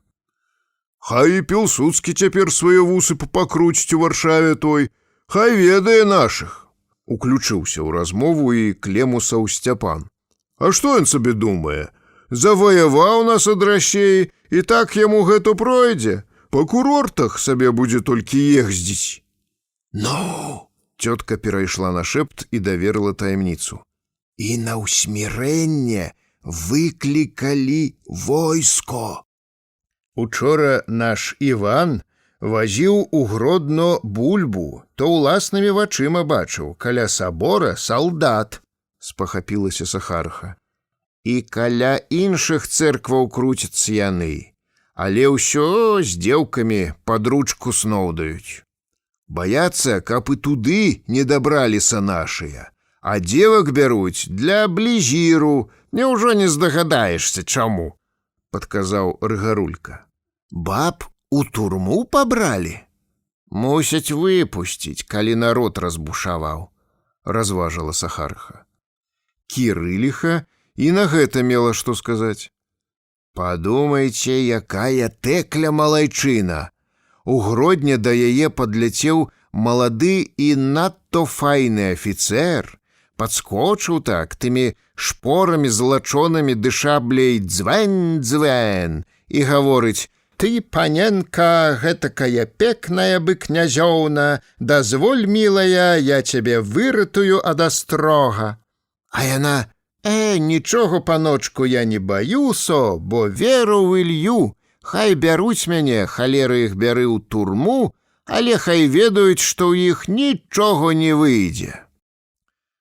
Хоць з такімі ж уяўнымі рэзультатамі прапагандысты новага вучэння вярталіся з Беластока, Брэста, Вільні і Баранавіч, падобныя байкі, народжаныя фантазіяй прагнага да жыцця, таленавітага на выдумку, поўнага аптымізму ды невычэрпнай энергіі народа, па закону ўсё таго ж псіхалагічнага рэха, ляцелі па вёсках і мястэчках. Магутных і жывых пагалосак, гэтага эліксіру прыгнечаных, ніхто не мог бы спыніць ніякімі бар'ерамі. Раздзел 7, глава 1. Яшчэ адну спробу аб'яднацца з прарокам зрабіў гродзенскі ўладыка. З такой мэтай ён і адправіўся ў Грыбоўшчыну. Для большай упэўненасці па дарозе захапіў крынкаўскага протаіерэя, аўтарытэтнага Савіча. На гэты раз уладыку Антонія мужыкі ўжо не спатыкалі, і малыя дзяўчынкі дарогу пялёсткамі не ўсцілалі, на святым узгорку было і зусім мала народу, не больш сотні. Не кінуў сваіх пільшчыкаў і цесляў, не пайшоў сустракаць высокапастаўленую духоўную асобу і дзядзька Альяш. Архірэй і віду не падаў, што халодны прыём яго ўразіў. Хрыстлер зараз жа завуркатаў маторам і, падымаючы за сабой жывую істужку пылу, памчаў у вострава, прывёз яшчэ адтуль бацюшку. Зайцом Якавам уладыка прыступіў да літургіі, адклаўшы размову з упартым адступнікам на пасля. Яны меліся паклікаць Альяша на трапезу. У рытуале архірэйскай службы у час абедні наступае момант, калі ўладыка павінен мыць рукі, а потым выціраць іх рушніком. Трэція свяшчэннікі падсунулі пусты посуд, і ўладыка Антоній, бы нейкі артыст на сцэне, разыгрываў амавенне насуха. Госць да правакацыі быў падрыхтаваны і не падаў выгляду, быццам нешта здарылася. І падыяканы ў белых сціхарах склалі над ім пазалочаныя рыпіды. Уладыка Антоній скорагаворкай прачытаў пару абзацаў з Евангелля, сваё немаладое цела грузна павярнуў да народу, ды паспрабаваў людзей узяць словам. «Праваслаўныя брацця і сёстры», — звярнуўся ён з прамовай. «Што б ні было паміж намі, аднак усе мы застаёмся авечкамі аднаго вялізнага гурту. Все мы асобы той самай веры. Што такое вера? Пра яе цяпер пытаюцца гэтак, як Понці Пілат некалі пра інсціну». Разгледзеўшы застылыя твары і насцярожаныя позіркі мужикоў, духоўны саноўнік свайму голасу прыдаў яшчэ сардэчную цеплыню і душэўную даверлівасць. «Ні на мінуту не забываючы тут, на зямлі, Господа нашага нябеснага», — працягваў ён, перадыхнуўшы, «мы пры дапамозе Божай благадаці, якая жыве ў нас, імкнёмся к духоўнаму і маральнаму удасканаленню, што накрэсліў нам пастыр наш начальнік, Гасподзь і Спаситель. Святло яго на працягу 2000 гадоў гарэла над чалавекам, і ён, азораны ім, вучыўся славіць веру святую і Айца нашага, і же есі на небясі, ды свяціцца імя яго. Для нас, праваслаўных, вера аграмадны дар вялікага Господа Бога грэшнаму чалавеку, упэўненасць у тым, чаго не можам бачыць і чуць. Калі яна дадзена каму памерам толькі з гарчычнае зерня, той можа перастаўляць з месца на месца горы, а хто ёю валодае поўнасцю, пра гэтага гавораць «Вы богі есть» і славяць самого Господа, вся возможно верующему. У доўгім і раззалочаным адзенні прамоўца цяпер нічога не бачыў. Аслеплены ад плыні замыславата напышаных фраз, ён цэлымі потокамі ўжо кідаў іх у здранцвелыя мужыцкія твары.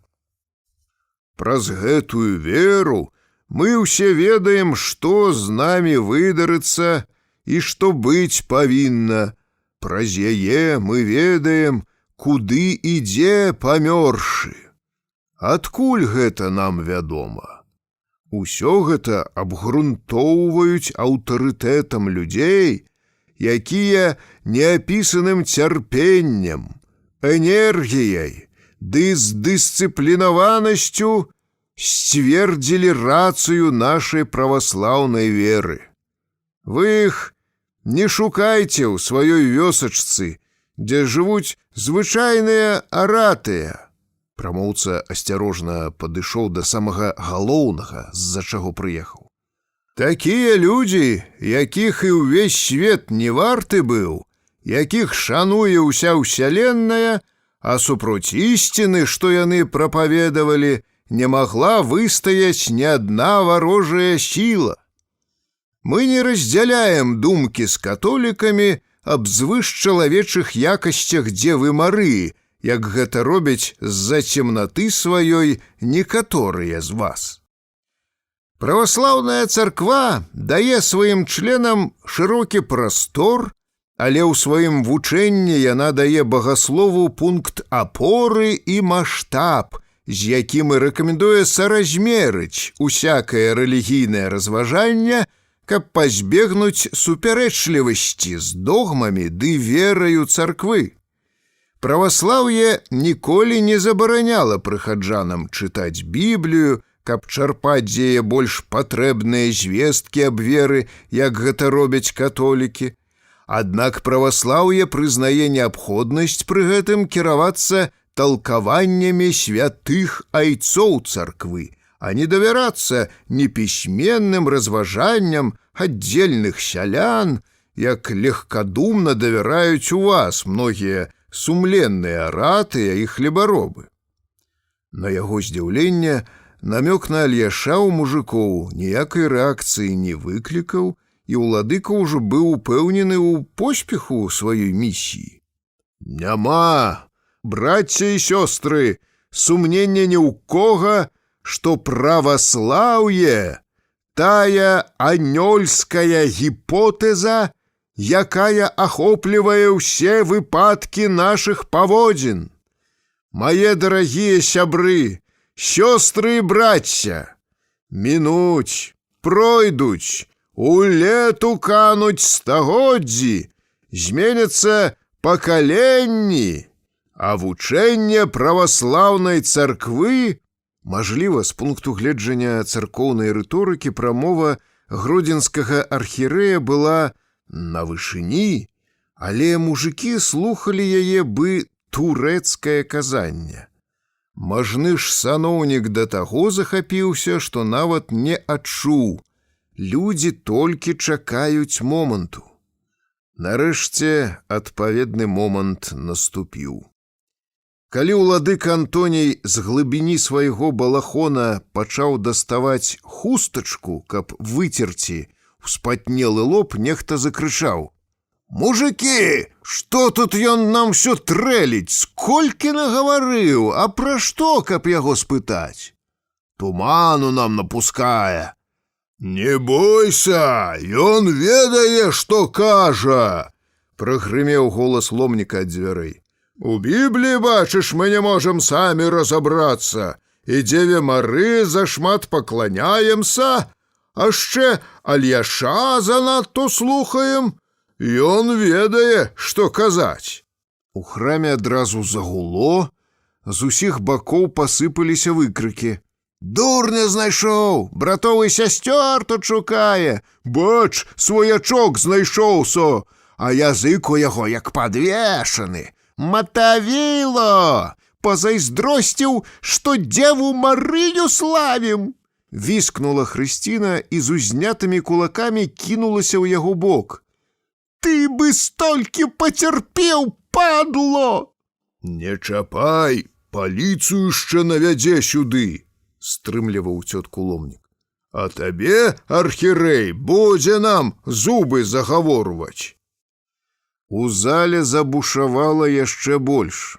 «Цэрквы ў Гродня папрадаваў і нас падбіваць прыехаў! Унь, якое пузо наеў нашым гарбом!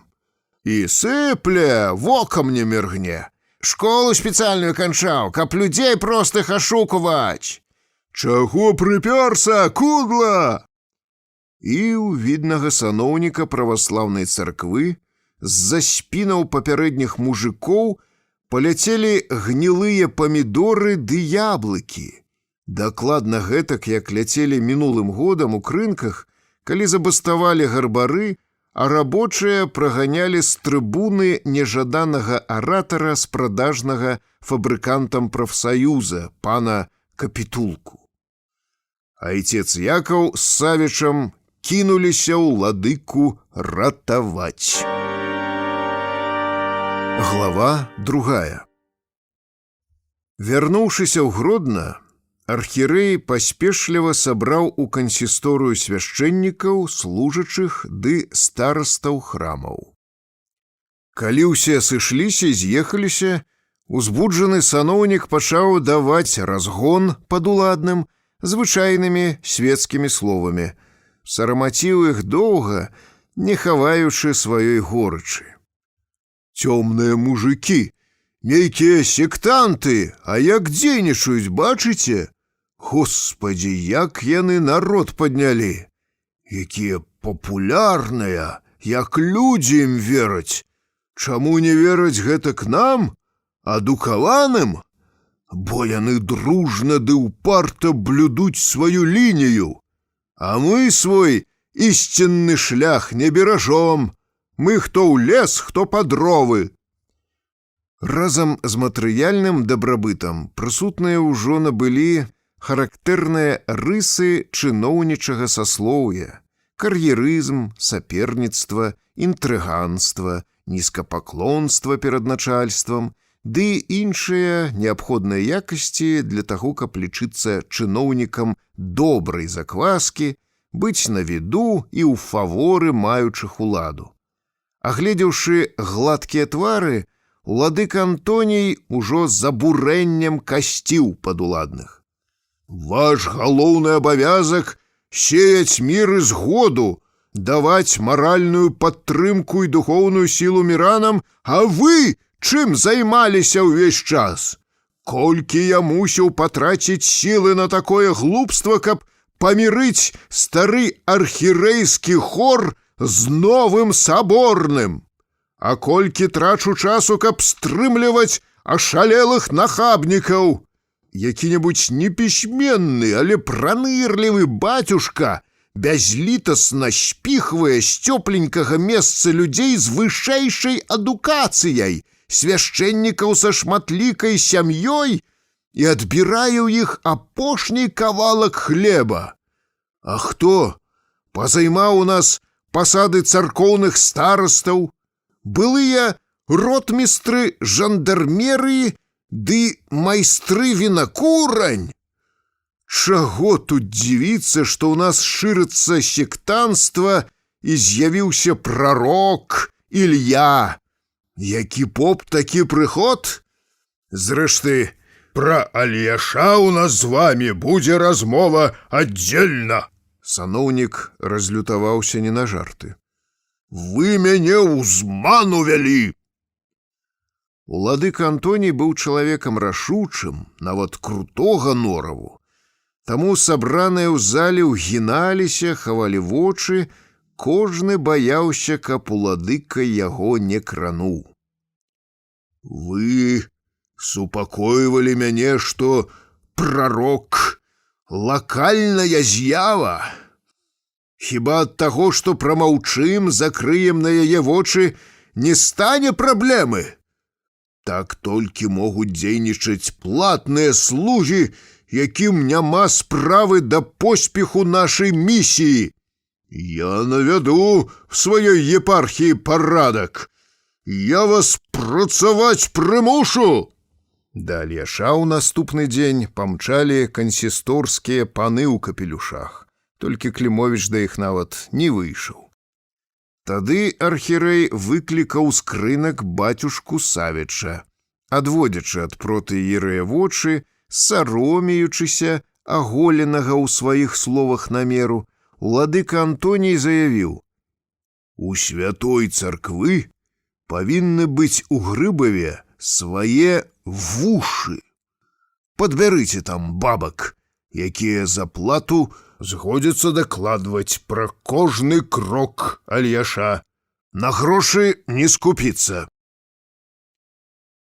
Хто ведае, што яшчэ прыдумаў бы ініцыятыўны архірэй Гродзенскай епархіі, каб абмежаваць уплыў грыбоўшчынскіх мужикоў на праваслаўных прыхаджан і іх прыручыць, калі б далі размахнуцца. Сам таго не разумеючы, дзядзька Альяш даўно стаў аб'ектам, з-за якога ішла барацьба паміж каталіцызмам і праваслаўем. За дзейнасцю Антонія з насцярожанай увагай сачыў віленскі каталіцкі епіскап Рамуальд Ялбжыхоўскі. За плячыма віднага каталіцкага дзеяча і ўплывовага чалавека стаяла магутная арганізацыя з тысячагадовым вопытам барацьбы з ідэйнымі праціўнікамі. Калі стала відочна, што гродзенскі ўладыка становіцца папярок дарогі каталіцкім вярхам, біскуп націснуў адпаведны гузічык і добра наладжаны механізм адразу здзейнічаў. У каталіцкай газеце нечакана для ўсіх з'явіўся хлёсткі фельетон аб непрыстойных паводзінах архірэя Гродзенскай епархіі, са спасылкай на шматлікіх сведак, з пералікам пікантных падрабязнасцей. Журналісты размалявалі епіскапа Антонія гомасексуалістам. Глава 3. Зганьбаваны ўладыка сеў у свой хрыстлер і памчаў у Варшаву. Па дарозе ў польскую сталіцу Антонію было пра што думаць. Ён аж кіпеў ад абурэння і ні на момант не сумняваўся, што мітрапаліт яго абароніць, іначай і быць не магло. Грыбоўшчынская абшчына знаходзілася пад кантролем кансісторыі ўсяго пару месяцаў, а ў цэлай епархіі вырашыліся адразу ўсе эканамічныя праблемы. Гэта не нова. Некалі за ахвяры паломнікаў да іконкі Маці Божай на грушы пад Слонімам быў пабудаваны Успенскі сабор у Журовічах, ды яшчэ 3 храмы, а журовічскія епіскапы валодалі такой маёмасцю, што па багаццю маглі пацягацца з Хаткевічамі, Сапегамі ды Радзівіламі. Неабходна толькі знайсці ключы да грыбоўшчынскай стыхіі і падпарадкаваць мужыка Клімовіча з яго кампаніяй. І не паддавацца католікам. Таксама і на Журовічы касцёл потым наклаў лапу. У 1726 годзе рашэнням папскай капітулы журовіцкая Маці Божая на грушы была каранавана. У свой час нават праваслаўнага младзенца Гаўрыіла з Заблудава католікі нахабна сабе прысвоілі і трымалі гадоў 100. Няўжо паддацца, каб яны і Клімовіча перацягнулі на свой бок? Мітрапаліт Діянісій, напэўна, дапаможа. Прыбыўшы ў прадмесце польскай сталіцы Прагу, машына ўладыкі накіравалася на вуліцу Зігмунтоўскую, да царквы святой Магдалены, дзе памяшчалася дыяцэзія. З-за сваіх заслуг Антоній без дакладаў уварваўся да галавы праваслаўнай царквы ў Польшчы. «Ваше высокапрасвяшчэнства, зноў козні католікаў, я цярпеў, але болей не магу».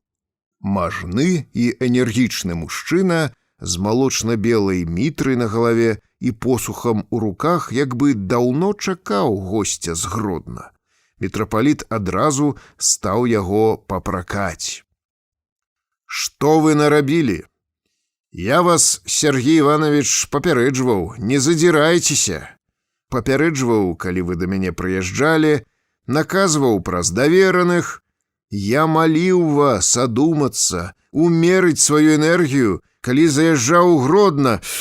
Мітрапаліт спахапіўся, што гаворыць неасцярожна, і загадаў свайму калейніку-манаху прасачыць, каб ніхто іх не падслухаў з прыёмнай. Тады саноўнік перайшоў на свецкі тон. «З кім ты, Сергей Иванович, ваяваць уздумаў? Нават бабак падкупіў у нейкай там вёсачцы». «А, праінфармавалі ўжо», — сумеўся архірэй ды выбухнуў. «У мяне ўсе прыходы аголеныя з-за гэтага мужыка. Я вымушаны штосьці рабіць». Пастукваючы посахам, гаспадар захадзіў па пакоі. «Бачыш, як справу палякі арганізавалі. Зразумей, Сергей Иванович, у той вёсачцы усяго адчайная спроба ўратавання вясковых традыцый, парушэнне якіх для адсталых і прымітыўных сялян раўназначна канцу свету. Мужыкі з вартай лепшага прымянення упартасцю і адчаем асуджаных насякомых спрабуюць агрызнуцца. Імпульс гэты ў іх стыхійны, бяздумны, хоць і гэтак бурлівы. Выступаць супроць натуральнага працэса на вёсцы неразумна. Пройдзе ў людзей само, як праходзіць катар. Трэба толькі цярпення». Мітрапаліт уздыхнуў і на хвіліну спыніўся. Сонца кланіла к захаду і асвятляла саноўніка праз акно. Ён напружана думаў, як бы зачэрпваў важную ісціну з глыбіні свайго нутра, а расшыты брыльянтамі крыжык на белай яго мітры гарэў далікатнымі іскрынкамі. Праз хвіліну ён ужо выкладваў новыя аргументы. Гэта форма распачлівай барацьбы за існаванне этнічнай групы. Яна перад пагрозай пагалоўнай паланізацыі аб'ядналася вакол рэлігійных аксесуараў культа, выдуманага куміра, грыбоўшчынскай царквы, харугваў, ікон і званоў. Але пры чым тут мы? Нам трэба сваёй справы трымацца. Калі Дыянісій быў нікому невядомым вікарыем на Валыні, уладыка служыў ужо архірэем у Петербургу. Цяпер гэты шляхцюк браўся павучаць яго, петербургскага воўка. Антоній ледзь сябе стрымліваў. «Як ты так можаш? Пад адным хэлманам палякі разбурылі нам 500 храмаў. З іншых цэркваў павыносілі бацюшак і пакідалі ў сметнікі. Ужо і ў Гродні 3 царквы пайшлі на злом. Прыхаджане не даюць мне праходу, вытыкаюць імі, а праваслаўны мітрапаліт спакойна пра гэта разважае». Дыянісій энергічна стукнуў інкруставаным посахам у персідскі дыван. «Каго ты, Сергей Иванович, папракаеш у недахопе адданасці да святой царквы?» Свяшчэннік Смарагд, страляючы ў айца Георгія, царства яму нябеснае, цэліў і ў мяне, і я толькі цудам уратаваўся тады ад кулі раскольніка. Між іншым, ад чаго гэты поп дабіўся? Азлобіў урад і насцярожыў прыхільных нам сяброў палякаў. Потым трэба было пакласці столькі старанняў, каб насцярожанасць развеяць. У 1923 годзе у выніку разладу сярод праваслаўнага духавенства Польшчы свяшчэннік Збялявіч, Мастоўскі раён, Смарагд, застрэліў сябра Пілсудскага, першага праваслаўнага мітрапаліта Польшчы, айца Георгія. «Так што, па-твойму, паддацца ім?» – выбухнуў Антоній. «Сёння палякі палец адхапілі, заўтра падсякаюць нам і головы!» «Не ўпадай у крайнасці, трэба і нам паводзіць сябе разумна. Увайдзі, Сергей Иванович, у душы і палякам. 150 гадоў былі яны ў няволі, і касцёл цярпеў ціск ад нашых губернатараў ды архірэяў. Тыя 500 цэркваў былі ў свой час пераробленыя уніятамі з касцёлаў, католікі проста вярнулі сваё. У Гродні разбурылі царкву, пабудаваную ў памяць Мураўёва, таму не дзіва, што яе і разбурылі. Гісторыю сабора, з якога зрабілі касцёл, ведаеш дасканала. Ён у свой час быў нашымі перароблены з касцёла, пабудаванага яшчэ князем Вітаўтам у падарунак сваёй жонцы. Крыху астыла Антоній, уздыхнуў. «Ага, прызнаеш і сам. Цёмныя мужыкі няхай гэтага не разумеюць, але мы павінны глядзець праўдзе ў вочы. Пры ўсім пры тым, свяцільнікі нашай веры, праваслаўныя храмы у асноўным стаяць непарушна. Свяшчэннікаў Хэлмшчыны на работу я уладкаваў. Такім чынам, нашае ядро захавалася непарушным. Цяжкія дні перажываем, дарагі сябра. Што зробіш? Цяжкія». Мітрапаліт быў яшчэ і рэктарам духоўнай акадэміі. Пахаджваючы, як перад студэнтамі, трымаў ён прамову зноў. «Бачылі мы ўсякае. Наша царква перацярпела татарскае іга. Перажылі мы, дзякуй Богу, без вялікіх страт і ганення Пятра I. А чаму? Бо не давала ўладзе царква прычыны для непакою палітычнага характару. Пара нам урэшце вучыцца на прыкладах гісторыі. Пілсудскі нам перашкаджае, бо загадаў польскую мову ўвесці. Цэзар Юліян быў няверуючым, аднак салдаты-хрысціяне ахвотна служылі ў яго арміі. Калі патрабаваў ад іх малітвы язычаскім балванам, яны выбіралі Бога, аднак калі загадваў ім у атаку, адразу былі яму паслухмяныя. Упарты мітрапаліт Нікан хіба лепш зрабіў, што супраціўляўся Алексею Михайловичу. Цар-бацюшка ўсё роўна яго зламаў і свабоду царквы разбурыў. 200 гадоў потым праваслаўе не магло падняцца на ногі. Савецкая Расія вось-вось рассыплецца. Перад намі тады стануць грандыёзныя задачы, якіх не спатыкала аўтакефальная царква з часоў Кірыла і Мефодія. Трэба дачакацца святога дня ўваскрасення праваслаўя поўнымі сілы і энергіі. У імя гэтага я не маю права рызыкаваць ядром добра сыгранага апарата дзеля ўратавання адзінкі, нават мне блізкай і дарагой. Прабач, Сергей Иванович, але і ты на маім месцы зрабіў бы гэтаксама. Тым больш, што твае ворагі сведкаў падрыхтавалі надзейных. Што праўда, то праўда. Падрыхтавалі, усміхнуўся госць з горкім сарказмам. Зусім зламаны, Антоній праз хвіліну ўзмаліўся. То за езуіцтва, Алексей Миколаевич! Які з мяне гомасексуаліст, падумай толькі, што за абсурд! Я стары чалавек!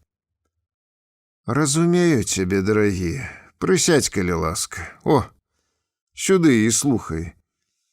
Цярпі, скора настане наш час.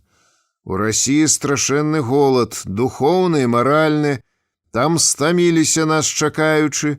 Калі цябе стануць зноў у Піцеры насіць на руках, павер, не будзе мець значэння, што палякі табе аднойчы падставілі ножку і быў ты некалькі месяцаў у загоне. Наадварот, тваёй біяграфіі такая дэталь надасць пікантнасці. Гаспадар і сам апусціўся на мітрапаліцкае крэсла, ды ўгаворваў ужо сябра нібы паслухмянага, пакорлівага школьніка. Покуль што, Сергей Иванович, поедешь у Пачаева. Хацеў цябе паслаць у Журовіцкі манастыр на адпачынак. Там вельмі романтычнае месца, цудоўная манастырская пасека, чаплі гняздзяцца над возерам ля сабора, эдэмскі куточак. Але віленскі біскуп еў бы цябе поедам і там, а ты чалавек гарачы, клюнеш на правакацыю раз-два. Пабудзь далей ад граха. Пасядзі покуль што ў Пачаеве, зводдаль ад Ялбжыхоўскага, цішэй вады, ніжэй травы. Я ж буду пра цябе заўсёды памятаць і маліцца. Што зробіш? Кожная ўлада даецца нам ад Усявышняга. Уздыхнуў мітрапаліт, думаючы ўжо пра другое. Цяпер архірэем Гродзенскай епархіі стаў айцец Савва. Новы епіскап пачаў раз'язджаць на тым самым хрыстлеры з тонкімі, нібы аблітымі смятанай спіцамі, але дарогу ў Грыбоўшчыну свайму шафёру загадаў назаўсёды забыць. Глава 4. Акордам да легенды пра разгром духавенства альяшоўцамі прагучала ў нашай хаце апавяданне Хімкі. Цётка з'явілася ў Страшаве, каб даведацца, ці не прыйшло ад дзяцей пісьмо. Збегліся суседкі, засыпалі Хімку пытаннямі, адно гаварыць яна не вельмі спяшалася.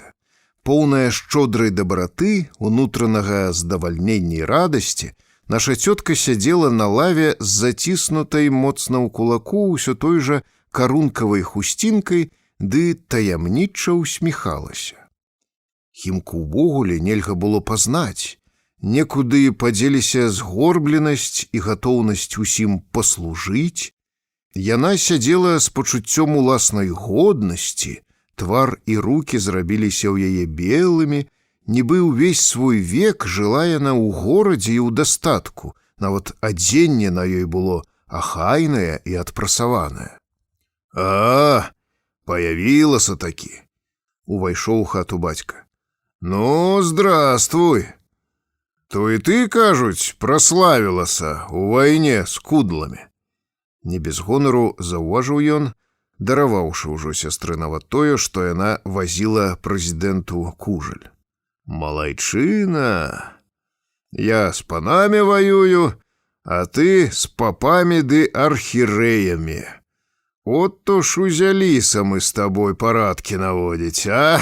І не ведаў, і не думаў, што такая ты ў нас нарадзілася заядлая». «Якая ўжо е?» — сціпла развяла рукі сястра. Адпусціўшы хімцы пару шпілек за тое, што яна вось ужо цэлы год прымушае брата абрабляць яе землю, робіць яго сваім арандатарам, бацька пахваліў зноў. «Так кудлатых разагнаць, такую ганьбу на іх наклікаць, хто б падумаў? Ведаеш, на вёсцы пра гэта цяпер толькі гавораць. А, малайчыны!» Бацька прайшоўся сюды-туды па хаце. Вакол сядзелі бабы, і мужчынская годнасць не дазваляла з сястрой уступаць у інтымную размову, адклаў на пасля. «Інтарэсна, а што далей думаеце вы рабіць?» — зацікавіўся ён. «Папы ў спакоі не пакінуць вас. На ўсё воля Божая». «Ну, надзейся на яго. Зрэшты, кажуць, у вас там цудаў многа бывае». «Чаму не, здараюцца». «Ты звадзіла б туды і мяне, паказала б. Дальбо столькі пражыў на свеце, вайну праваяваў, а ніводнага яшчэ не бачыў». «Каб заслужыць цуд, трэба быць чыстым і дастойным. А ты, калі свой лоб перажагнаў, як, мама, цябе лупцавалі? Да споведзі і да прычасця калі хадзіў? Перад жаніцьбай, бо бацюшко шлюбу не даў бы. Ты ні ва што не верыш, нічога і не ўбачыш, нават каб туды і прыйшоў. Думаеш, не? Бачыла, прыходзяць туды такія». «А як паверу?» «Бог шчодры, хапае ў яго святых дароў іншым, то хопіць табе». Такія казкі я ўжо не раз чуў ад вашаго брата Багамола. Але ты зрабі мне такі цуд, каб яго угледзеў кожны». «Усе не могуць быць дастойнымі ў Бога». «А ты ж толькі што гаварыла, што ён шчодры, міласці ў яго мяшкамі і ўсім хопіць». «Я пра адно кажу, а ты пра другое». «А, як ты выкручвацца навучылася. Бачу, недармо яны цябе там трымалі, недарма хлеб у іх ела». «Ела, што Бог паслаў». «Евангелія начыталася, бачу, а разумееш ты ў ім многа? От паўтараеш завучаная, як папугай, бытую малітву». «Евангелля — кніжка царкоўная. Яе мудрасць святым духам запячатана. Кожнаму яе нельга разумець. Толькі твайму Альяшу. Ілье адкрыто». Бацька раптам адумаўся, што спрачацца з такімі дарэмная трата часу. «Ат, чорт вас, дуралею, разбярэ!» Нецярпліва махнуў ён рукой і пайшоў. На гэты раз хімка і брывом не павяла, што ўгнявіла брата. Бабы засталіся самі. «Залвіца, то як ты жывеш там?» — пацікавілася мама, шукаючы ў Володькавай галаве. «Гэта ж ні дзень, ні два і ні тры. Столькі сядзець у той Грыбоўшчыне, столькі выцерпець там. Чым займалася там цэлы год, расказвай. Чым усе жоны міраносіцы, сціпла адказала Хімка. Жанчыны памаўчалі. Мая меляшкоўская пляменніца апавядала, што моляцца яны ўсе там, у царкве прыслужваюць, ды людзей прымаюць. Каб разварушыць сяброўку, ставіла Сахарыха. А пэўна ж, столькі народу валіць кожны дзень, клопат з імі велькі, мабыць. Не адставала цягнуць за язык залвіцу мама. То расказвай, не маўчы ўжо, мы тут свае ўсе, смяяцца не будзем, як брат твой, надта разумны. Нам званы прывезлі ды пачапілі, загаварыла нарэшце Хімка, і вочы ў яе ўжо загарэліся.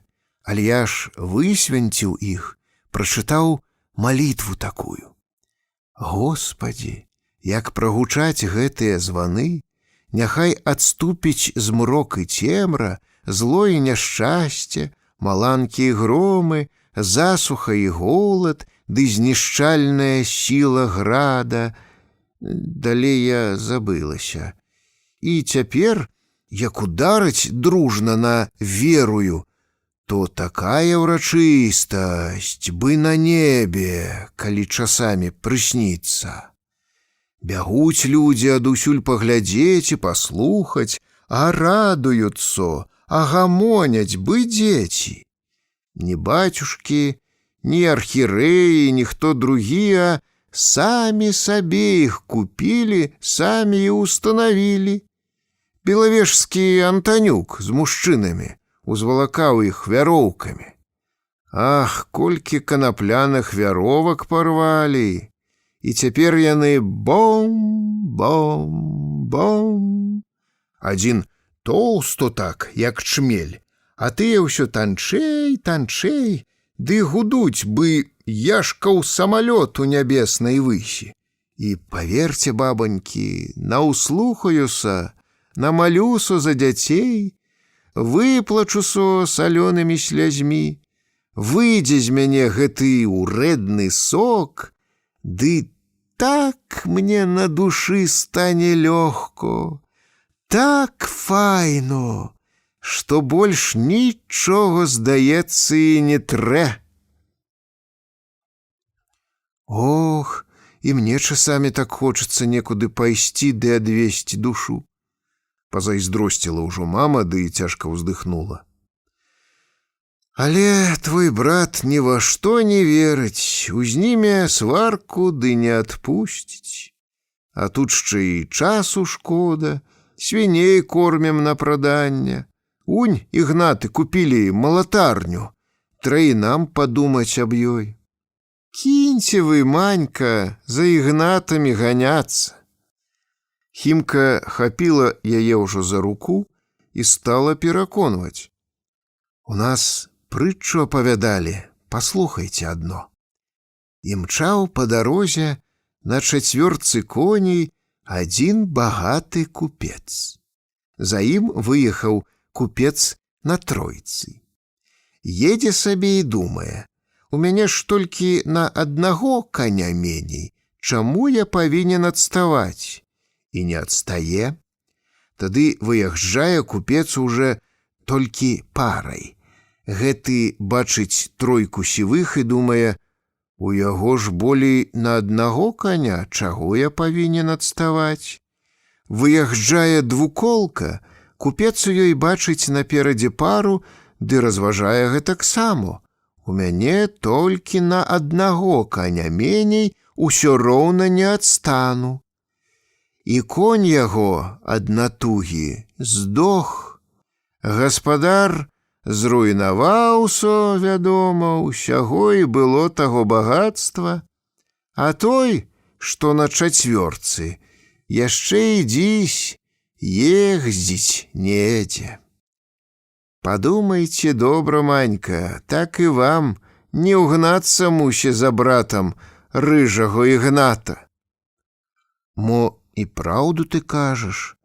Мама аж разгубілася і на тую залвіцу, якую калісьці лічыла за нішто, Нават на «вы» ніколі не назвала, цяпер паўзіралася з пашанай. Жанчыны загаварылі пра дзяцей. Сахарышынага Ёзіка і Кірылішынага Валодзьку якраз трымалі ў турме. Бабы пачалі хімцы зайздросціць, што яна ў лепшым становішчы, бо хто ведае, мо Яшка яе ў саветах ужо і ў камісарах ходзіць, і волю людскую мае, а іхнія хлопцы гніюць на цэментавых падлогах ваўкавыскай турмы. А калі нават і вернуцца, то што іх у гэтым страшаве добрага чакае? У турме яны, кажуць, не марнуюць час, адны адных нечаму вучаць хоць. На тыдзень па 2 разы хаджу ў пракляты ваўкавыск, паскардзілася Кірыліха. Ногі да каленяў стаптала, толькі да сына не дапускаюць. Камендант турмы кажа: «Не дуры, бабу, нам галавы, ён шчэ пад следствам усё, і ні з кім бачыцца яму не дазволено. Не трэба было дазваляць, каб выступаў супроць уласці». Так ні разу і не паказалі, ні пісьма не перадалі. Ці хоць ведае мой Володька, што гэтак для яго стараюся. А маго Ёзіка, кажуць, надто білі, заплакала Сахарыха. Паб'юць, паб'юць, а тады яшчэ і вады ў нос наліваюць. Пальцы прышчамляюць у дзвярах. Здаецца, каб можна было, увесь гэты збытак на сябе ўзяла б. Хай бы яму палегчало б, кожную жылачку яму з сябе выпарала б. Толькі што ты, цёмная баба, можаш? Ноччу не магу спаць, і хоць ты што хочаш, і ў рот нічога не лезе. Калі ўсе палягуць, стану на калені перад іконай Мацеры Божай і малюсо, малюсо, малюсо, ды плачу. Хімка ўздыхнула.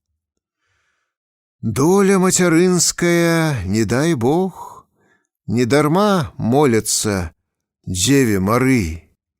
У нас пра мацярок вельмі добра гаварыў прапаведнік з Ліды.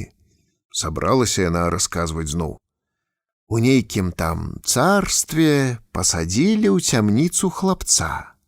Маці пайшла таксама па начальству, а самы галоўны ёй і кажа: «Не хадзі, не дуры нам галавы, бо ніц не дапаможа. Выйшаў царскі ўказ, заўтра ў 12 гадзін ударыць вялікі звон, і сына тваго на пляцу смерцю пакараюць».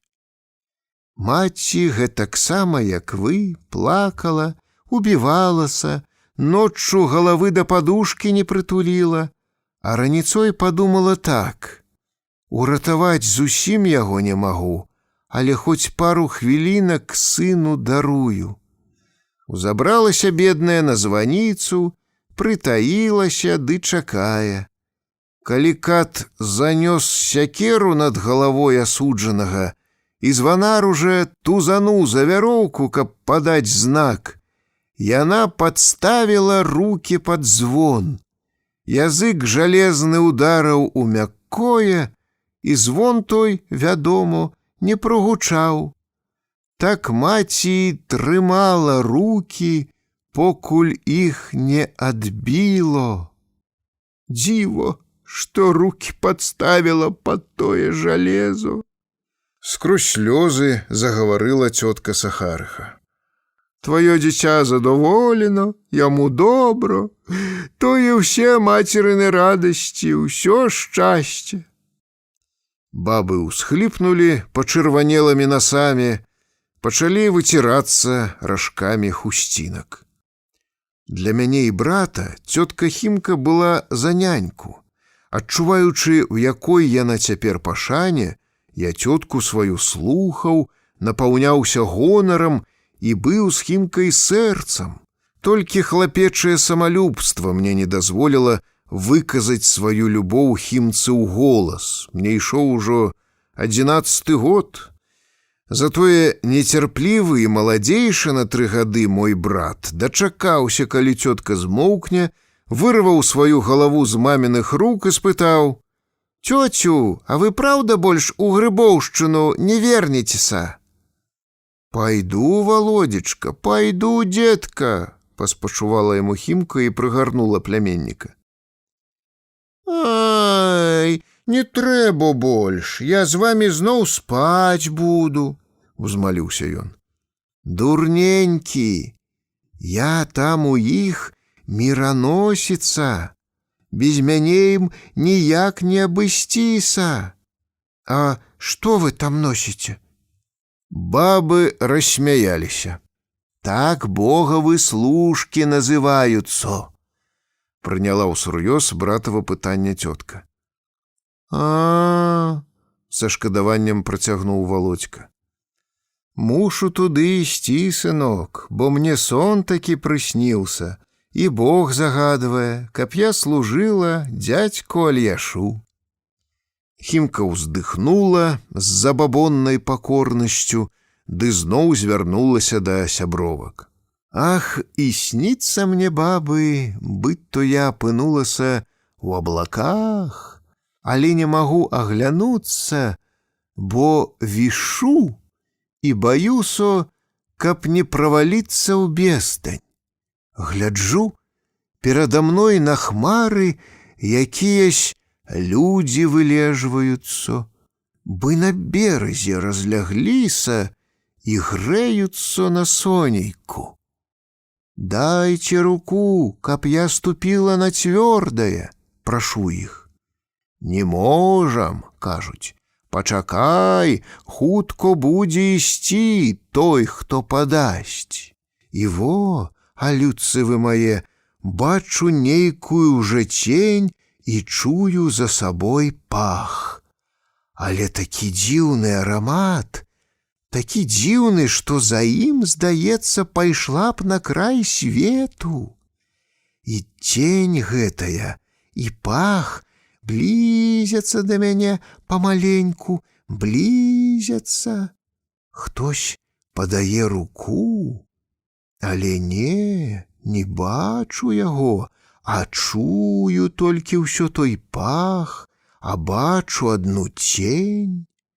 Хтось той сціскае мне моцно руку, сцягвае на хмару, а рука такая сильная, цёплая і таксама пахучая.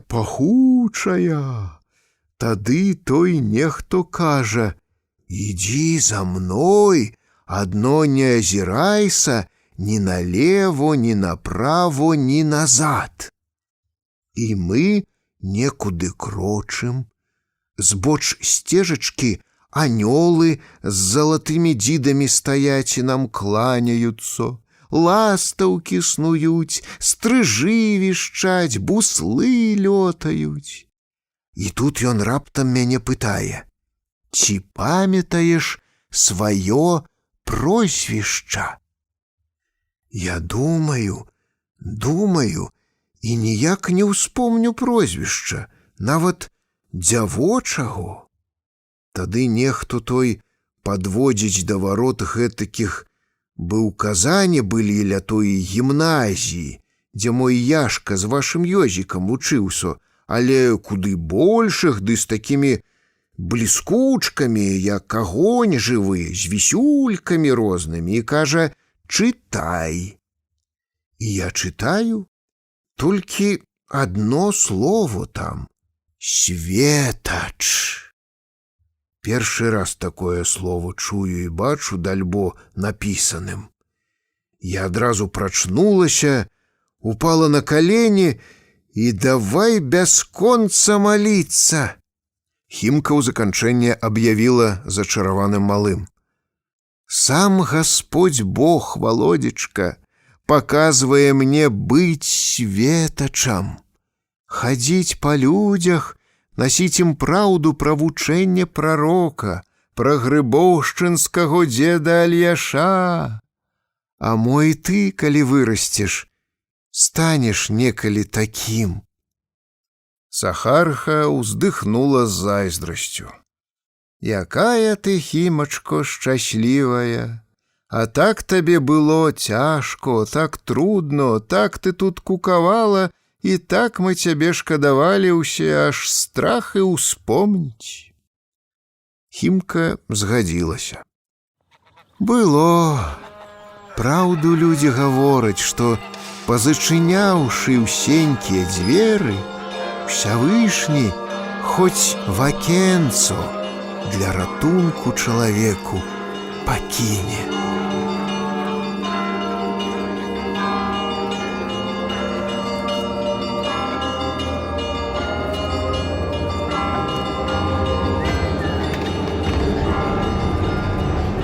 Частка 2. Раздзел 1. Глава 1. Альяш прагнаў манахаў, і тыя вярнуцца пабаяліся. Бацюшку з вострава, важнаму архірэю і чыноўнікам гродзенскай кансісторыі паказаў фігу, і гэтыя паны нічога яму не змаглі зрабіць. Такія звесткі зноў разварушылі сялян, і псіхоз вакол Альяша як бы атрымаў другое дыханне. Цяпер яшчэ больш магутныя патокі жанчын ды мужикоў хлынулі пехатою, на каленях, фурманкамі ды веласіпедамі па незлічоных дарогах і дарожках заходняй Беларусі ў Грыбава. Прыбыўшы пад цэркаўку, людзі падалі на калені і спявалі толькі што створаны Паўлам Бельскім новы гімн прароку. «Ты, Илья, наш святы странник, табе слава и привет. Ты, великий Христоизбранник, служишь Богу много лет. Люди сблизку и сдалеку к табе идуть и идуть. Няма таго человека, які б не быў ужо тут. Наш начальник у Тройцы слаўны, усімі зрымы чалавек. Ты, тварец всіх непастижны, альфа і омега ўвек».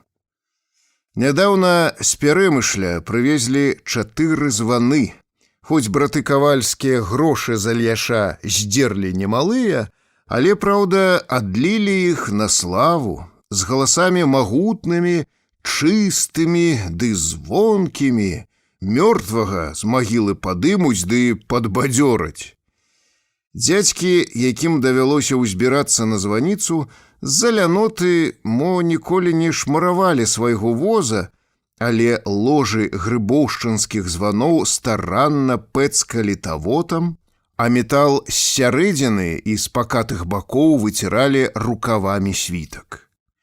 Калі ад вёсачкі аддзялялася цяпер шэрая фігурка самога Альяша, званары хапалі вяроўкі, і званы зычна з вышыні царкоўных вежаў з урачыстай узнёсласцю абвяшчалі акрузе: «Ідзе! Вось ён! Вось ён! Вось ён!» Згорбленая фігурка старога падыходзіла да цвінтара, і там пачынаўся тады вэрхал. Жанчыны з дзікім віскам кідаліся да Клімовіча, цалавалі яму світку, ногі, брудныя нагавіцы, якіх чалавек ніколі не мяняў і не чысціў. «Бом, тялям, тялям, тялям, бом, тялям, тялям, тялям».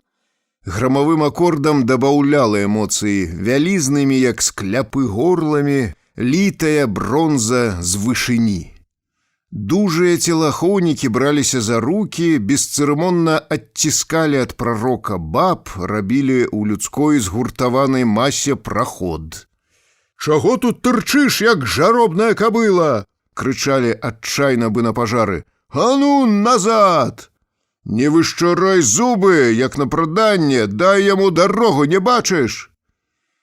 Аднак наўмысная грубасць і сіла не заўсёды дапамагалі. Спраўнейшыя кабеціны кідаліся мужикам пад рукі, разрывалі заслон і з зашалелым енкам ныралі на зямлю, выдзіралі травінкі і пясок, да якіх дакранулася нага святога. Іншыя дабычу выхоплівалі адна ў адной з рук, вырывалі адна адной валасы, драпалі твары. Дарагую каштоўнасць бабы завязвалі ў хусцінкі, каб занесці яе тым, хто застаўся дома. Гэтым скарбам бабы потым пасыпалі куточкі сваёй халупы, каб прыйшло ў хату шчасце.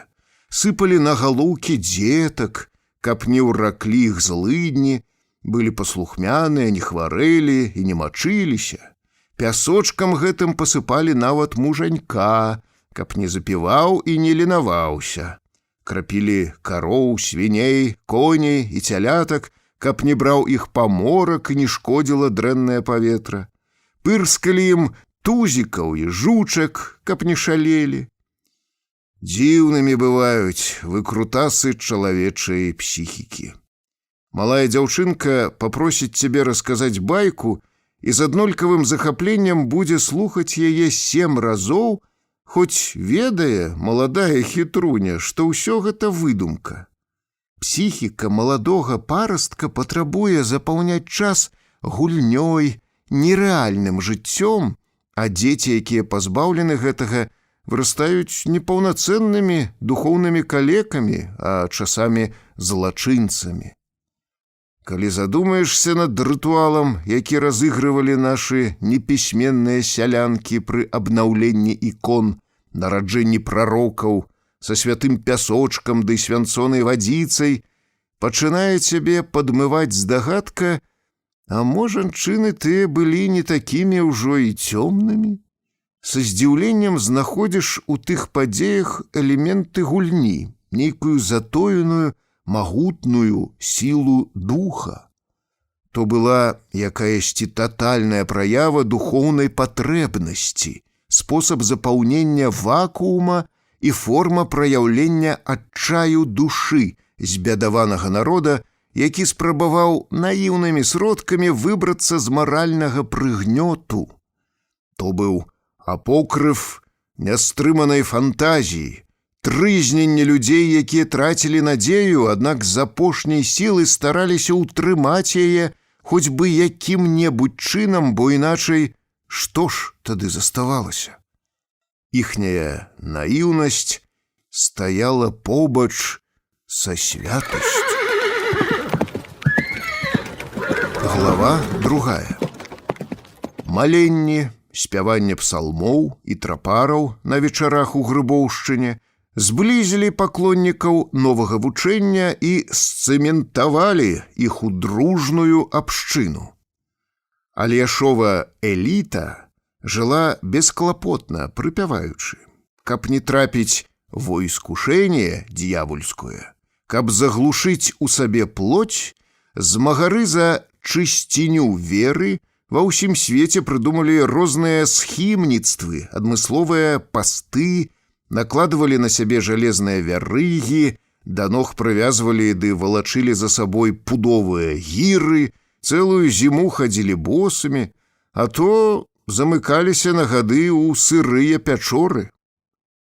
Трэція свяшчэннікі і не думалі іх паўтараць. Тэкля нават прывезла да Альяша з празнікаў свой сіні, размаляваны белымі ўзорамі куфар з кофтамі ды сукенкамі і клапацілася аб старым як самая верная жонка. Непрыкметна ля кожнага апостала з'явілася святая сястра. Апосталы ад гэтага нібы памаладзелі і не вельмі цяпер спяшаліся з вёскі, каб прыдбаць новыя душы. Альяш меў ужо пад 70. Ён быў няздольны, каб зразумець, якая навісла над яго абшчынай пагроза і куды ўсё гэта вядзе. Ніхто не заўважыў, калі ў Грыбоўшчыне ўсё пайшло перакосам. Каля гуранскай дарогі на пагорку стаялі спарахнелыя крыжы, ды расло з дзесятак рыжабокіх ядлоўчыкаў, стройных, быццам кіпарысы. Між копчыкаў ядлоўцу слалася па пяску і упарта выстойвала супроць ветра, гарачыні, сушы і нават замацоўвала сваё існаванне нейкая зялёная і сакавітая раслінка-ўюнок. Тут спрадвеку хавалі дзяцей, якія нараджаліся нежывымі. Аднаго разу ў Грыбоўшчыну брыло аднекуль чалавек 40 багамолаў, ды багамолак яны спыніліся пад спарахнелай крыжавінай. Пілігрымы на копчыках памаліліся, папалуднавалі. Тады жанчыны расплялі косы, схадзілі да калодзежа і ў бутэльках з-пад малака прынеслі вады. Затым мужчыны паклаліся, а багамолкі сталі мыць ім ногі. Выцершы кавалерам ступакі распушчанымі валасамі, багамолкі дружна пазнімалі сукенкі. Хутаранскія цёткі падышлі і аслупянелі ад таго, што ўбачылі. На багамолках іх напарнікі ехалі ў рай. Прыйшоўшы в сябе ад жаху і абурэння, гуранскія бабы выпусцілі з рук кошыкі ды з віскам кінуліся назад. «Што яны робяць там, распутнікі? Дзеці ж глядзяць!» Уляцелі цёткі са скаргай у вёску. Хапіўшы, што трапіла ў рукі, калы, пугі, мужчыны рынуліся да могілак. Сяляне потым дзівіліся, як іх не дубасілі, не кідалі аб зямлю, пілігрымы толькі непрытомна нешта мармыталі ды хрысціліся. За бераставіцай у рамуцеўцах сектанты, якія адкалоліся ад Ільяша, таксама выкінулі лозунг «Далоў сорам». Ноччу зборышча рамуцеўцаў клала ў балейку раздзетага мужика ці жанчыну, ды пад ліхаманкавыя малітвы і завыванні чэрпалі з балейкі ваду і пілі. Раптам адкалоліся ад Ільяша самыя верныя яго багамолы ў цялушках пад гайнаўкай. Цялушкінцы аб'явілі сябе анёламі. Яны складчынай купілі аж 6 царкоўных званоў, пачапілі пасярэдзіне вёскі на дубовыя перакладзіны і па іхняму перазвону збягаліся на сустрэчу са Святым Духам у хату, празваную чамусьці каўчэгам. Потым голыя маршыравалі па вуліцы. Ад незвычайнага карнавалу шалелі цялушкінскія сабакі. Жучкі ды тузікі не пазнавалі сваіх гаспадароў. Са ўздыбленай на спінах поўсцю наравілі яны ўхапіць іх за ягадзіцы, што выклікала надта ж вялікую весялосць у вясковыя дзетвары. Зрэшты, так было не толькі на Гродзеншчыне. Здушаныя сацыяльным і нацыянальным прыгнётам, людзі спарадзілі выбух рэлігійнага псіхозу, якога не было даўно. Захлынула хваля дзікага сектанства. На Валыні мужик Іван Мурашка адкрыў секту сіяністаў. Пару гадоў ён хадзіў па вёсках з грыфельнай дошкай на шыі і з надпісам «Я нямко, але хутка Бог мне адкрые вусны і на 7 мовах скажа праз іх вам што рабіць». Нарэшце дошку ён адкінуў ды аб'явіў: «Все ў грахах, набліжаецца канец, усё ператворацца ў пыл і попел, людзі шчэзнуць з твару зямнога, застануцца толькі мае вучні». Для сустрэчы на небе з Ісусам Хрыстом сваіх аднадумцаў Мурашка намерваўся перасяліць на гару Сіон. Таму сектанты самі сябе назвалі сіяністамі. Збіраліся мурашкінцы таксама вечарамі. Новы прарок занавешваў вокны, укручваў лямпу і ў паўзмроку раздзяваў жонку па духу, Кавальчук Вольгу, і клаў яе на святую плашчаніцу. Тады перад застылымі ў містычным жаху людзьмі браў абцугі, адцягваў скуру на грудзях жанчыны і брытвай рабіў надрэзы. У сіяністаў гэта называлася «здымаць пячаці». Кроў маладзіцы прарок пускаў у бутэльку з вадой. Малінавай вадкасцю пэцкаў усім прысутным, сіяністам ілбы, шчокі і даваў прычашчацца. Тады зборышча распраналася да бялізны. Людзі ўтваралі кола, клалі сабе рукі на плечы і пачыналі выбіваць чачотку, ды ў такт выкрыкваць. Святую вадкасць з дамешкай крыві валынскія сектанты адмервалі напарсткамі ды прадавалі як рэліквію і сродак ад усіх хвароб, запораў, антонавага агню, сляпой кішкі, уроку, загавораў, ламаты ў спіне, сухотаў і белай гарачкі. Ёю мачылі хусцінкі, якія ўручалі місіянерам, калі тыя накіроўваліся вёскі прапаведаваць вучэнне галоўнага сіяніста. Мачылі анучы і кідалі іх пад ложак, каб вывеліся блашыцы ці прусакі. У тыя самыя дні, калі сяляне Косаўшчыны падаставалі з-пад стрэх вінтоўкі, пабралі сякеры і вілы, ды пайшлі граміць пастарункі, сектанты Пеньшчыны стварылі духавы аркестр, абыходзілі вёскі, хутары і рабочыя пасёлкі. Пачуўшы здалёк бравурную музыку, людзі кідалі работу, збягаліся паўзірацца на дзіўнае воінства, а ў гэты час лаўцы душ, прапаведнікі, узлазілі на складныя табурэткі і заклікалі слухачоў уступаць у вінаграднік Хрыстовы прарока з Кобрына, Кастуся Ярашевіча. На аркестр і хор Ярашевічу баптысцкі цэнтр са Злучаных Штатаў прыслаў долары, і гэты прарок са сваёй капэлай выязджаў на гастролі нават за акіян.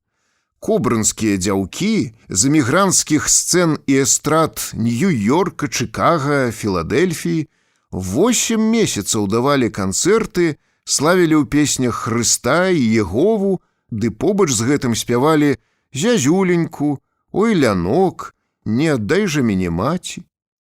Неўзабаве дзяўкі ў забітыя паляшуцкія вёскі прывезлі нябачныя дагэтуль бюстгальтары, трусы, стракатыя, як дятлы, кофты, ды апавяданні пра заморскія дзівы, чым выклікалі ў сябровак зайздрасць і прыток новых людзей да Ярашевіча.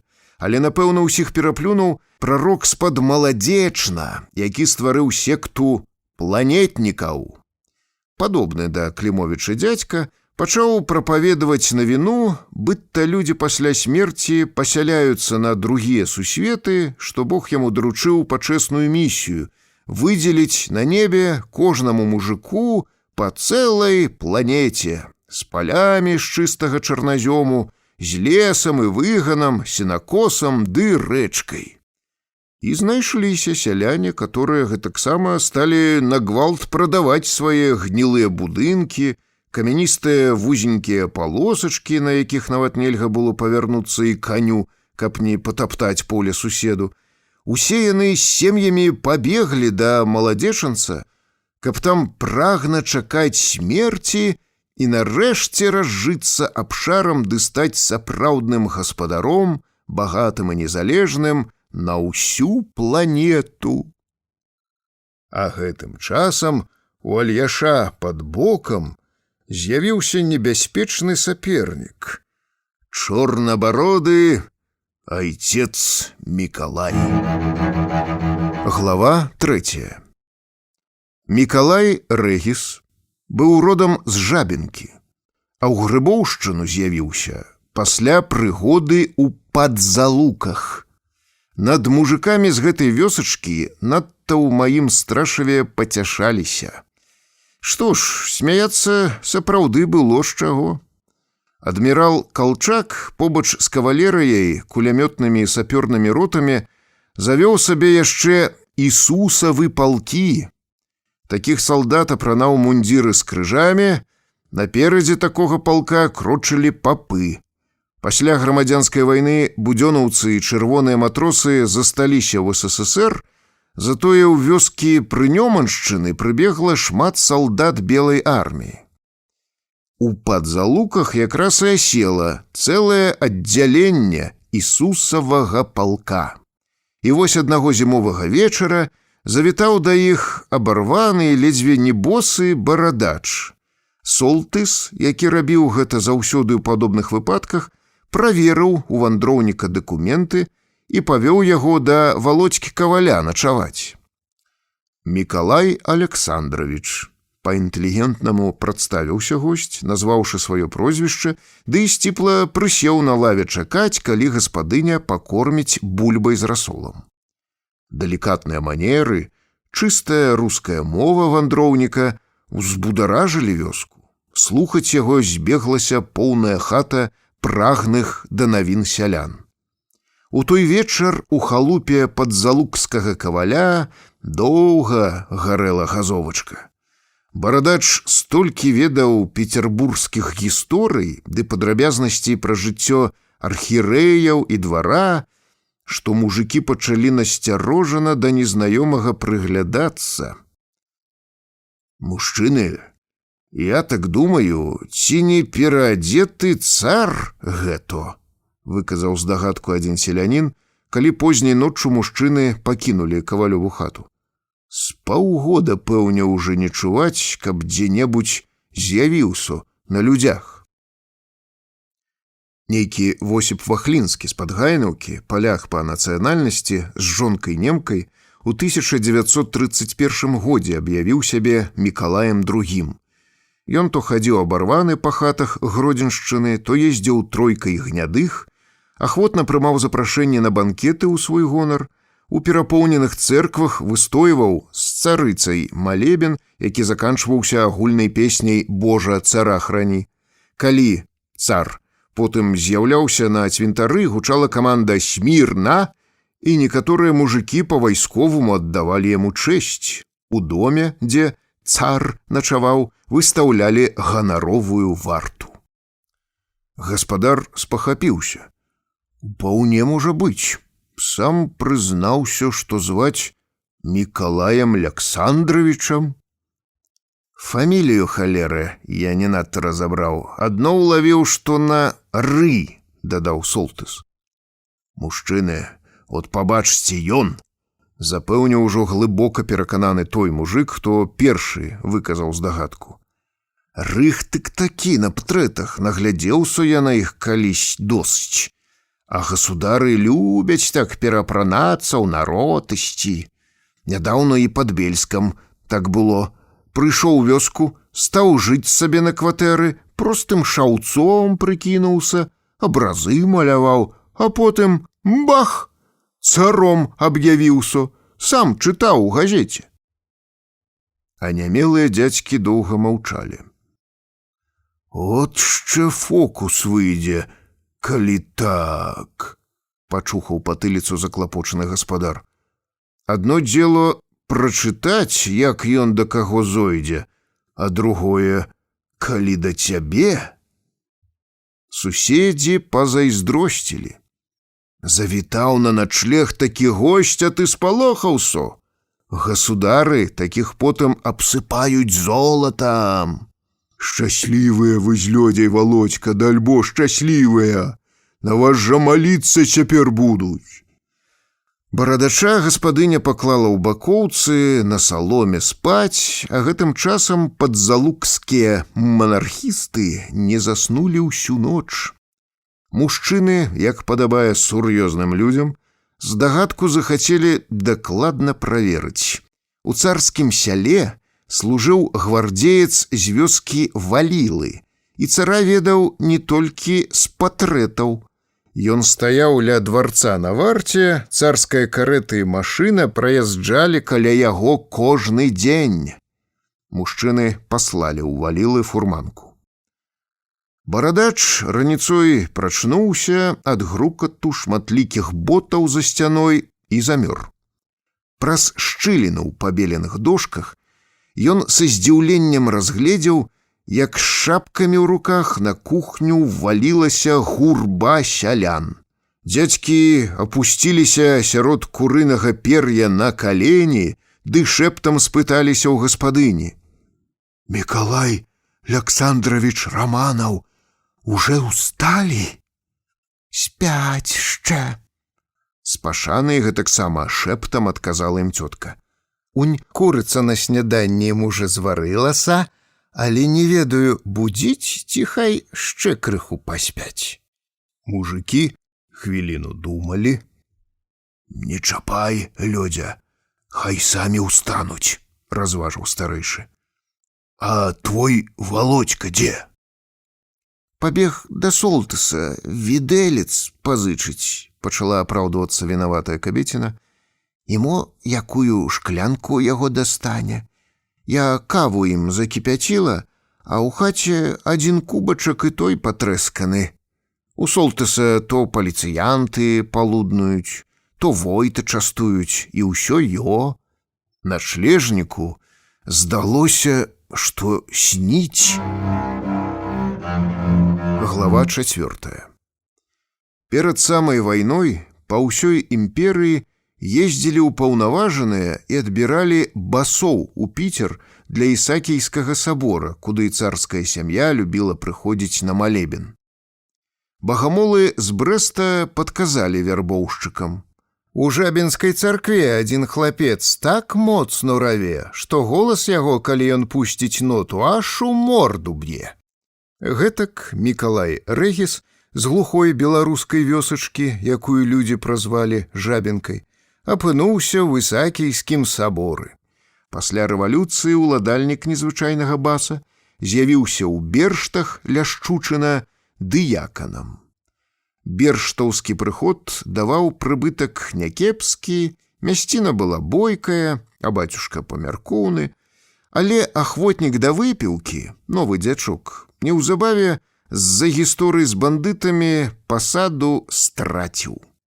Нейкі час Рэгіс бадзяўся па вёсках, перапісваў папам ноты і псалмы, пераплятаў кніжкі, рыхтаваў ім на зіму дровы, для папоўскага быдла і коней рэзаў сечку.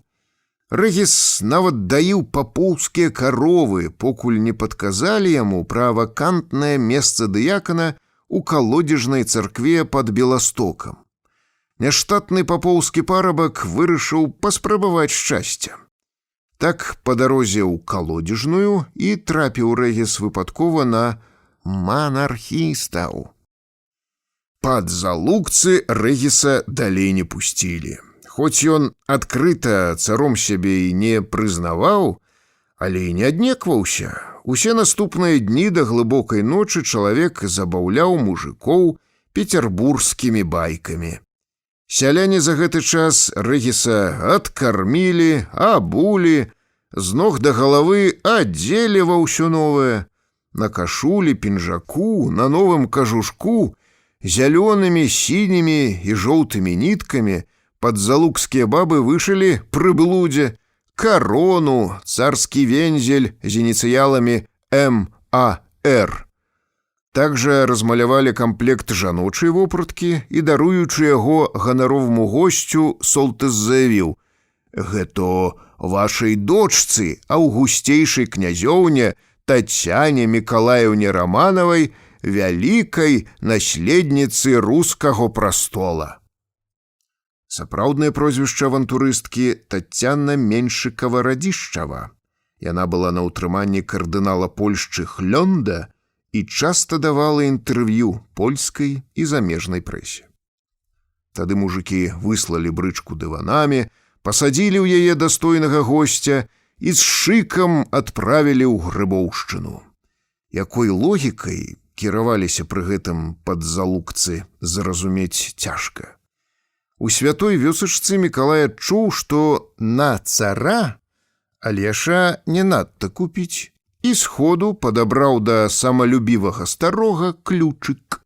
Мікалай нізка прароку пакланіўся, пацалаваў нават пачціва яму руку, ды як мага задушэўна і ўрачыста аб'явіў: «Айцец Ілья, прыехаў я да вас, каб усе думкі і помыслы, што Гасподзь Бог будзе глаголіць вашымі вуснамі, упісваць у Біблію». Дзядзька Альяш ад разгубленасці нават хмыкнуў, але нічога не адказаў. Адразу паслаў у вёску майсака, шукаць для госця кватэру. Рэгіс, мабыць, дасканала вывучыў натуру падобных людзей, а мо завочна добра ведаў Алеша, у часы бадзяння наслухаўся пра яго дастаткова.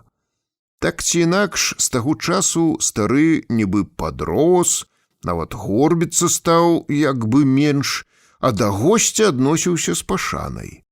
Новы апостал неўзабаве Альяшовых багамолак узяў не толькі сваёй мажнасцю. Калі былы харыст у грыбоўшчынскай цэркаўцы зацягваў псалм, людзі адны адным паказвалі дзіва.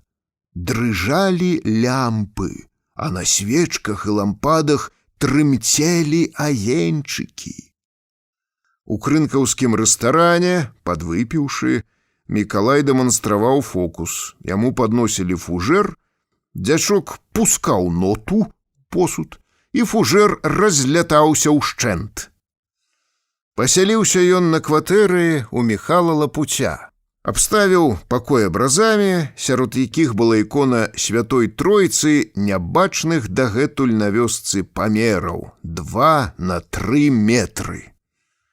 У грыбоўшчынскую цэркаўку Рэгіс хадзіў толькі пад настрой. Часцей за ўсё Мікалай прывалакаў кошачак гарэлкі з закускай, закрываўся ў пакоі і не выходзіў да багамолаў, покуль не канчаліся запасы. Такім чынам, былы дзячок усё, што зносілі яму людзі, прамантачваў. Трэба даць яму справядлівасць, часамі быў шчодры. Пачала Лапуціха распальваць у пліце, а Мікалай падаў ёй сваю бутэльку з нафтай. «Не мучся, бабу, не дуй так, лопнеш, на, аблі дровы, і яны ўраз займуцца агнём». Гаспадарлівая Міхалава жонка толькі пырснула для блізіру дарагую вадкасць і бутэльку прыхавала. Аднойчы п'яны Рэгіс уваліўся ў хату да Лапіцкіх, калі там былі толькі дзеці, і пачаў раздаваць грошы. Малыя атрымалі суровы наказ ад бацькоў у чужых нічога не браць, але на гэты раз падаліся спакусе, падарунак прынялі. Назаўтра стары Лапіцкі вывалак з-пад ложка новыя боты, каб ісці ў гміну, ды аслупянеў. У наску ляжалі залатыя рублі з адбіткам цара. Зрабіўшы дзецям суровы допыт, дзядзька забег да марнатраўцы, паклаў манеткі на стол.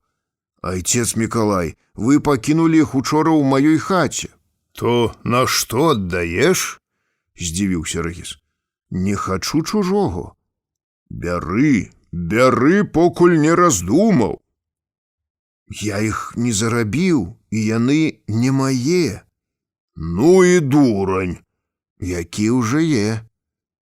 Але найбольш каларытнасць сваёй натуры марнатраўца і праныры Мікалай выявіў пры наведванні сваіх шматлікіх паклонніц па вёсках.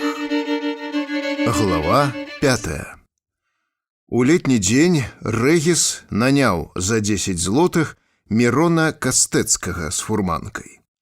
Мікалай вынес загорнутую ў прасціну ікону журовіцкай Божай маці на грушы, уладкаваў яе ў саломе, ды фурмана папярэдзіў: «Толькі не смейся, калі угледзіш нешта».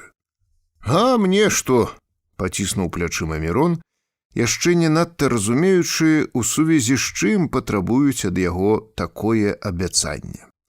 Мужчыны селі на засланы пасцілкай воз, паехалі. «Ну, Мірон, хваліся, якое маеш багацце?» Фурман узрадаваўся, што слаўны, інтэлігентны пасажыр, ды гэтак папулярны сярод людзей, не ганьбуе ім, і ахвотна размову падтрымаў. «То, вядома, якое. 2 каровы, коня, пару авечак, жонку і 5 дзяцей. Яшчэ, напэўна, бобіка, кота, свінню з парасятамі, ды курэй з 10. Дзеці мурзатыя, босыя, бо ты, боўдзіла, нават абутку ім, вядома, не прыдбаеш. От яшчэ, не панскія, летам босамі ўсе лётаюць. Не пакрыўдзіўся фурман і ўздыхнуў. Надто цяпер не накупляешся той абутак, няма вельмі заробку зара. Раней у Гродне на фартах хоць крыху прыраблялі, то шашу пракладвалі з Беластока на Ваўкавыск і наймалі нас, а цяпер дзе мужику той грош зарабіць? Хіба падвязеш так во, якога папа. Зімой лес з дзялянкі завалачэш на станцыю, ды баба прадасць якое яйко або пеўніка. Лапухі вы, лапухі. Глядзі, пінкус адных агаркаў ад свечак па 2 пуды кожны дзень збірае ў Альяша. Воск пераплаўляе, робіць зноў свечкі і мае прыбытак. Але піня не лянуецца дзеля гэтага, і з крынак ехаць сюды ў дождж і ў мароз. Вы ж сядзіце на залатой жыле, ды цяжка вам задніцы падняць. Гэта праўда, самакрытычна згадзіўся Мірон, успамінаючы беластоцкага Вацыка. Во, раптам успомніў Мікалай. І Клемус, амерыканец, залегшыц, стаў падбіваць кліночкі да Альяша. Толькі піня Клемусу, пабачыш, спуску не дасць. От будзе пацеха, калі шчэпяцца між сабой 2 гандляры. Мірон прамаўчаў. Праехалі яны крынкі і накіраваліся ў Алекшыцы. На небе ні хмурынкі. Не было і ветру, час цягнуўся паволі, хіліла на сон. Было цяпло, ды стаяла такая ціш, што, здавалася, было чуваць, як збоч дарогі дружна цягнула сокі зямлі буйная густая яравіна. На пустым шляху са знямоглымі ад спякоты вербамі тады-сяды трапляліся адно палякі, што гурбамі ішлі ды ехалі да касцёла, а іхнія фурманы паганялі па-свойму коней. «Бійста, в'ё!» «Пятроў іх дзесь», — успомніў фурман. «Праз 2 тыдні наша свято, ранняе ў гэтым годзе». «Пятро? Зноў навалакуць салёных каўбас?» — пазяхнуў пасажыр. «І нашто яны так іх перасольваюць? Ад пякоткі потым ніяк не выбавішся». Фурман вёў сваё. «От вы скажаце, чаму гэта палякі заўсёды святкуюць раней кожнае свято? У гэтым годзе наш Вялікдзень пасля іхняго быў праз цэлы месяц. Дзіво, Хрыстос-то ўваскрэс адзін і той самы».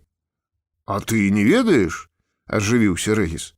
«Калісьці на Галгофу праваслаўныя католікі адправіліся разам, напаткалі Іардан.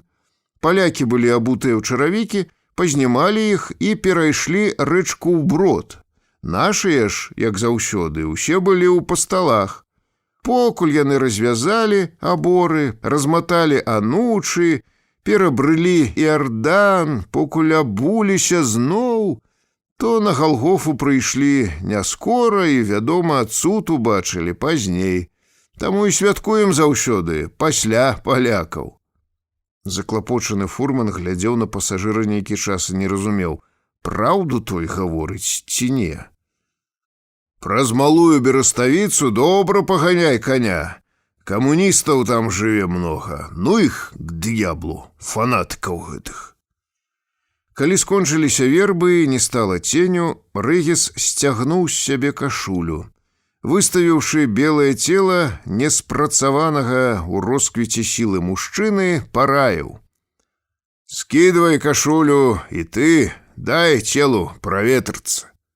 «Рыхтык!» — спалохаўся фурман. «Каб скура злезла, ды заражэнне крыві было».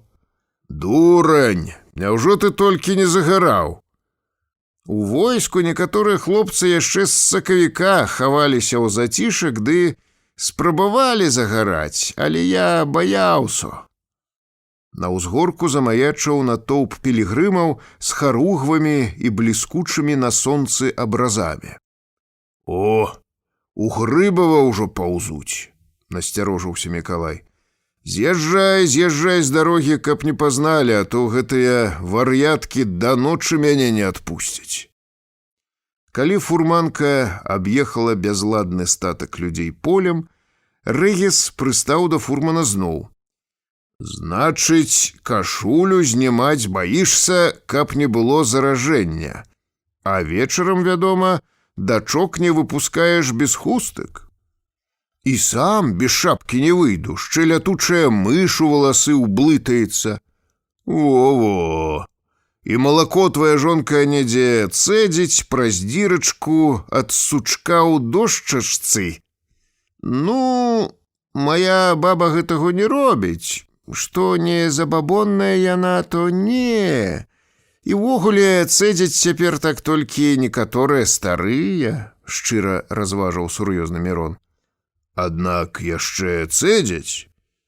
Моя цешча, кастэцкая Верка, гарбатая Агата, Ёзікава Зося. Бушмены вы, папуасы, мала вас дуралеяў, розныя пінкусы ды алешы з ломнікамі.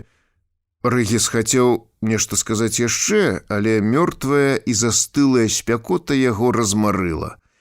Мікалай вяла выцягнуўся на саломе, пазяхнуў, падставіў плечы пад ласкавыя і шчодрыя промні чэрвеньскага сонца і, залюляны возам, ахунуўся надоўга ў салодкую дрымоту. Праз пару гадзін фурманка ўехала ў Алексіцы і падкаціла к рэстарану. «Спыні падводу», – загадаў Рэгіс, увесь ружовы ад сонечнай ванны, як распараны хлопчык, з белымі ламанымі рубцамі ад саломы на шчаце. «Пара нам паесці. Хай амерыканец корміць. Ён жа сваяком робіцца, у Грыбоўшчыне другую карчму адкрывае». «О, то дзіво! Ці мала іх цяпер туды з'язджаецца на пажыву? Да халеры і трохі гандляроў розных. А Клемус, гэткі вуш, усюды ўлезе». Кастэцкі рассупоніў каня, даў яму торбу. Пасажыр старанна прыкрыў дзяругай ікону ды паклікаў абедаць. «Каб толькі не пабілі мне шкло», – трывожыўся ён, адганяючы ад воза малых. Глава 6. Алексіцкі рэстаран трымаў Клемус Кавальчук, празваны амерыканцам. Кар'еру гэты чалавек зрабіў нядаўна. Вярнуўся Клемус з бацькамі пасля вайны з бежанства, ды ўбачыў, што даў прамашку. З гаспадаркі хлеба хапала ўсяго да каляд, а заробку ніякага. У Расію назад не пускалі. Завітаў у вёску вярбоўшчык в Аргентыну. Клемус, не раздумваючы, паехаў за акіян. Неўзабаве ў Алексіцы прыйшло пісьмо з Паўднёвай Амерыкі. Малодшы Кавальчук пісаў, што з індзейцамі працуе ў каланіста парабкам. На пытанне сяброў, як яму там жывецца, эмігрант адказаў вершам. «У халоднай Аргентыне жыве Клемус на чужбіне.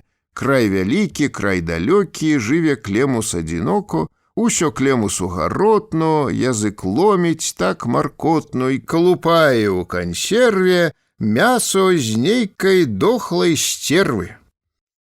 Аднойчы Кавальчук вычытаў, што бразільская газета аб'явіла ўзнагароду $10 000 таму, хто пройдзе сельву да Амазонкі. Клемус кінуў каланіста, пехатой дабраўся да Бразіліі, запрапанаваў і сваю кандыдатуру.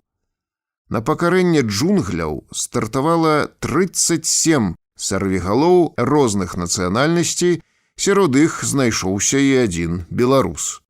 Карэспандэнты не знайшлі ў слоўніках адпаведнай назвы і запісалі Клемуса украінцам.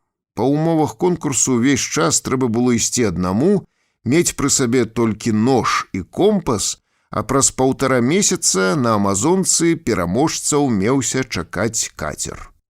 «Не бойся пумы, ягуара, тапіра ці алігатара», – павучаў яго на развітанне стары індзеец, з якім ён у каланіста немца пасвіў кароў. У джунглях самае страшнае – павукі, машкара, рыбкі піраніі ды мурашкі, якія ў момант пакідаюць з чалавека адзін шкілет. Не чапай прыгожых кветак, матылёў, фруктаў, усе яны з атрутай. І не пі без фільтра вады, у вас, белых, далікатныя страўнікі. Клемус усе парады індзейскага сябры запомніў добра. Яшчэ Алекшынец падумаў гэтак: калі ён мае выйсці да Амазонкі, то найлепш трымацца якой-небудзь рэчкі, яна абавязкова выведзе да мэты. І Клемус, быдта ў ліхаманкавым сне, 6 тыдняў прадзіраўся праз зялёны сакавіты гушчар, брыў па вадзе, часамі цячэнне нясло яго на бервяно. Яго цела раздзіралі калючкі, поедам ела машкара, мутнеў розум ад голаду, і ён толькі смактаў ваду з рэчкі, з дрэваў, з зямлі. Нарэшце непрытомнага Клемуса падабралі на беразе вялікай ракі. Ён быў адзіным чалавекам, хто выйшаў да Амазонкі, і гэтым пацвердзіў, што ўпартасцю і вытрымкай варты сваіх землякоў, якія ў той час на адным хлебе і вадзе паўзлі на каленях у Грыбава. Калі кацер прывёз Клемуса да доктара і вандроўніка прывялі да свядомасці, ім заняліся карэспандэнты.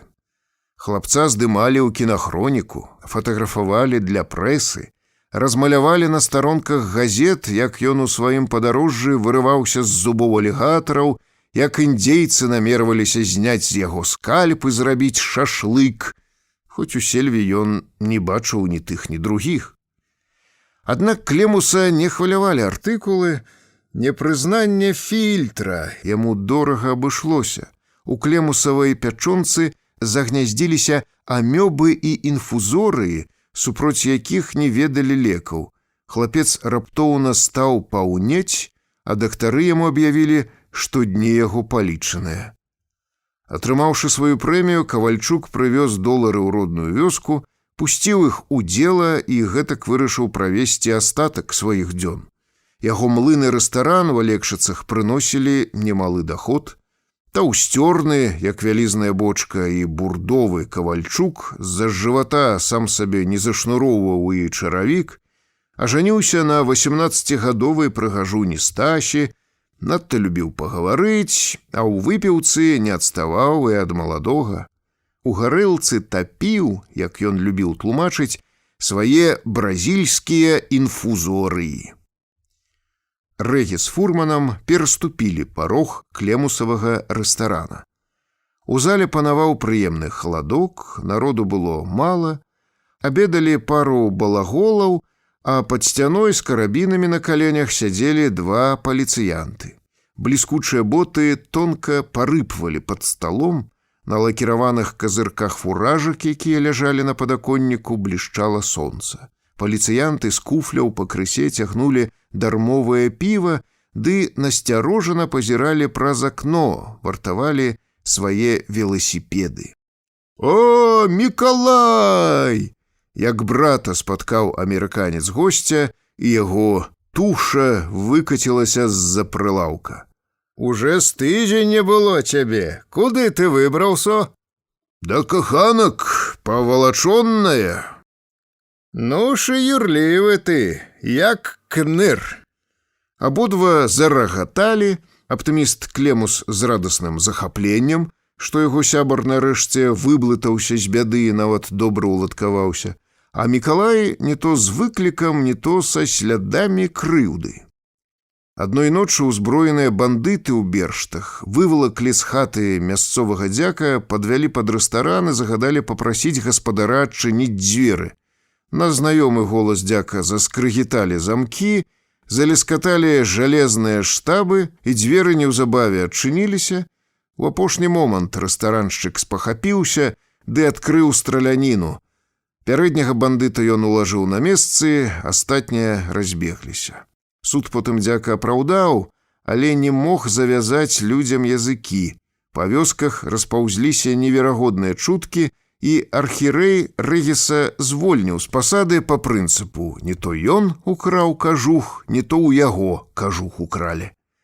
Рэгіс у Алекшыцах заказаў абед, Абслугоўваць іх узяўся сам гаспадар. Кавальчук стараўся паказаць, што госця ставіць нараўні з сабой, а іншыя ў зале дробязь, не вартыя ўвагі, нават паліцыянты. «Во, пачакай!» — успомніў Кавальчук, усхапіўся ды прынёс ад паліцыянтаў паперку з вучнёўскага сшытка. «Кіроўнік школы адабраў сёння ў сямікласнікаў.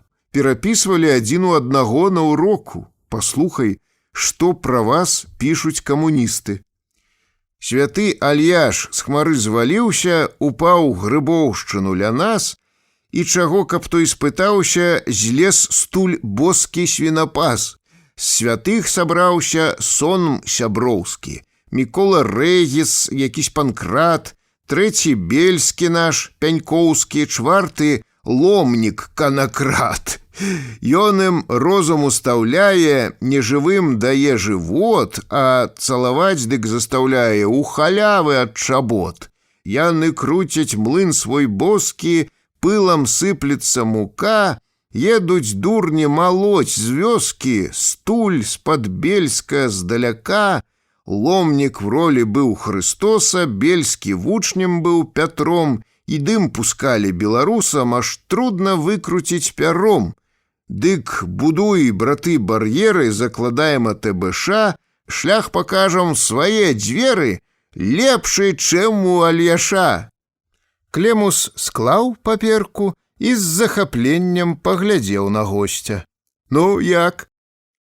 Упамінанне яго імені ў паэме Рэгісу вельмі спадабалася. «Лоўка», — шчыра прызнаўся ён. «І я кажу», — з дабрадушнай бесклапотнасцю пацвердзіў узрадаваны, што справіў сябру прыемнасць Кавальчук. «Папрыносілі дзеці ў школу, халеры. Малалетнія, судзіць іх за гэту не могуць. Паліцыя адно пазапісвала прозвішчы і улепіць бацькам штрафы за гэтыя бар'еры».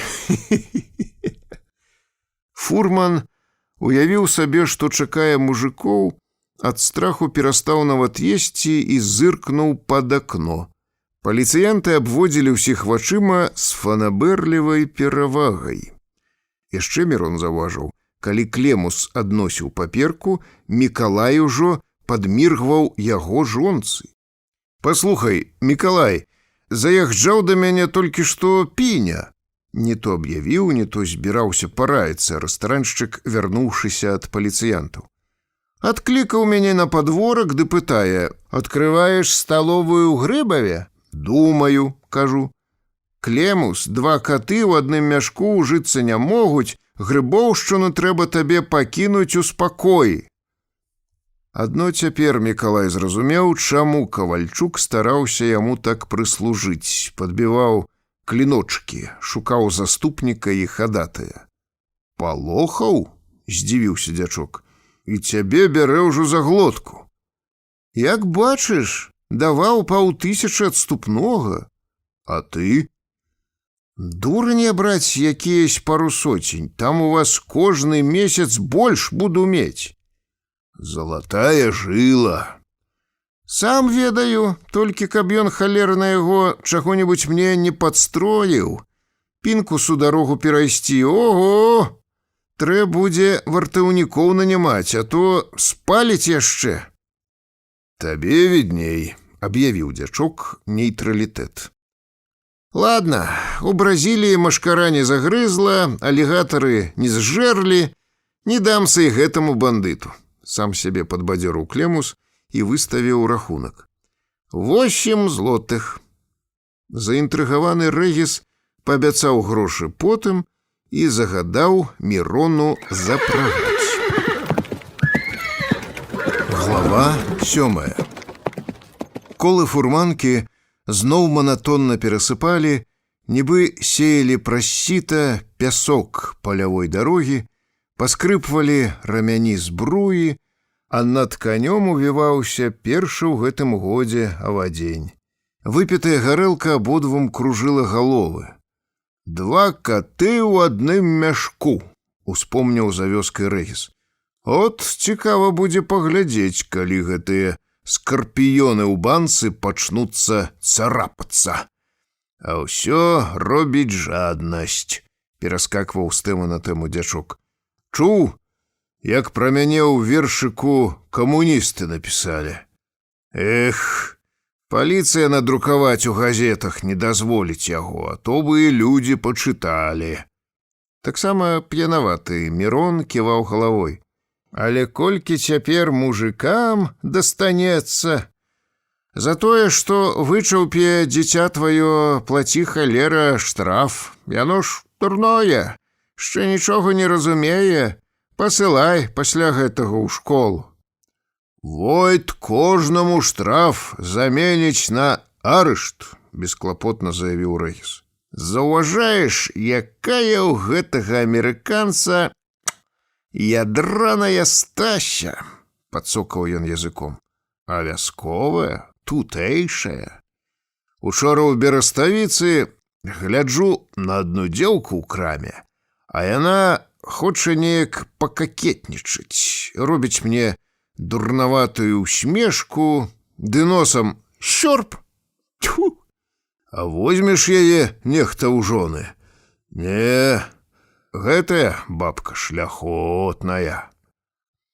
Поўны мараў Рэгіс зацягнуў ярмака, фурман стаў падцягваць. Яны не заўважылі, калі апынуліся ў каўнянах.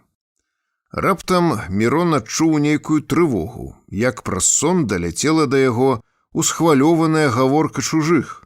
«Рогось! Святы Мікалай! Цар!» крычаў з-за плота нейкі усхваляваны хлапец, ды так узрадавана, быццам гэтага моманту чакаў тут усё жыццё. «І я кажу, ён!» – дадаў другі. «Яго я ведаю як аблопленага!» «Едзе ўжо баб дурыць!» – кінуў трэці. «Давайце правучым, забягай наперод!» – камандаваў першы. «Хапай хутчэй каня за цуглі, а то ўцячэ, як мінулы раз!» Рэгіс устрапянуўся, быў жалены і адразу працверазеў. «Паганяй!» – гыркнуў ён фурману. Мірон апрытомніў таксама і адразу зразумеў, што можа ўляцець і яму. Фурман скочыў на калені, сцебануў канялейцамі, раз, другі. З брамак вынырнулі сабакі і пакаціліся каню пад ногі. Уздагон паляцела каменне. Раззлаваныя хлопцы нешта крычалі, але нельга было разабраць слоў. Так сакаталі па бруку жалезныя шыны колаў. Апынуліся яны далёка за вёскай. Конь змакрэў да таго, што з гнядога зрабіўся вараным.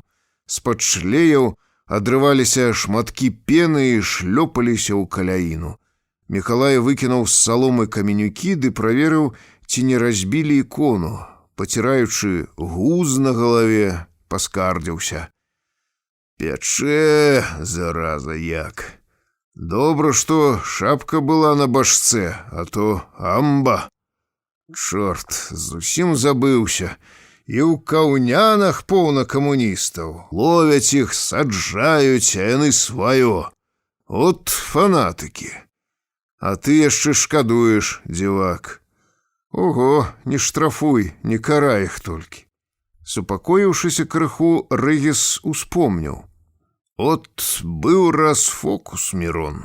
Слухай. Адправіліся мы гэтак удвух з ломнікам у забагоннікі. Ломнік паклаў пучок крапівы за сябе ў палукашак.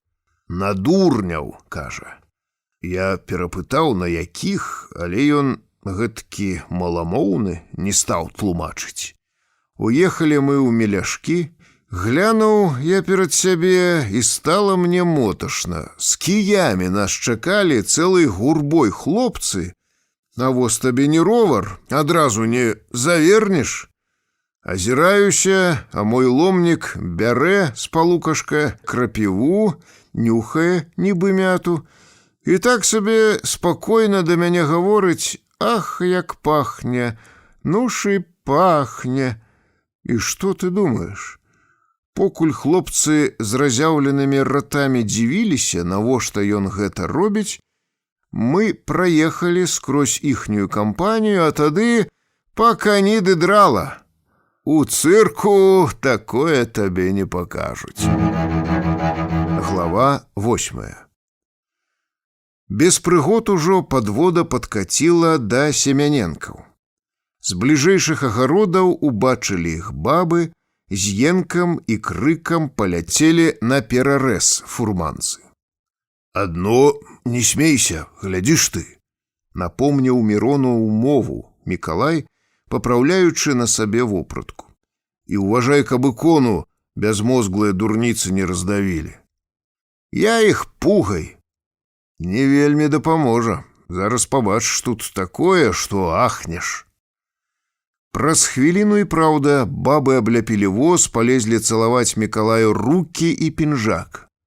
Уехалі яны ў вёску, і фурманка спынілася каля хаты ўдавы. У момант расчыніліся вароты. Мірон завярнуў на падворак. Абмінаючы аслізлае карытца, у якім карміліся гусі, фурман накіраваў пад хлеў і стаў выпрагаць каня, пазіраючы, што ж з гэтага далей будзе. Рэгіс вывалак асцярожна з саломы ікону, набожна перахрысціўся, ды пару разоў хмыкнуў, прачысціў горла, паспрабаваў голас. Маладзіца спрытна разаслала ад воза да парога звоец палатна, яе сяброўкі бухнулі на калені, а чорнабароды махляр, урачыста ступаючы па кужалі, панёс журовіцкую Мацер Божую ў хату. Мірон уладзіў хляве каня, даў яму торбу за брокам. Не было чаго рабіць далей, таму ён сеў на задок ды пачаў назіраць. На падворку аб нечым згаворваліся, адна адной раілі, мітусіліся ды галасілі, як на пажары бабы. З хаты даносіліся ўжо спевы і малення, спявалі там і маліліся зладжана, хораша, зычнымі і маладымі галасамі быў грыбоўшчынскай царкве. Скрозь гэты хор грымеў замагільны бас, і вазніца сабе ўяўляў, як там дрыжаць шыбы. Чалавек пранікся да свайго пасажыра насцярожанай пашанай. Ты глядзі, які дзелавы ды вёрткі, бывуш. Ці дано такое чалавеку ад нараджэння, ці проста пусціцца ён у такую шкуру, стараўся Кастэцкі зразумець. Прыйшлі клікаць на вячэру. У вялікай хаце яшчэ гучалі псалмы і тропары, а Мікалай у баковачцы ўжо чакаў Мірона. Бліскаючы пацеркамі белых зубоў, распрамянёная ад шчасця курносая маладзіца у вышыванай кофце стала падаваць ім пачастунак, наліваць чаркі, і ад Мікалая не адводзіла зачараваных і адданых вачэй.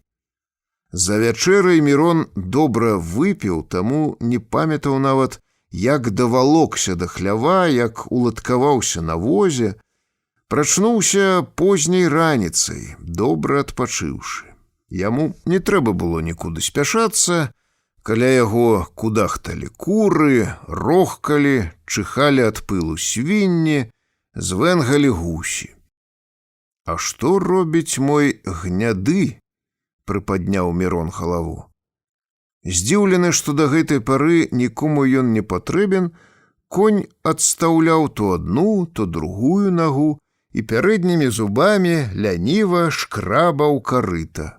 Дом удавы па-ранейшаму звінеў ад псалмаў і малення. Там цяпер бушавалі бабы з суседніх вёсак.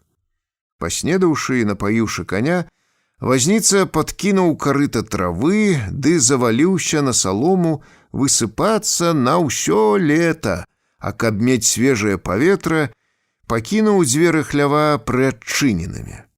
Скрозь дрымоту Мірон чуў, як на падворку шчапіліся з-за нечага дзве цёткі, як пачалі тузаць адна адну за каўтуны, як іх развалакалі. Потым з пугай уляцеў на падворак нечы мужык, высцябаў сваю жонку і папёр да работы. У абодвух выпадках бабы прыціхлі толькі на хвіліну і неўзабаве зноў бегалі ды галасілі. Ноччу ўзнялі танцы і грукацелі падлогай, як на вяселлі. Паступова Мірона агарнуў глыбокі сон. Глава 9. Гасцей семяненкаў адпусцілі толькі аж на 3-й дзень к абеду. Мірон выкаціў фурманку на падворак, курносая маладзіца ў вышыванай кофце стаяла на парозе і румзала, а з Мікалаем развітваліся іншыя бабы, кланяліся яму і абцалоўвалі Рэгіса ад пят да галавы. Нарэшце Мікалаю далі спакой. З суседняй хаты цётка прыперла свежы звоец ды разаслала істужку суровага кужелю па забруджанай гусіным памётам мураве. Рэгіс, пакідаючы сляды падэшваў на палатне, пакрочыў зноў па кужелі з іконай да воза, загарнуў абраз у прасціну ды сунуў яго ў салому.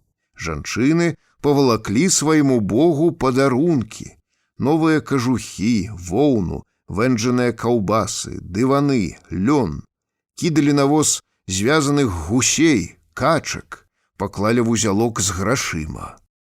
Знямоглы, стомлены ды схуднелы Рэгіс уваліўся бокам у воз, шапнуў фурману: «Пры каня!» Фурманка адарвалася ад енку і апынулася за вёскай. Мікалай уладкаваўся лепей на мяшку ды ўздыхнуў, быццам пасля цяжкой работы. Затым пачаў грэбацца ў трафеях. «На табе кажух на памяць», — прапанаваў Мірону. У вачах селяніна з'явіўся жах. Да дзячка вяртаўся гумар. «От лапух вясковы! Падумай, ну што з табой кепскага здарылася б, калі б і ўзяў адзін? Паглядзі, колькі іх у мяне!» У гэты час курыца, якая ляжала ля іхніх ног, набрудзіла Мікалаю на чаравік. Дзячок хапіў яе за крылы, шпурнуў у поле. «Паскуда!» Чубатка са звязанымі нагамі хвіліну бездапаможна білася крыламі па полі, затым павалілася, знясіленая на бок. Мірону стала яе шкода. «Каршун задзярэ тут або ліса схопіць у адкрытым полі. Бабы ж дарылі яе вам, цэлых 2 злотых далі б за яе цётцы ў крынках». «А чаго яна пэцкаецца?» Рэгіс развязаў вузел, там было 210 злотых. «Адразу 2 твае каровы, бач», — паказаў ён. «А добра унь яшчэ колькі. За адзін такі дублёны кажух піня 15 злотых адваліць, як думаеш? Упаўне? А іх тут 1, 2, 3, 4, аж 5. І гускі па 4 злотых за штуку, качкі па 2, лёну колькі. Ведаеш, пінкус наш лён адпраўляе за чыстае золата ў Англію, ў Белфаст. Воўну піня забірае таксама. Дываны, барахло нікому не патрэбнае, у мяне іх цэлая гара сабралася. Адным словам, за ўсё яшчэ 300, ды 200 гатоўкі, разам 500. І толькі за 3 сутак, вояк, трэба жыць на свеце, разумееш?» Мірон падумаў, што дзяк пераплюнуў нават крынкаўскага гандляра, але сказаць не адважыўся. У цішы спякотнага дня Мікалай фурмана павучаў далей. «Вас, дармаедаў, душыць трэба яшчэ пакаленняў з 4, покуль чаму-небудзь навучыцеся. Ты глядзі, колькі я людзям добра зрабіў за 3 дні. Думаеш, цёткі не разумеюць, што ўсё мана? Успамінаючы мяне, п'янага, зараз не адна семяненкаўская баба кляне сябе апошнімі словамі і прыгаворвае: «Прыехаў махляр стары, каб налізацца, а я дурніца і растапырылася. Аднак зараз жа пра гэта забудзе, бо я даў магчымасць разладавацца іхняй фантазіі і суму. Столькі ўдоў развялося пасля вайны. І вось цёткі памаліліся, паплакалі, паспявалі, патанцавалі, паказалі самі сабе, якія яны галасістыя, гасцінныя, добрыя ды клапатлівыя. Бабе неабходна паказацца, як яна ўмее дагляджаць. Адным словам, адвялі душу. Адвялі, яшчэ і як, усміхнуўся, паківаў галавой Мірон. О, і ты чуў, як падлога хадуном хадзіла, што вычаўплялі там, узрадаваўся Мікалай. Каб ты бачыў, што было яшчэ ноччу. Засынаю з адной, прачынаюся, пад бокам ужо другая. Кожная ласкавая, спрагнёная. Мікалай увесь увайшоў ва ўспаміны і закруціў галавой. Яны плацілі мне за тое, што мець хацелі, і мы квіты. О, кавалі зноў. Чорт возьми, Мірон, ледзь не праваронілі. Аб'язджай. Аб'язджай за гумнамі, няхай іх, халера, фанаткаў гэтых. Эх, паліцыі нідзе не відаць. Развялі яе столькі, панасаджалі пастарункаў амаль у кожнай вёсцы, а калі трэба гэтых дармаедаў у бліскучых ботах і са свечкай не знайсці. З'язджай з дарогі, кажу табе. Грэчка тут узышла, потопчам. А, рука ў цябе не паднімаецца на яе. Халера яе, бяры твою грэчку, праедзем, покуль заўважаць гаспадары, дай лейцы. Но, гнеды! Калі конь, набіраючы разгон, таропка залапатаў усімі капытамі па кволых лісточках, а колы бязлітасна ўрэзаліся ў пухкую, яшчэ не зляжалую раллю, у Мірона ад жаху пацямнела ў вачах. «Што, шкада?» – пакпіў дзячок. «Тьфу, мужик мужиком, хоць трэсне па лбу абухом». Мінулі небяспечнае месца, і Рэгіс вярнуўся да ранейшай тэмы. «Вершык пра мяне напісалі. Думаеш, камуністы што-небудзь зробяць нам? Чорта лысага! Перад рэвалюцыяй давалі жизни і Распутін, і Кронштадтскі, і Бесарабскі Інакенцій, і чорт і д'ябал. У часы іхняга Маркса на ўсю Еўропу грымеў Лурд у Францыі. Яны ім лекцыю па вёсачках чытаюць пра тое, што душа памірае разам з целам, сонечнае зацьменне бывае ад таго, а Вялікдзень неправаслаўнае свята, а дрэўня-іудзейскае ды язычаскае.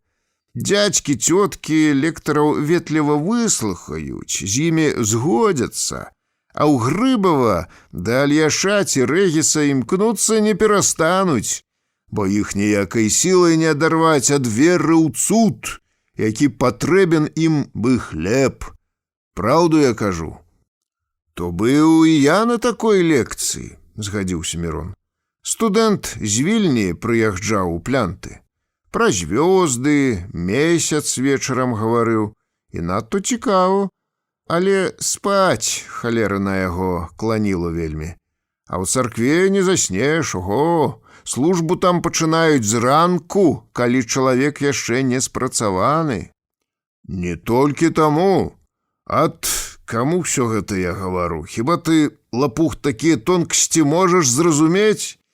Табе, прыроджанаму нявольніку, свабода, што крылы той курыцы, якая на поле засталася, ні к чаму. Мірон прамаўчаў. Ён самакрытычна прызнаваў у сабе невучонасць. І Рэгіса баяўся ды паважаў за тую незразумелую сілу, быў вусатай знахаркі з Плянтаў, якая кіне на цябе вокам і адразу скажа, дзе баліць. Недарма, мабыць, трацілі гэтак бабы галовы. Трэба валодаць чарамі ці нейкім прыцяжэннем, каб за пару гадзін сабраць на вёсцы такое вяселле, каб збегліся, як да царквы на фэст. Што ж, спевакамі Высакійскі сабор звычайных людзей не бралі, туды прыходзілі маліцца сам цар з царыцай.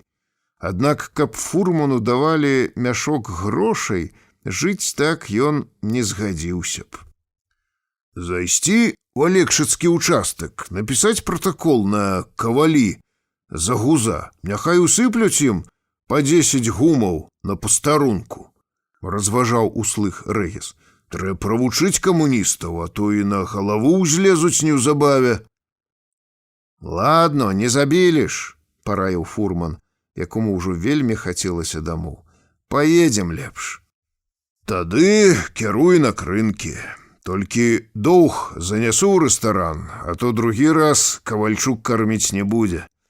Эх, ядроная у амерыканца жонка. Глядзі, як за пару гадоў расквітнела баба, абраў такую ляльку, бы дзіця. А што ёй? Выядае сабе, што хоча, над загонамі спіны не гне, разважыў Мірон. Патрымай і маю бабу гэтак за 1 месяц, і адкуль толькі лоску і цела набярэ. Глава 10. У Алегшыцы прыехалі яны к вечару. Маладая рэстараншчыца выйшла спаткаць фурманку. Яна была устрывожаная нечым, аднак к свайму пульхненькаму тварыку з ямачкамі на шчочках не забыла прыдаць прыхільную усмешку. «Стася, прывітанне! 8 злотых прывёз твайму Клемусу, мой анёльчыку». «А Кавальчука няма», — з выразам нявінна пакрыўджанага дзіцяці заявіла маладзіца. «Раніцой арыштавалі». «За што?» У нашым садку пад яблынямі паліцыянты знайшлі бутэлькі з самагонкай. Взялі солтыса, сведкаў, выкпалі бутэлькі, спісалі пратакол і павезлі Кавальчука ў крынкі. Рэгіс нічога не разумеў. На якое ліха патрэбна была яму самагонка? Ён жа гандляваў манапалёвай. Кавальчук, кажа, пеня падстроіў. За самагонку 5 год турмы. «Як я цяпер буду?» — расплакалася маладзіца. «Вось табе і 2 каты ў адным мяшку», — аж прысеў дзячок. «Ну і піня, ну і мастак». «Айцец Мікалай, а што мне рабіць?» Ужо даверліва памкнулася да яго рэстараншчыца. «Парайце, у вас знаёмых многа ўсюду». «Не плач, выпусцяць, калі грошай не пашкадуеш. Але ж і твой Клемус амерыканскім алігатарам не паддаўся, а сваёй акуле так ганебна трапіць у зубы. Міроне, слухай, раптам адчуў ён сябе тут гаспадаром. Ікону завязеш у Грыбоўшчыну і пакінеш у мяне на кватэры, гаспадыні ў рукі здасі. І кажухі, лён, воўну ды іншае барахло лапуцям у сені скінь. Гускі, курэй тут скідвай. На, бяры сваю 10, а мне вось трэба дапамагчы бабе».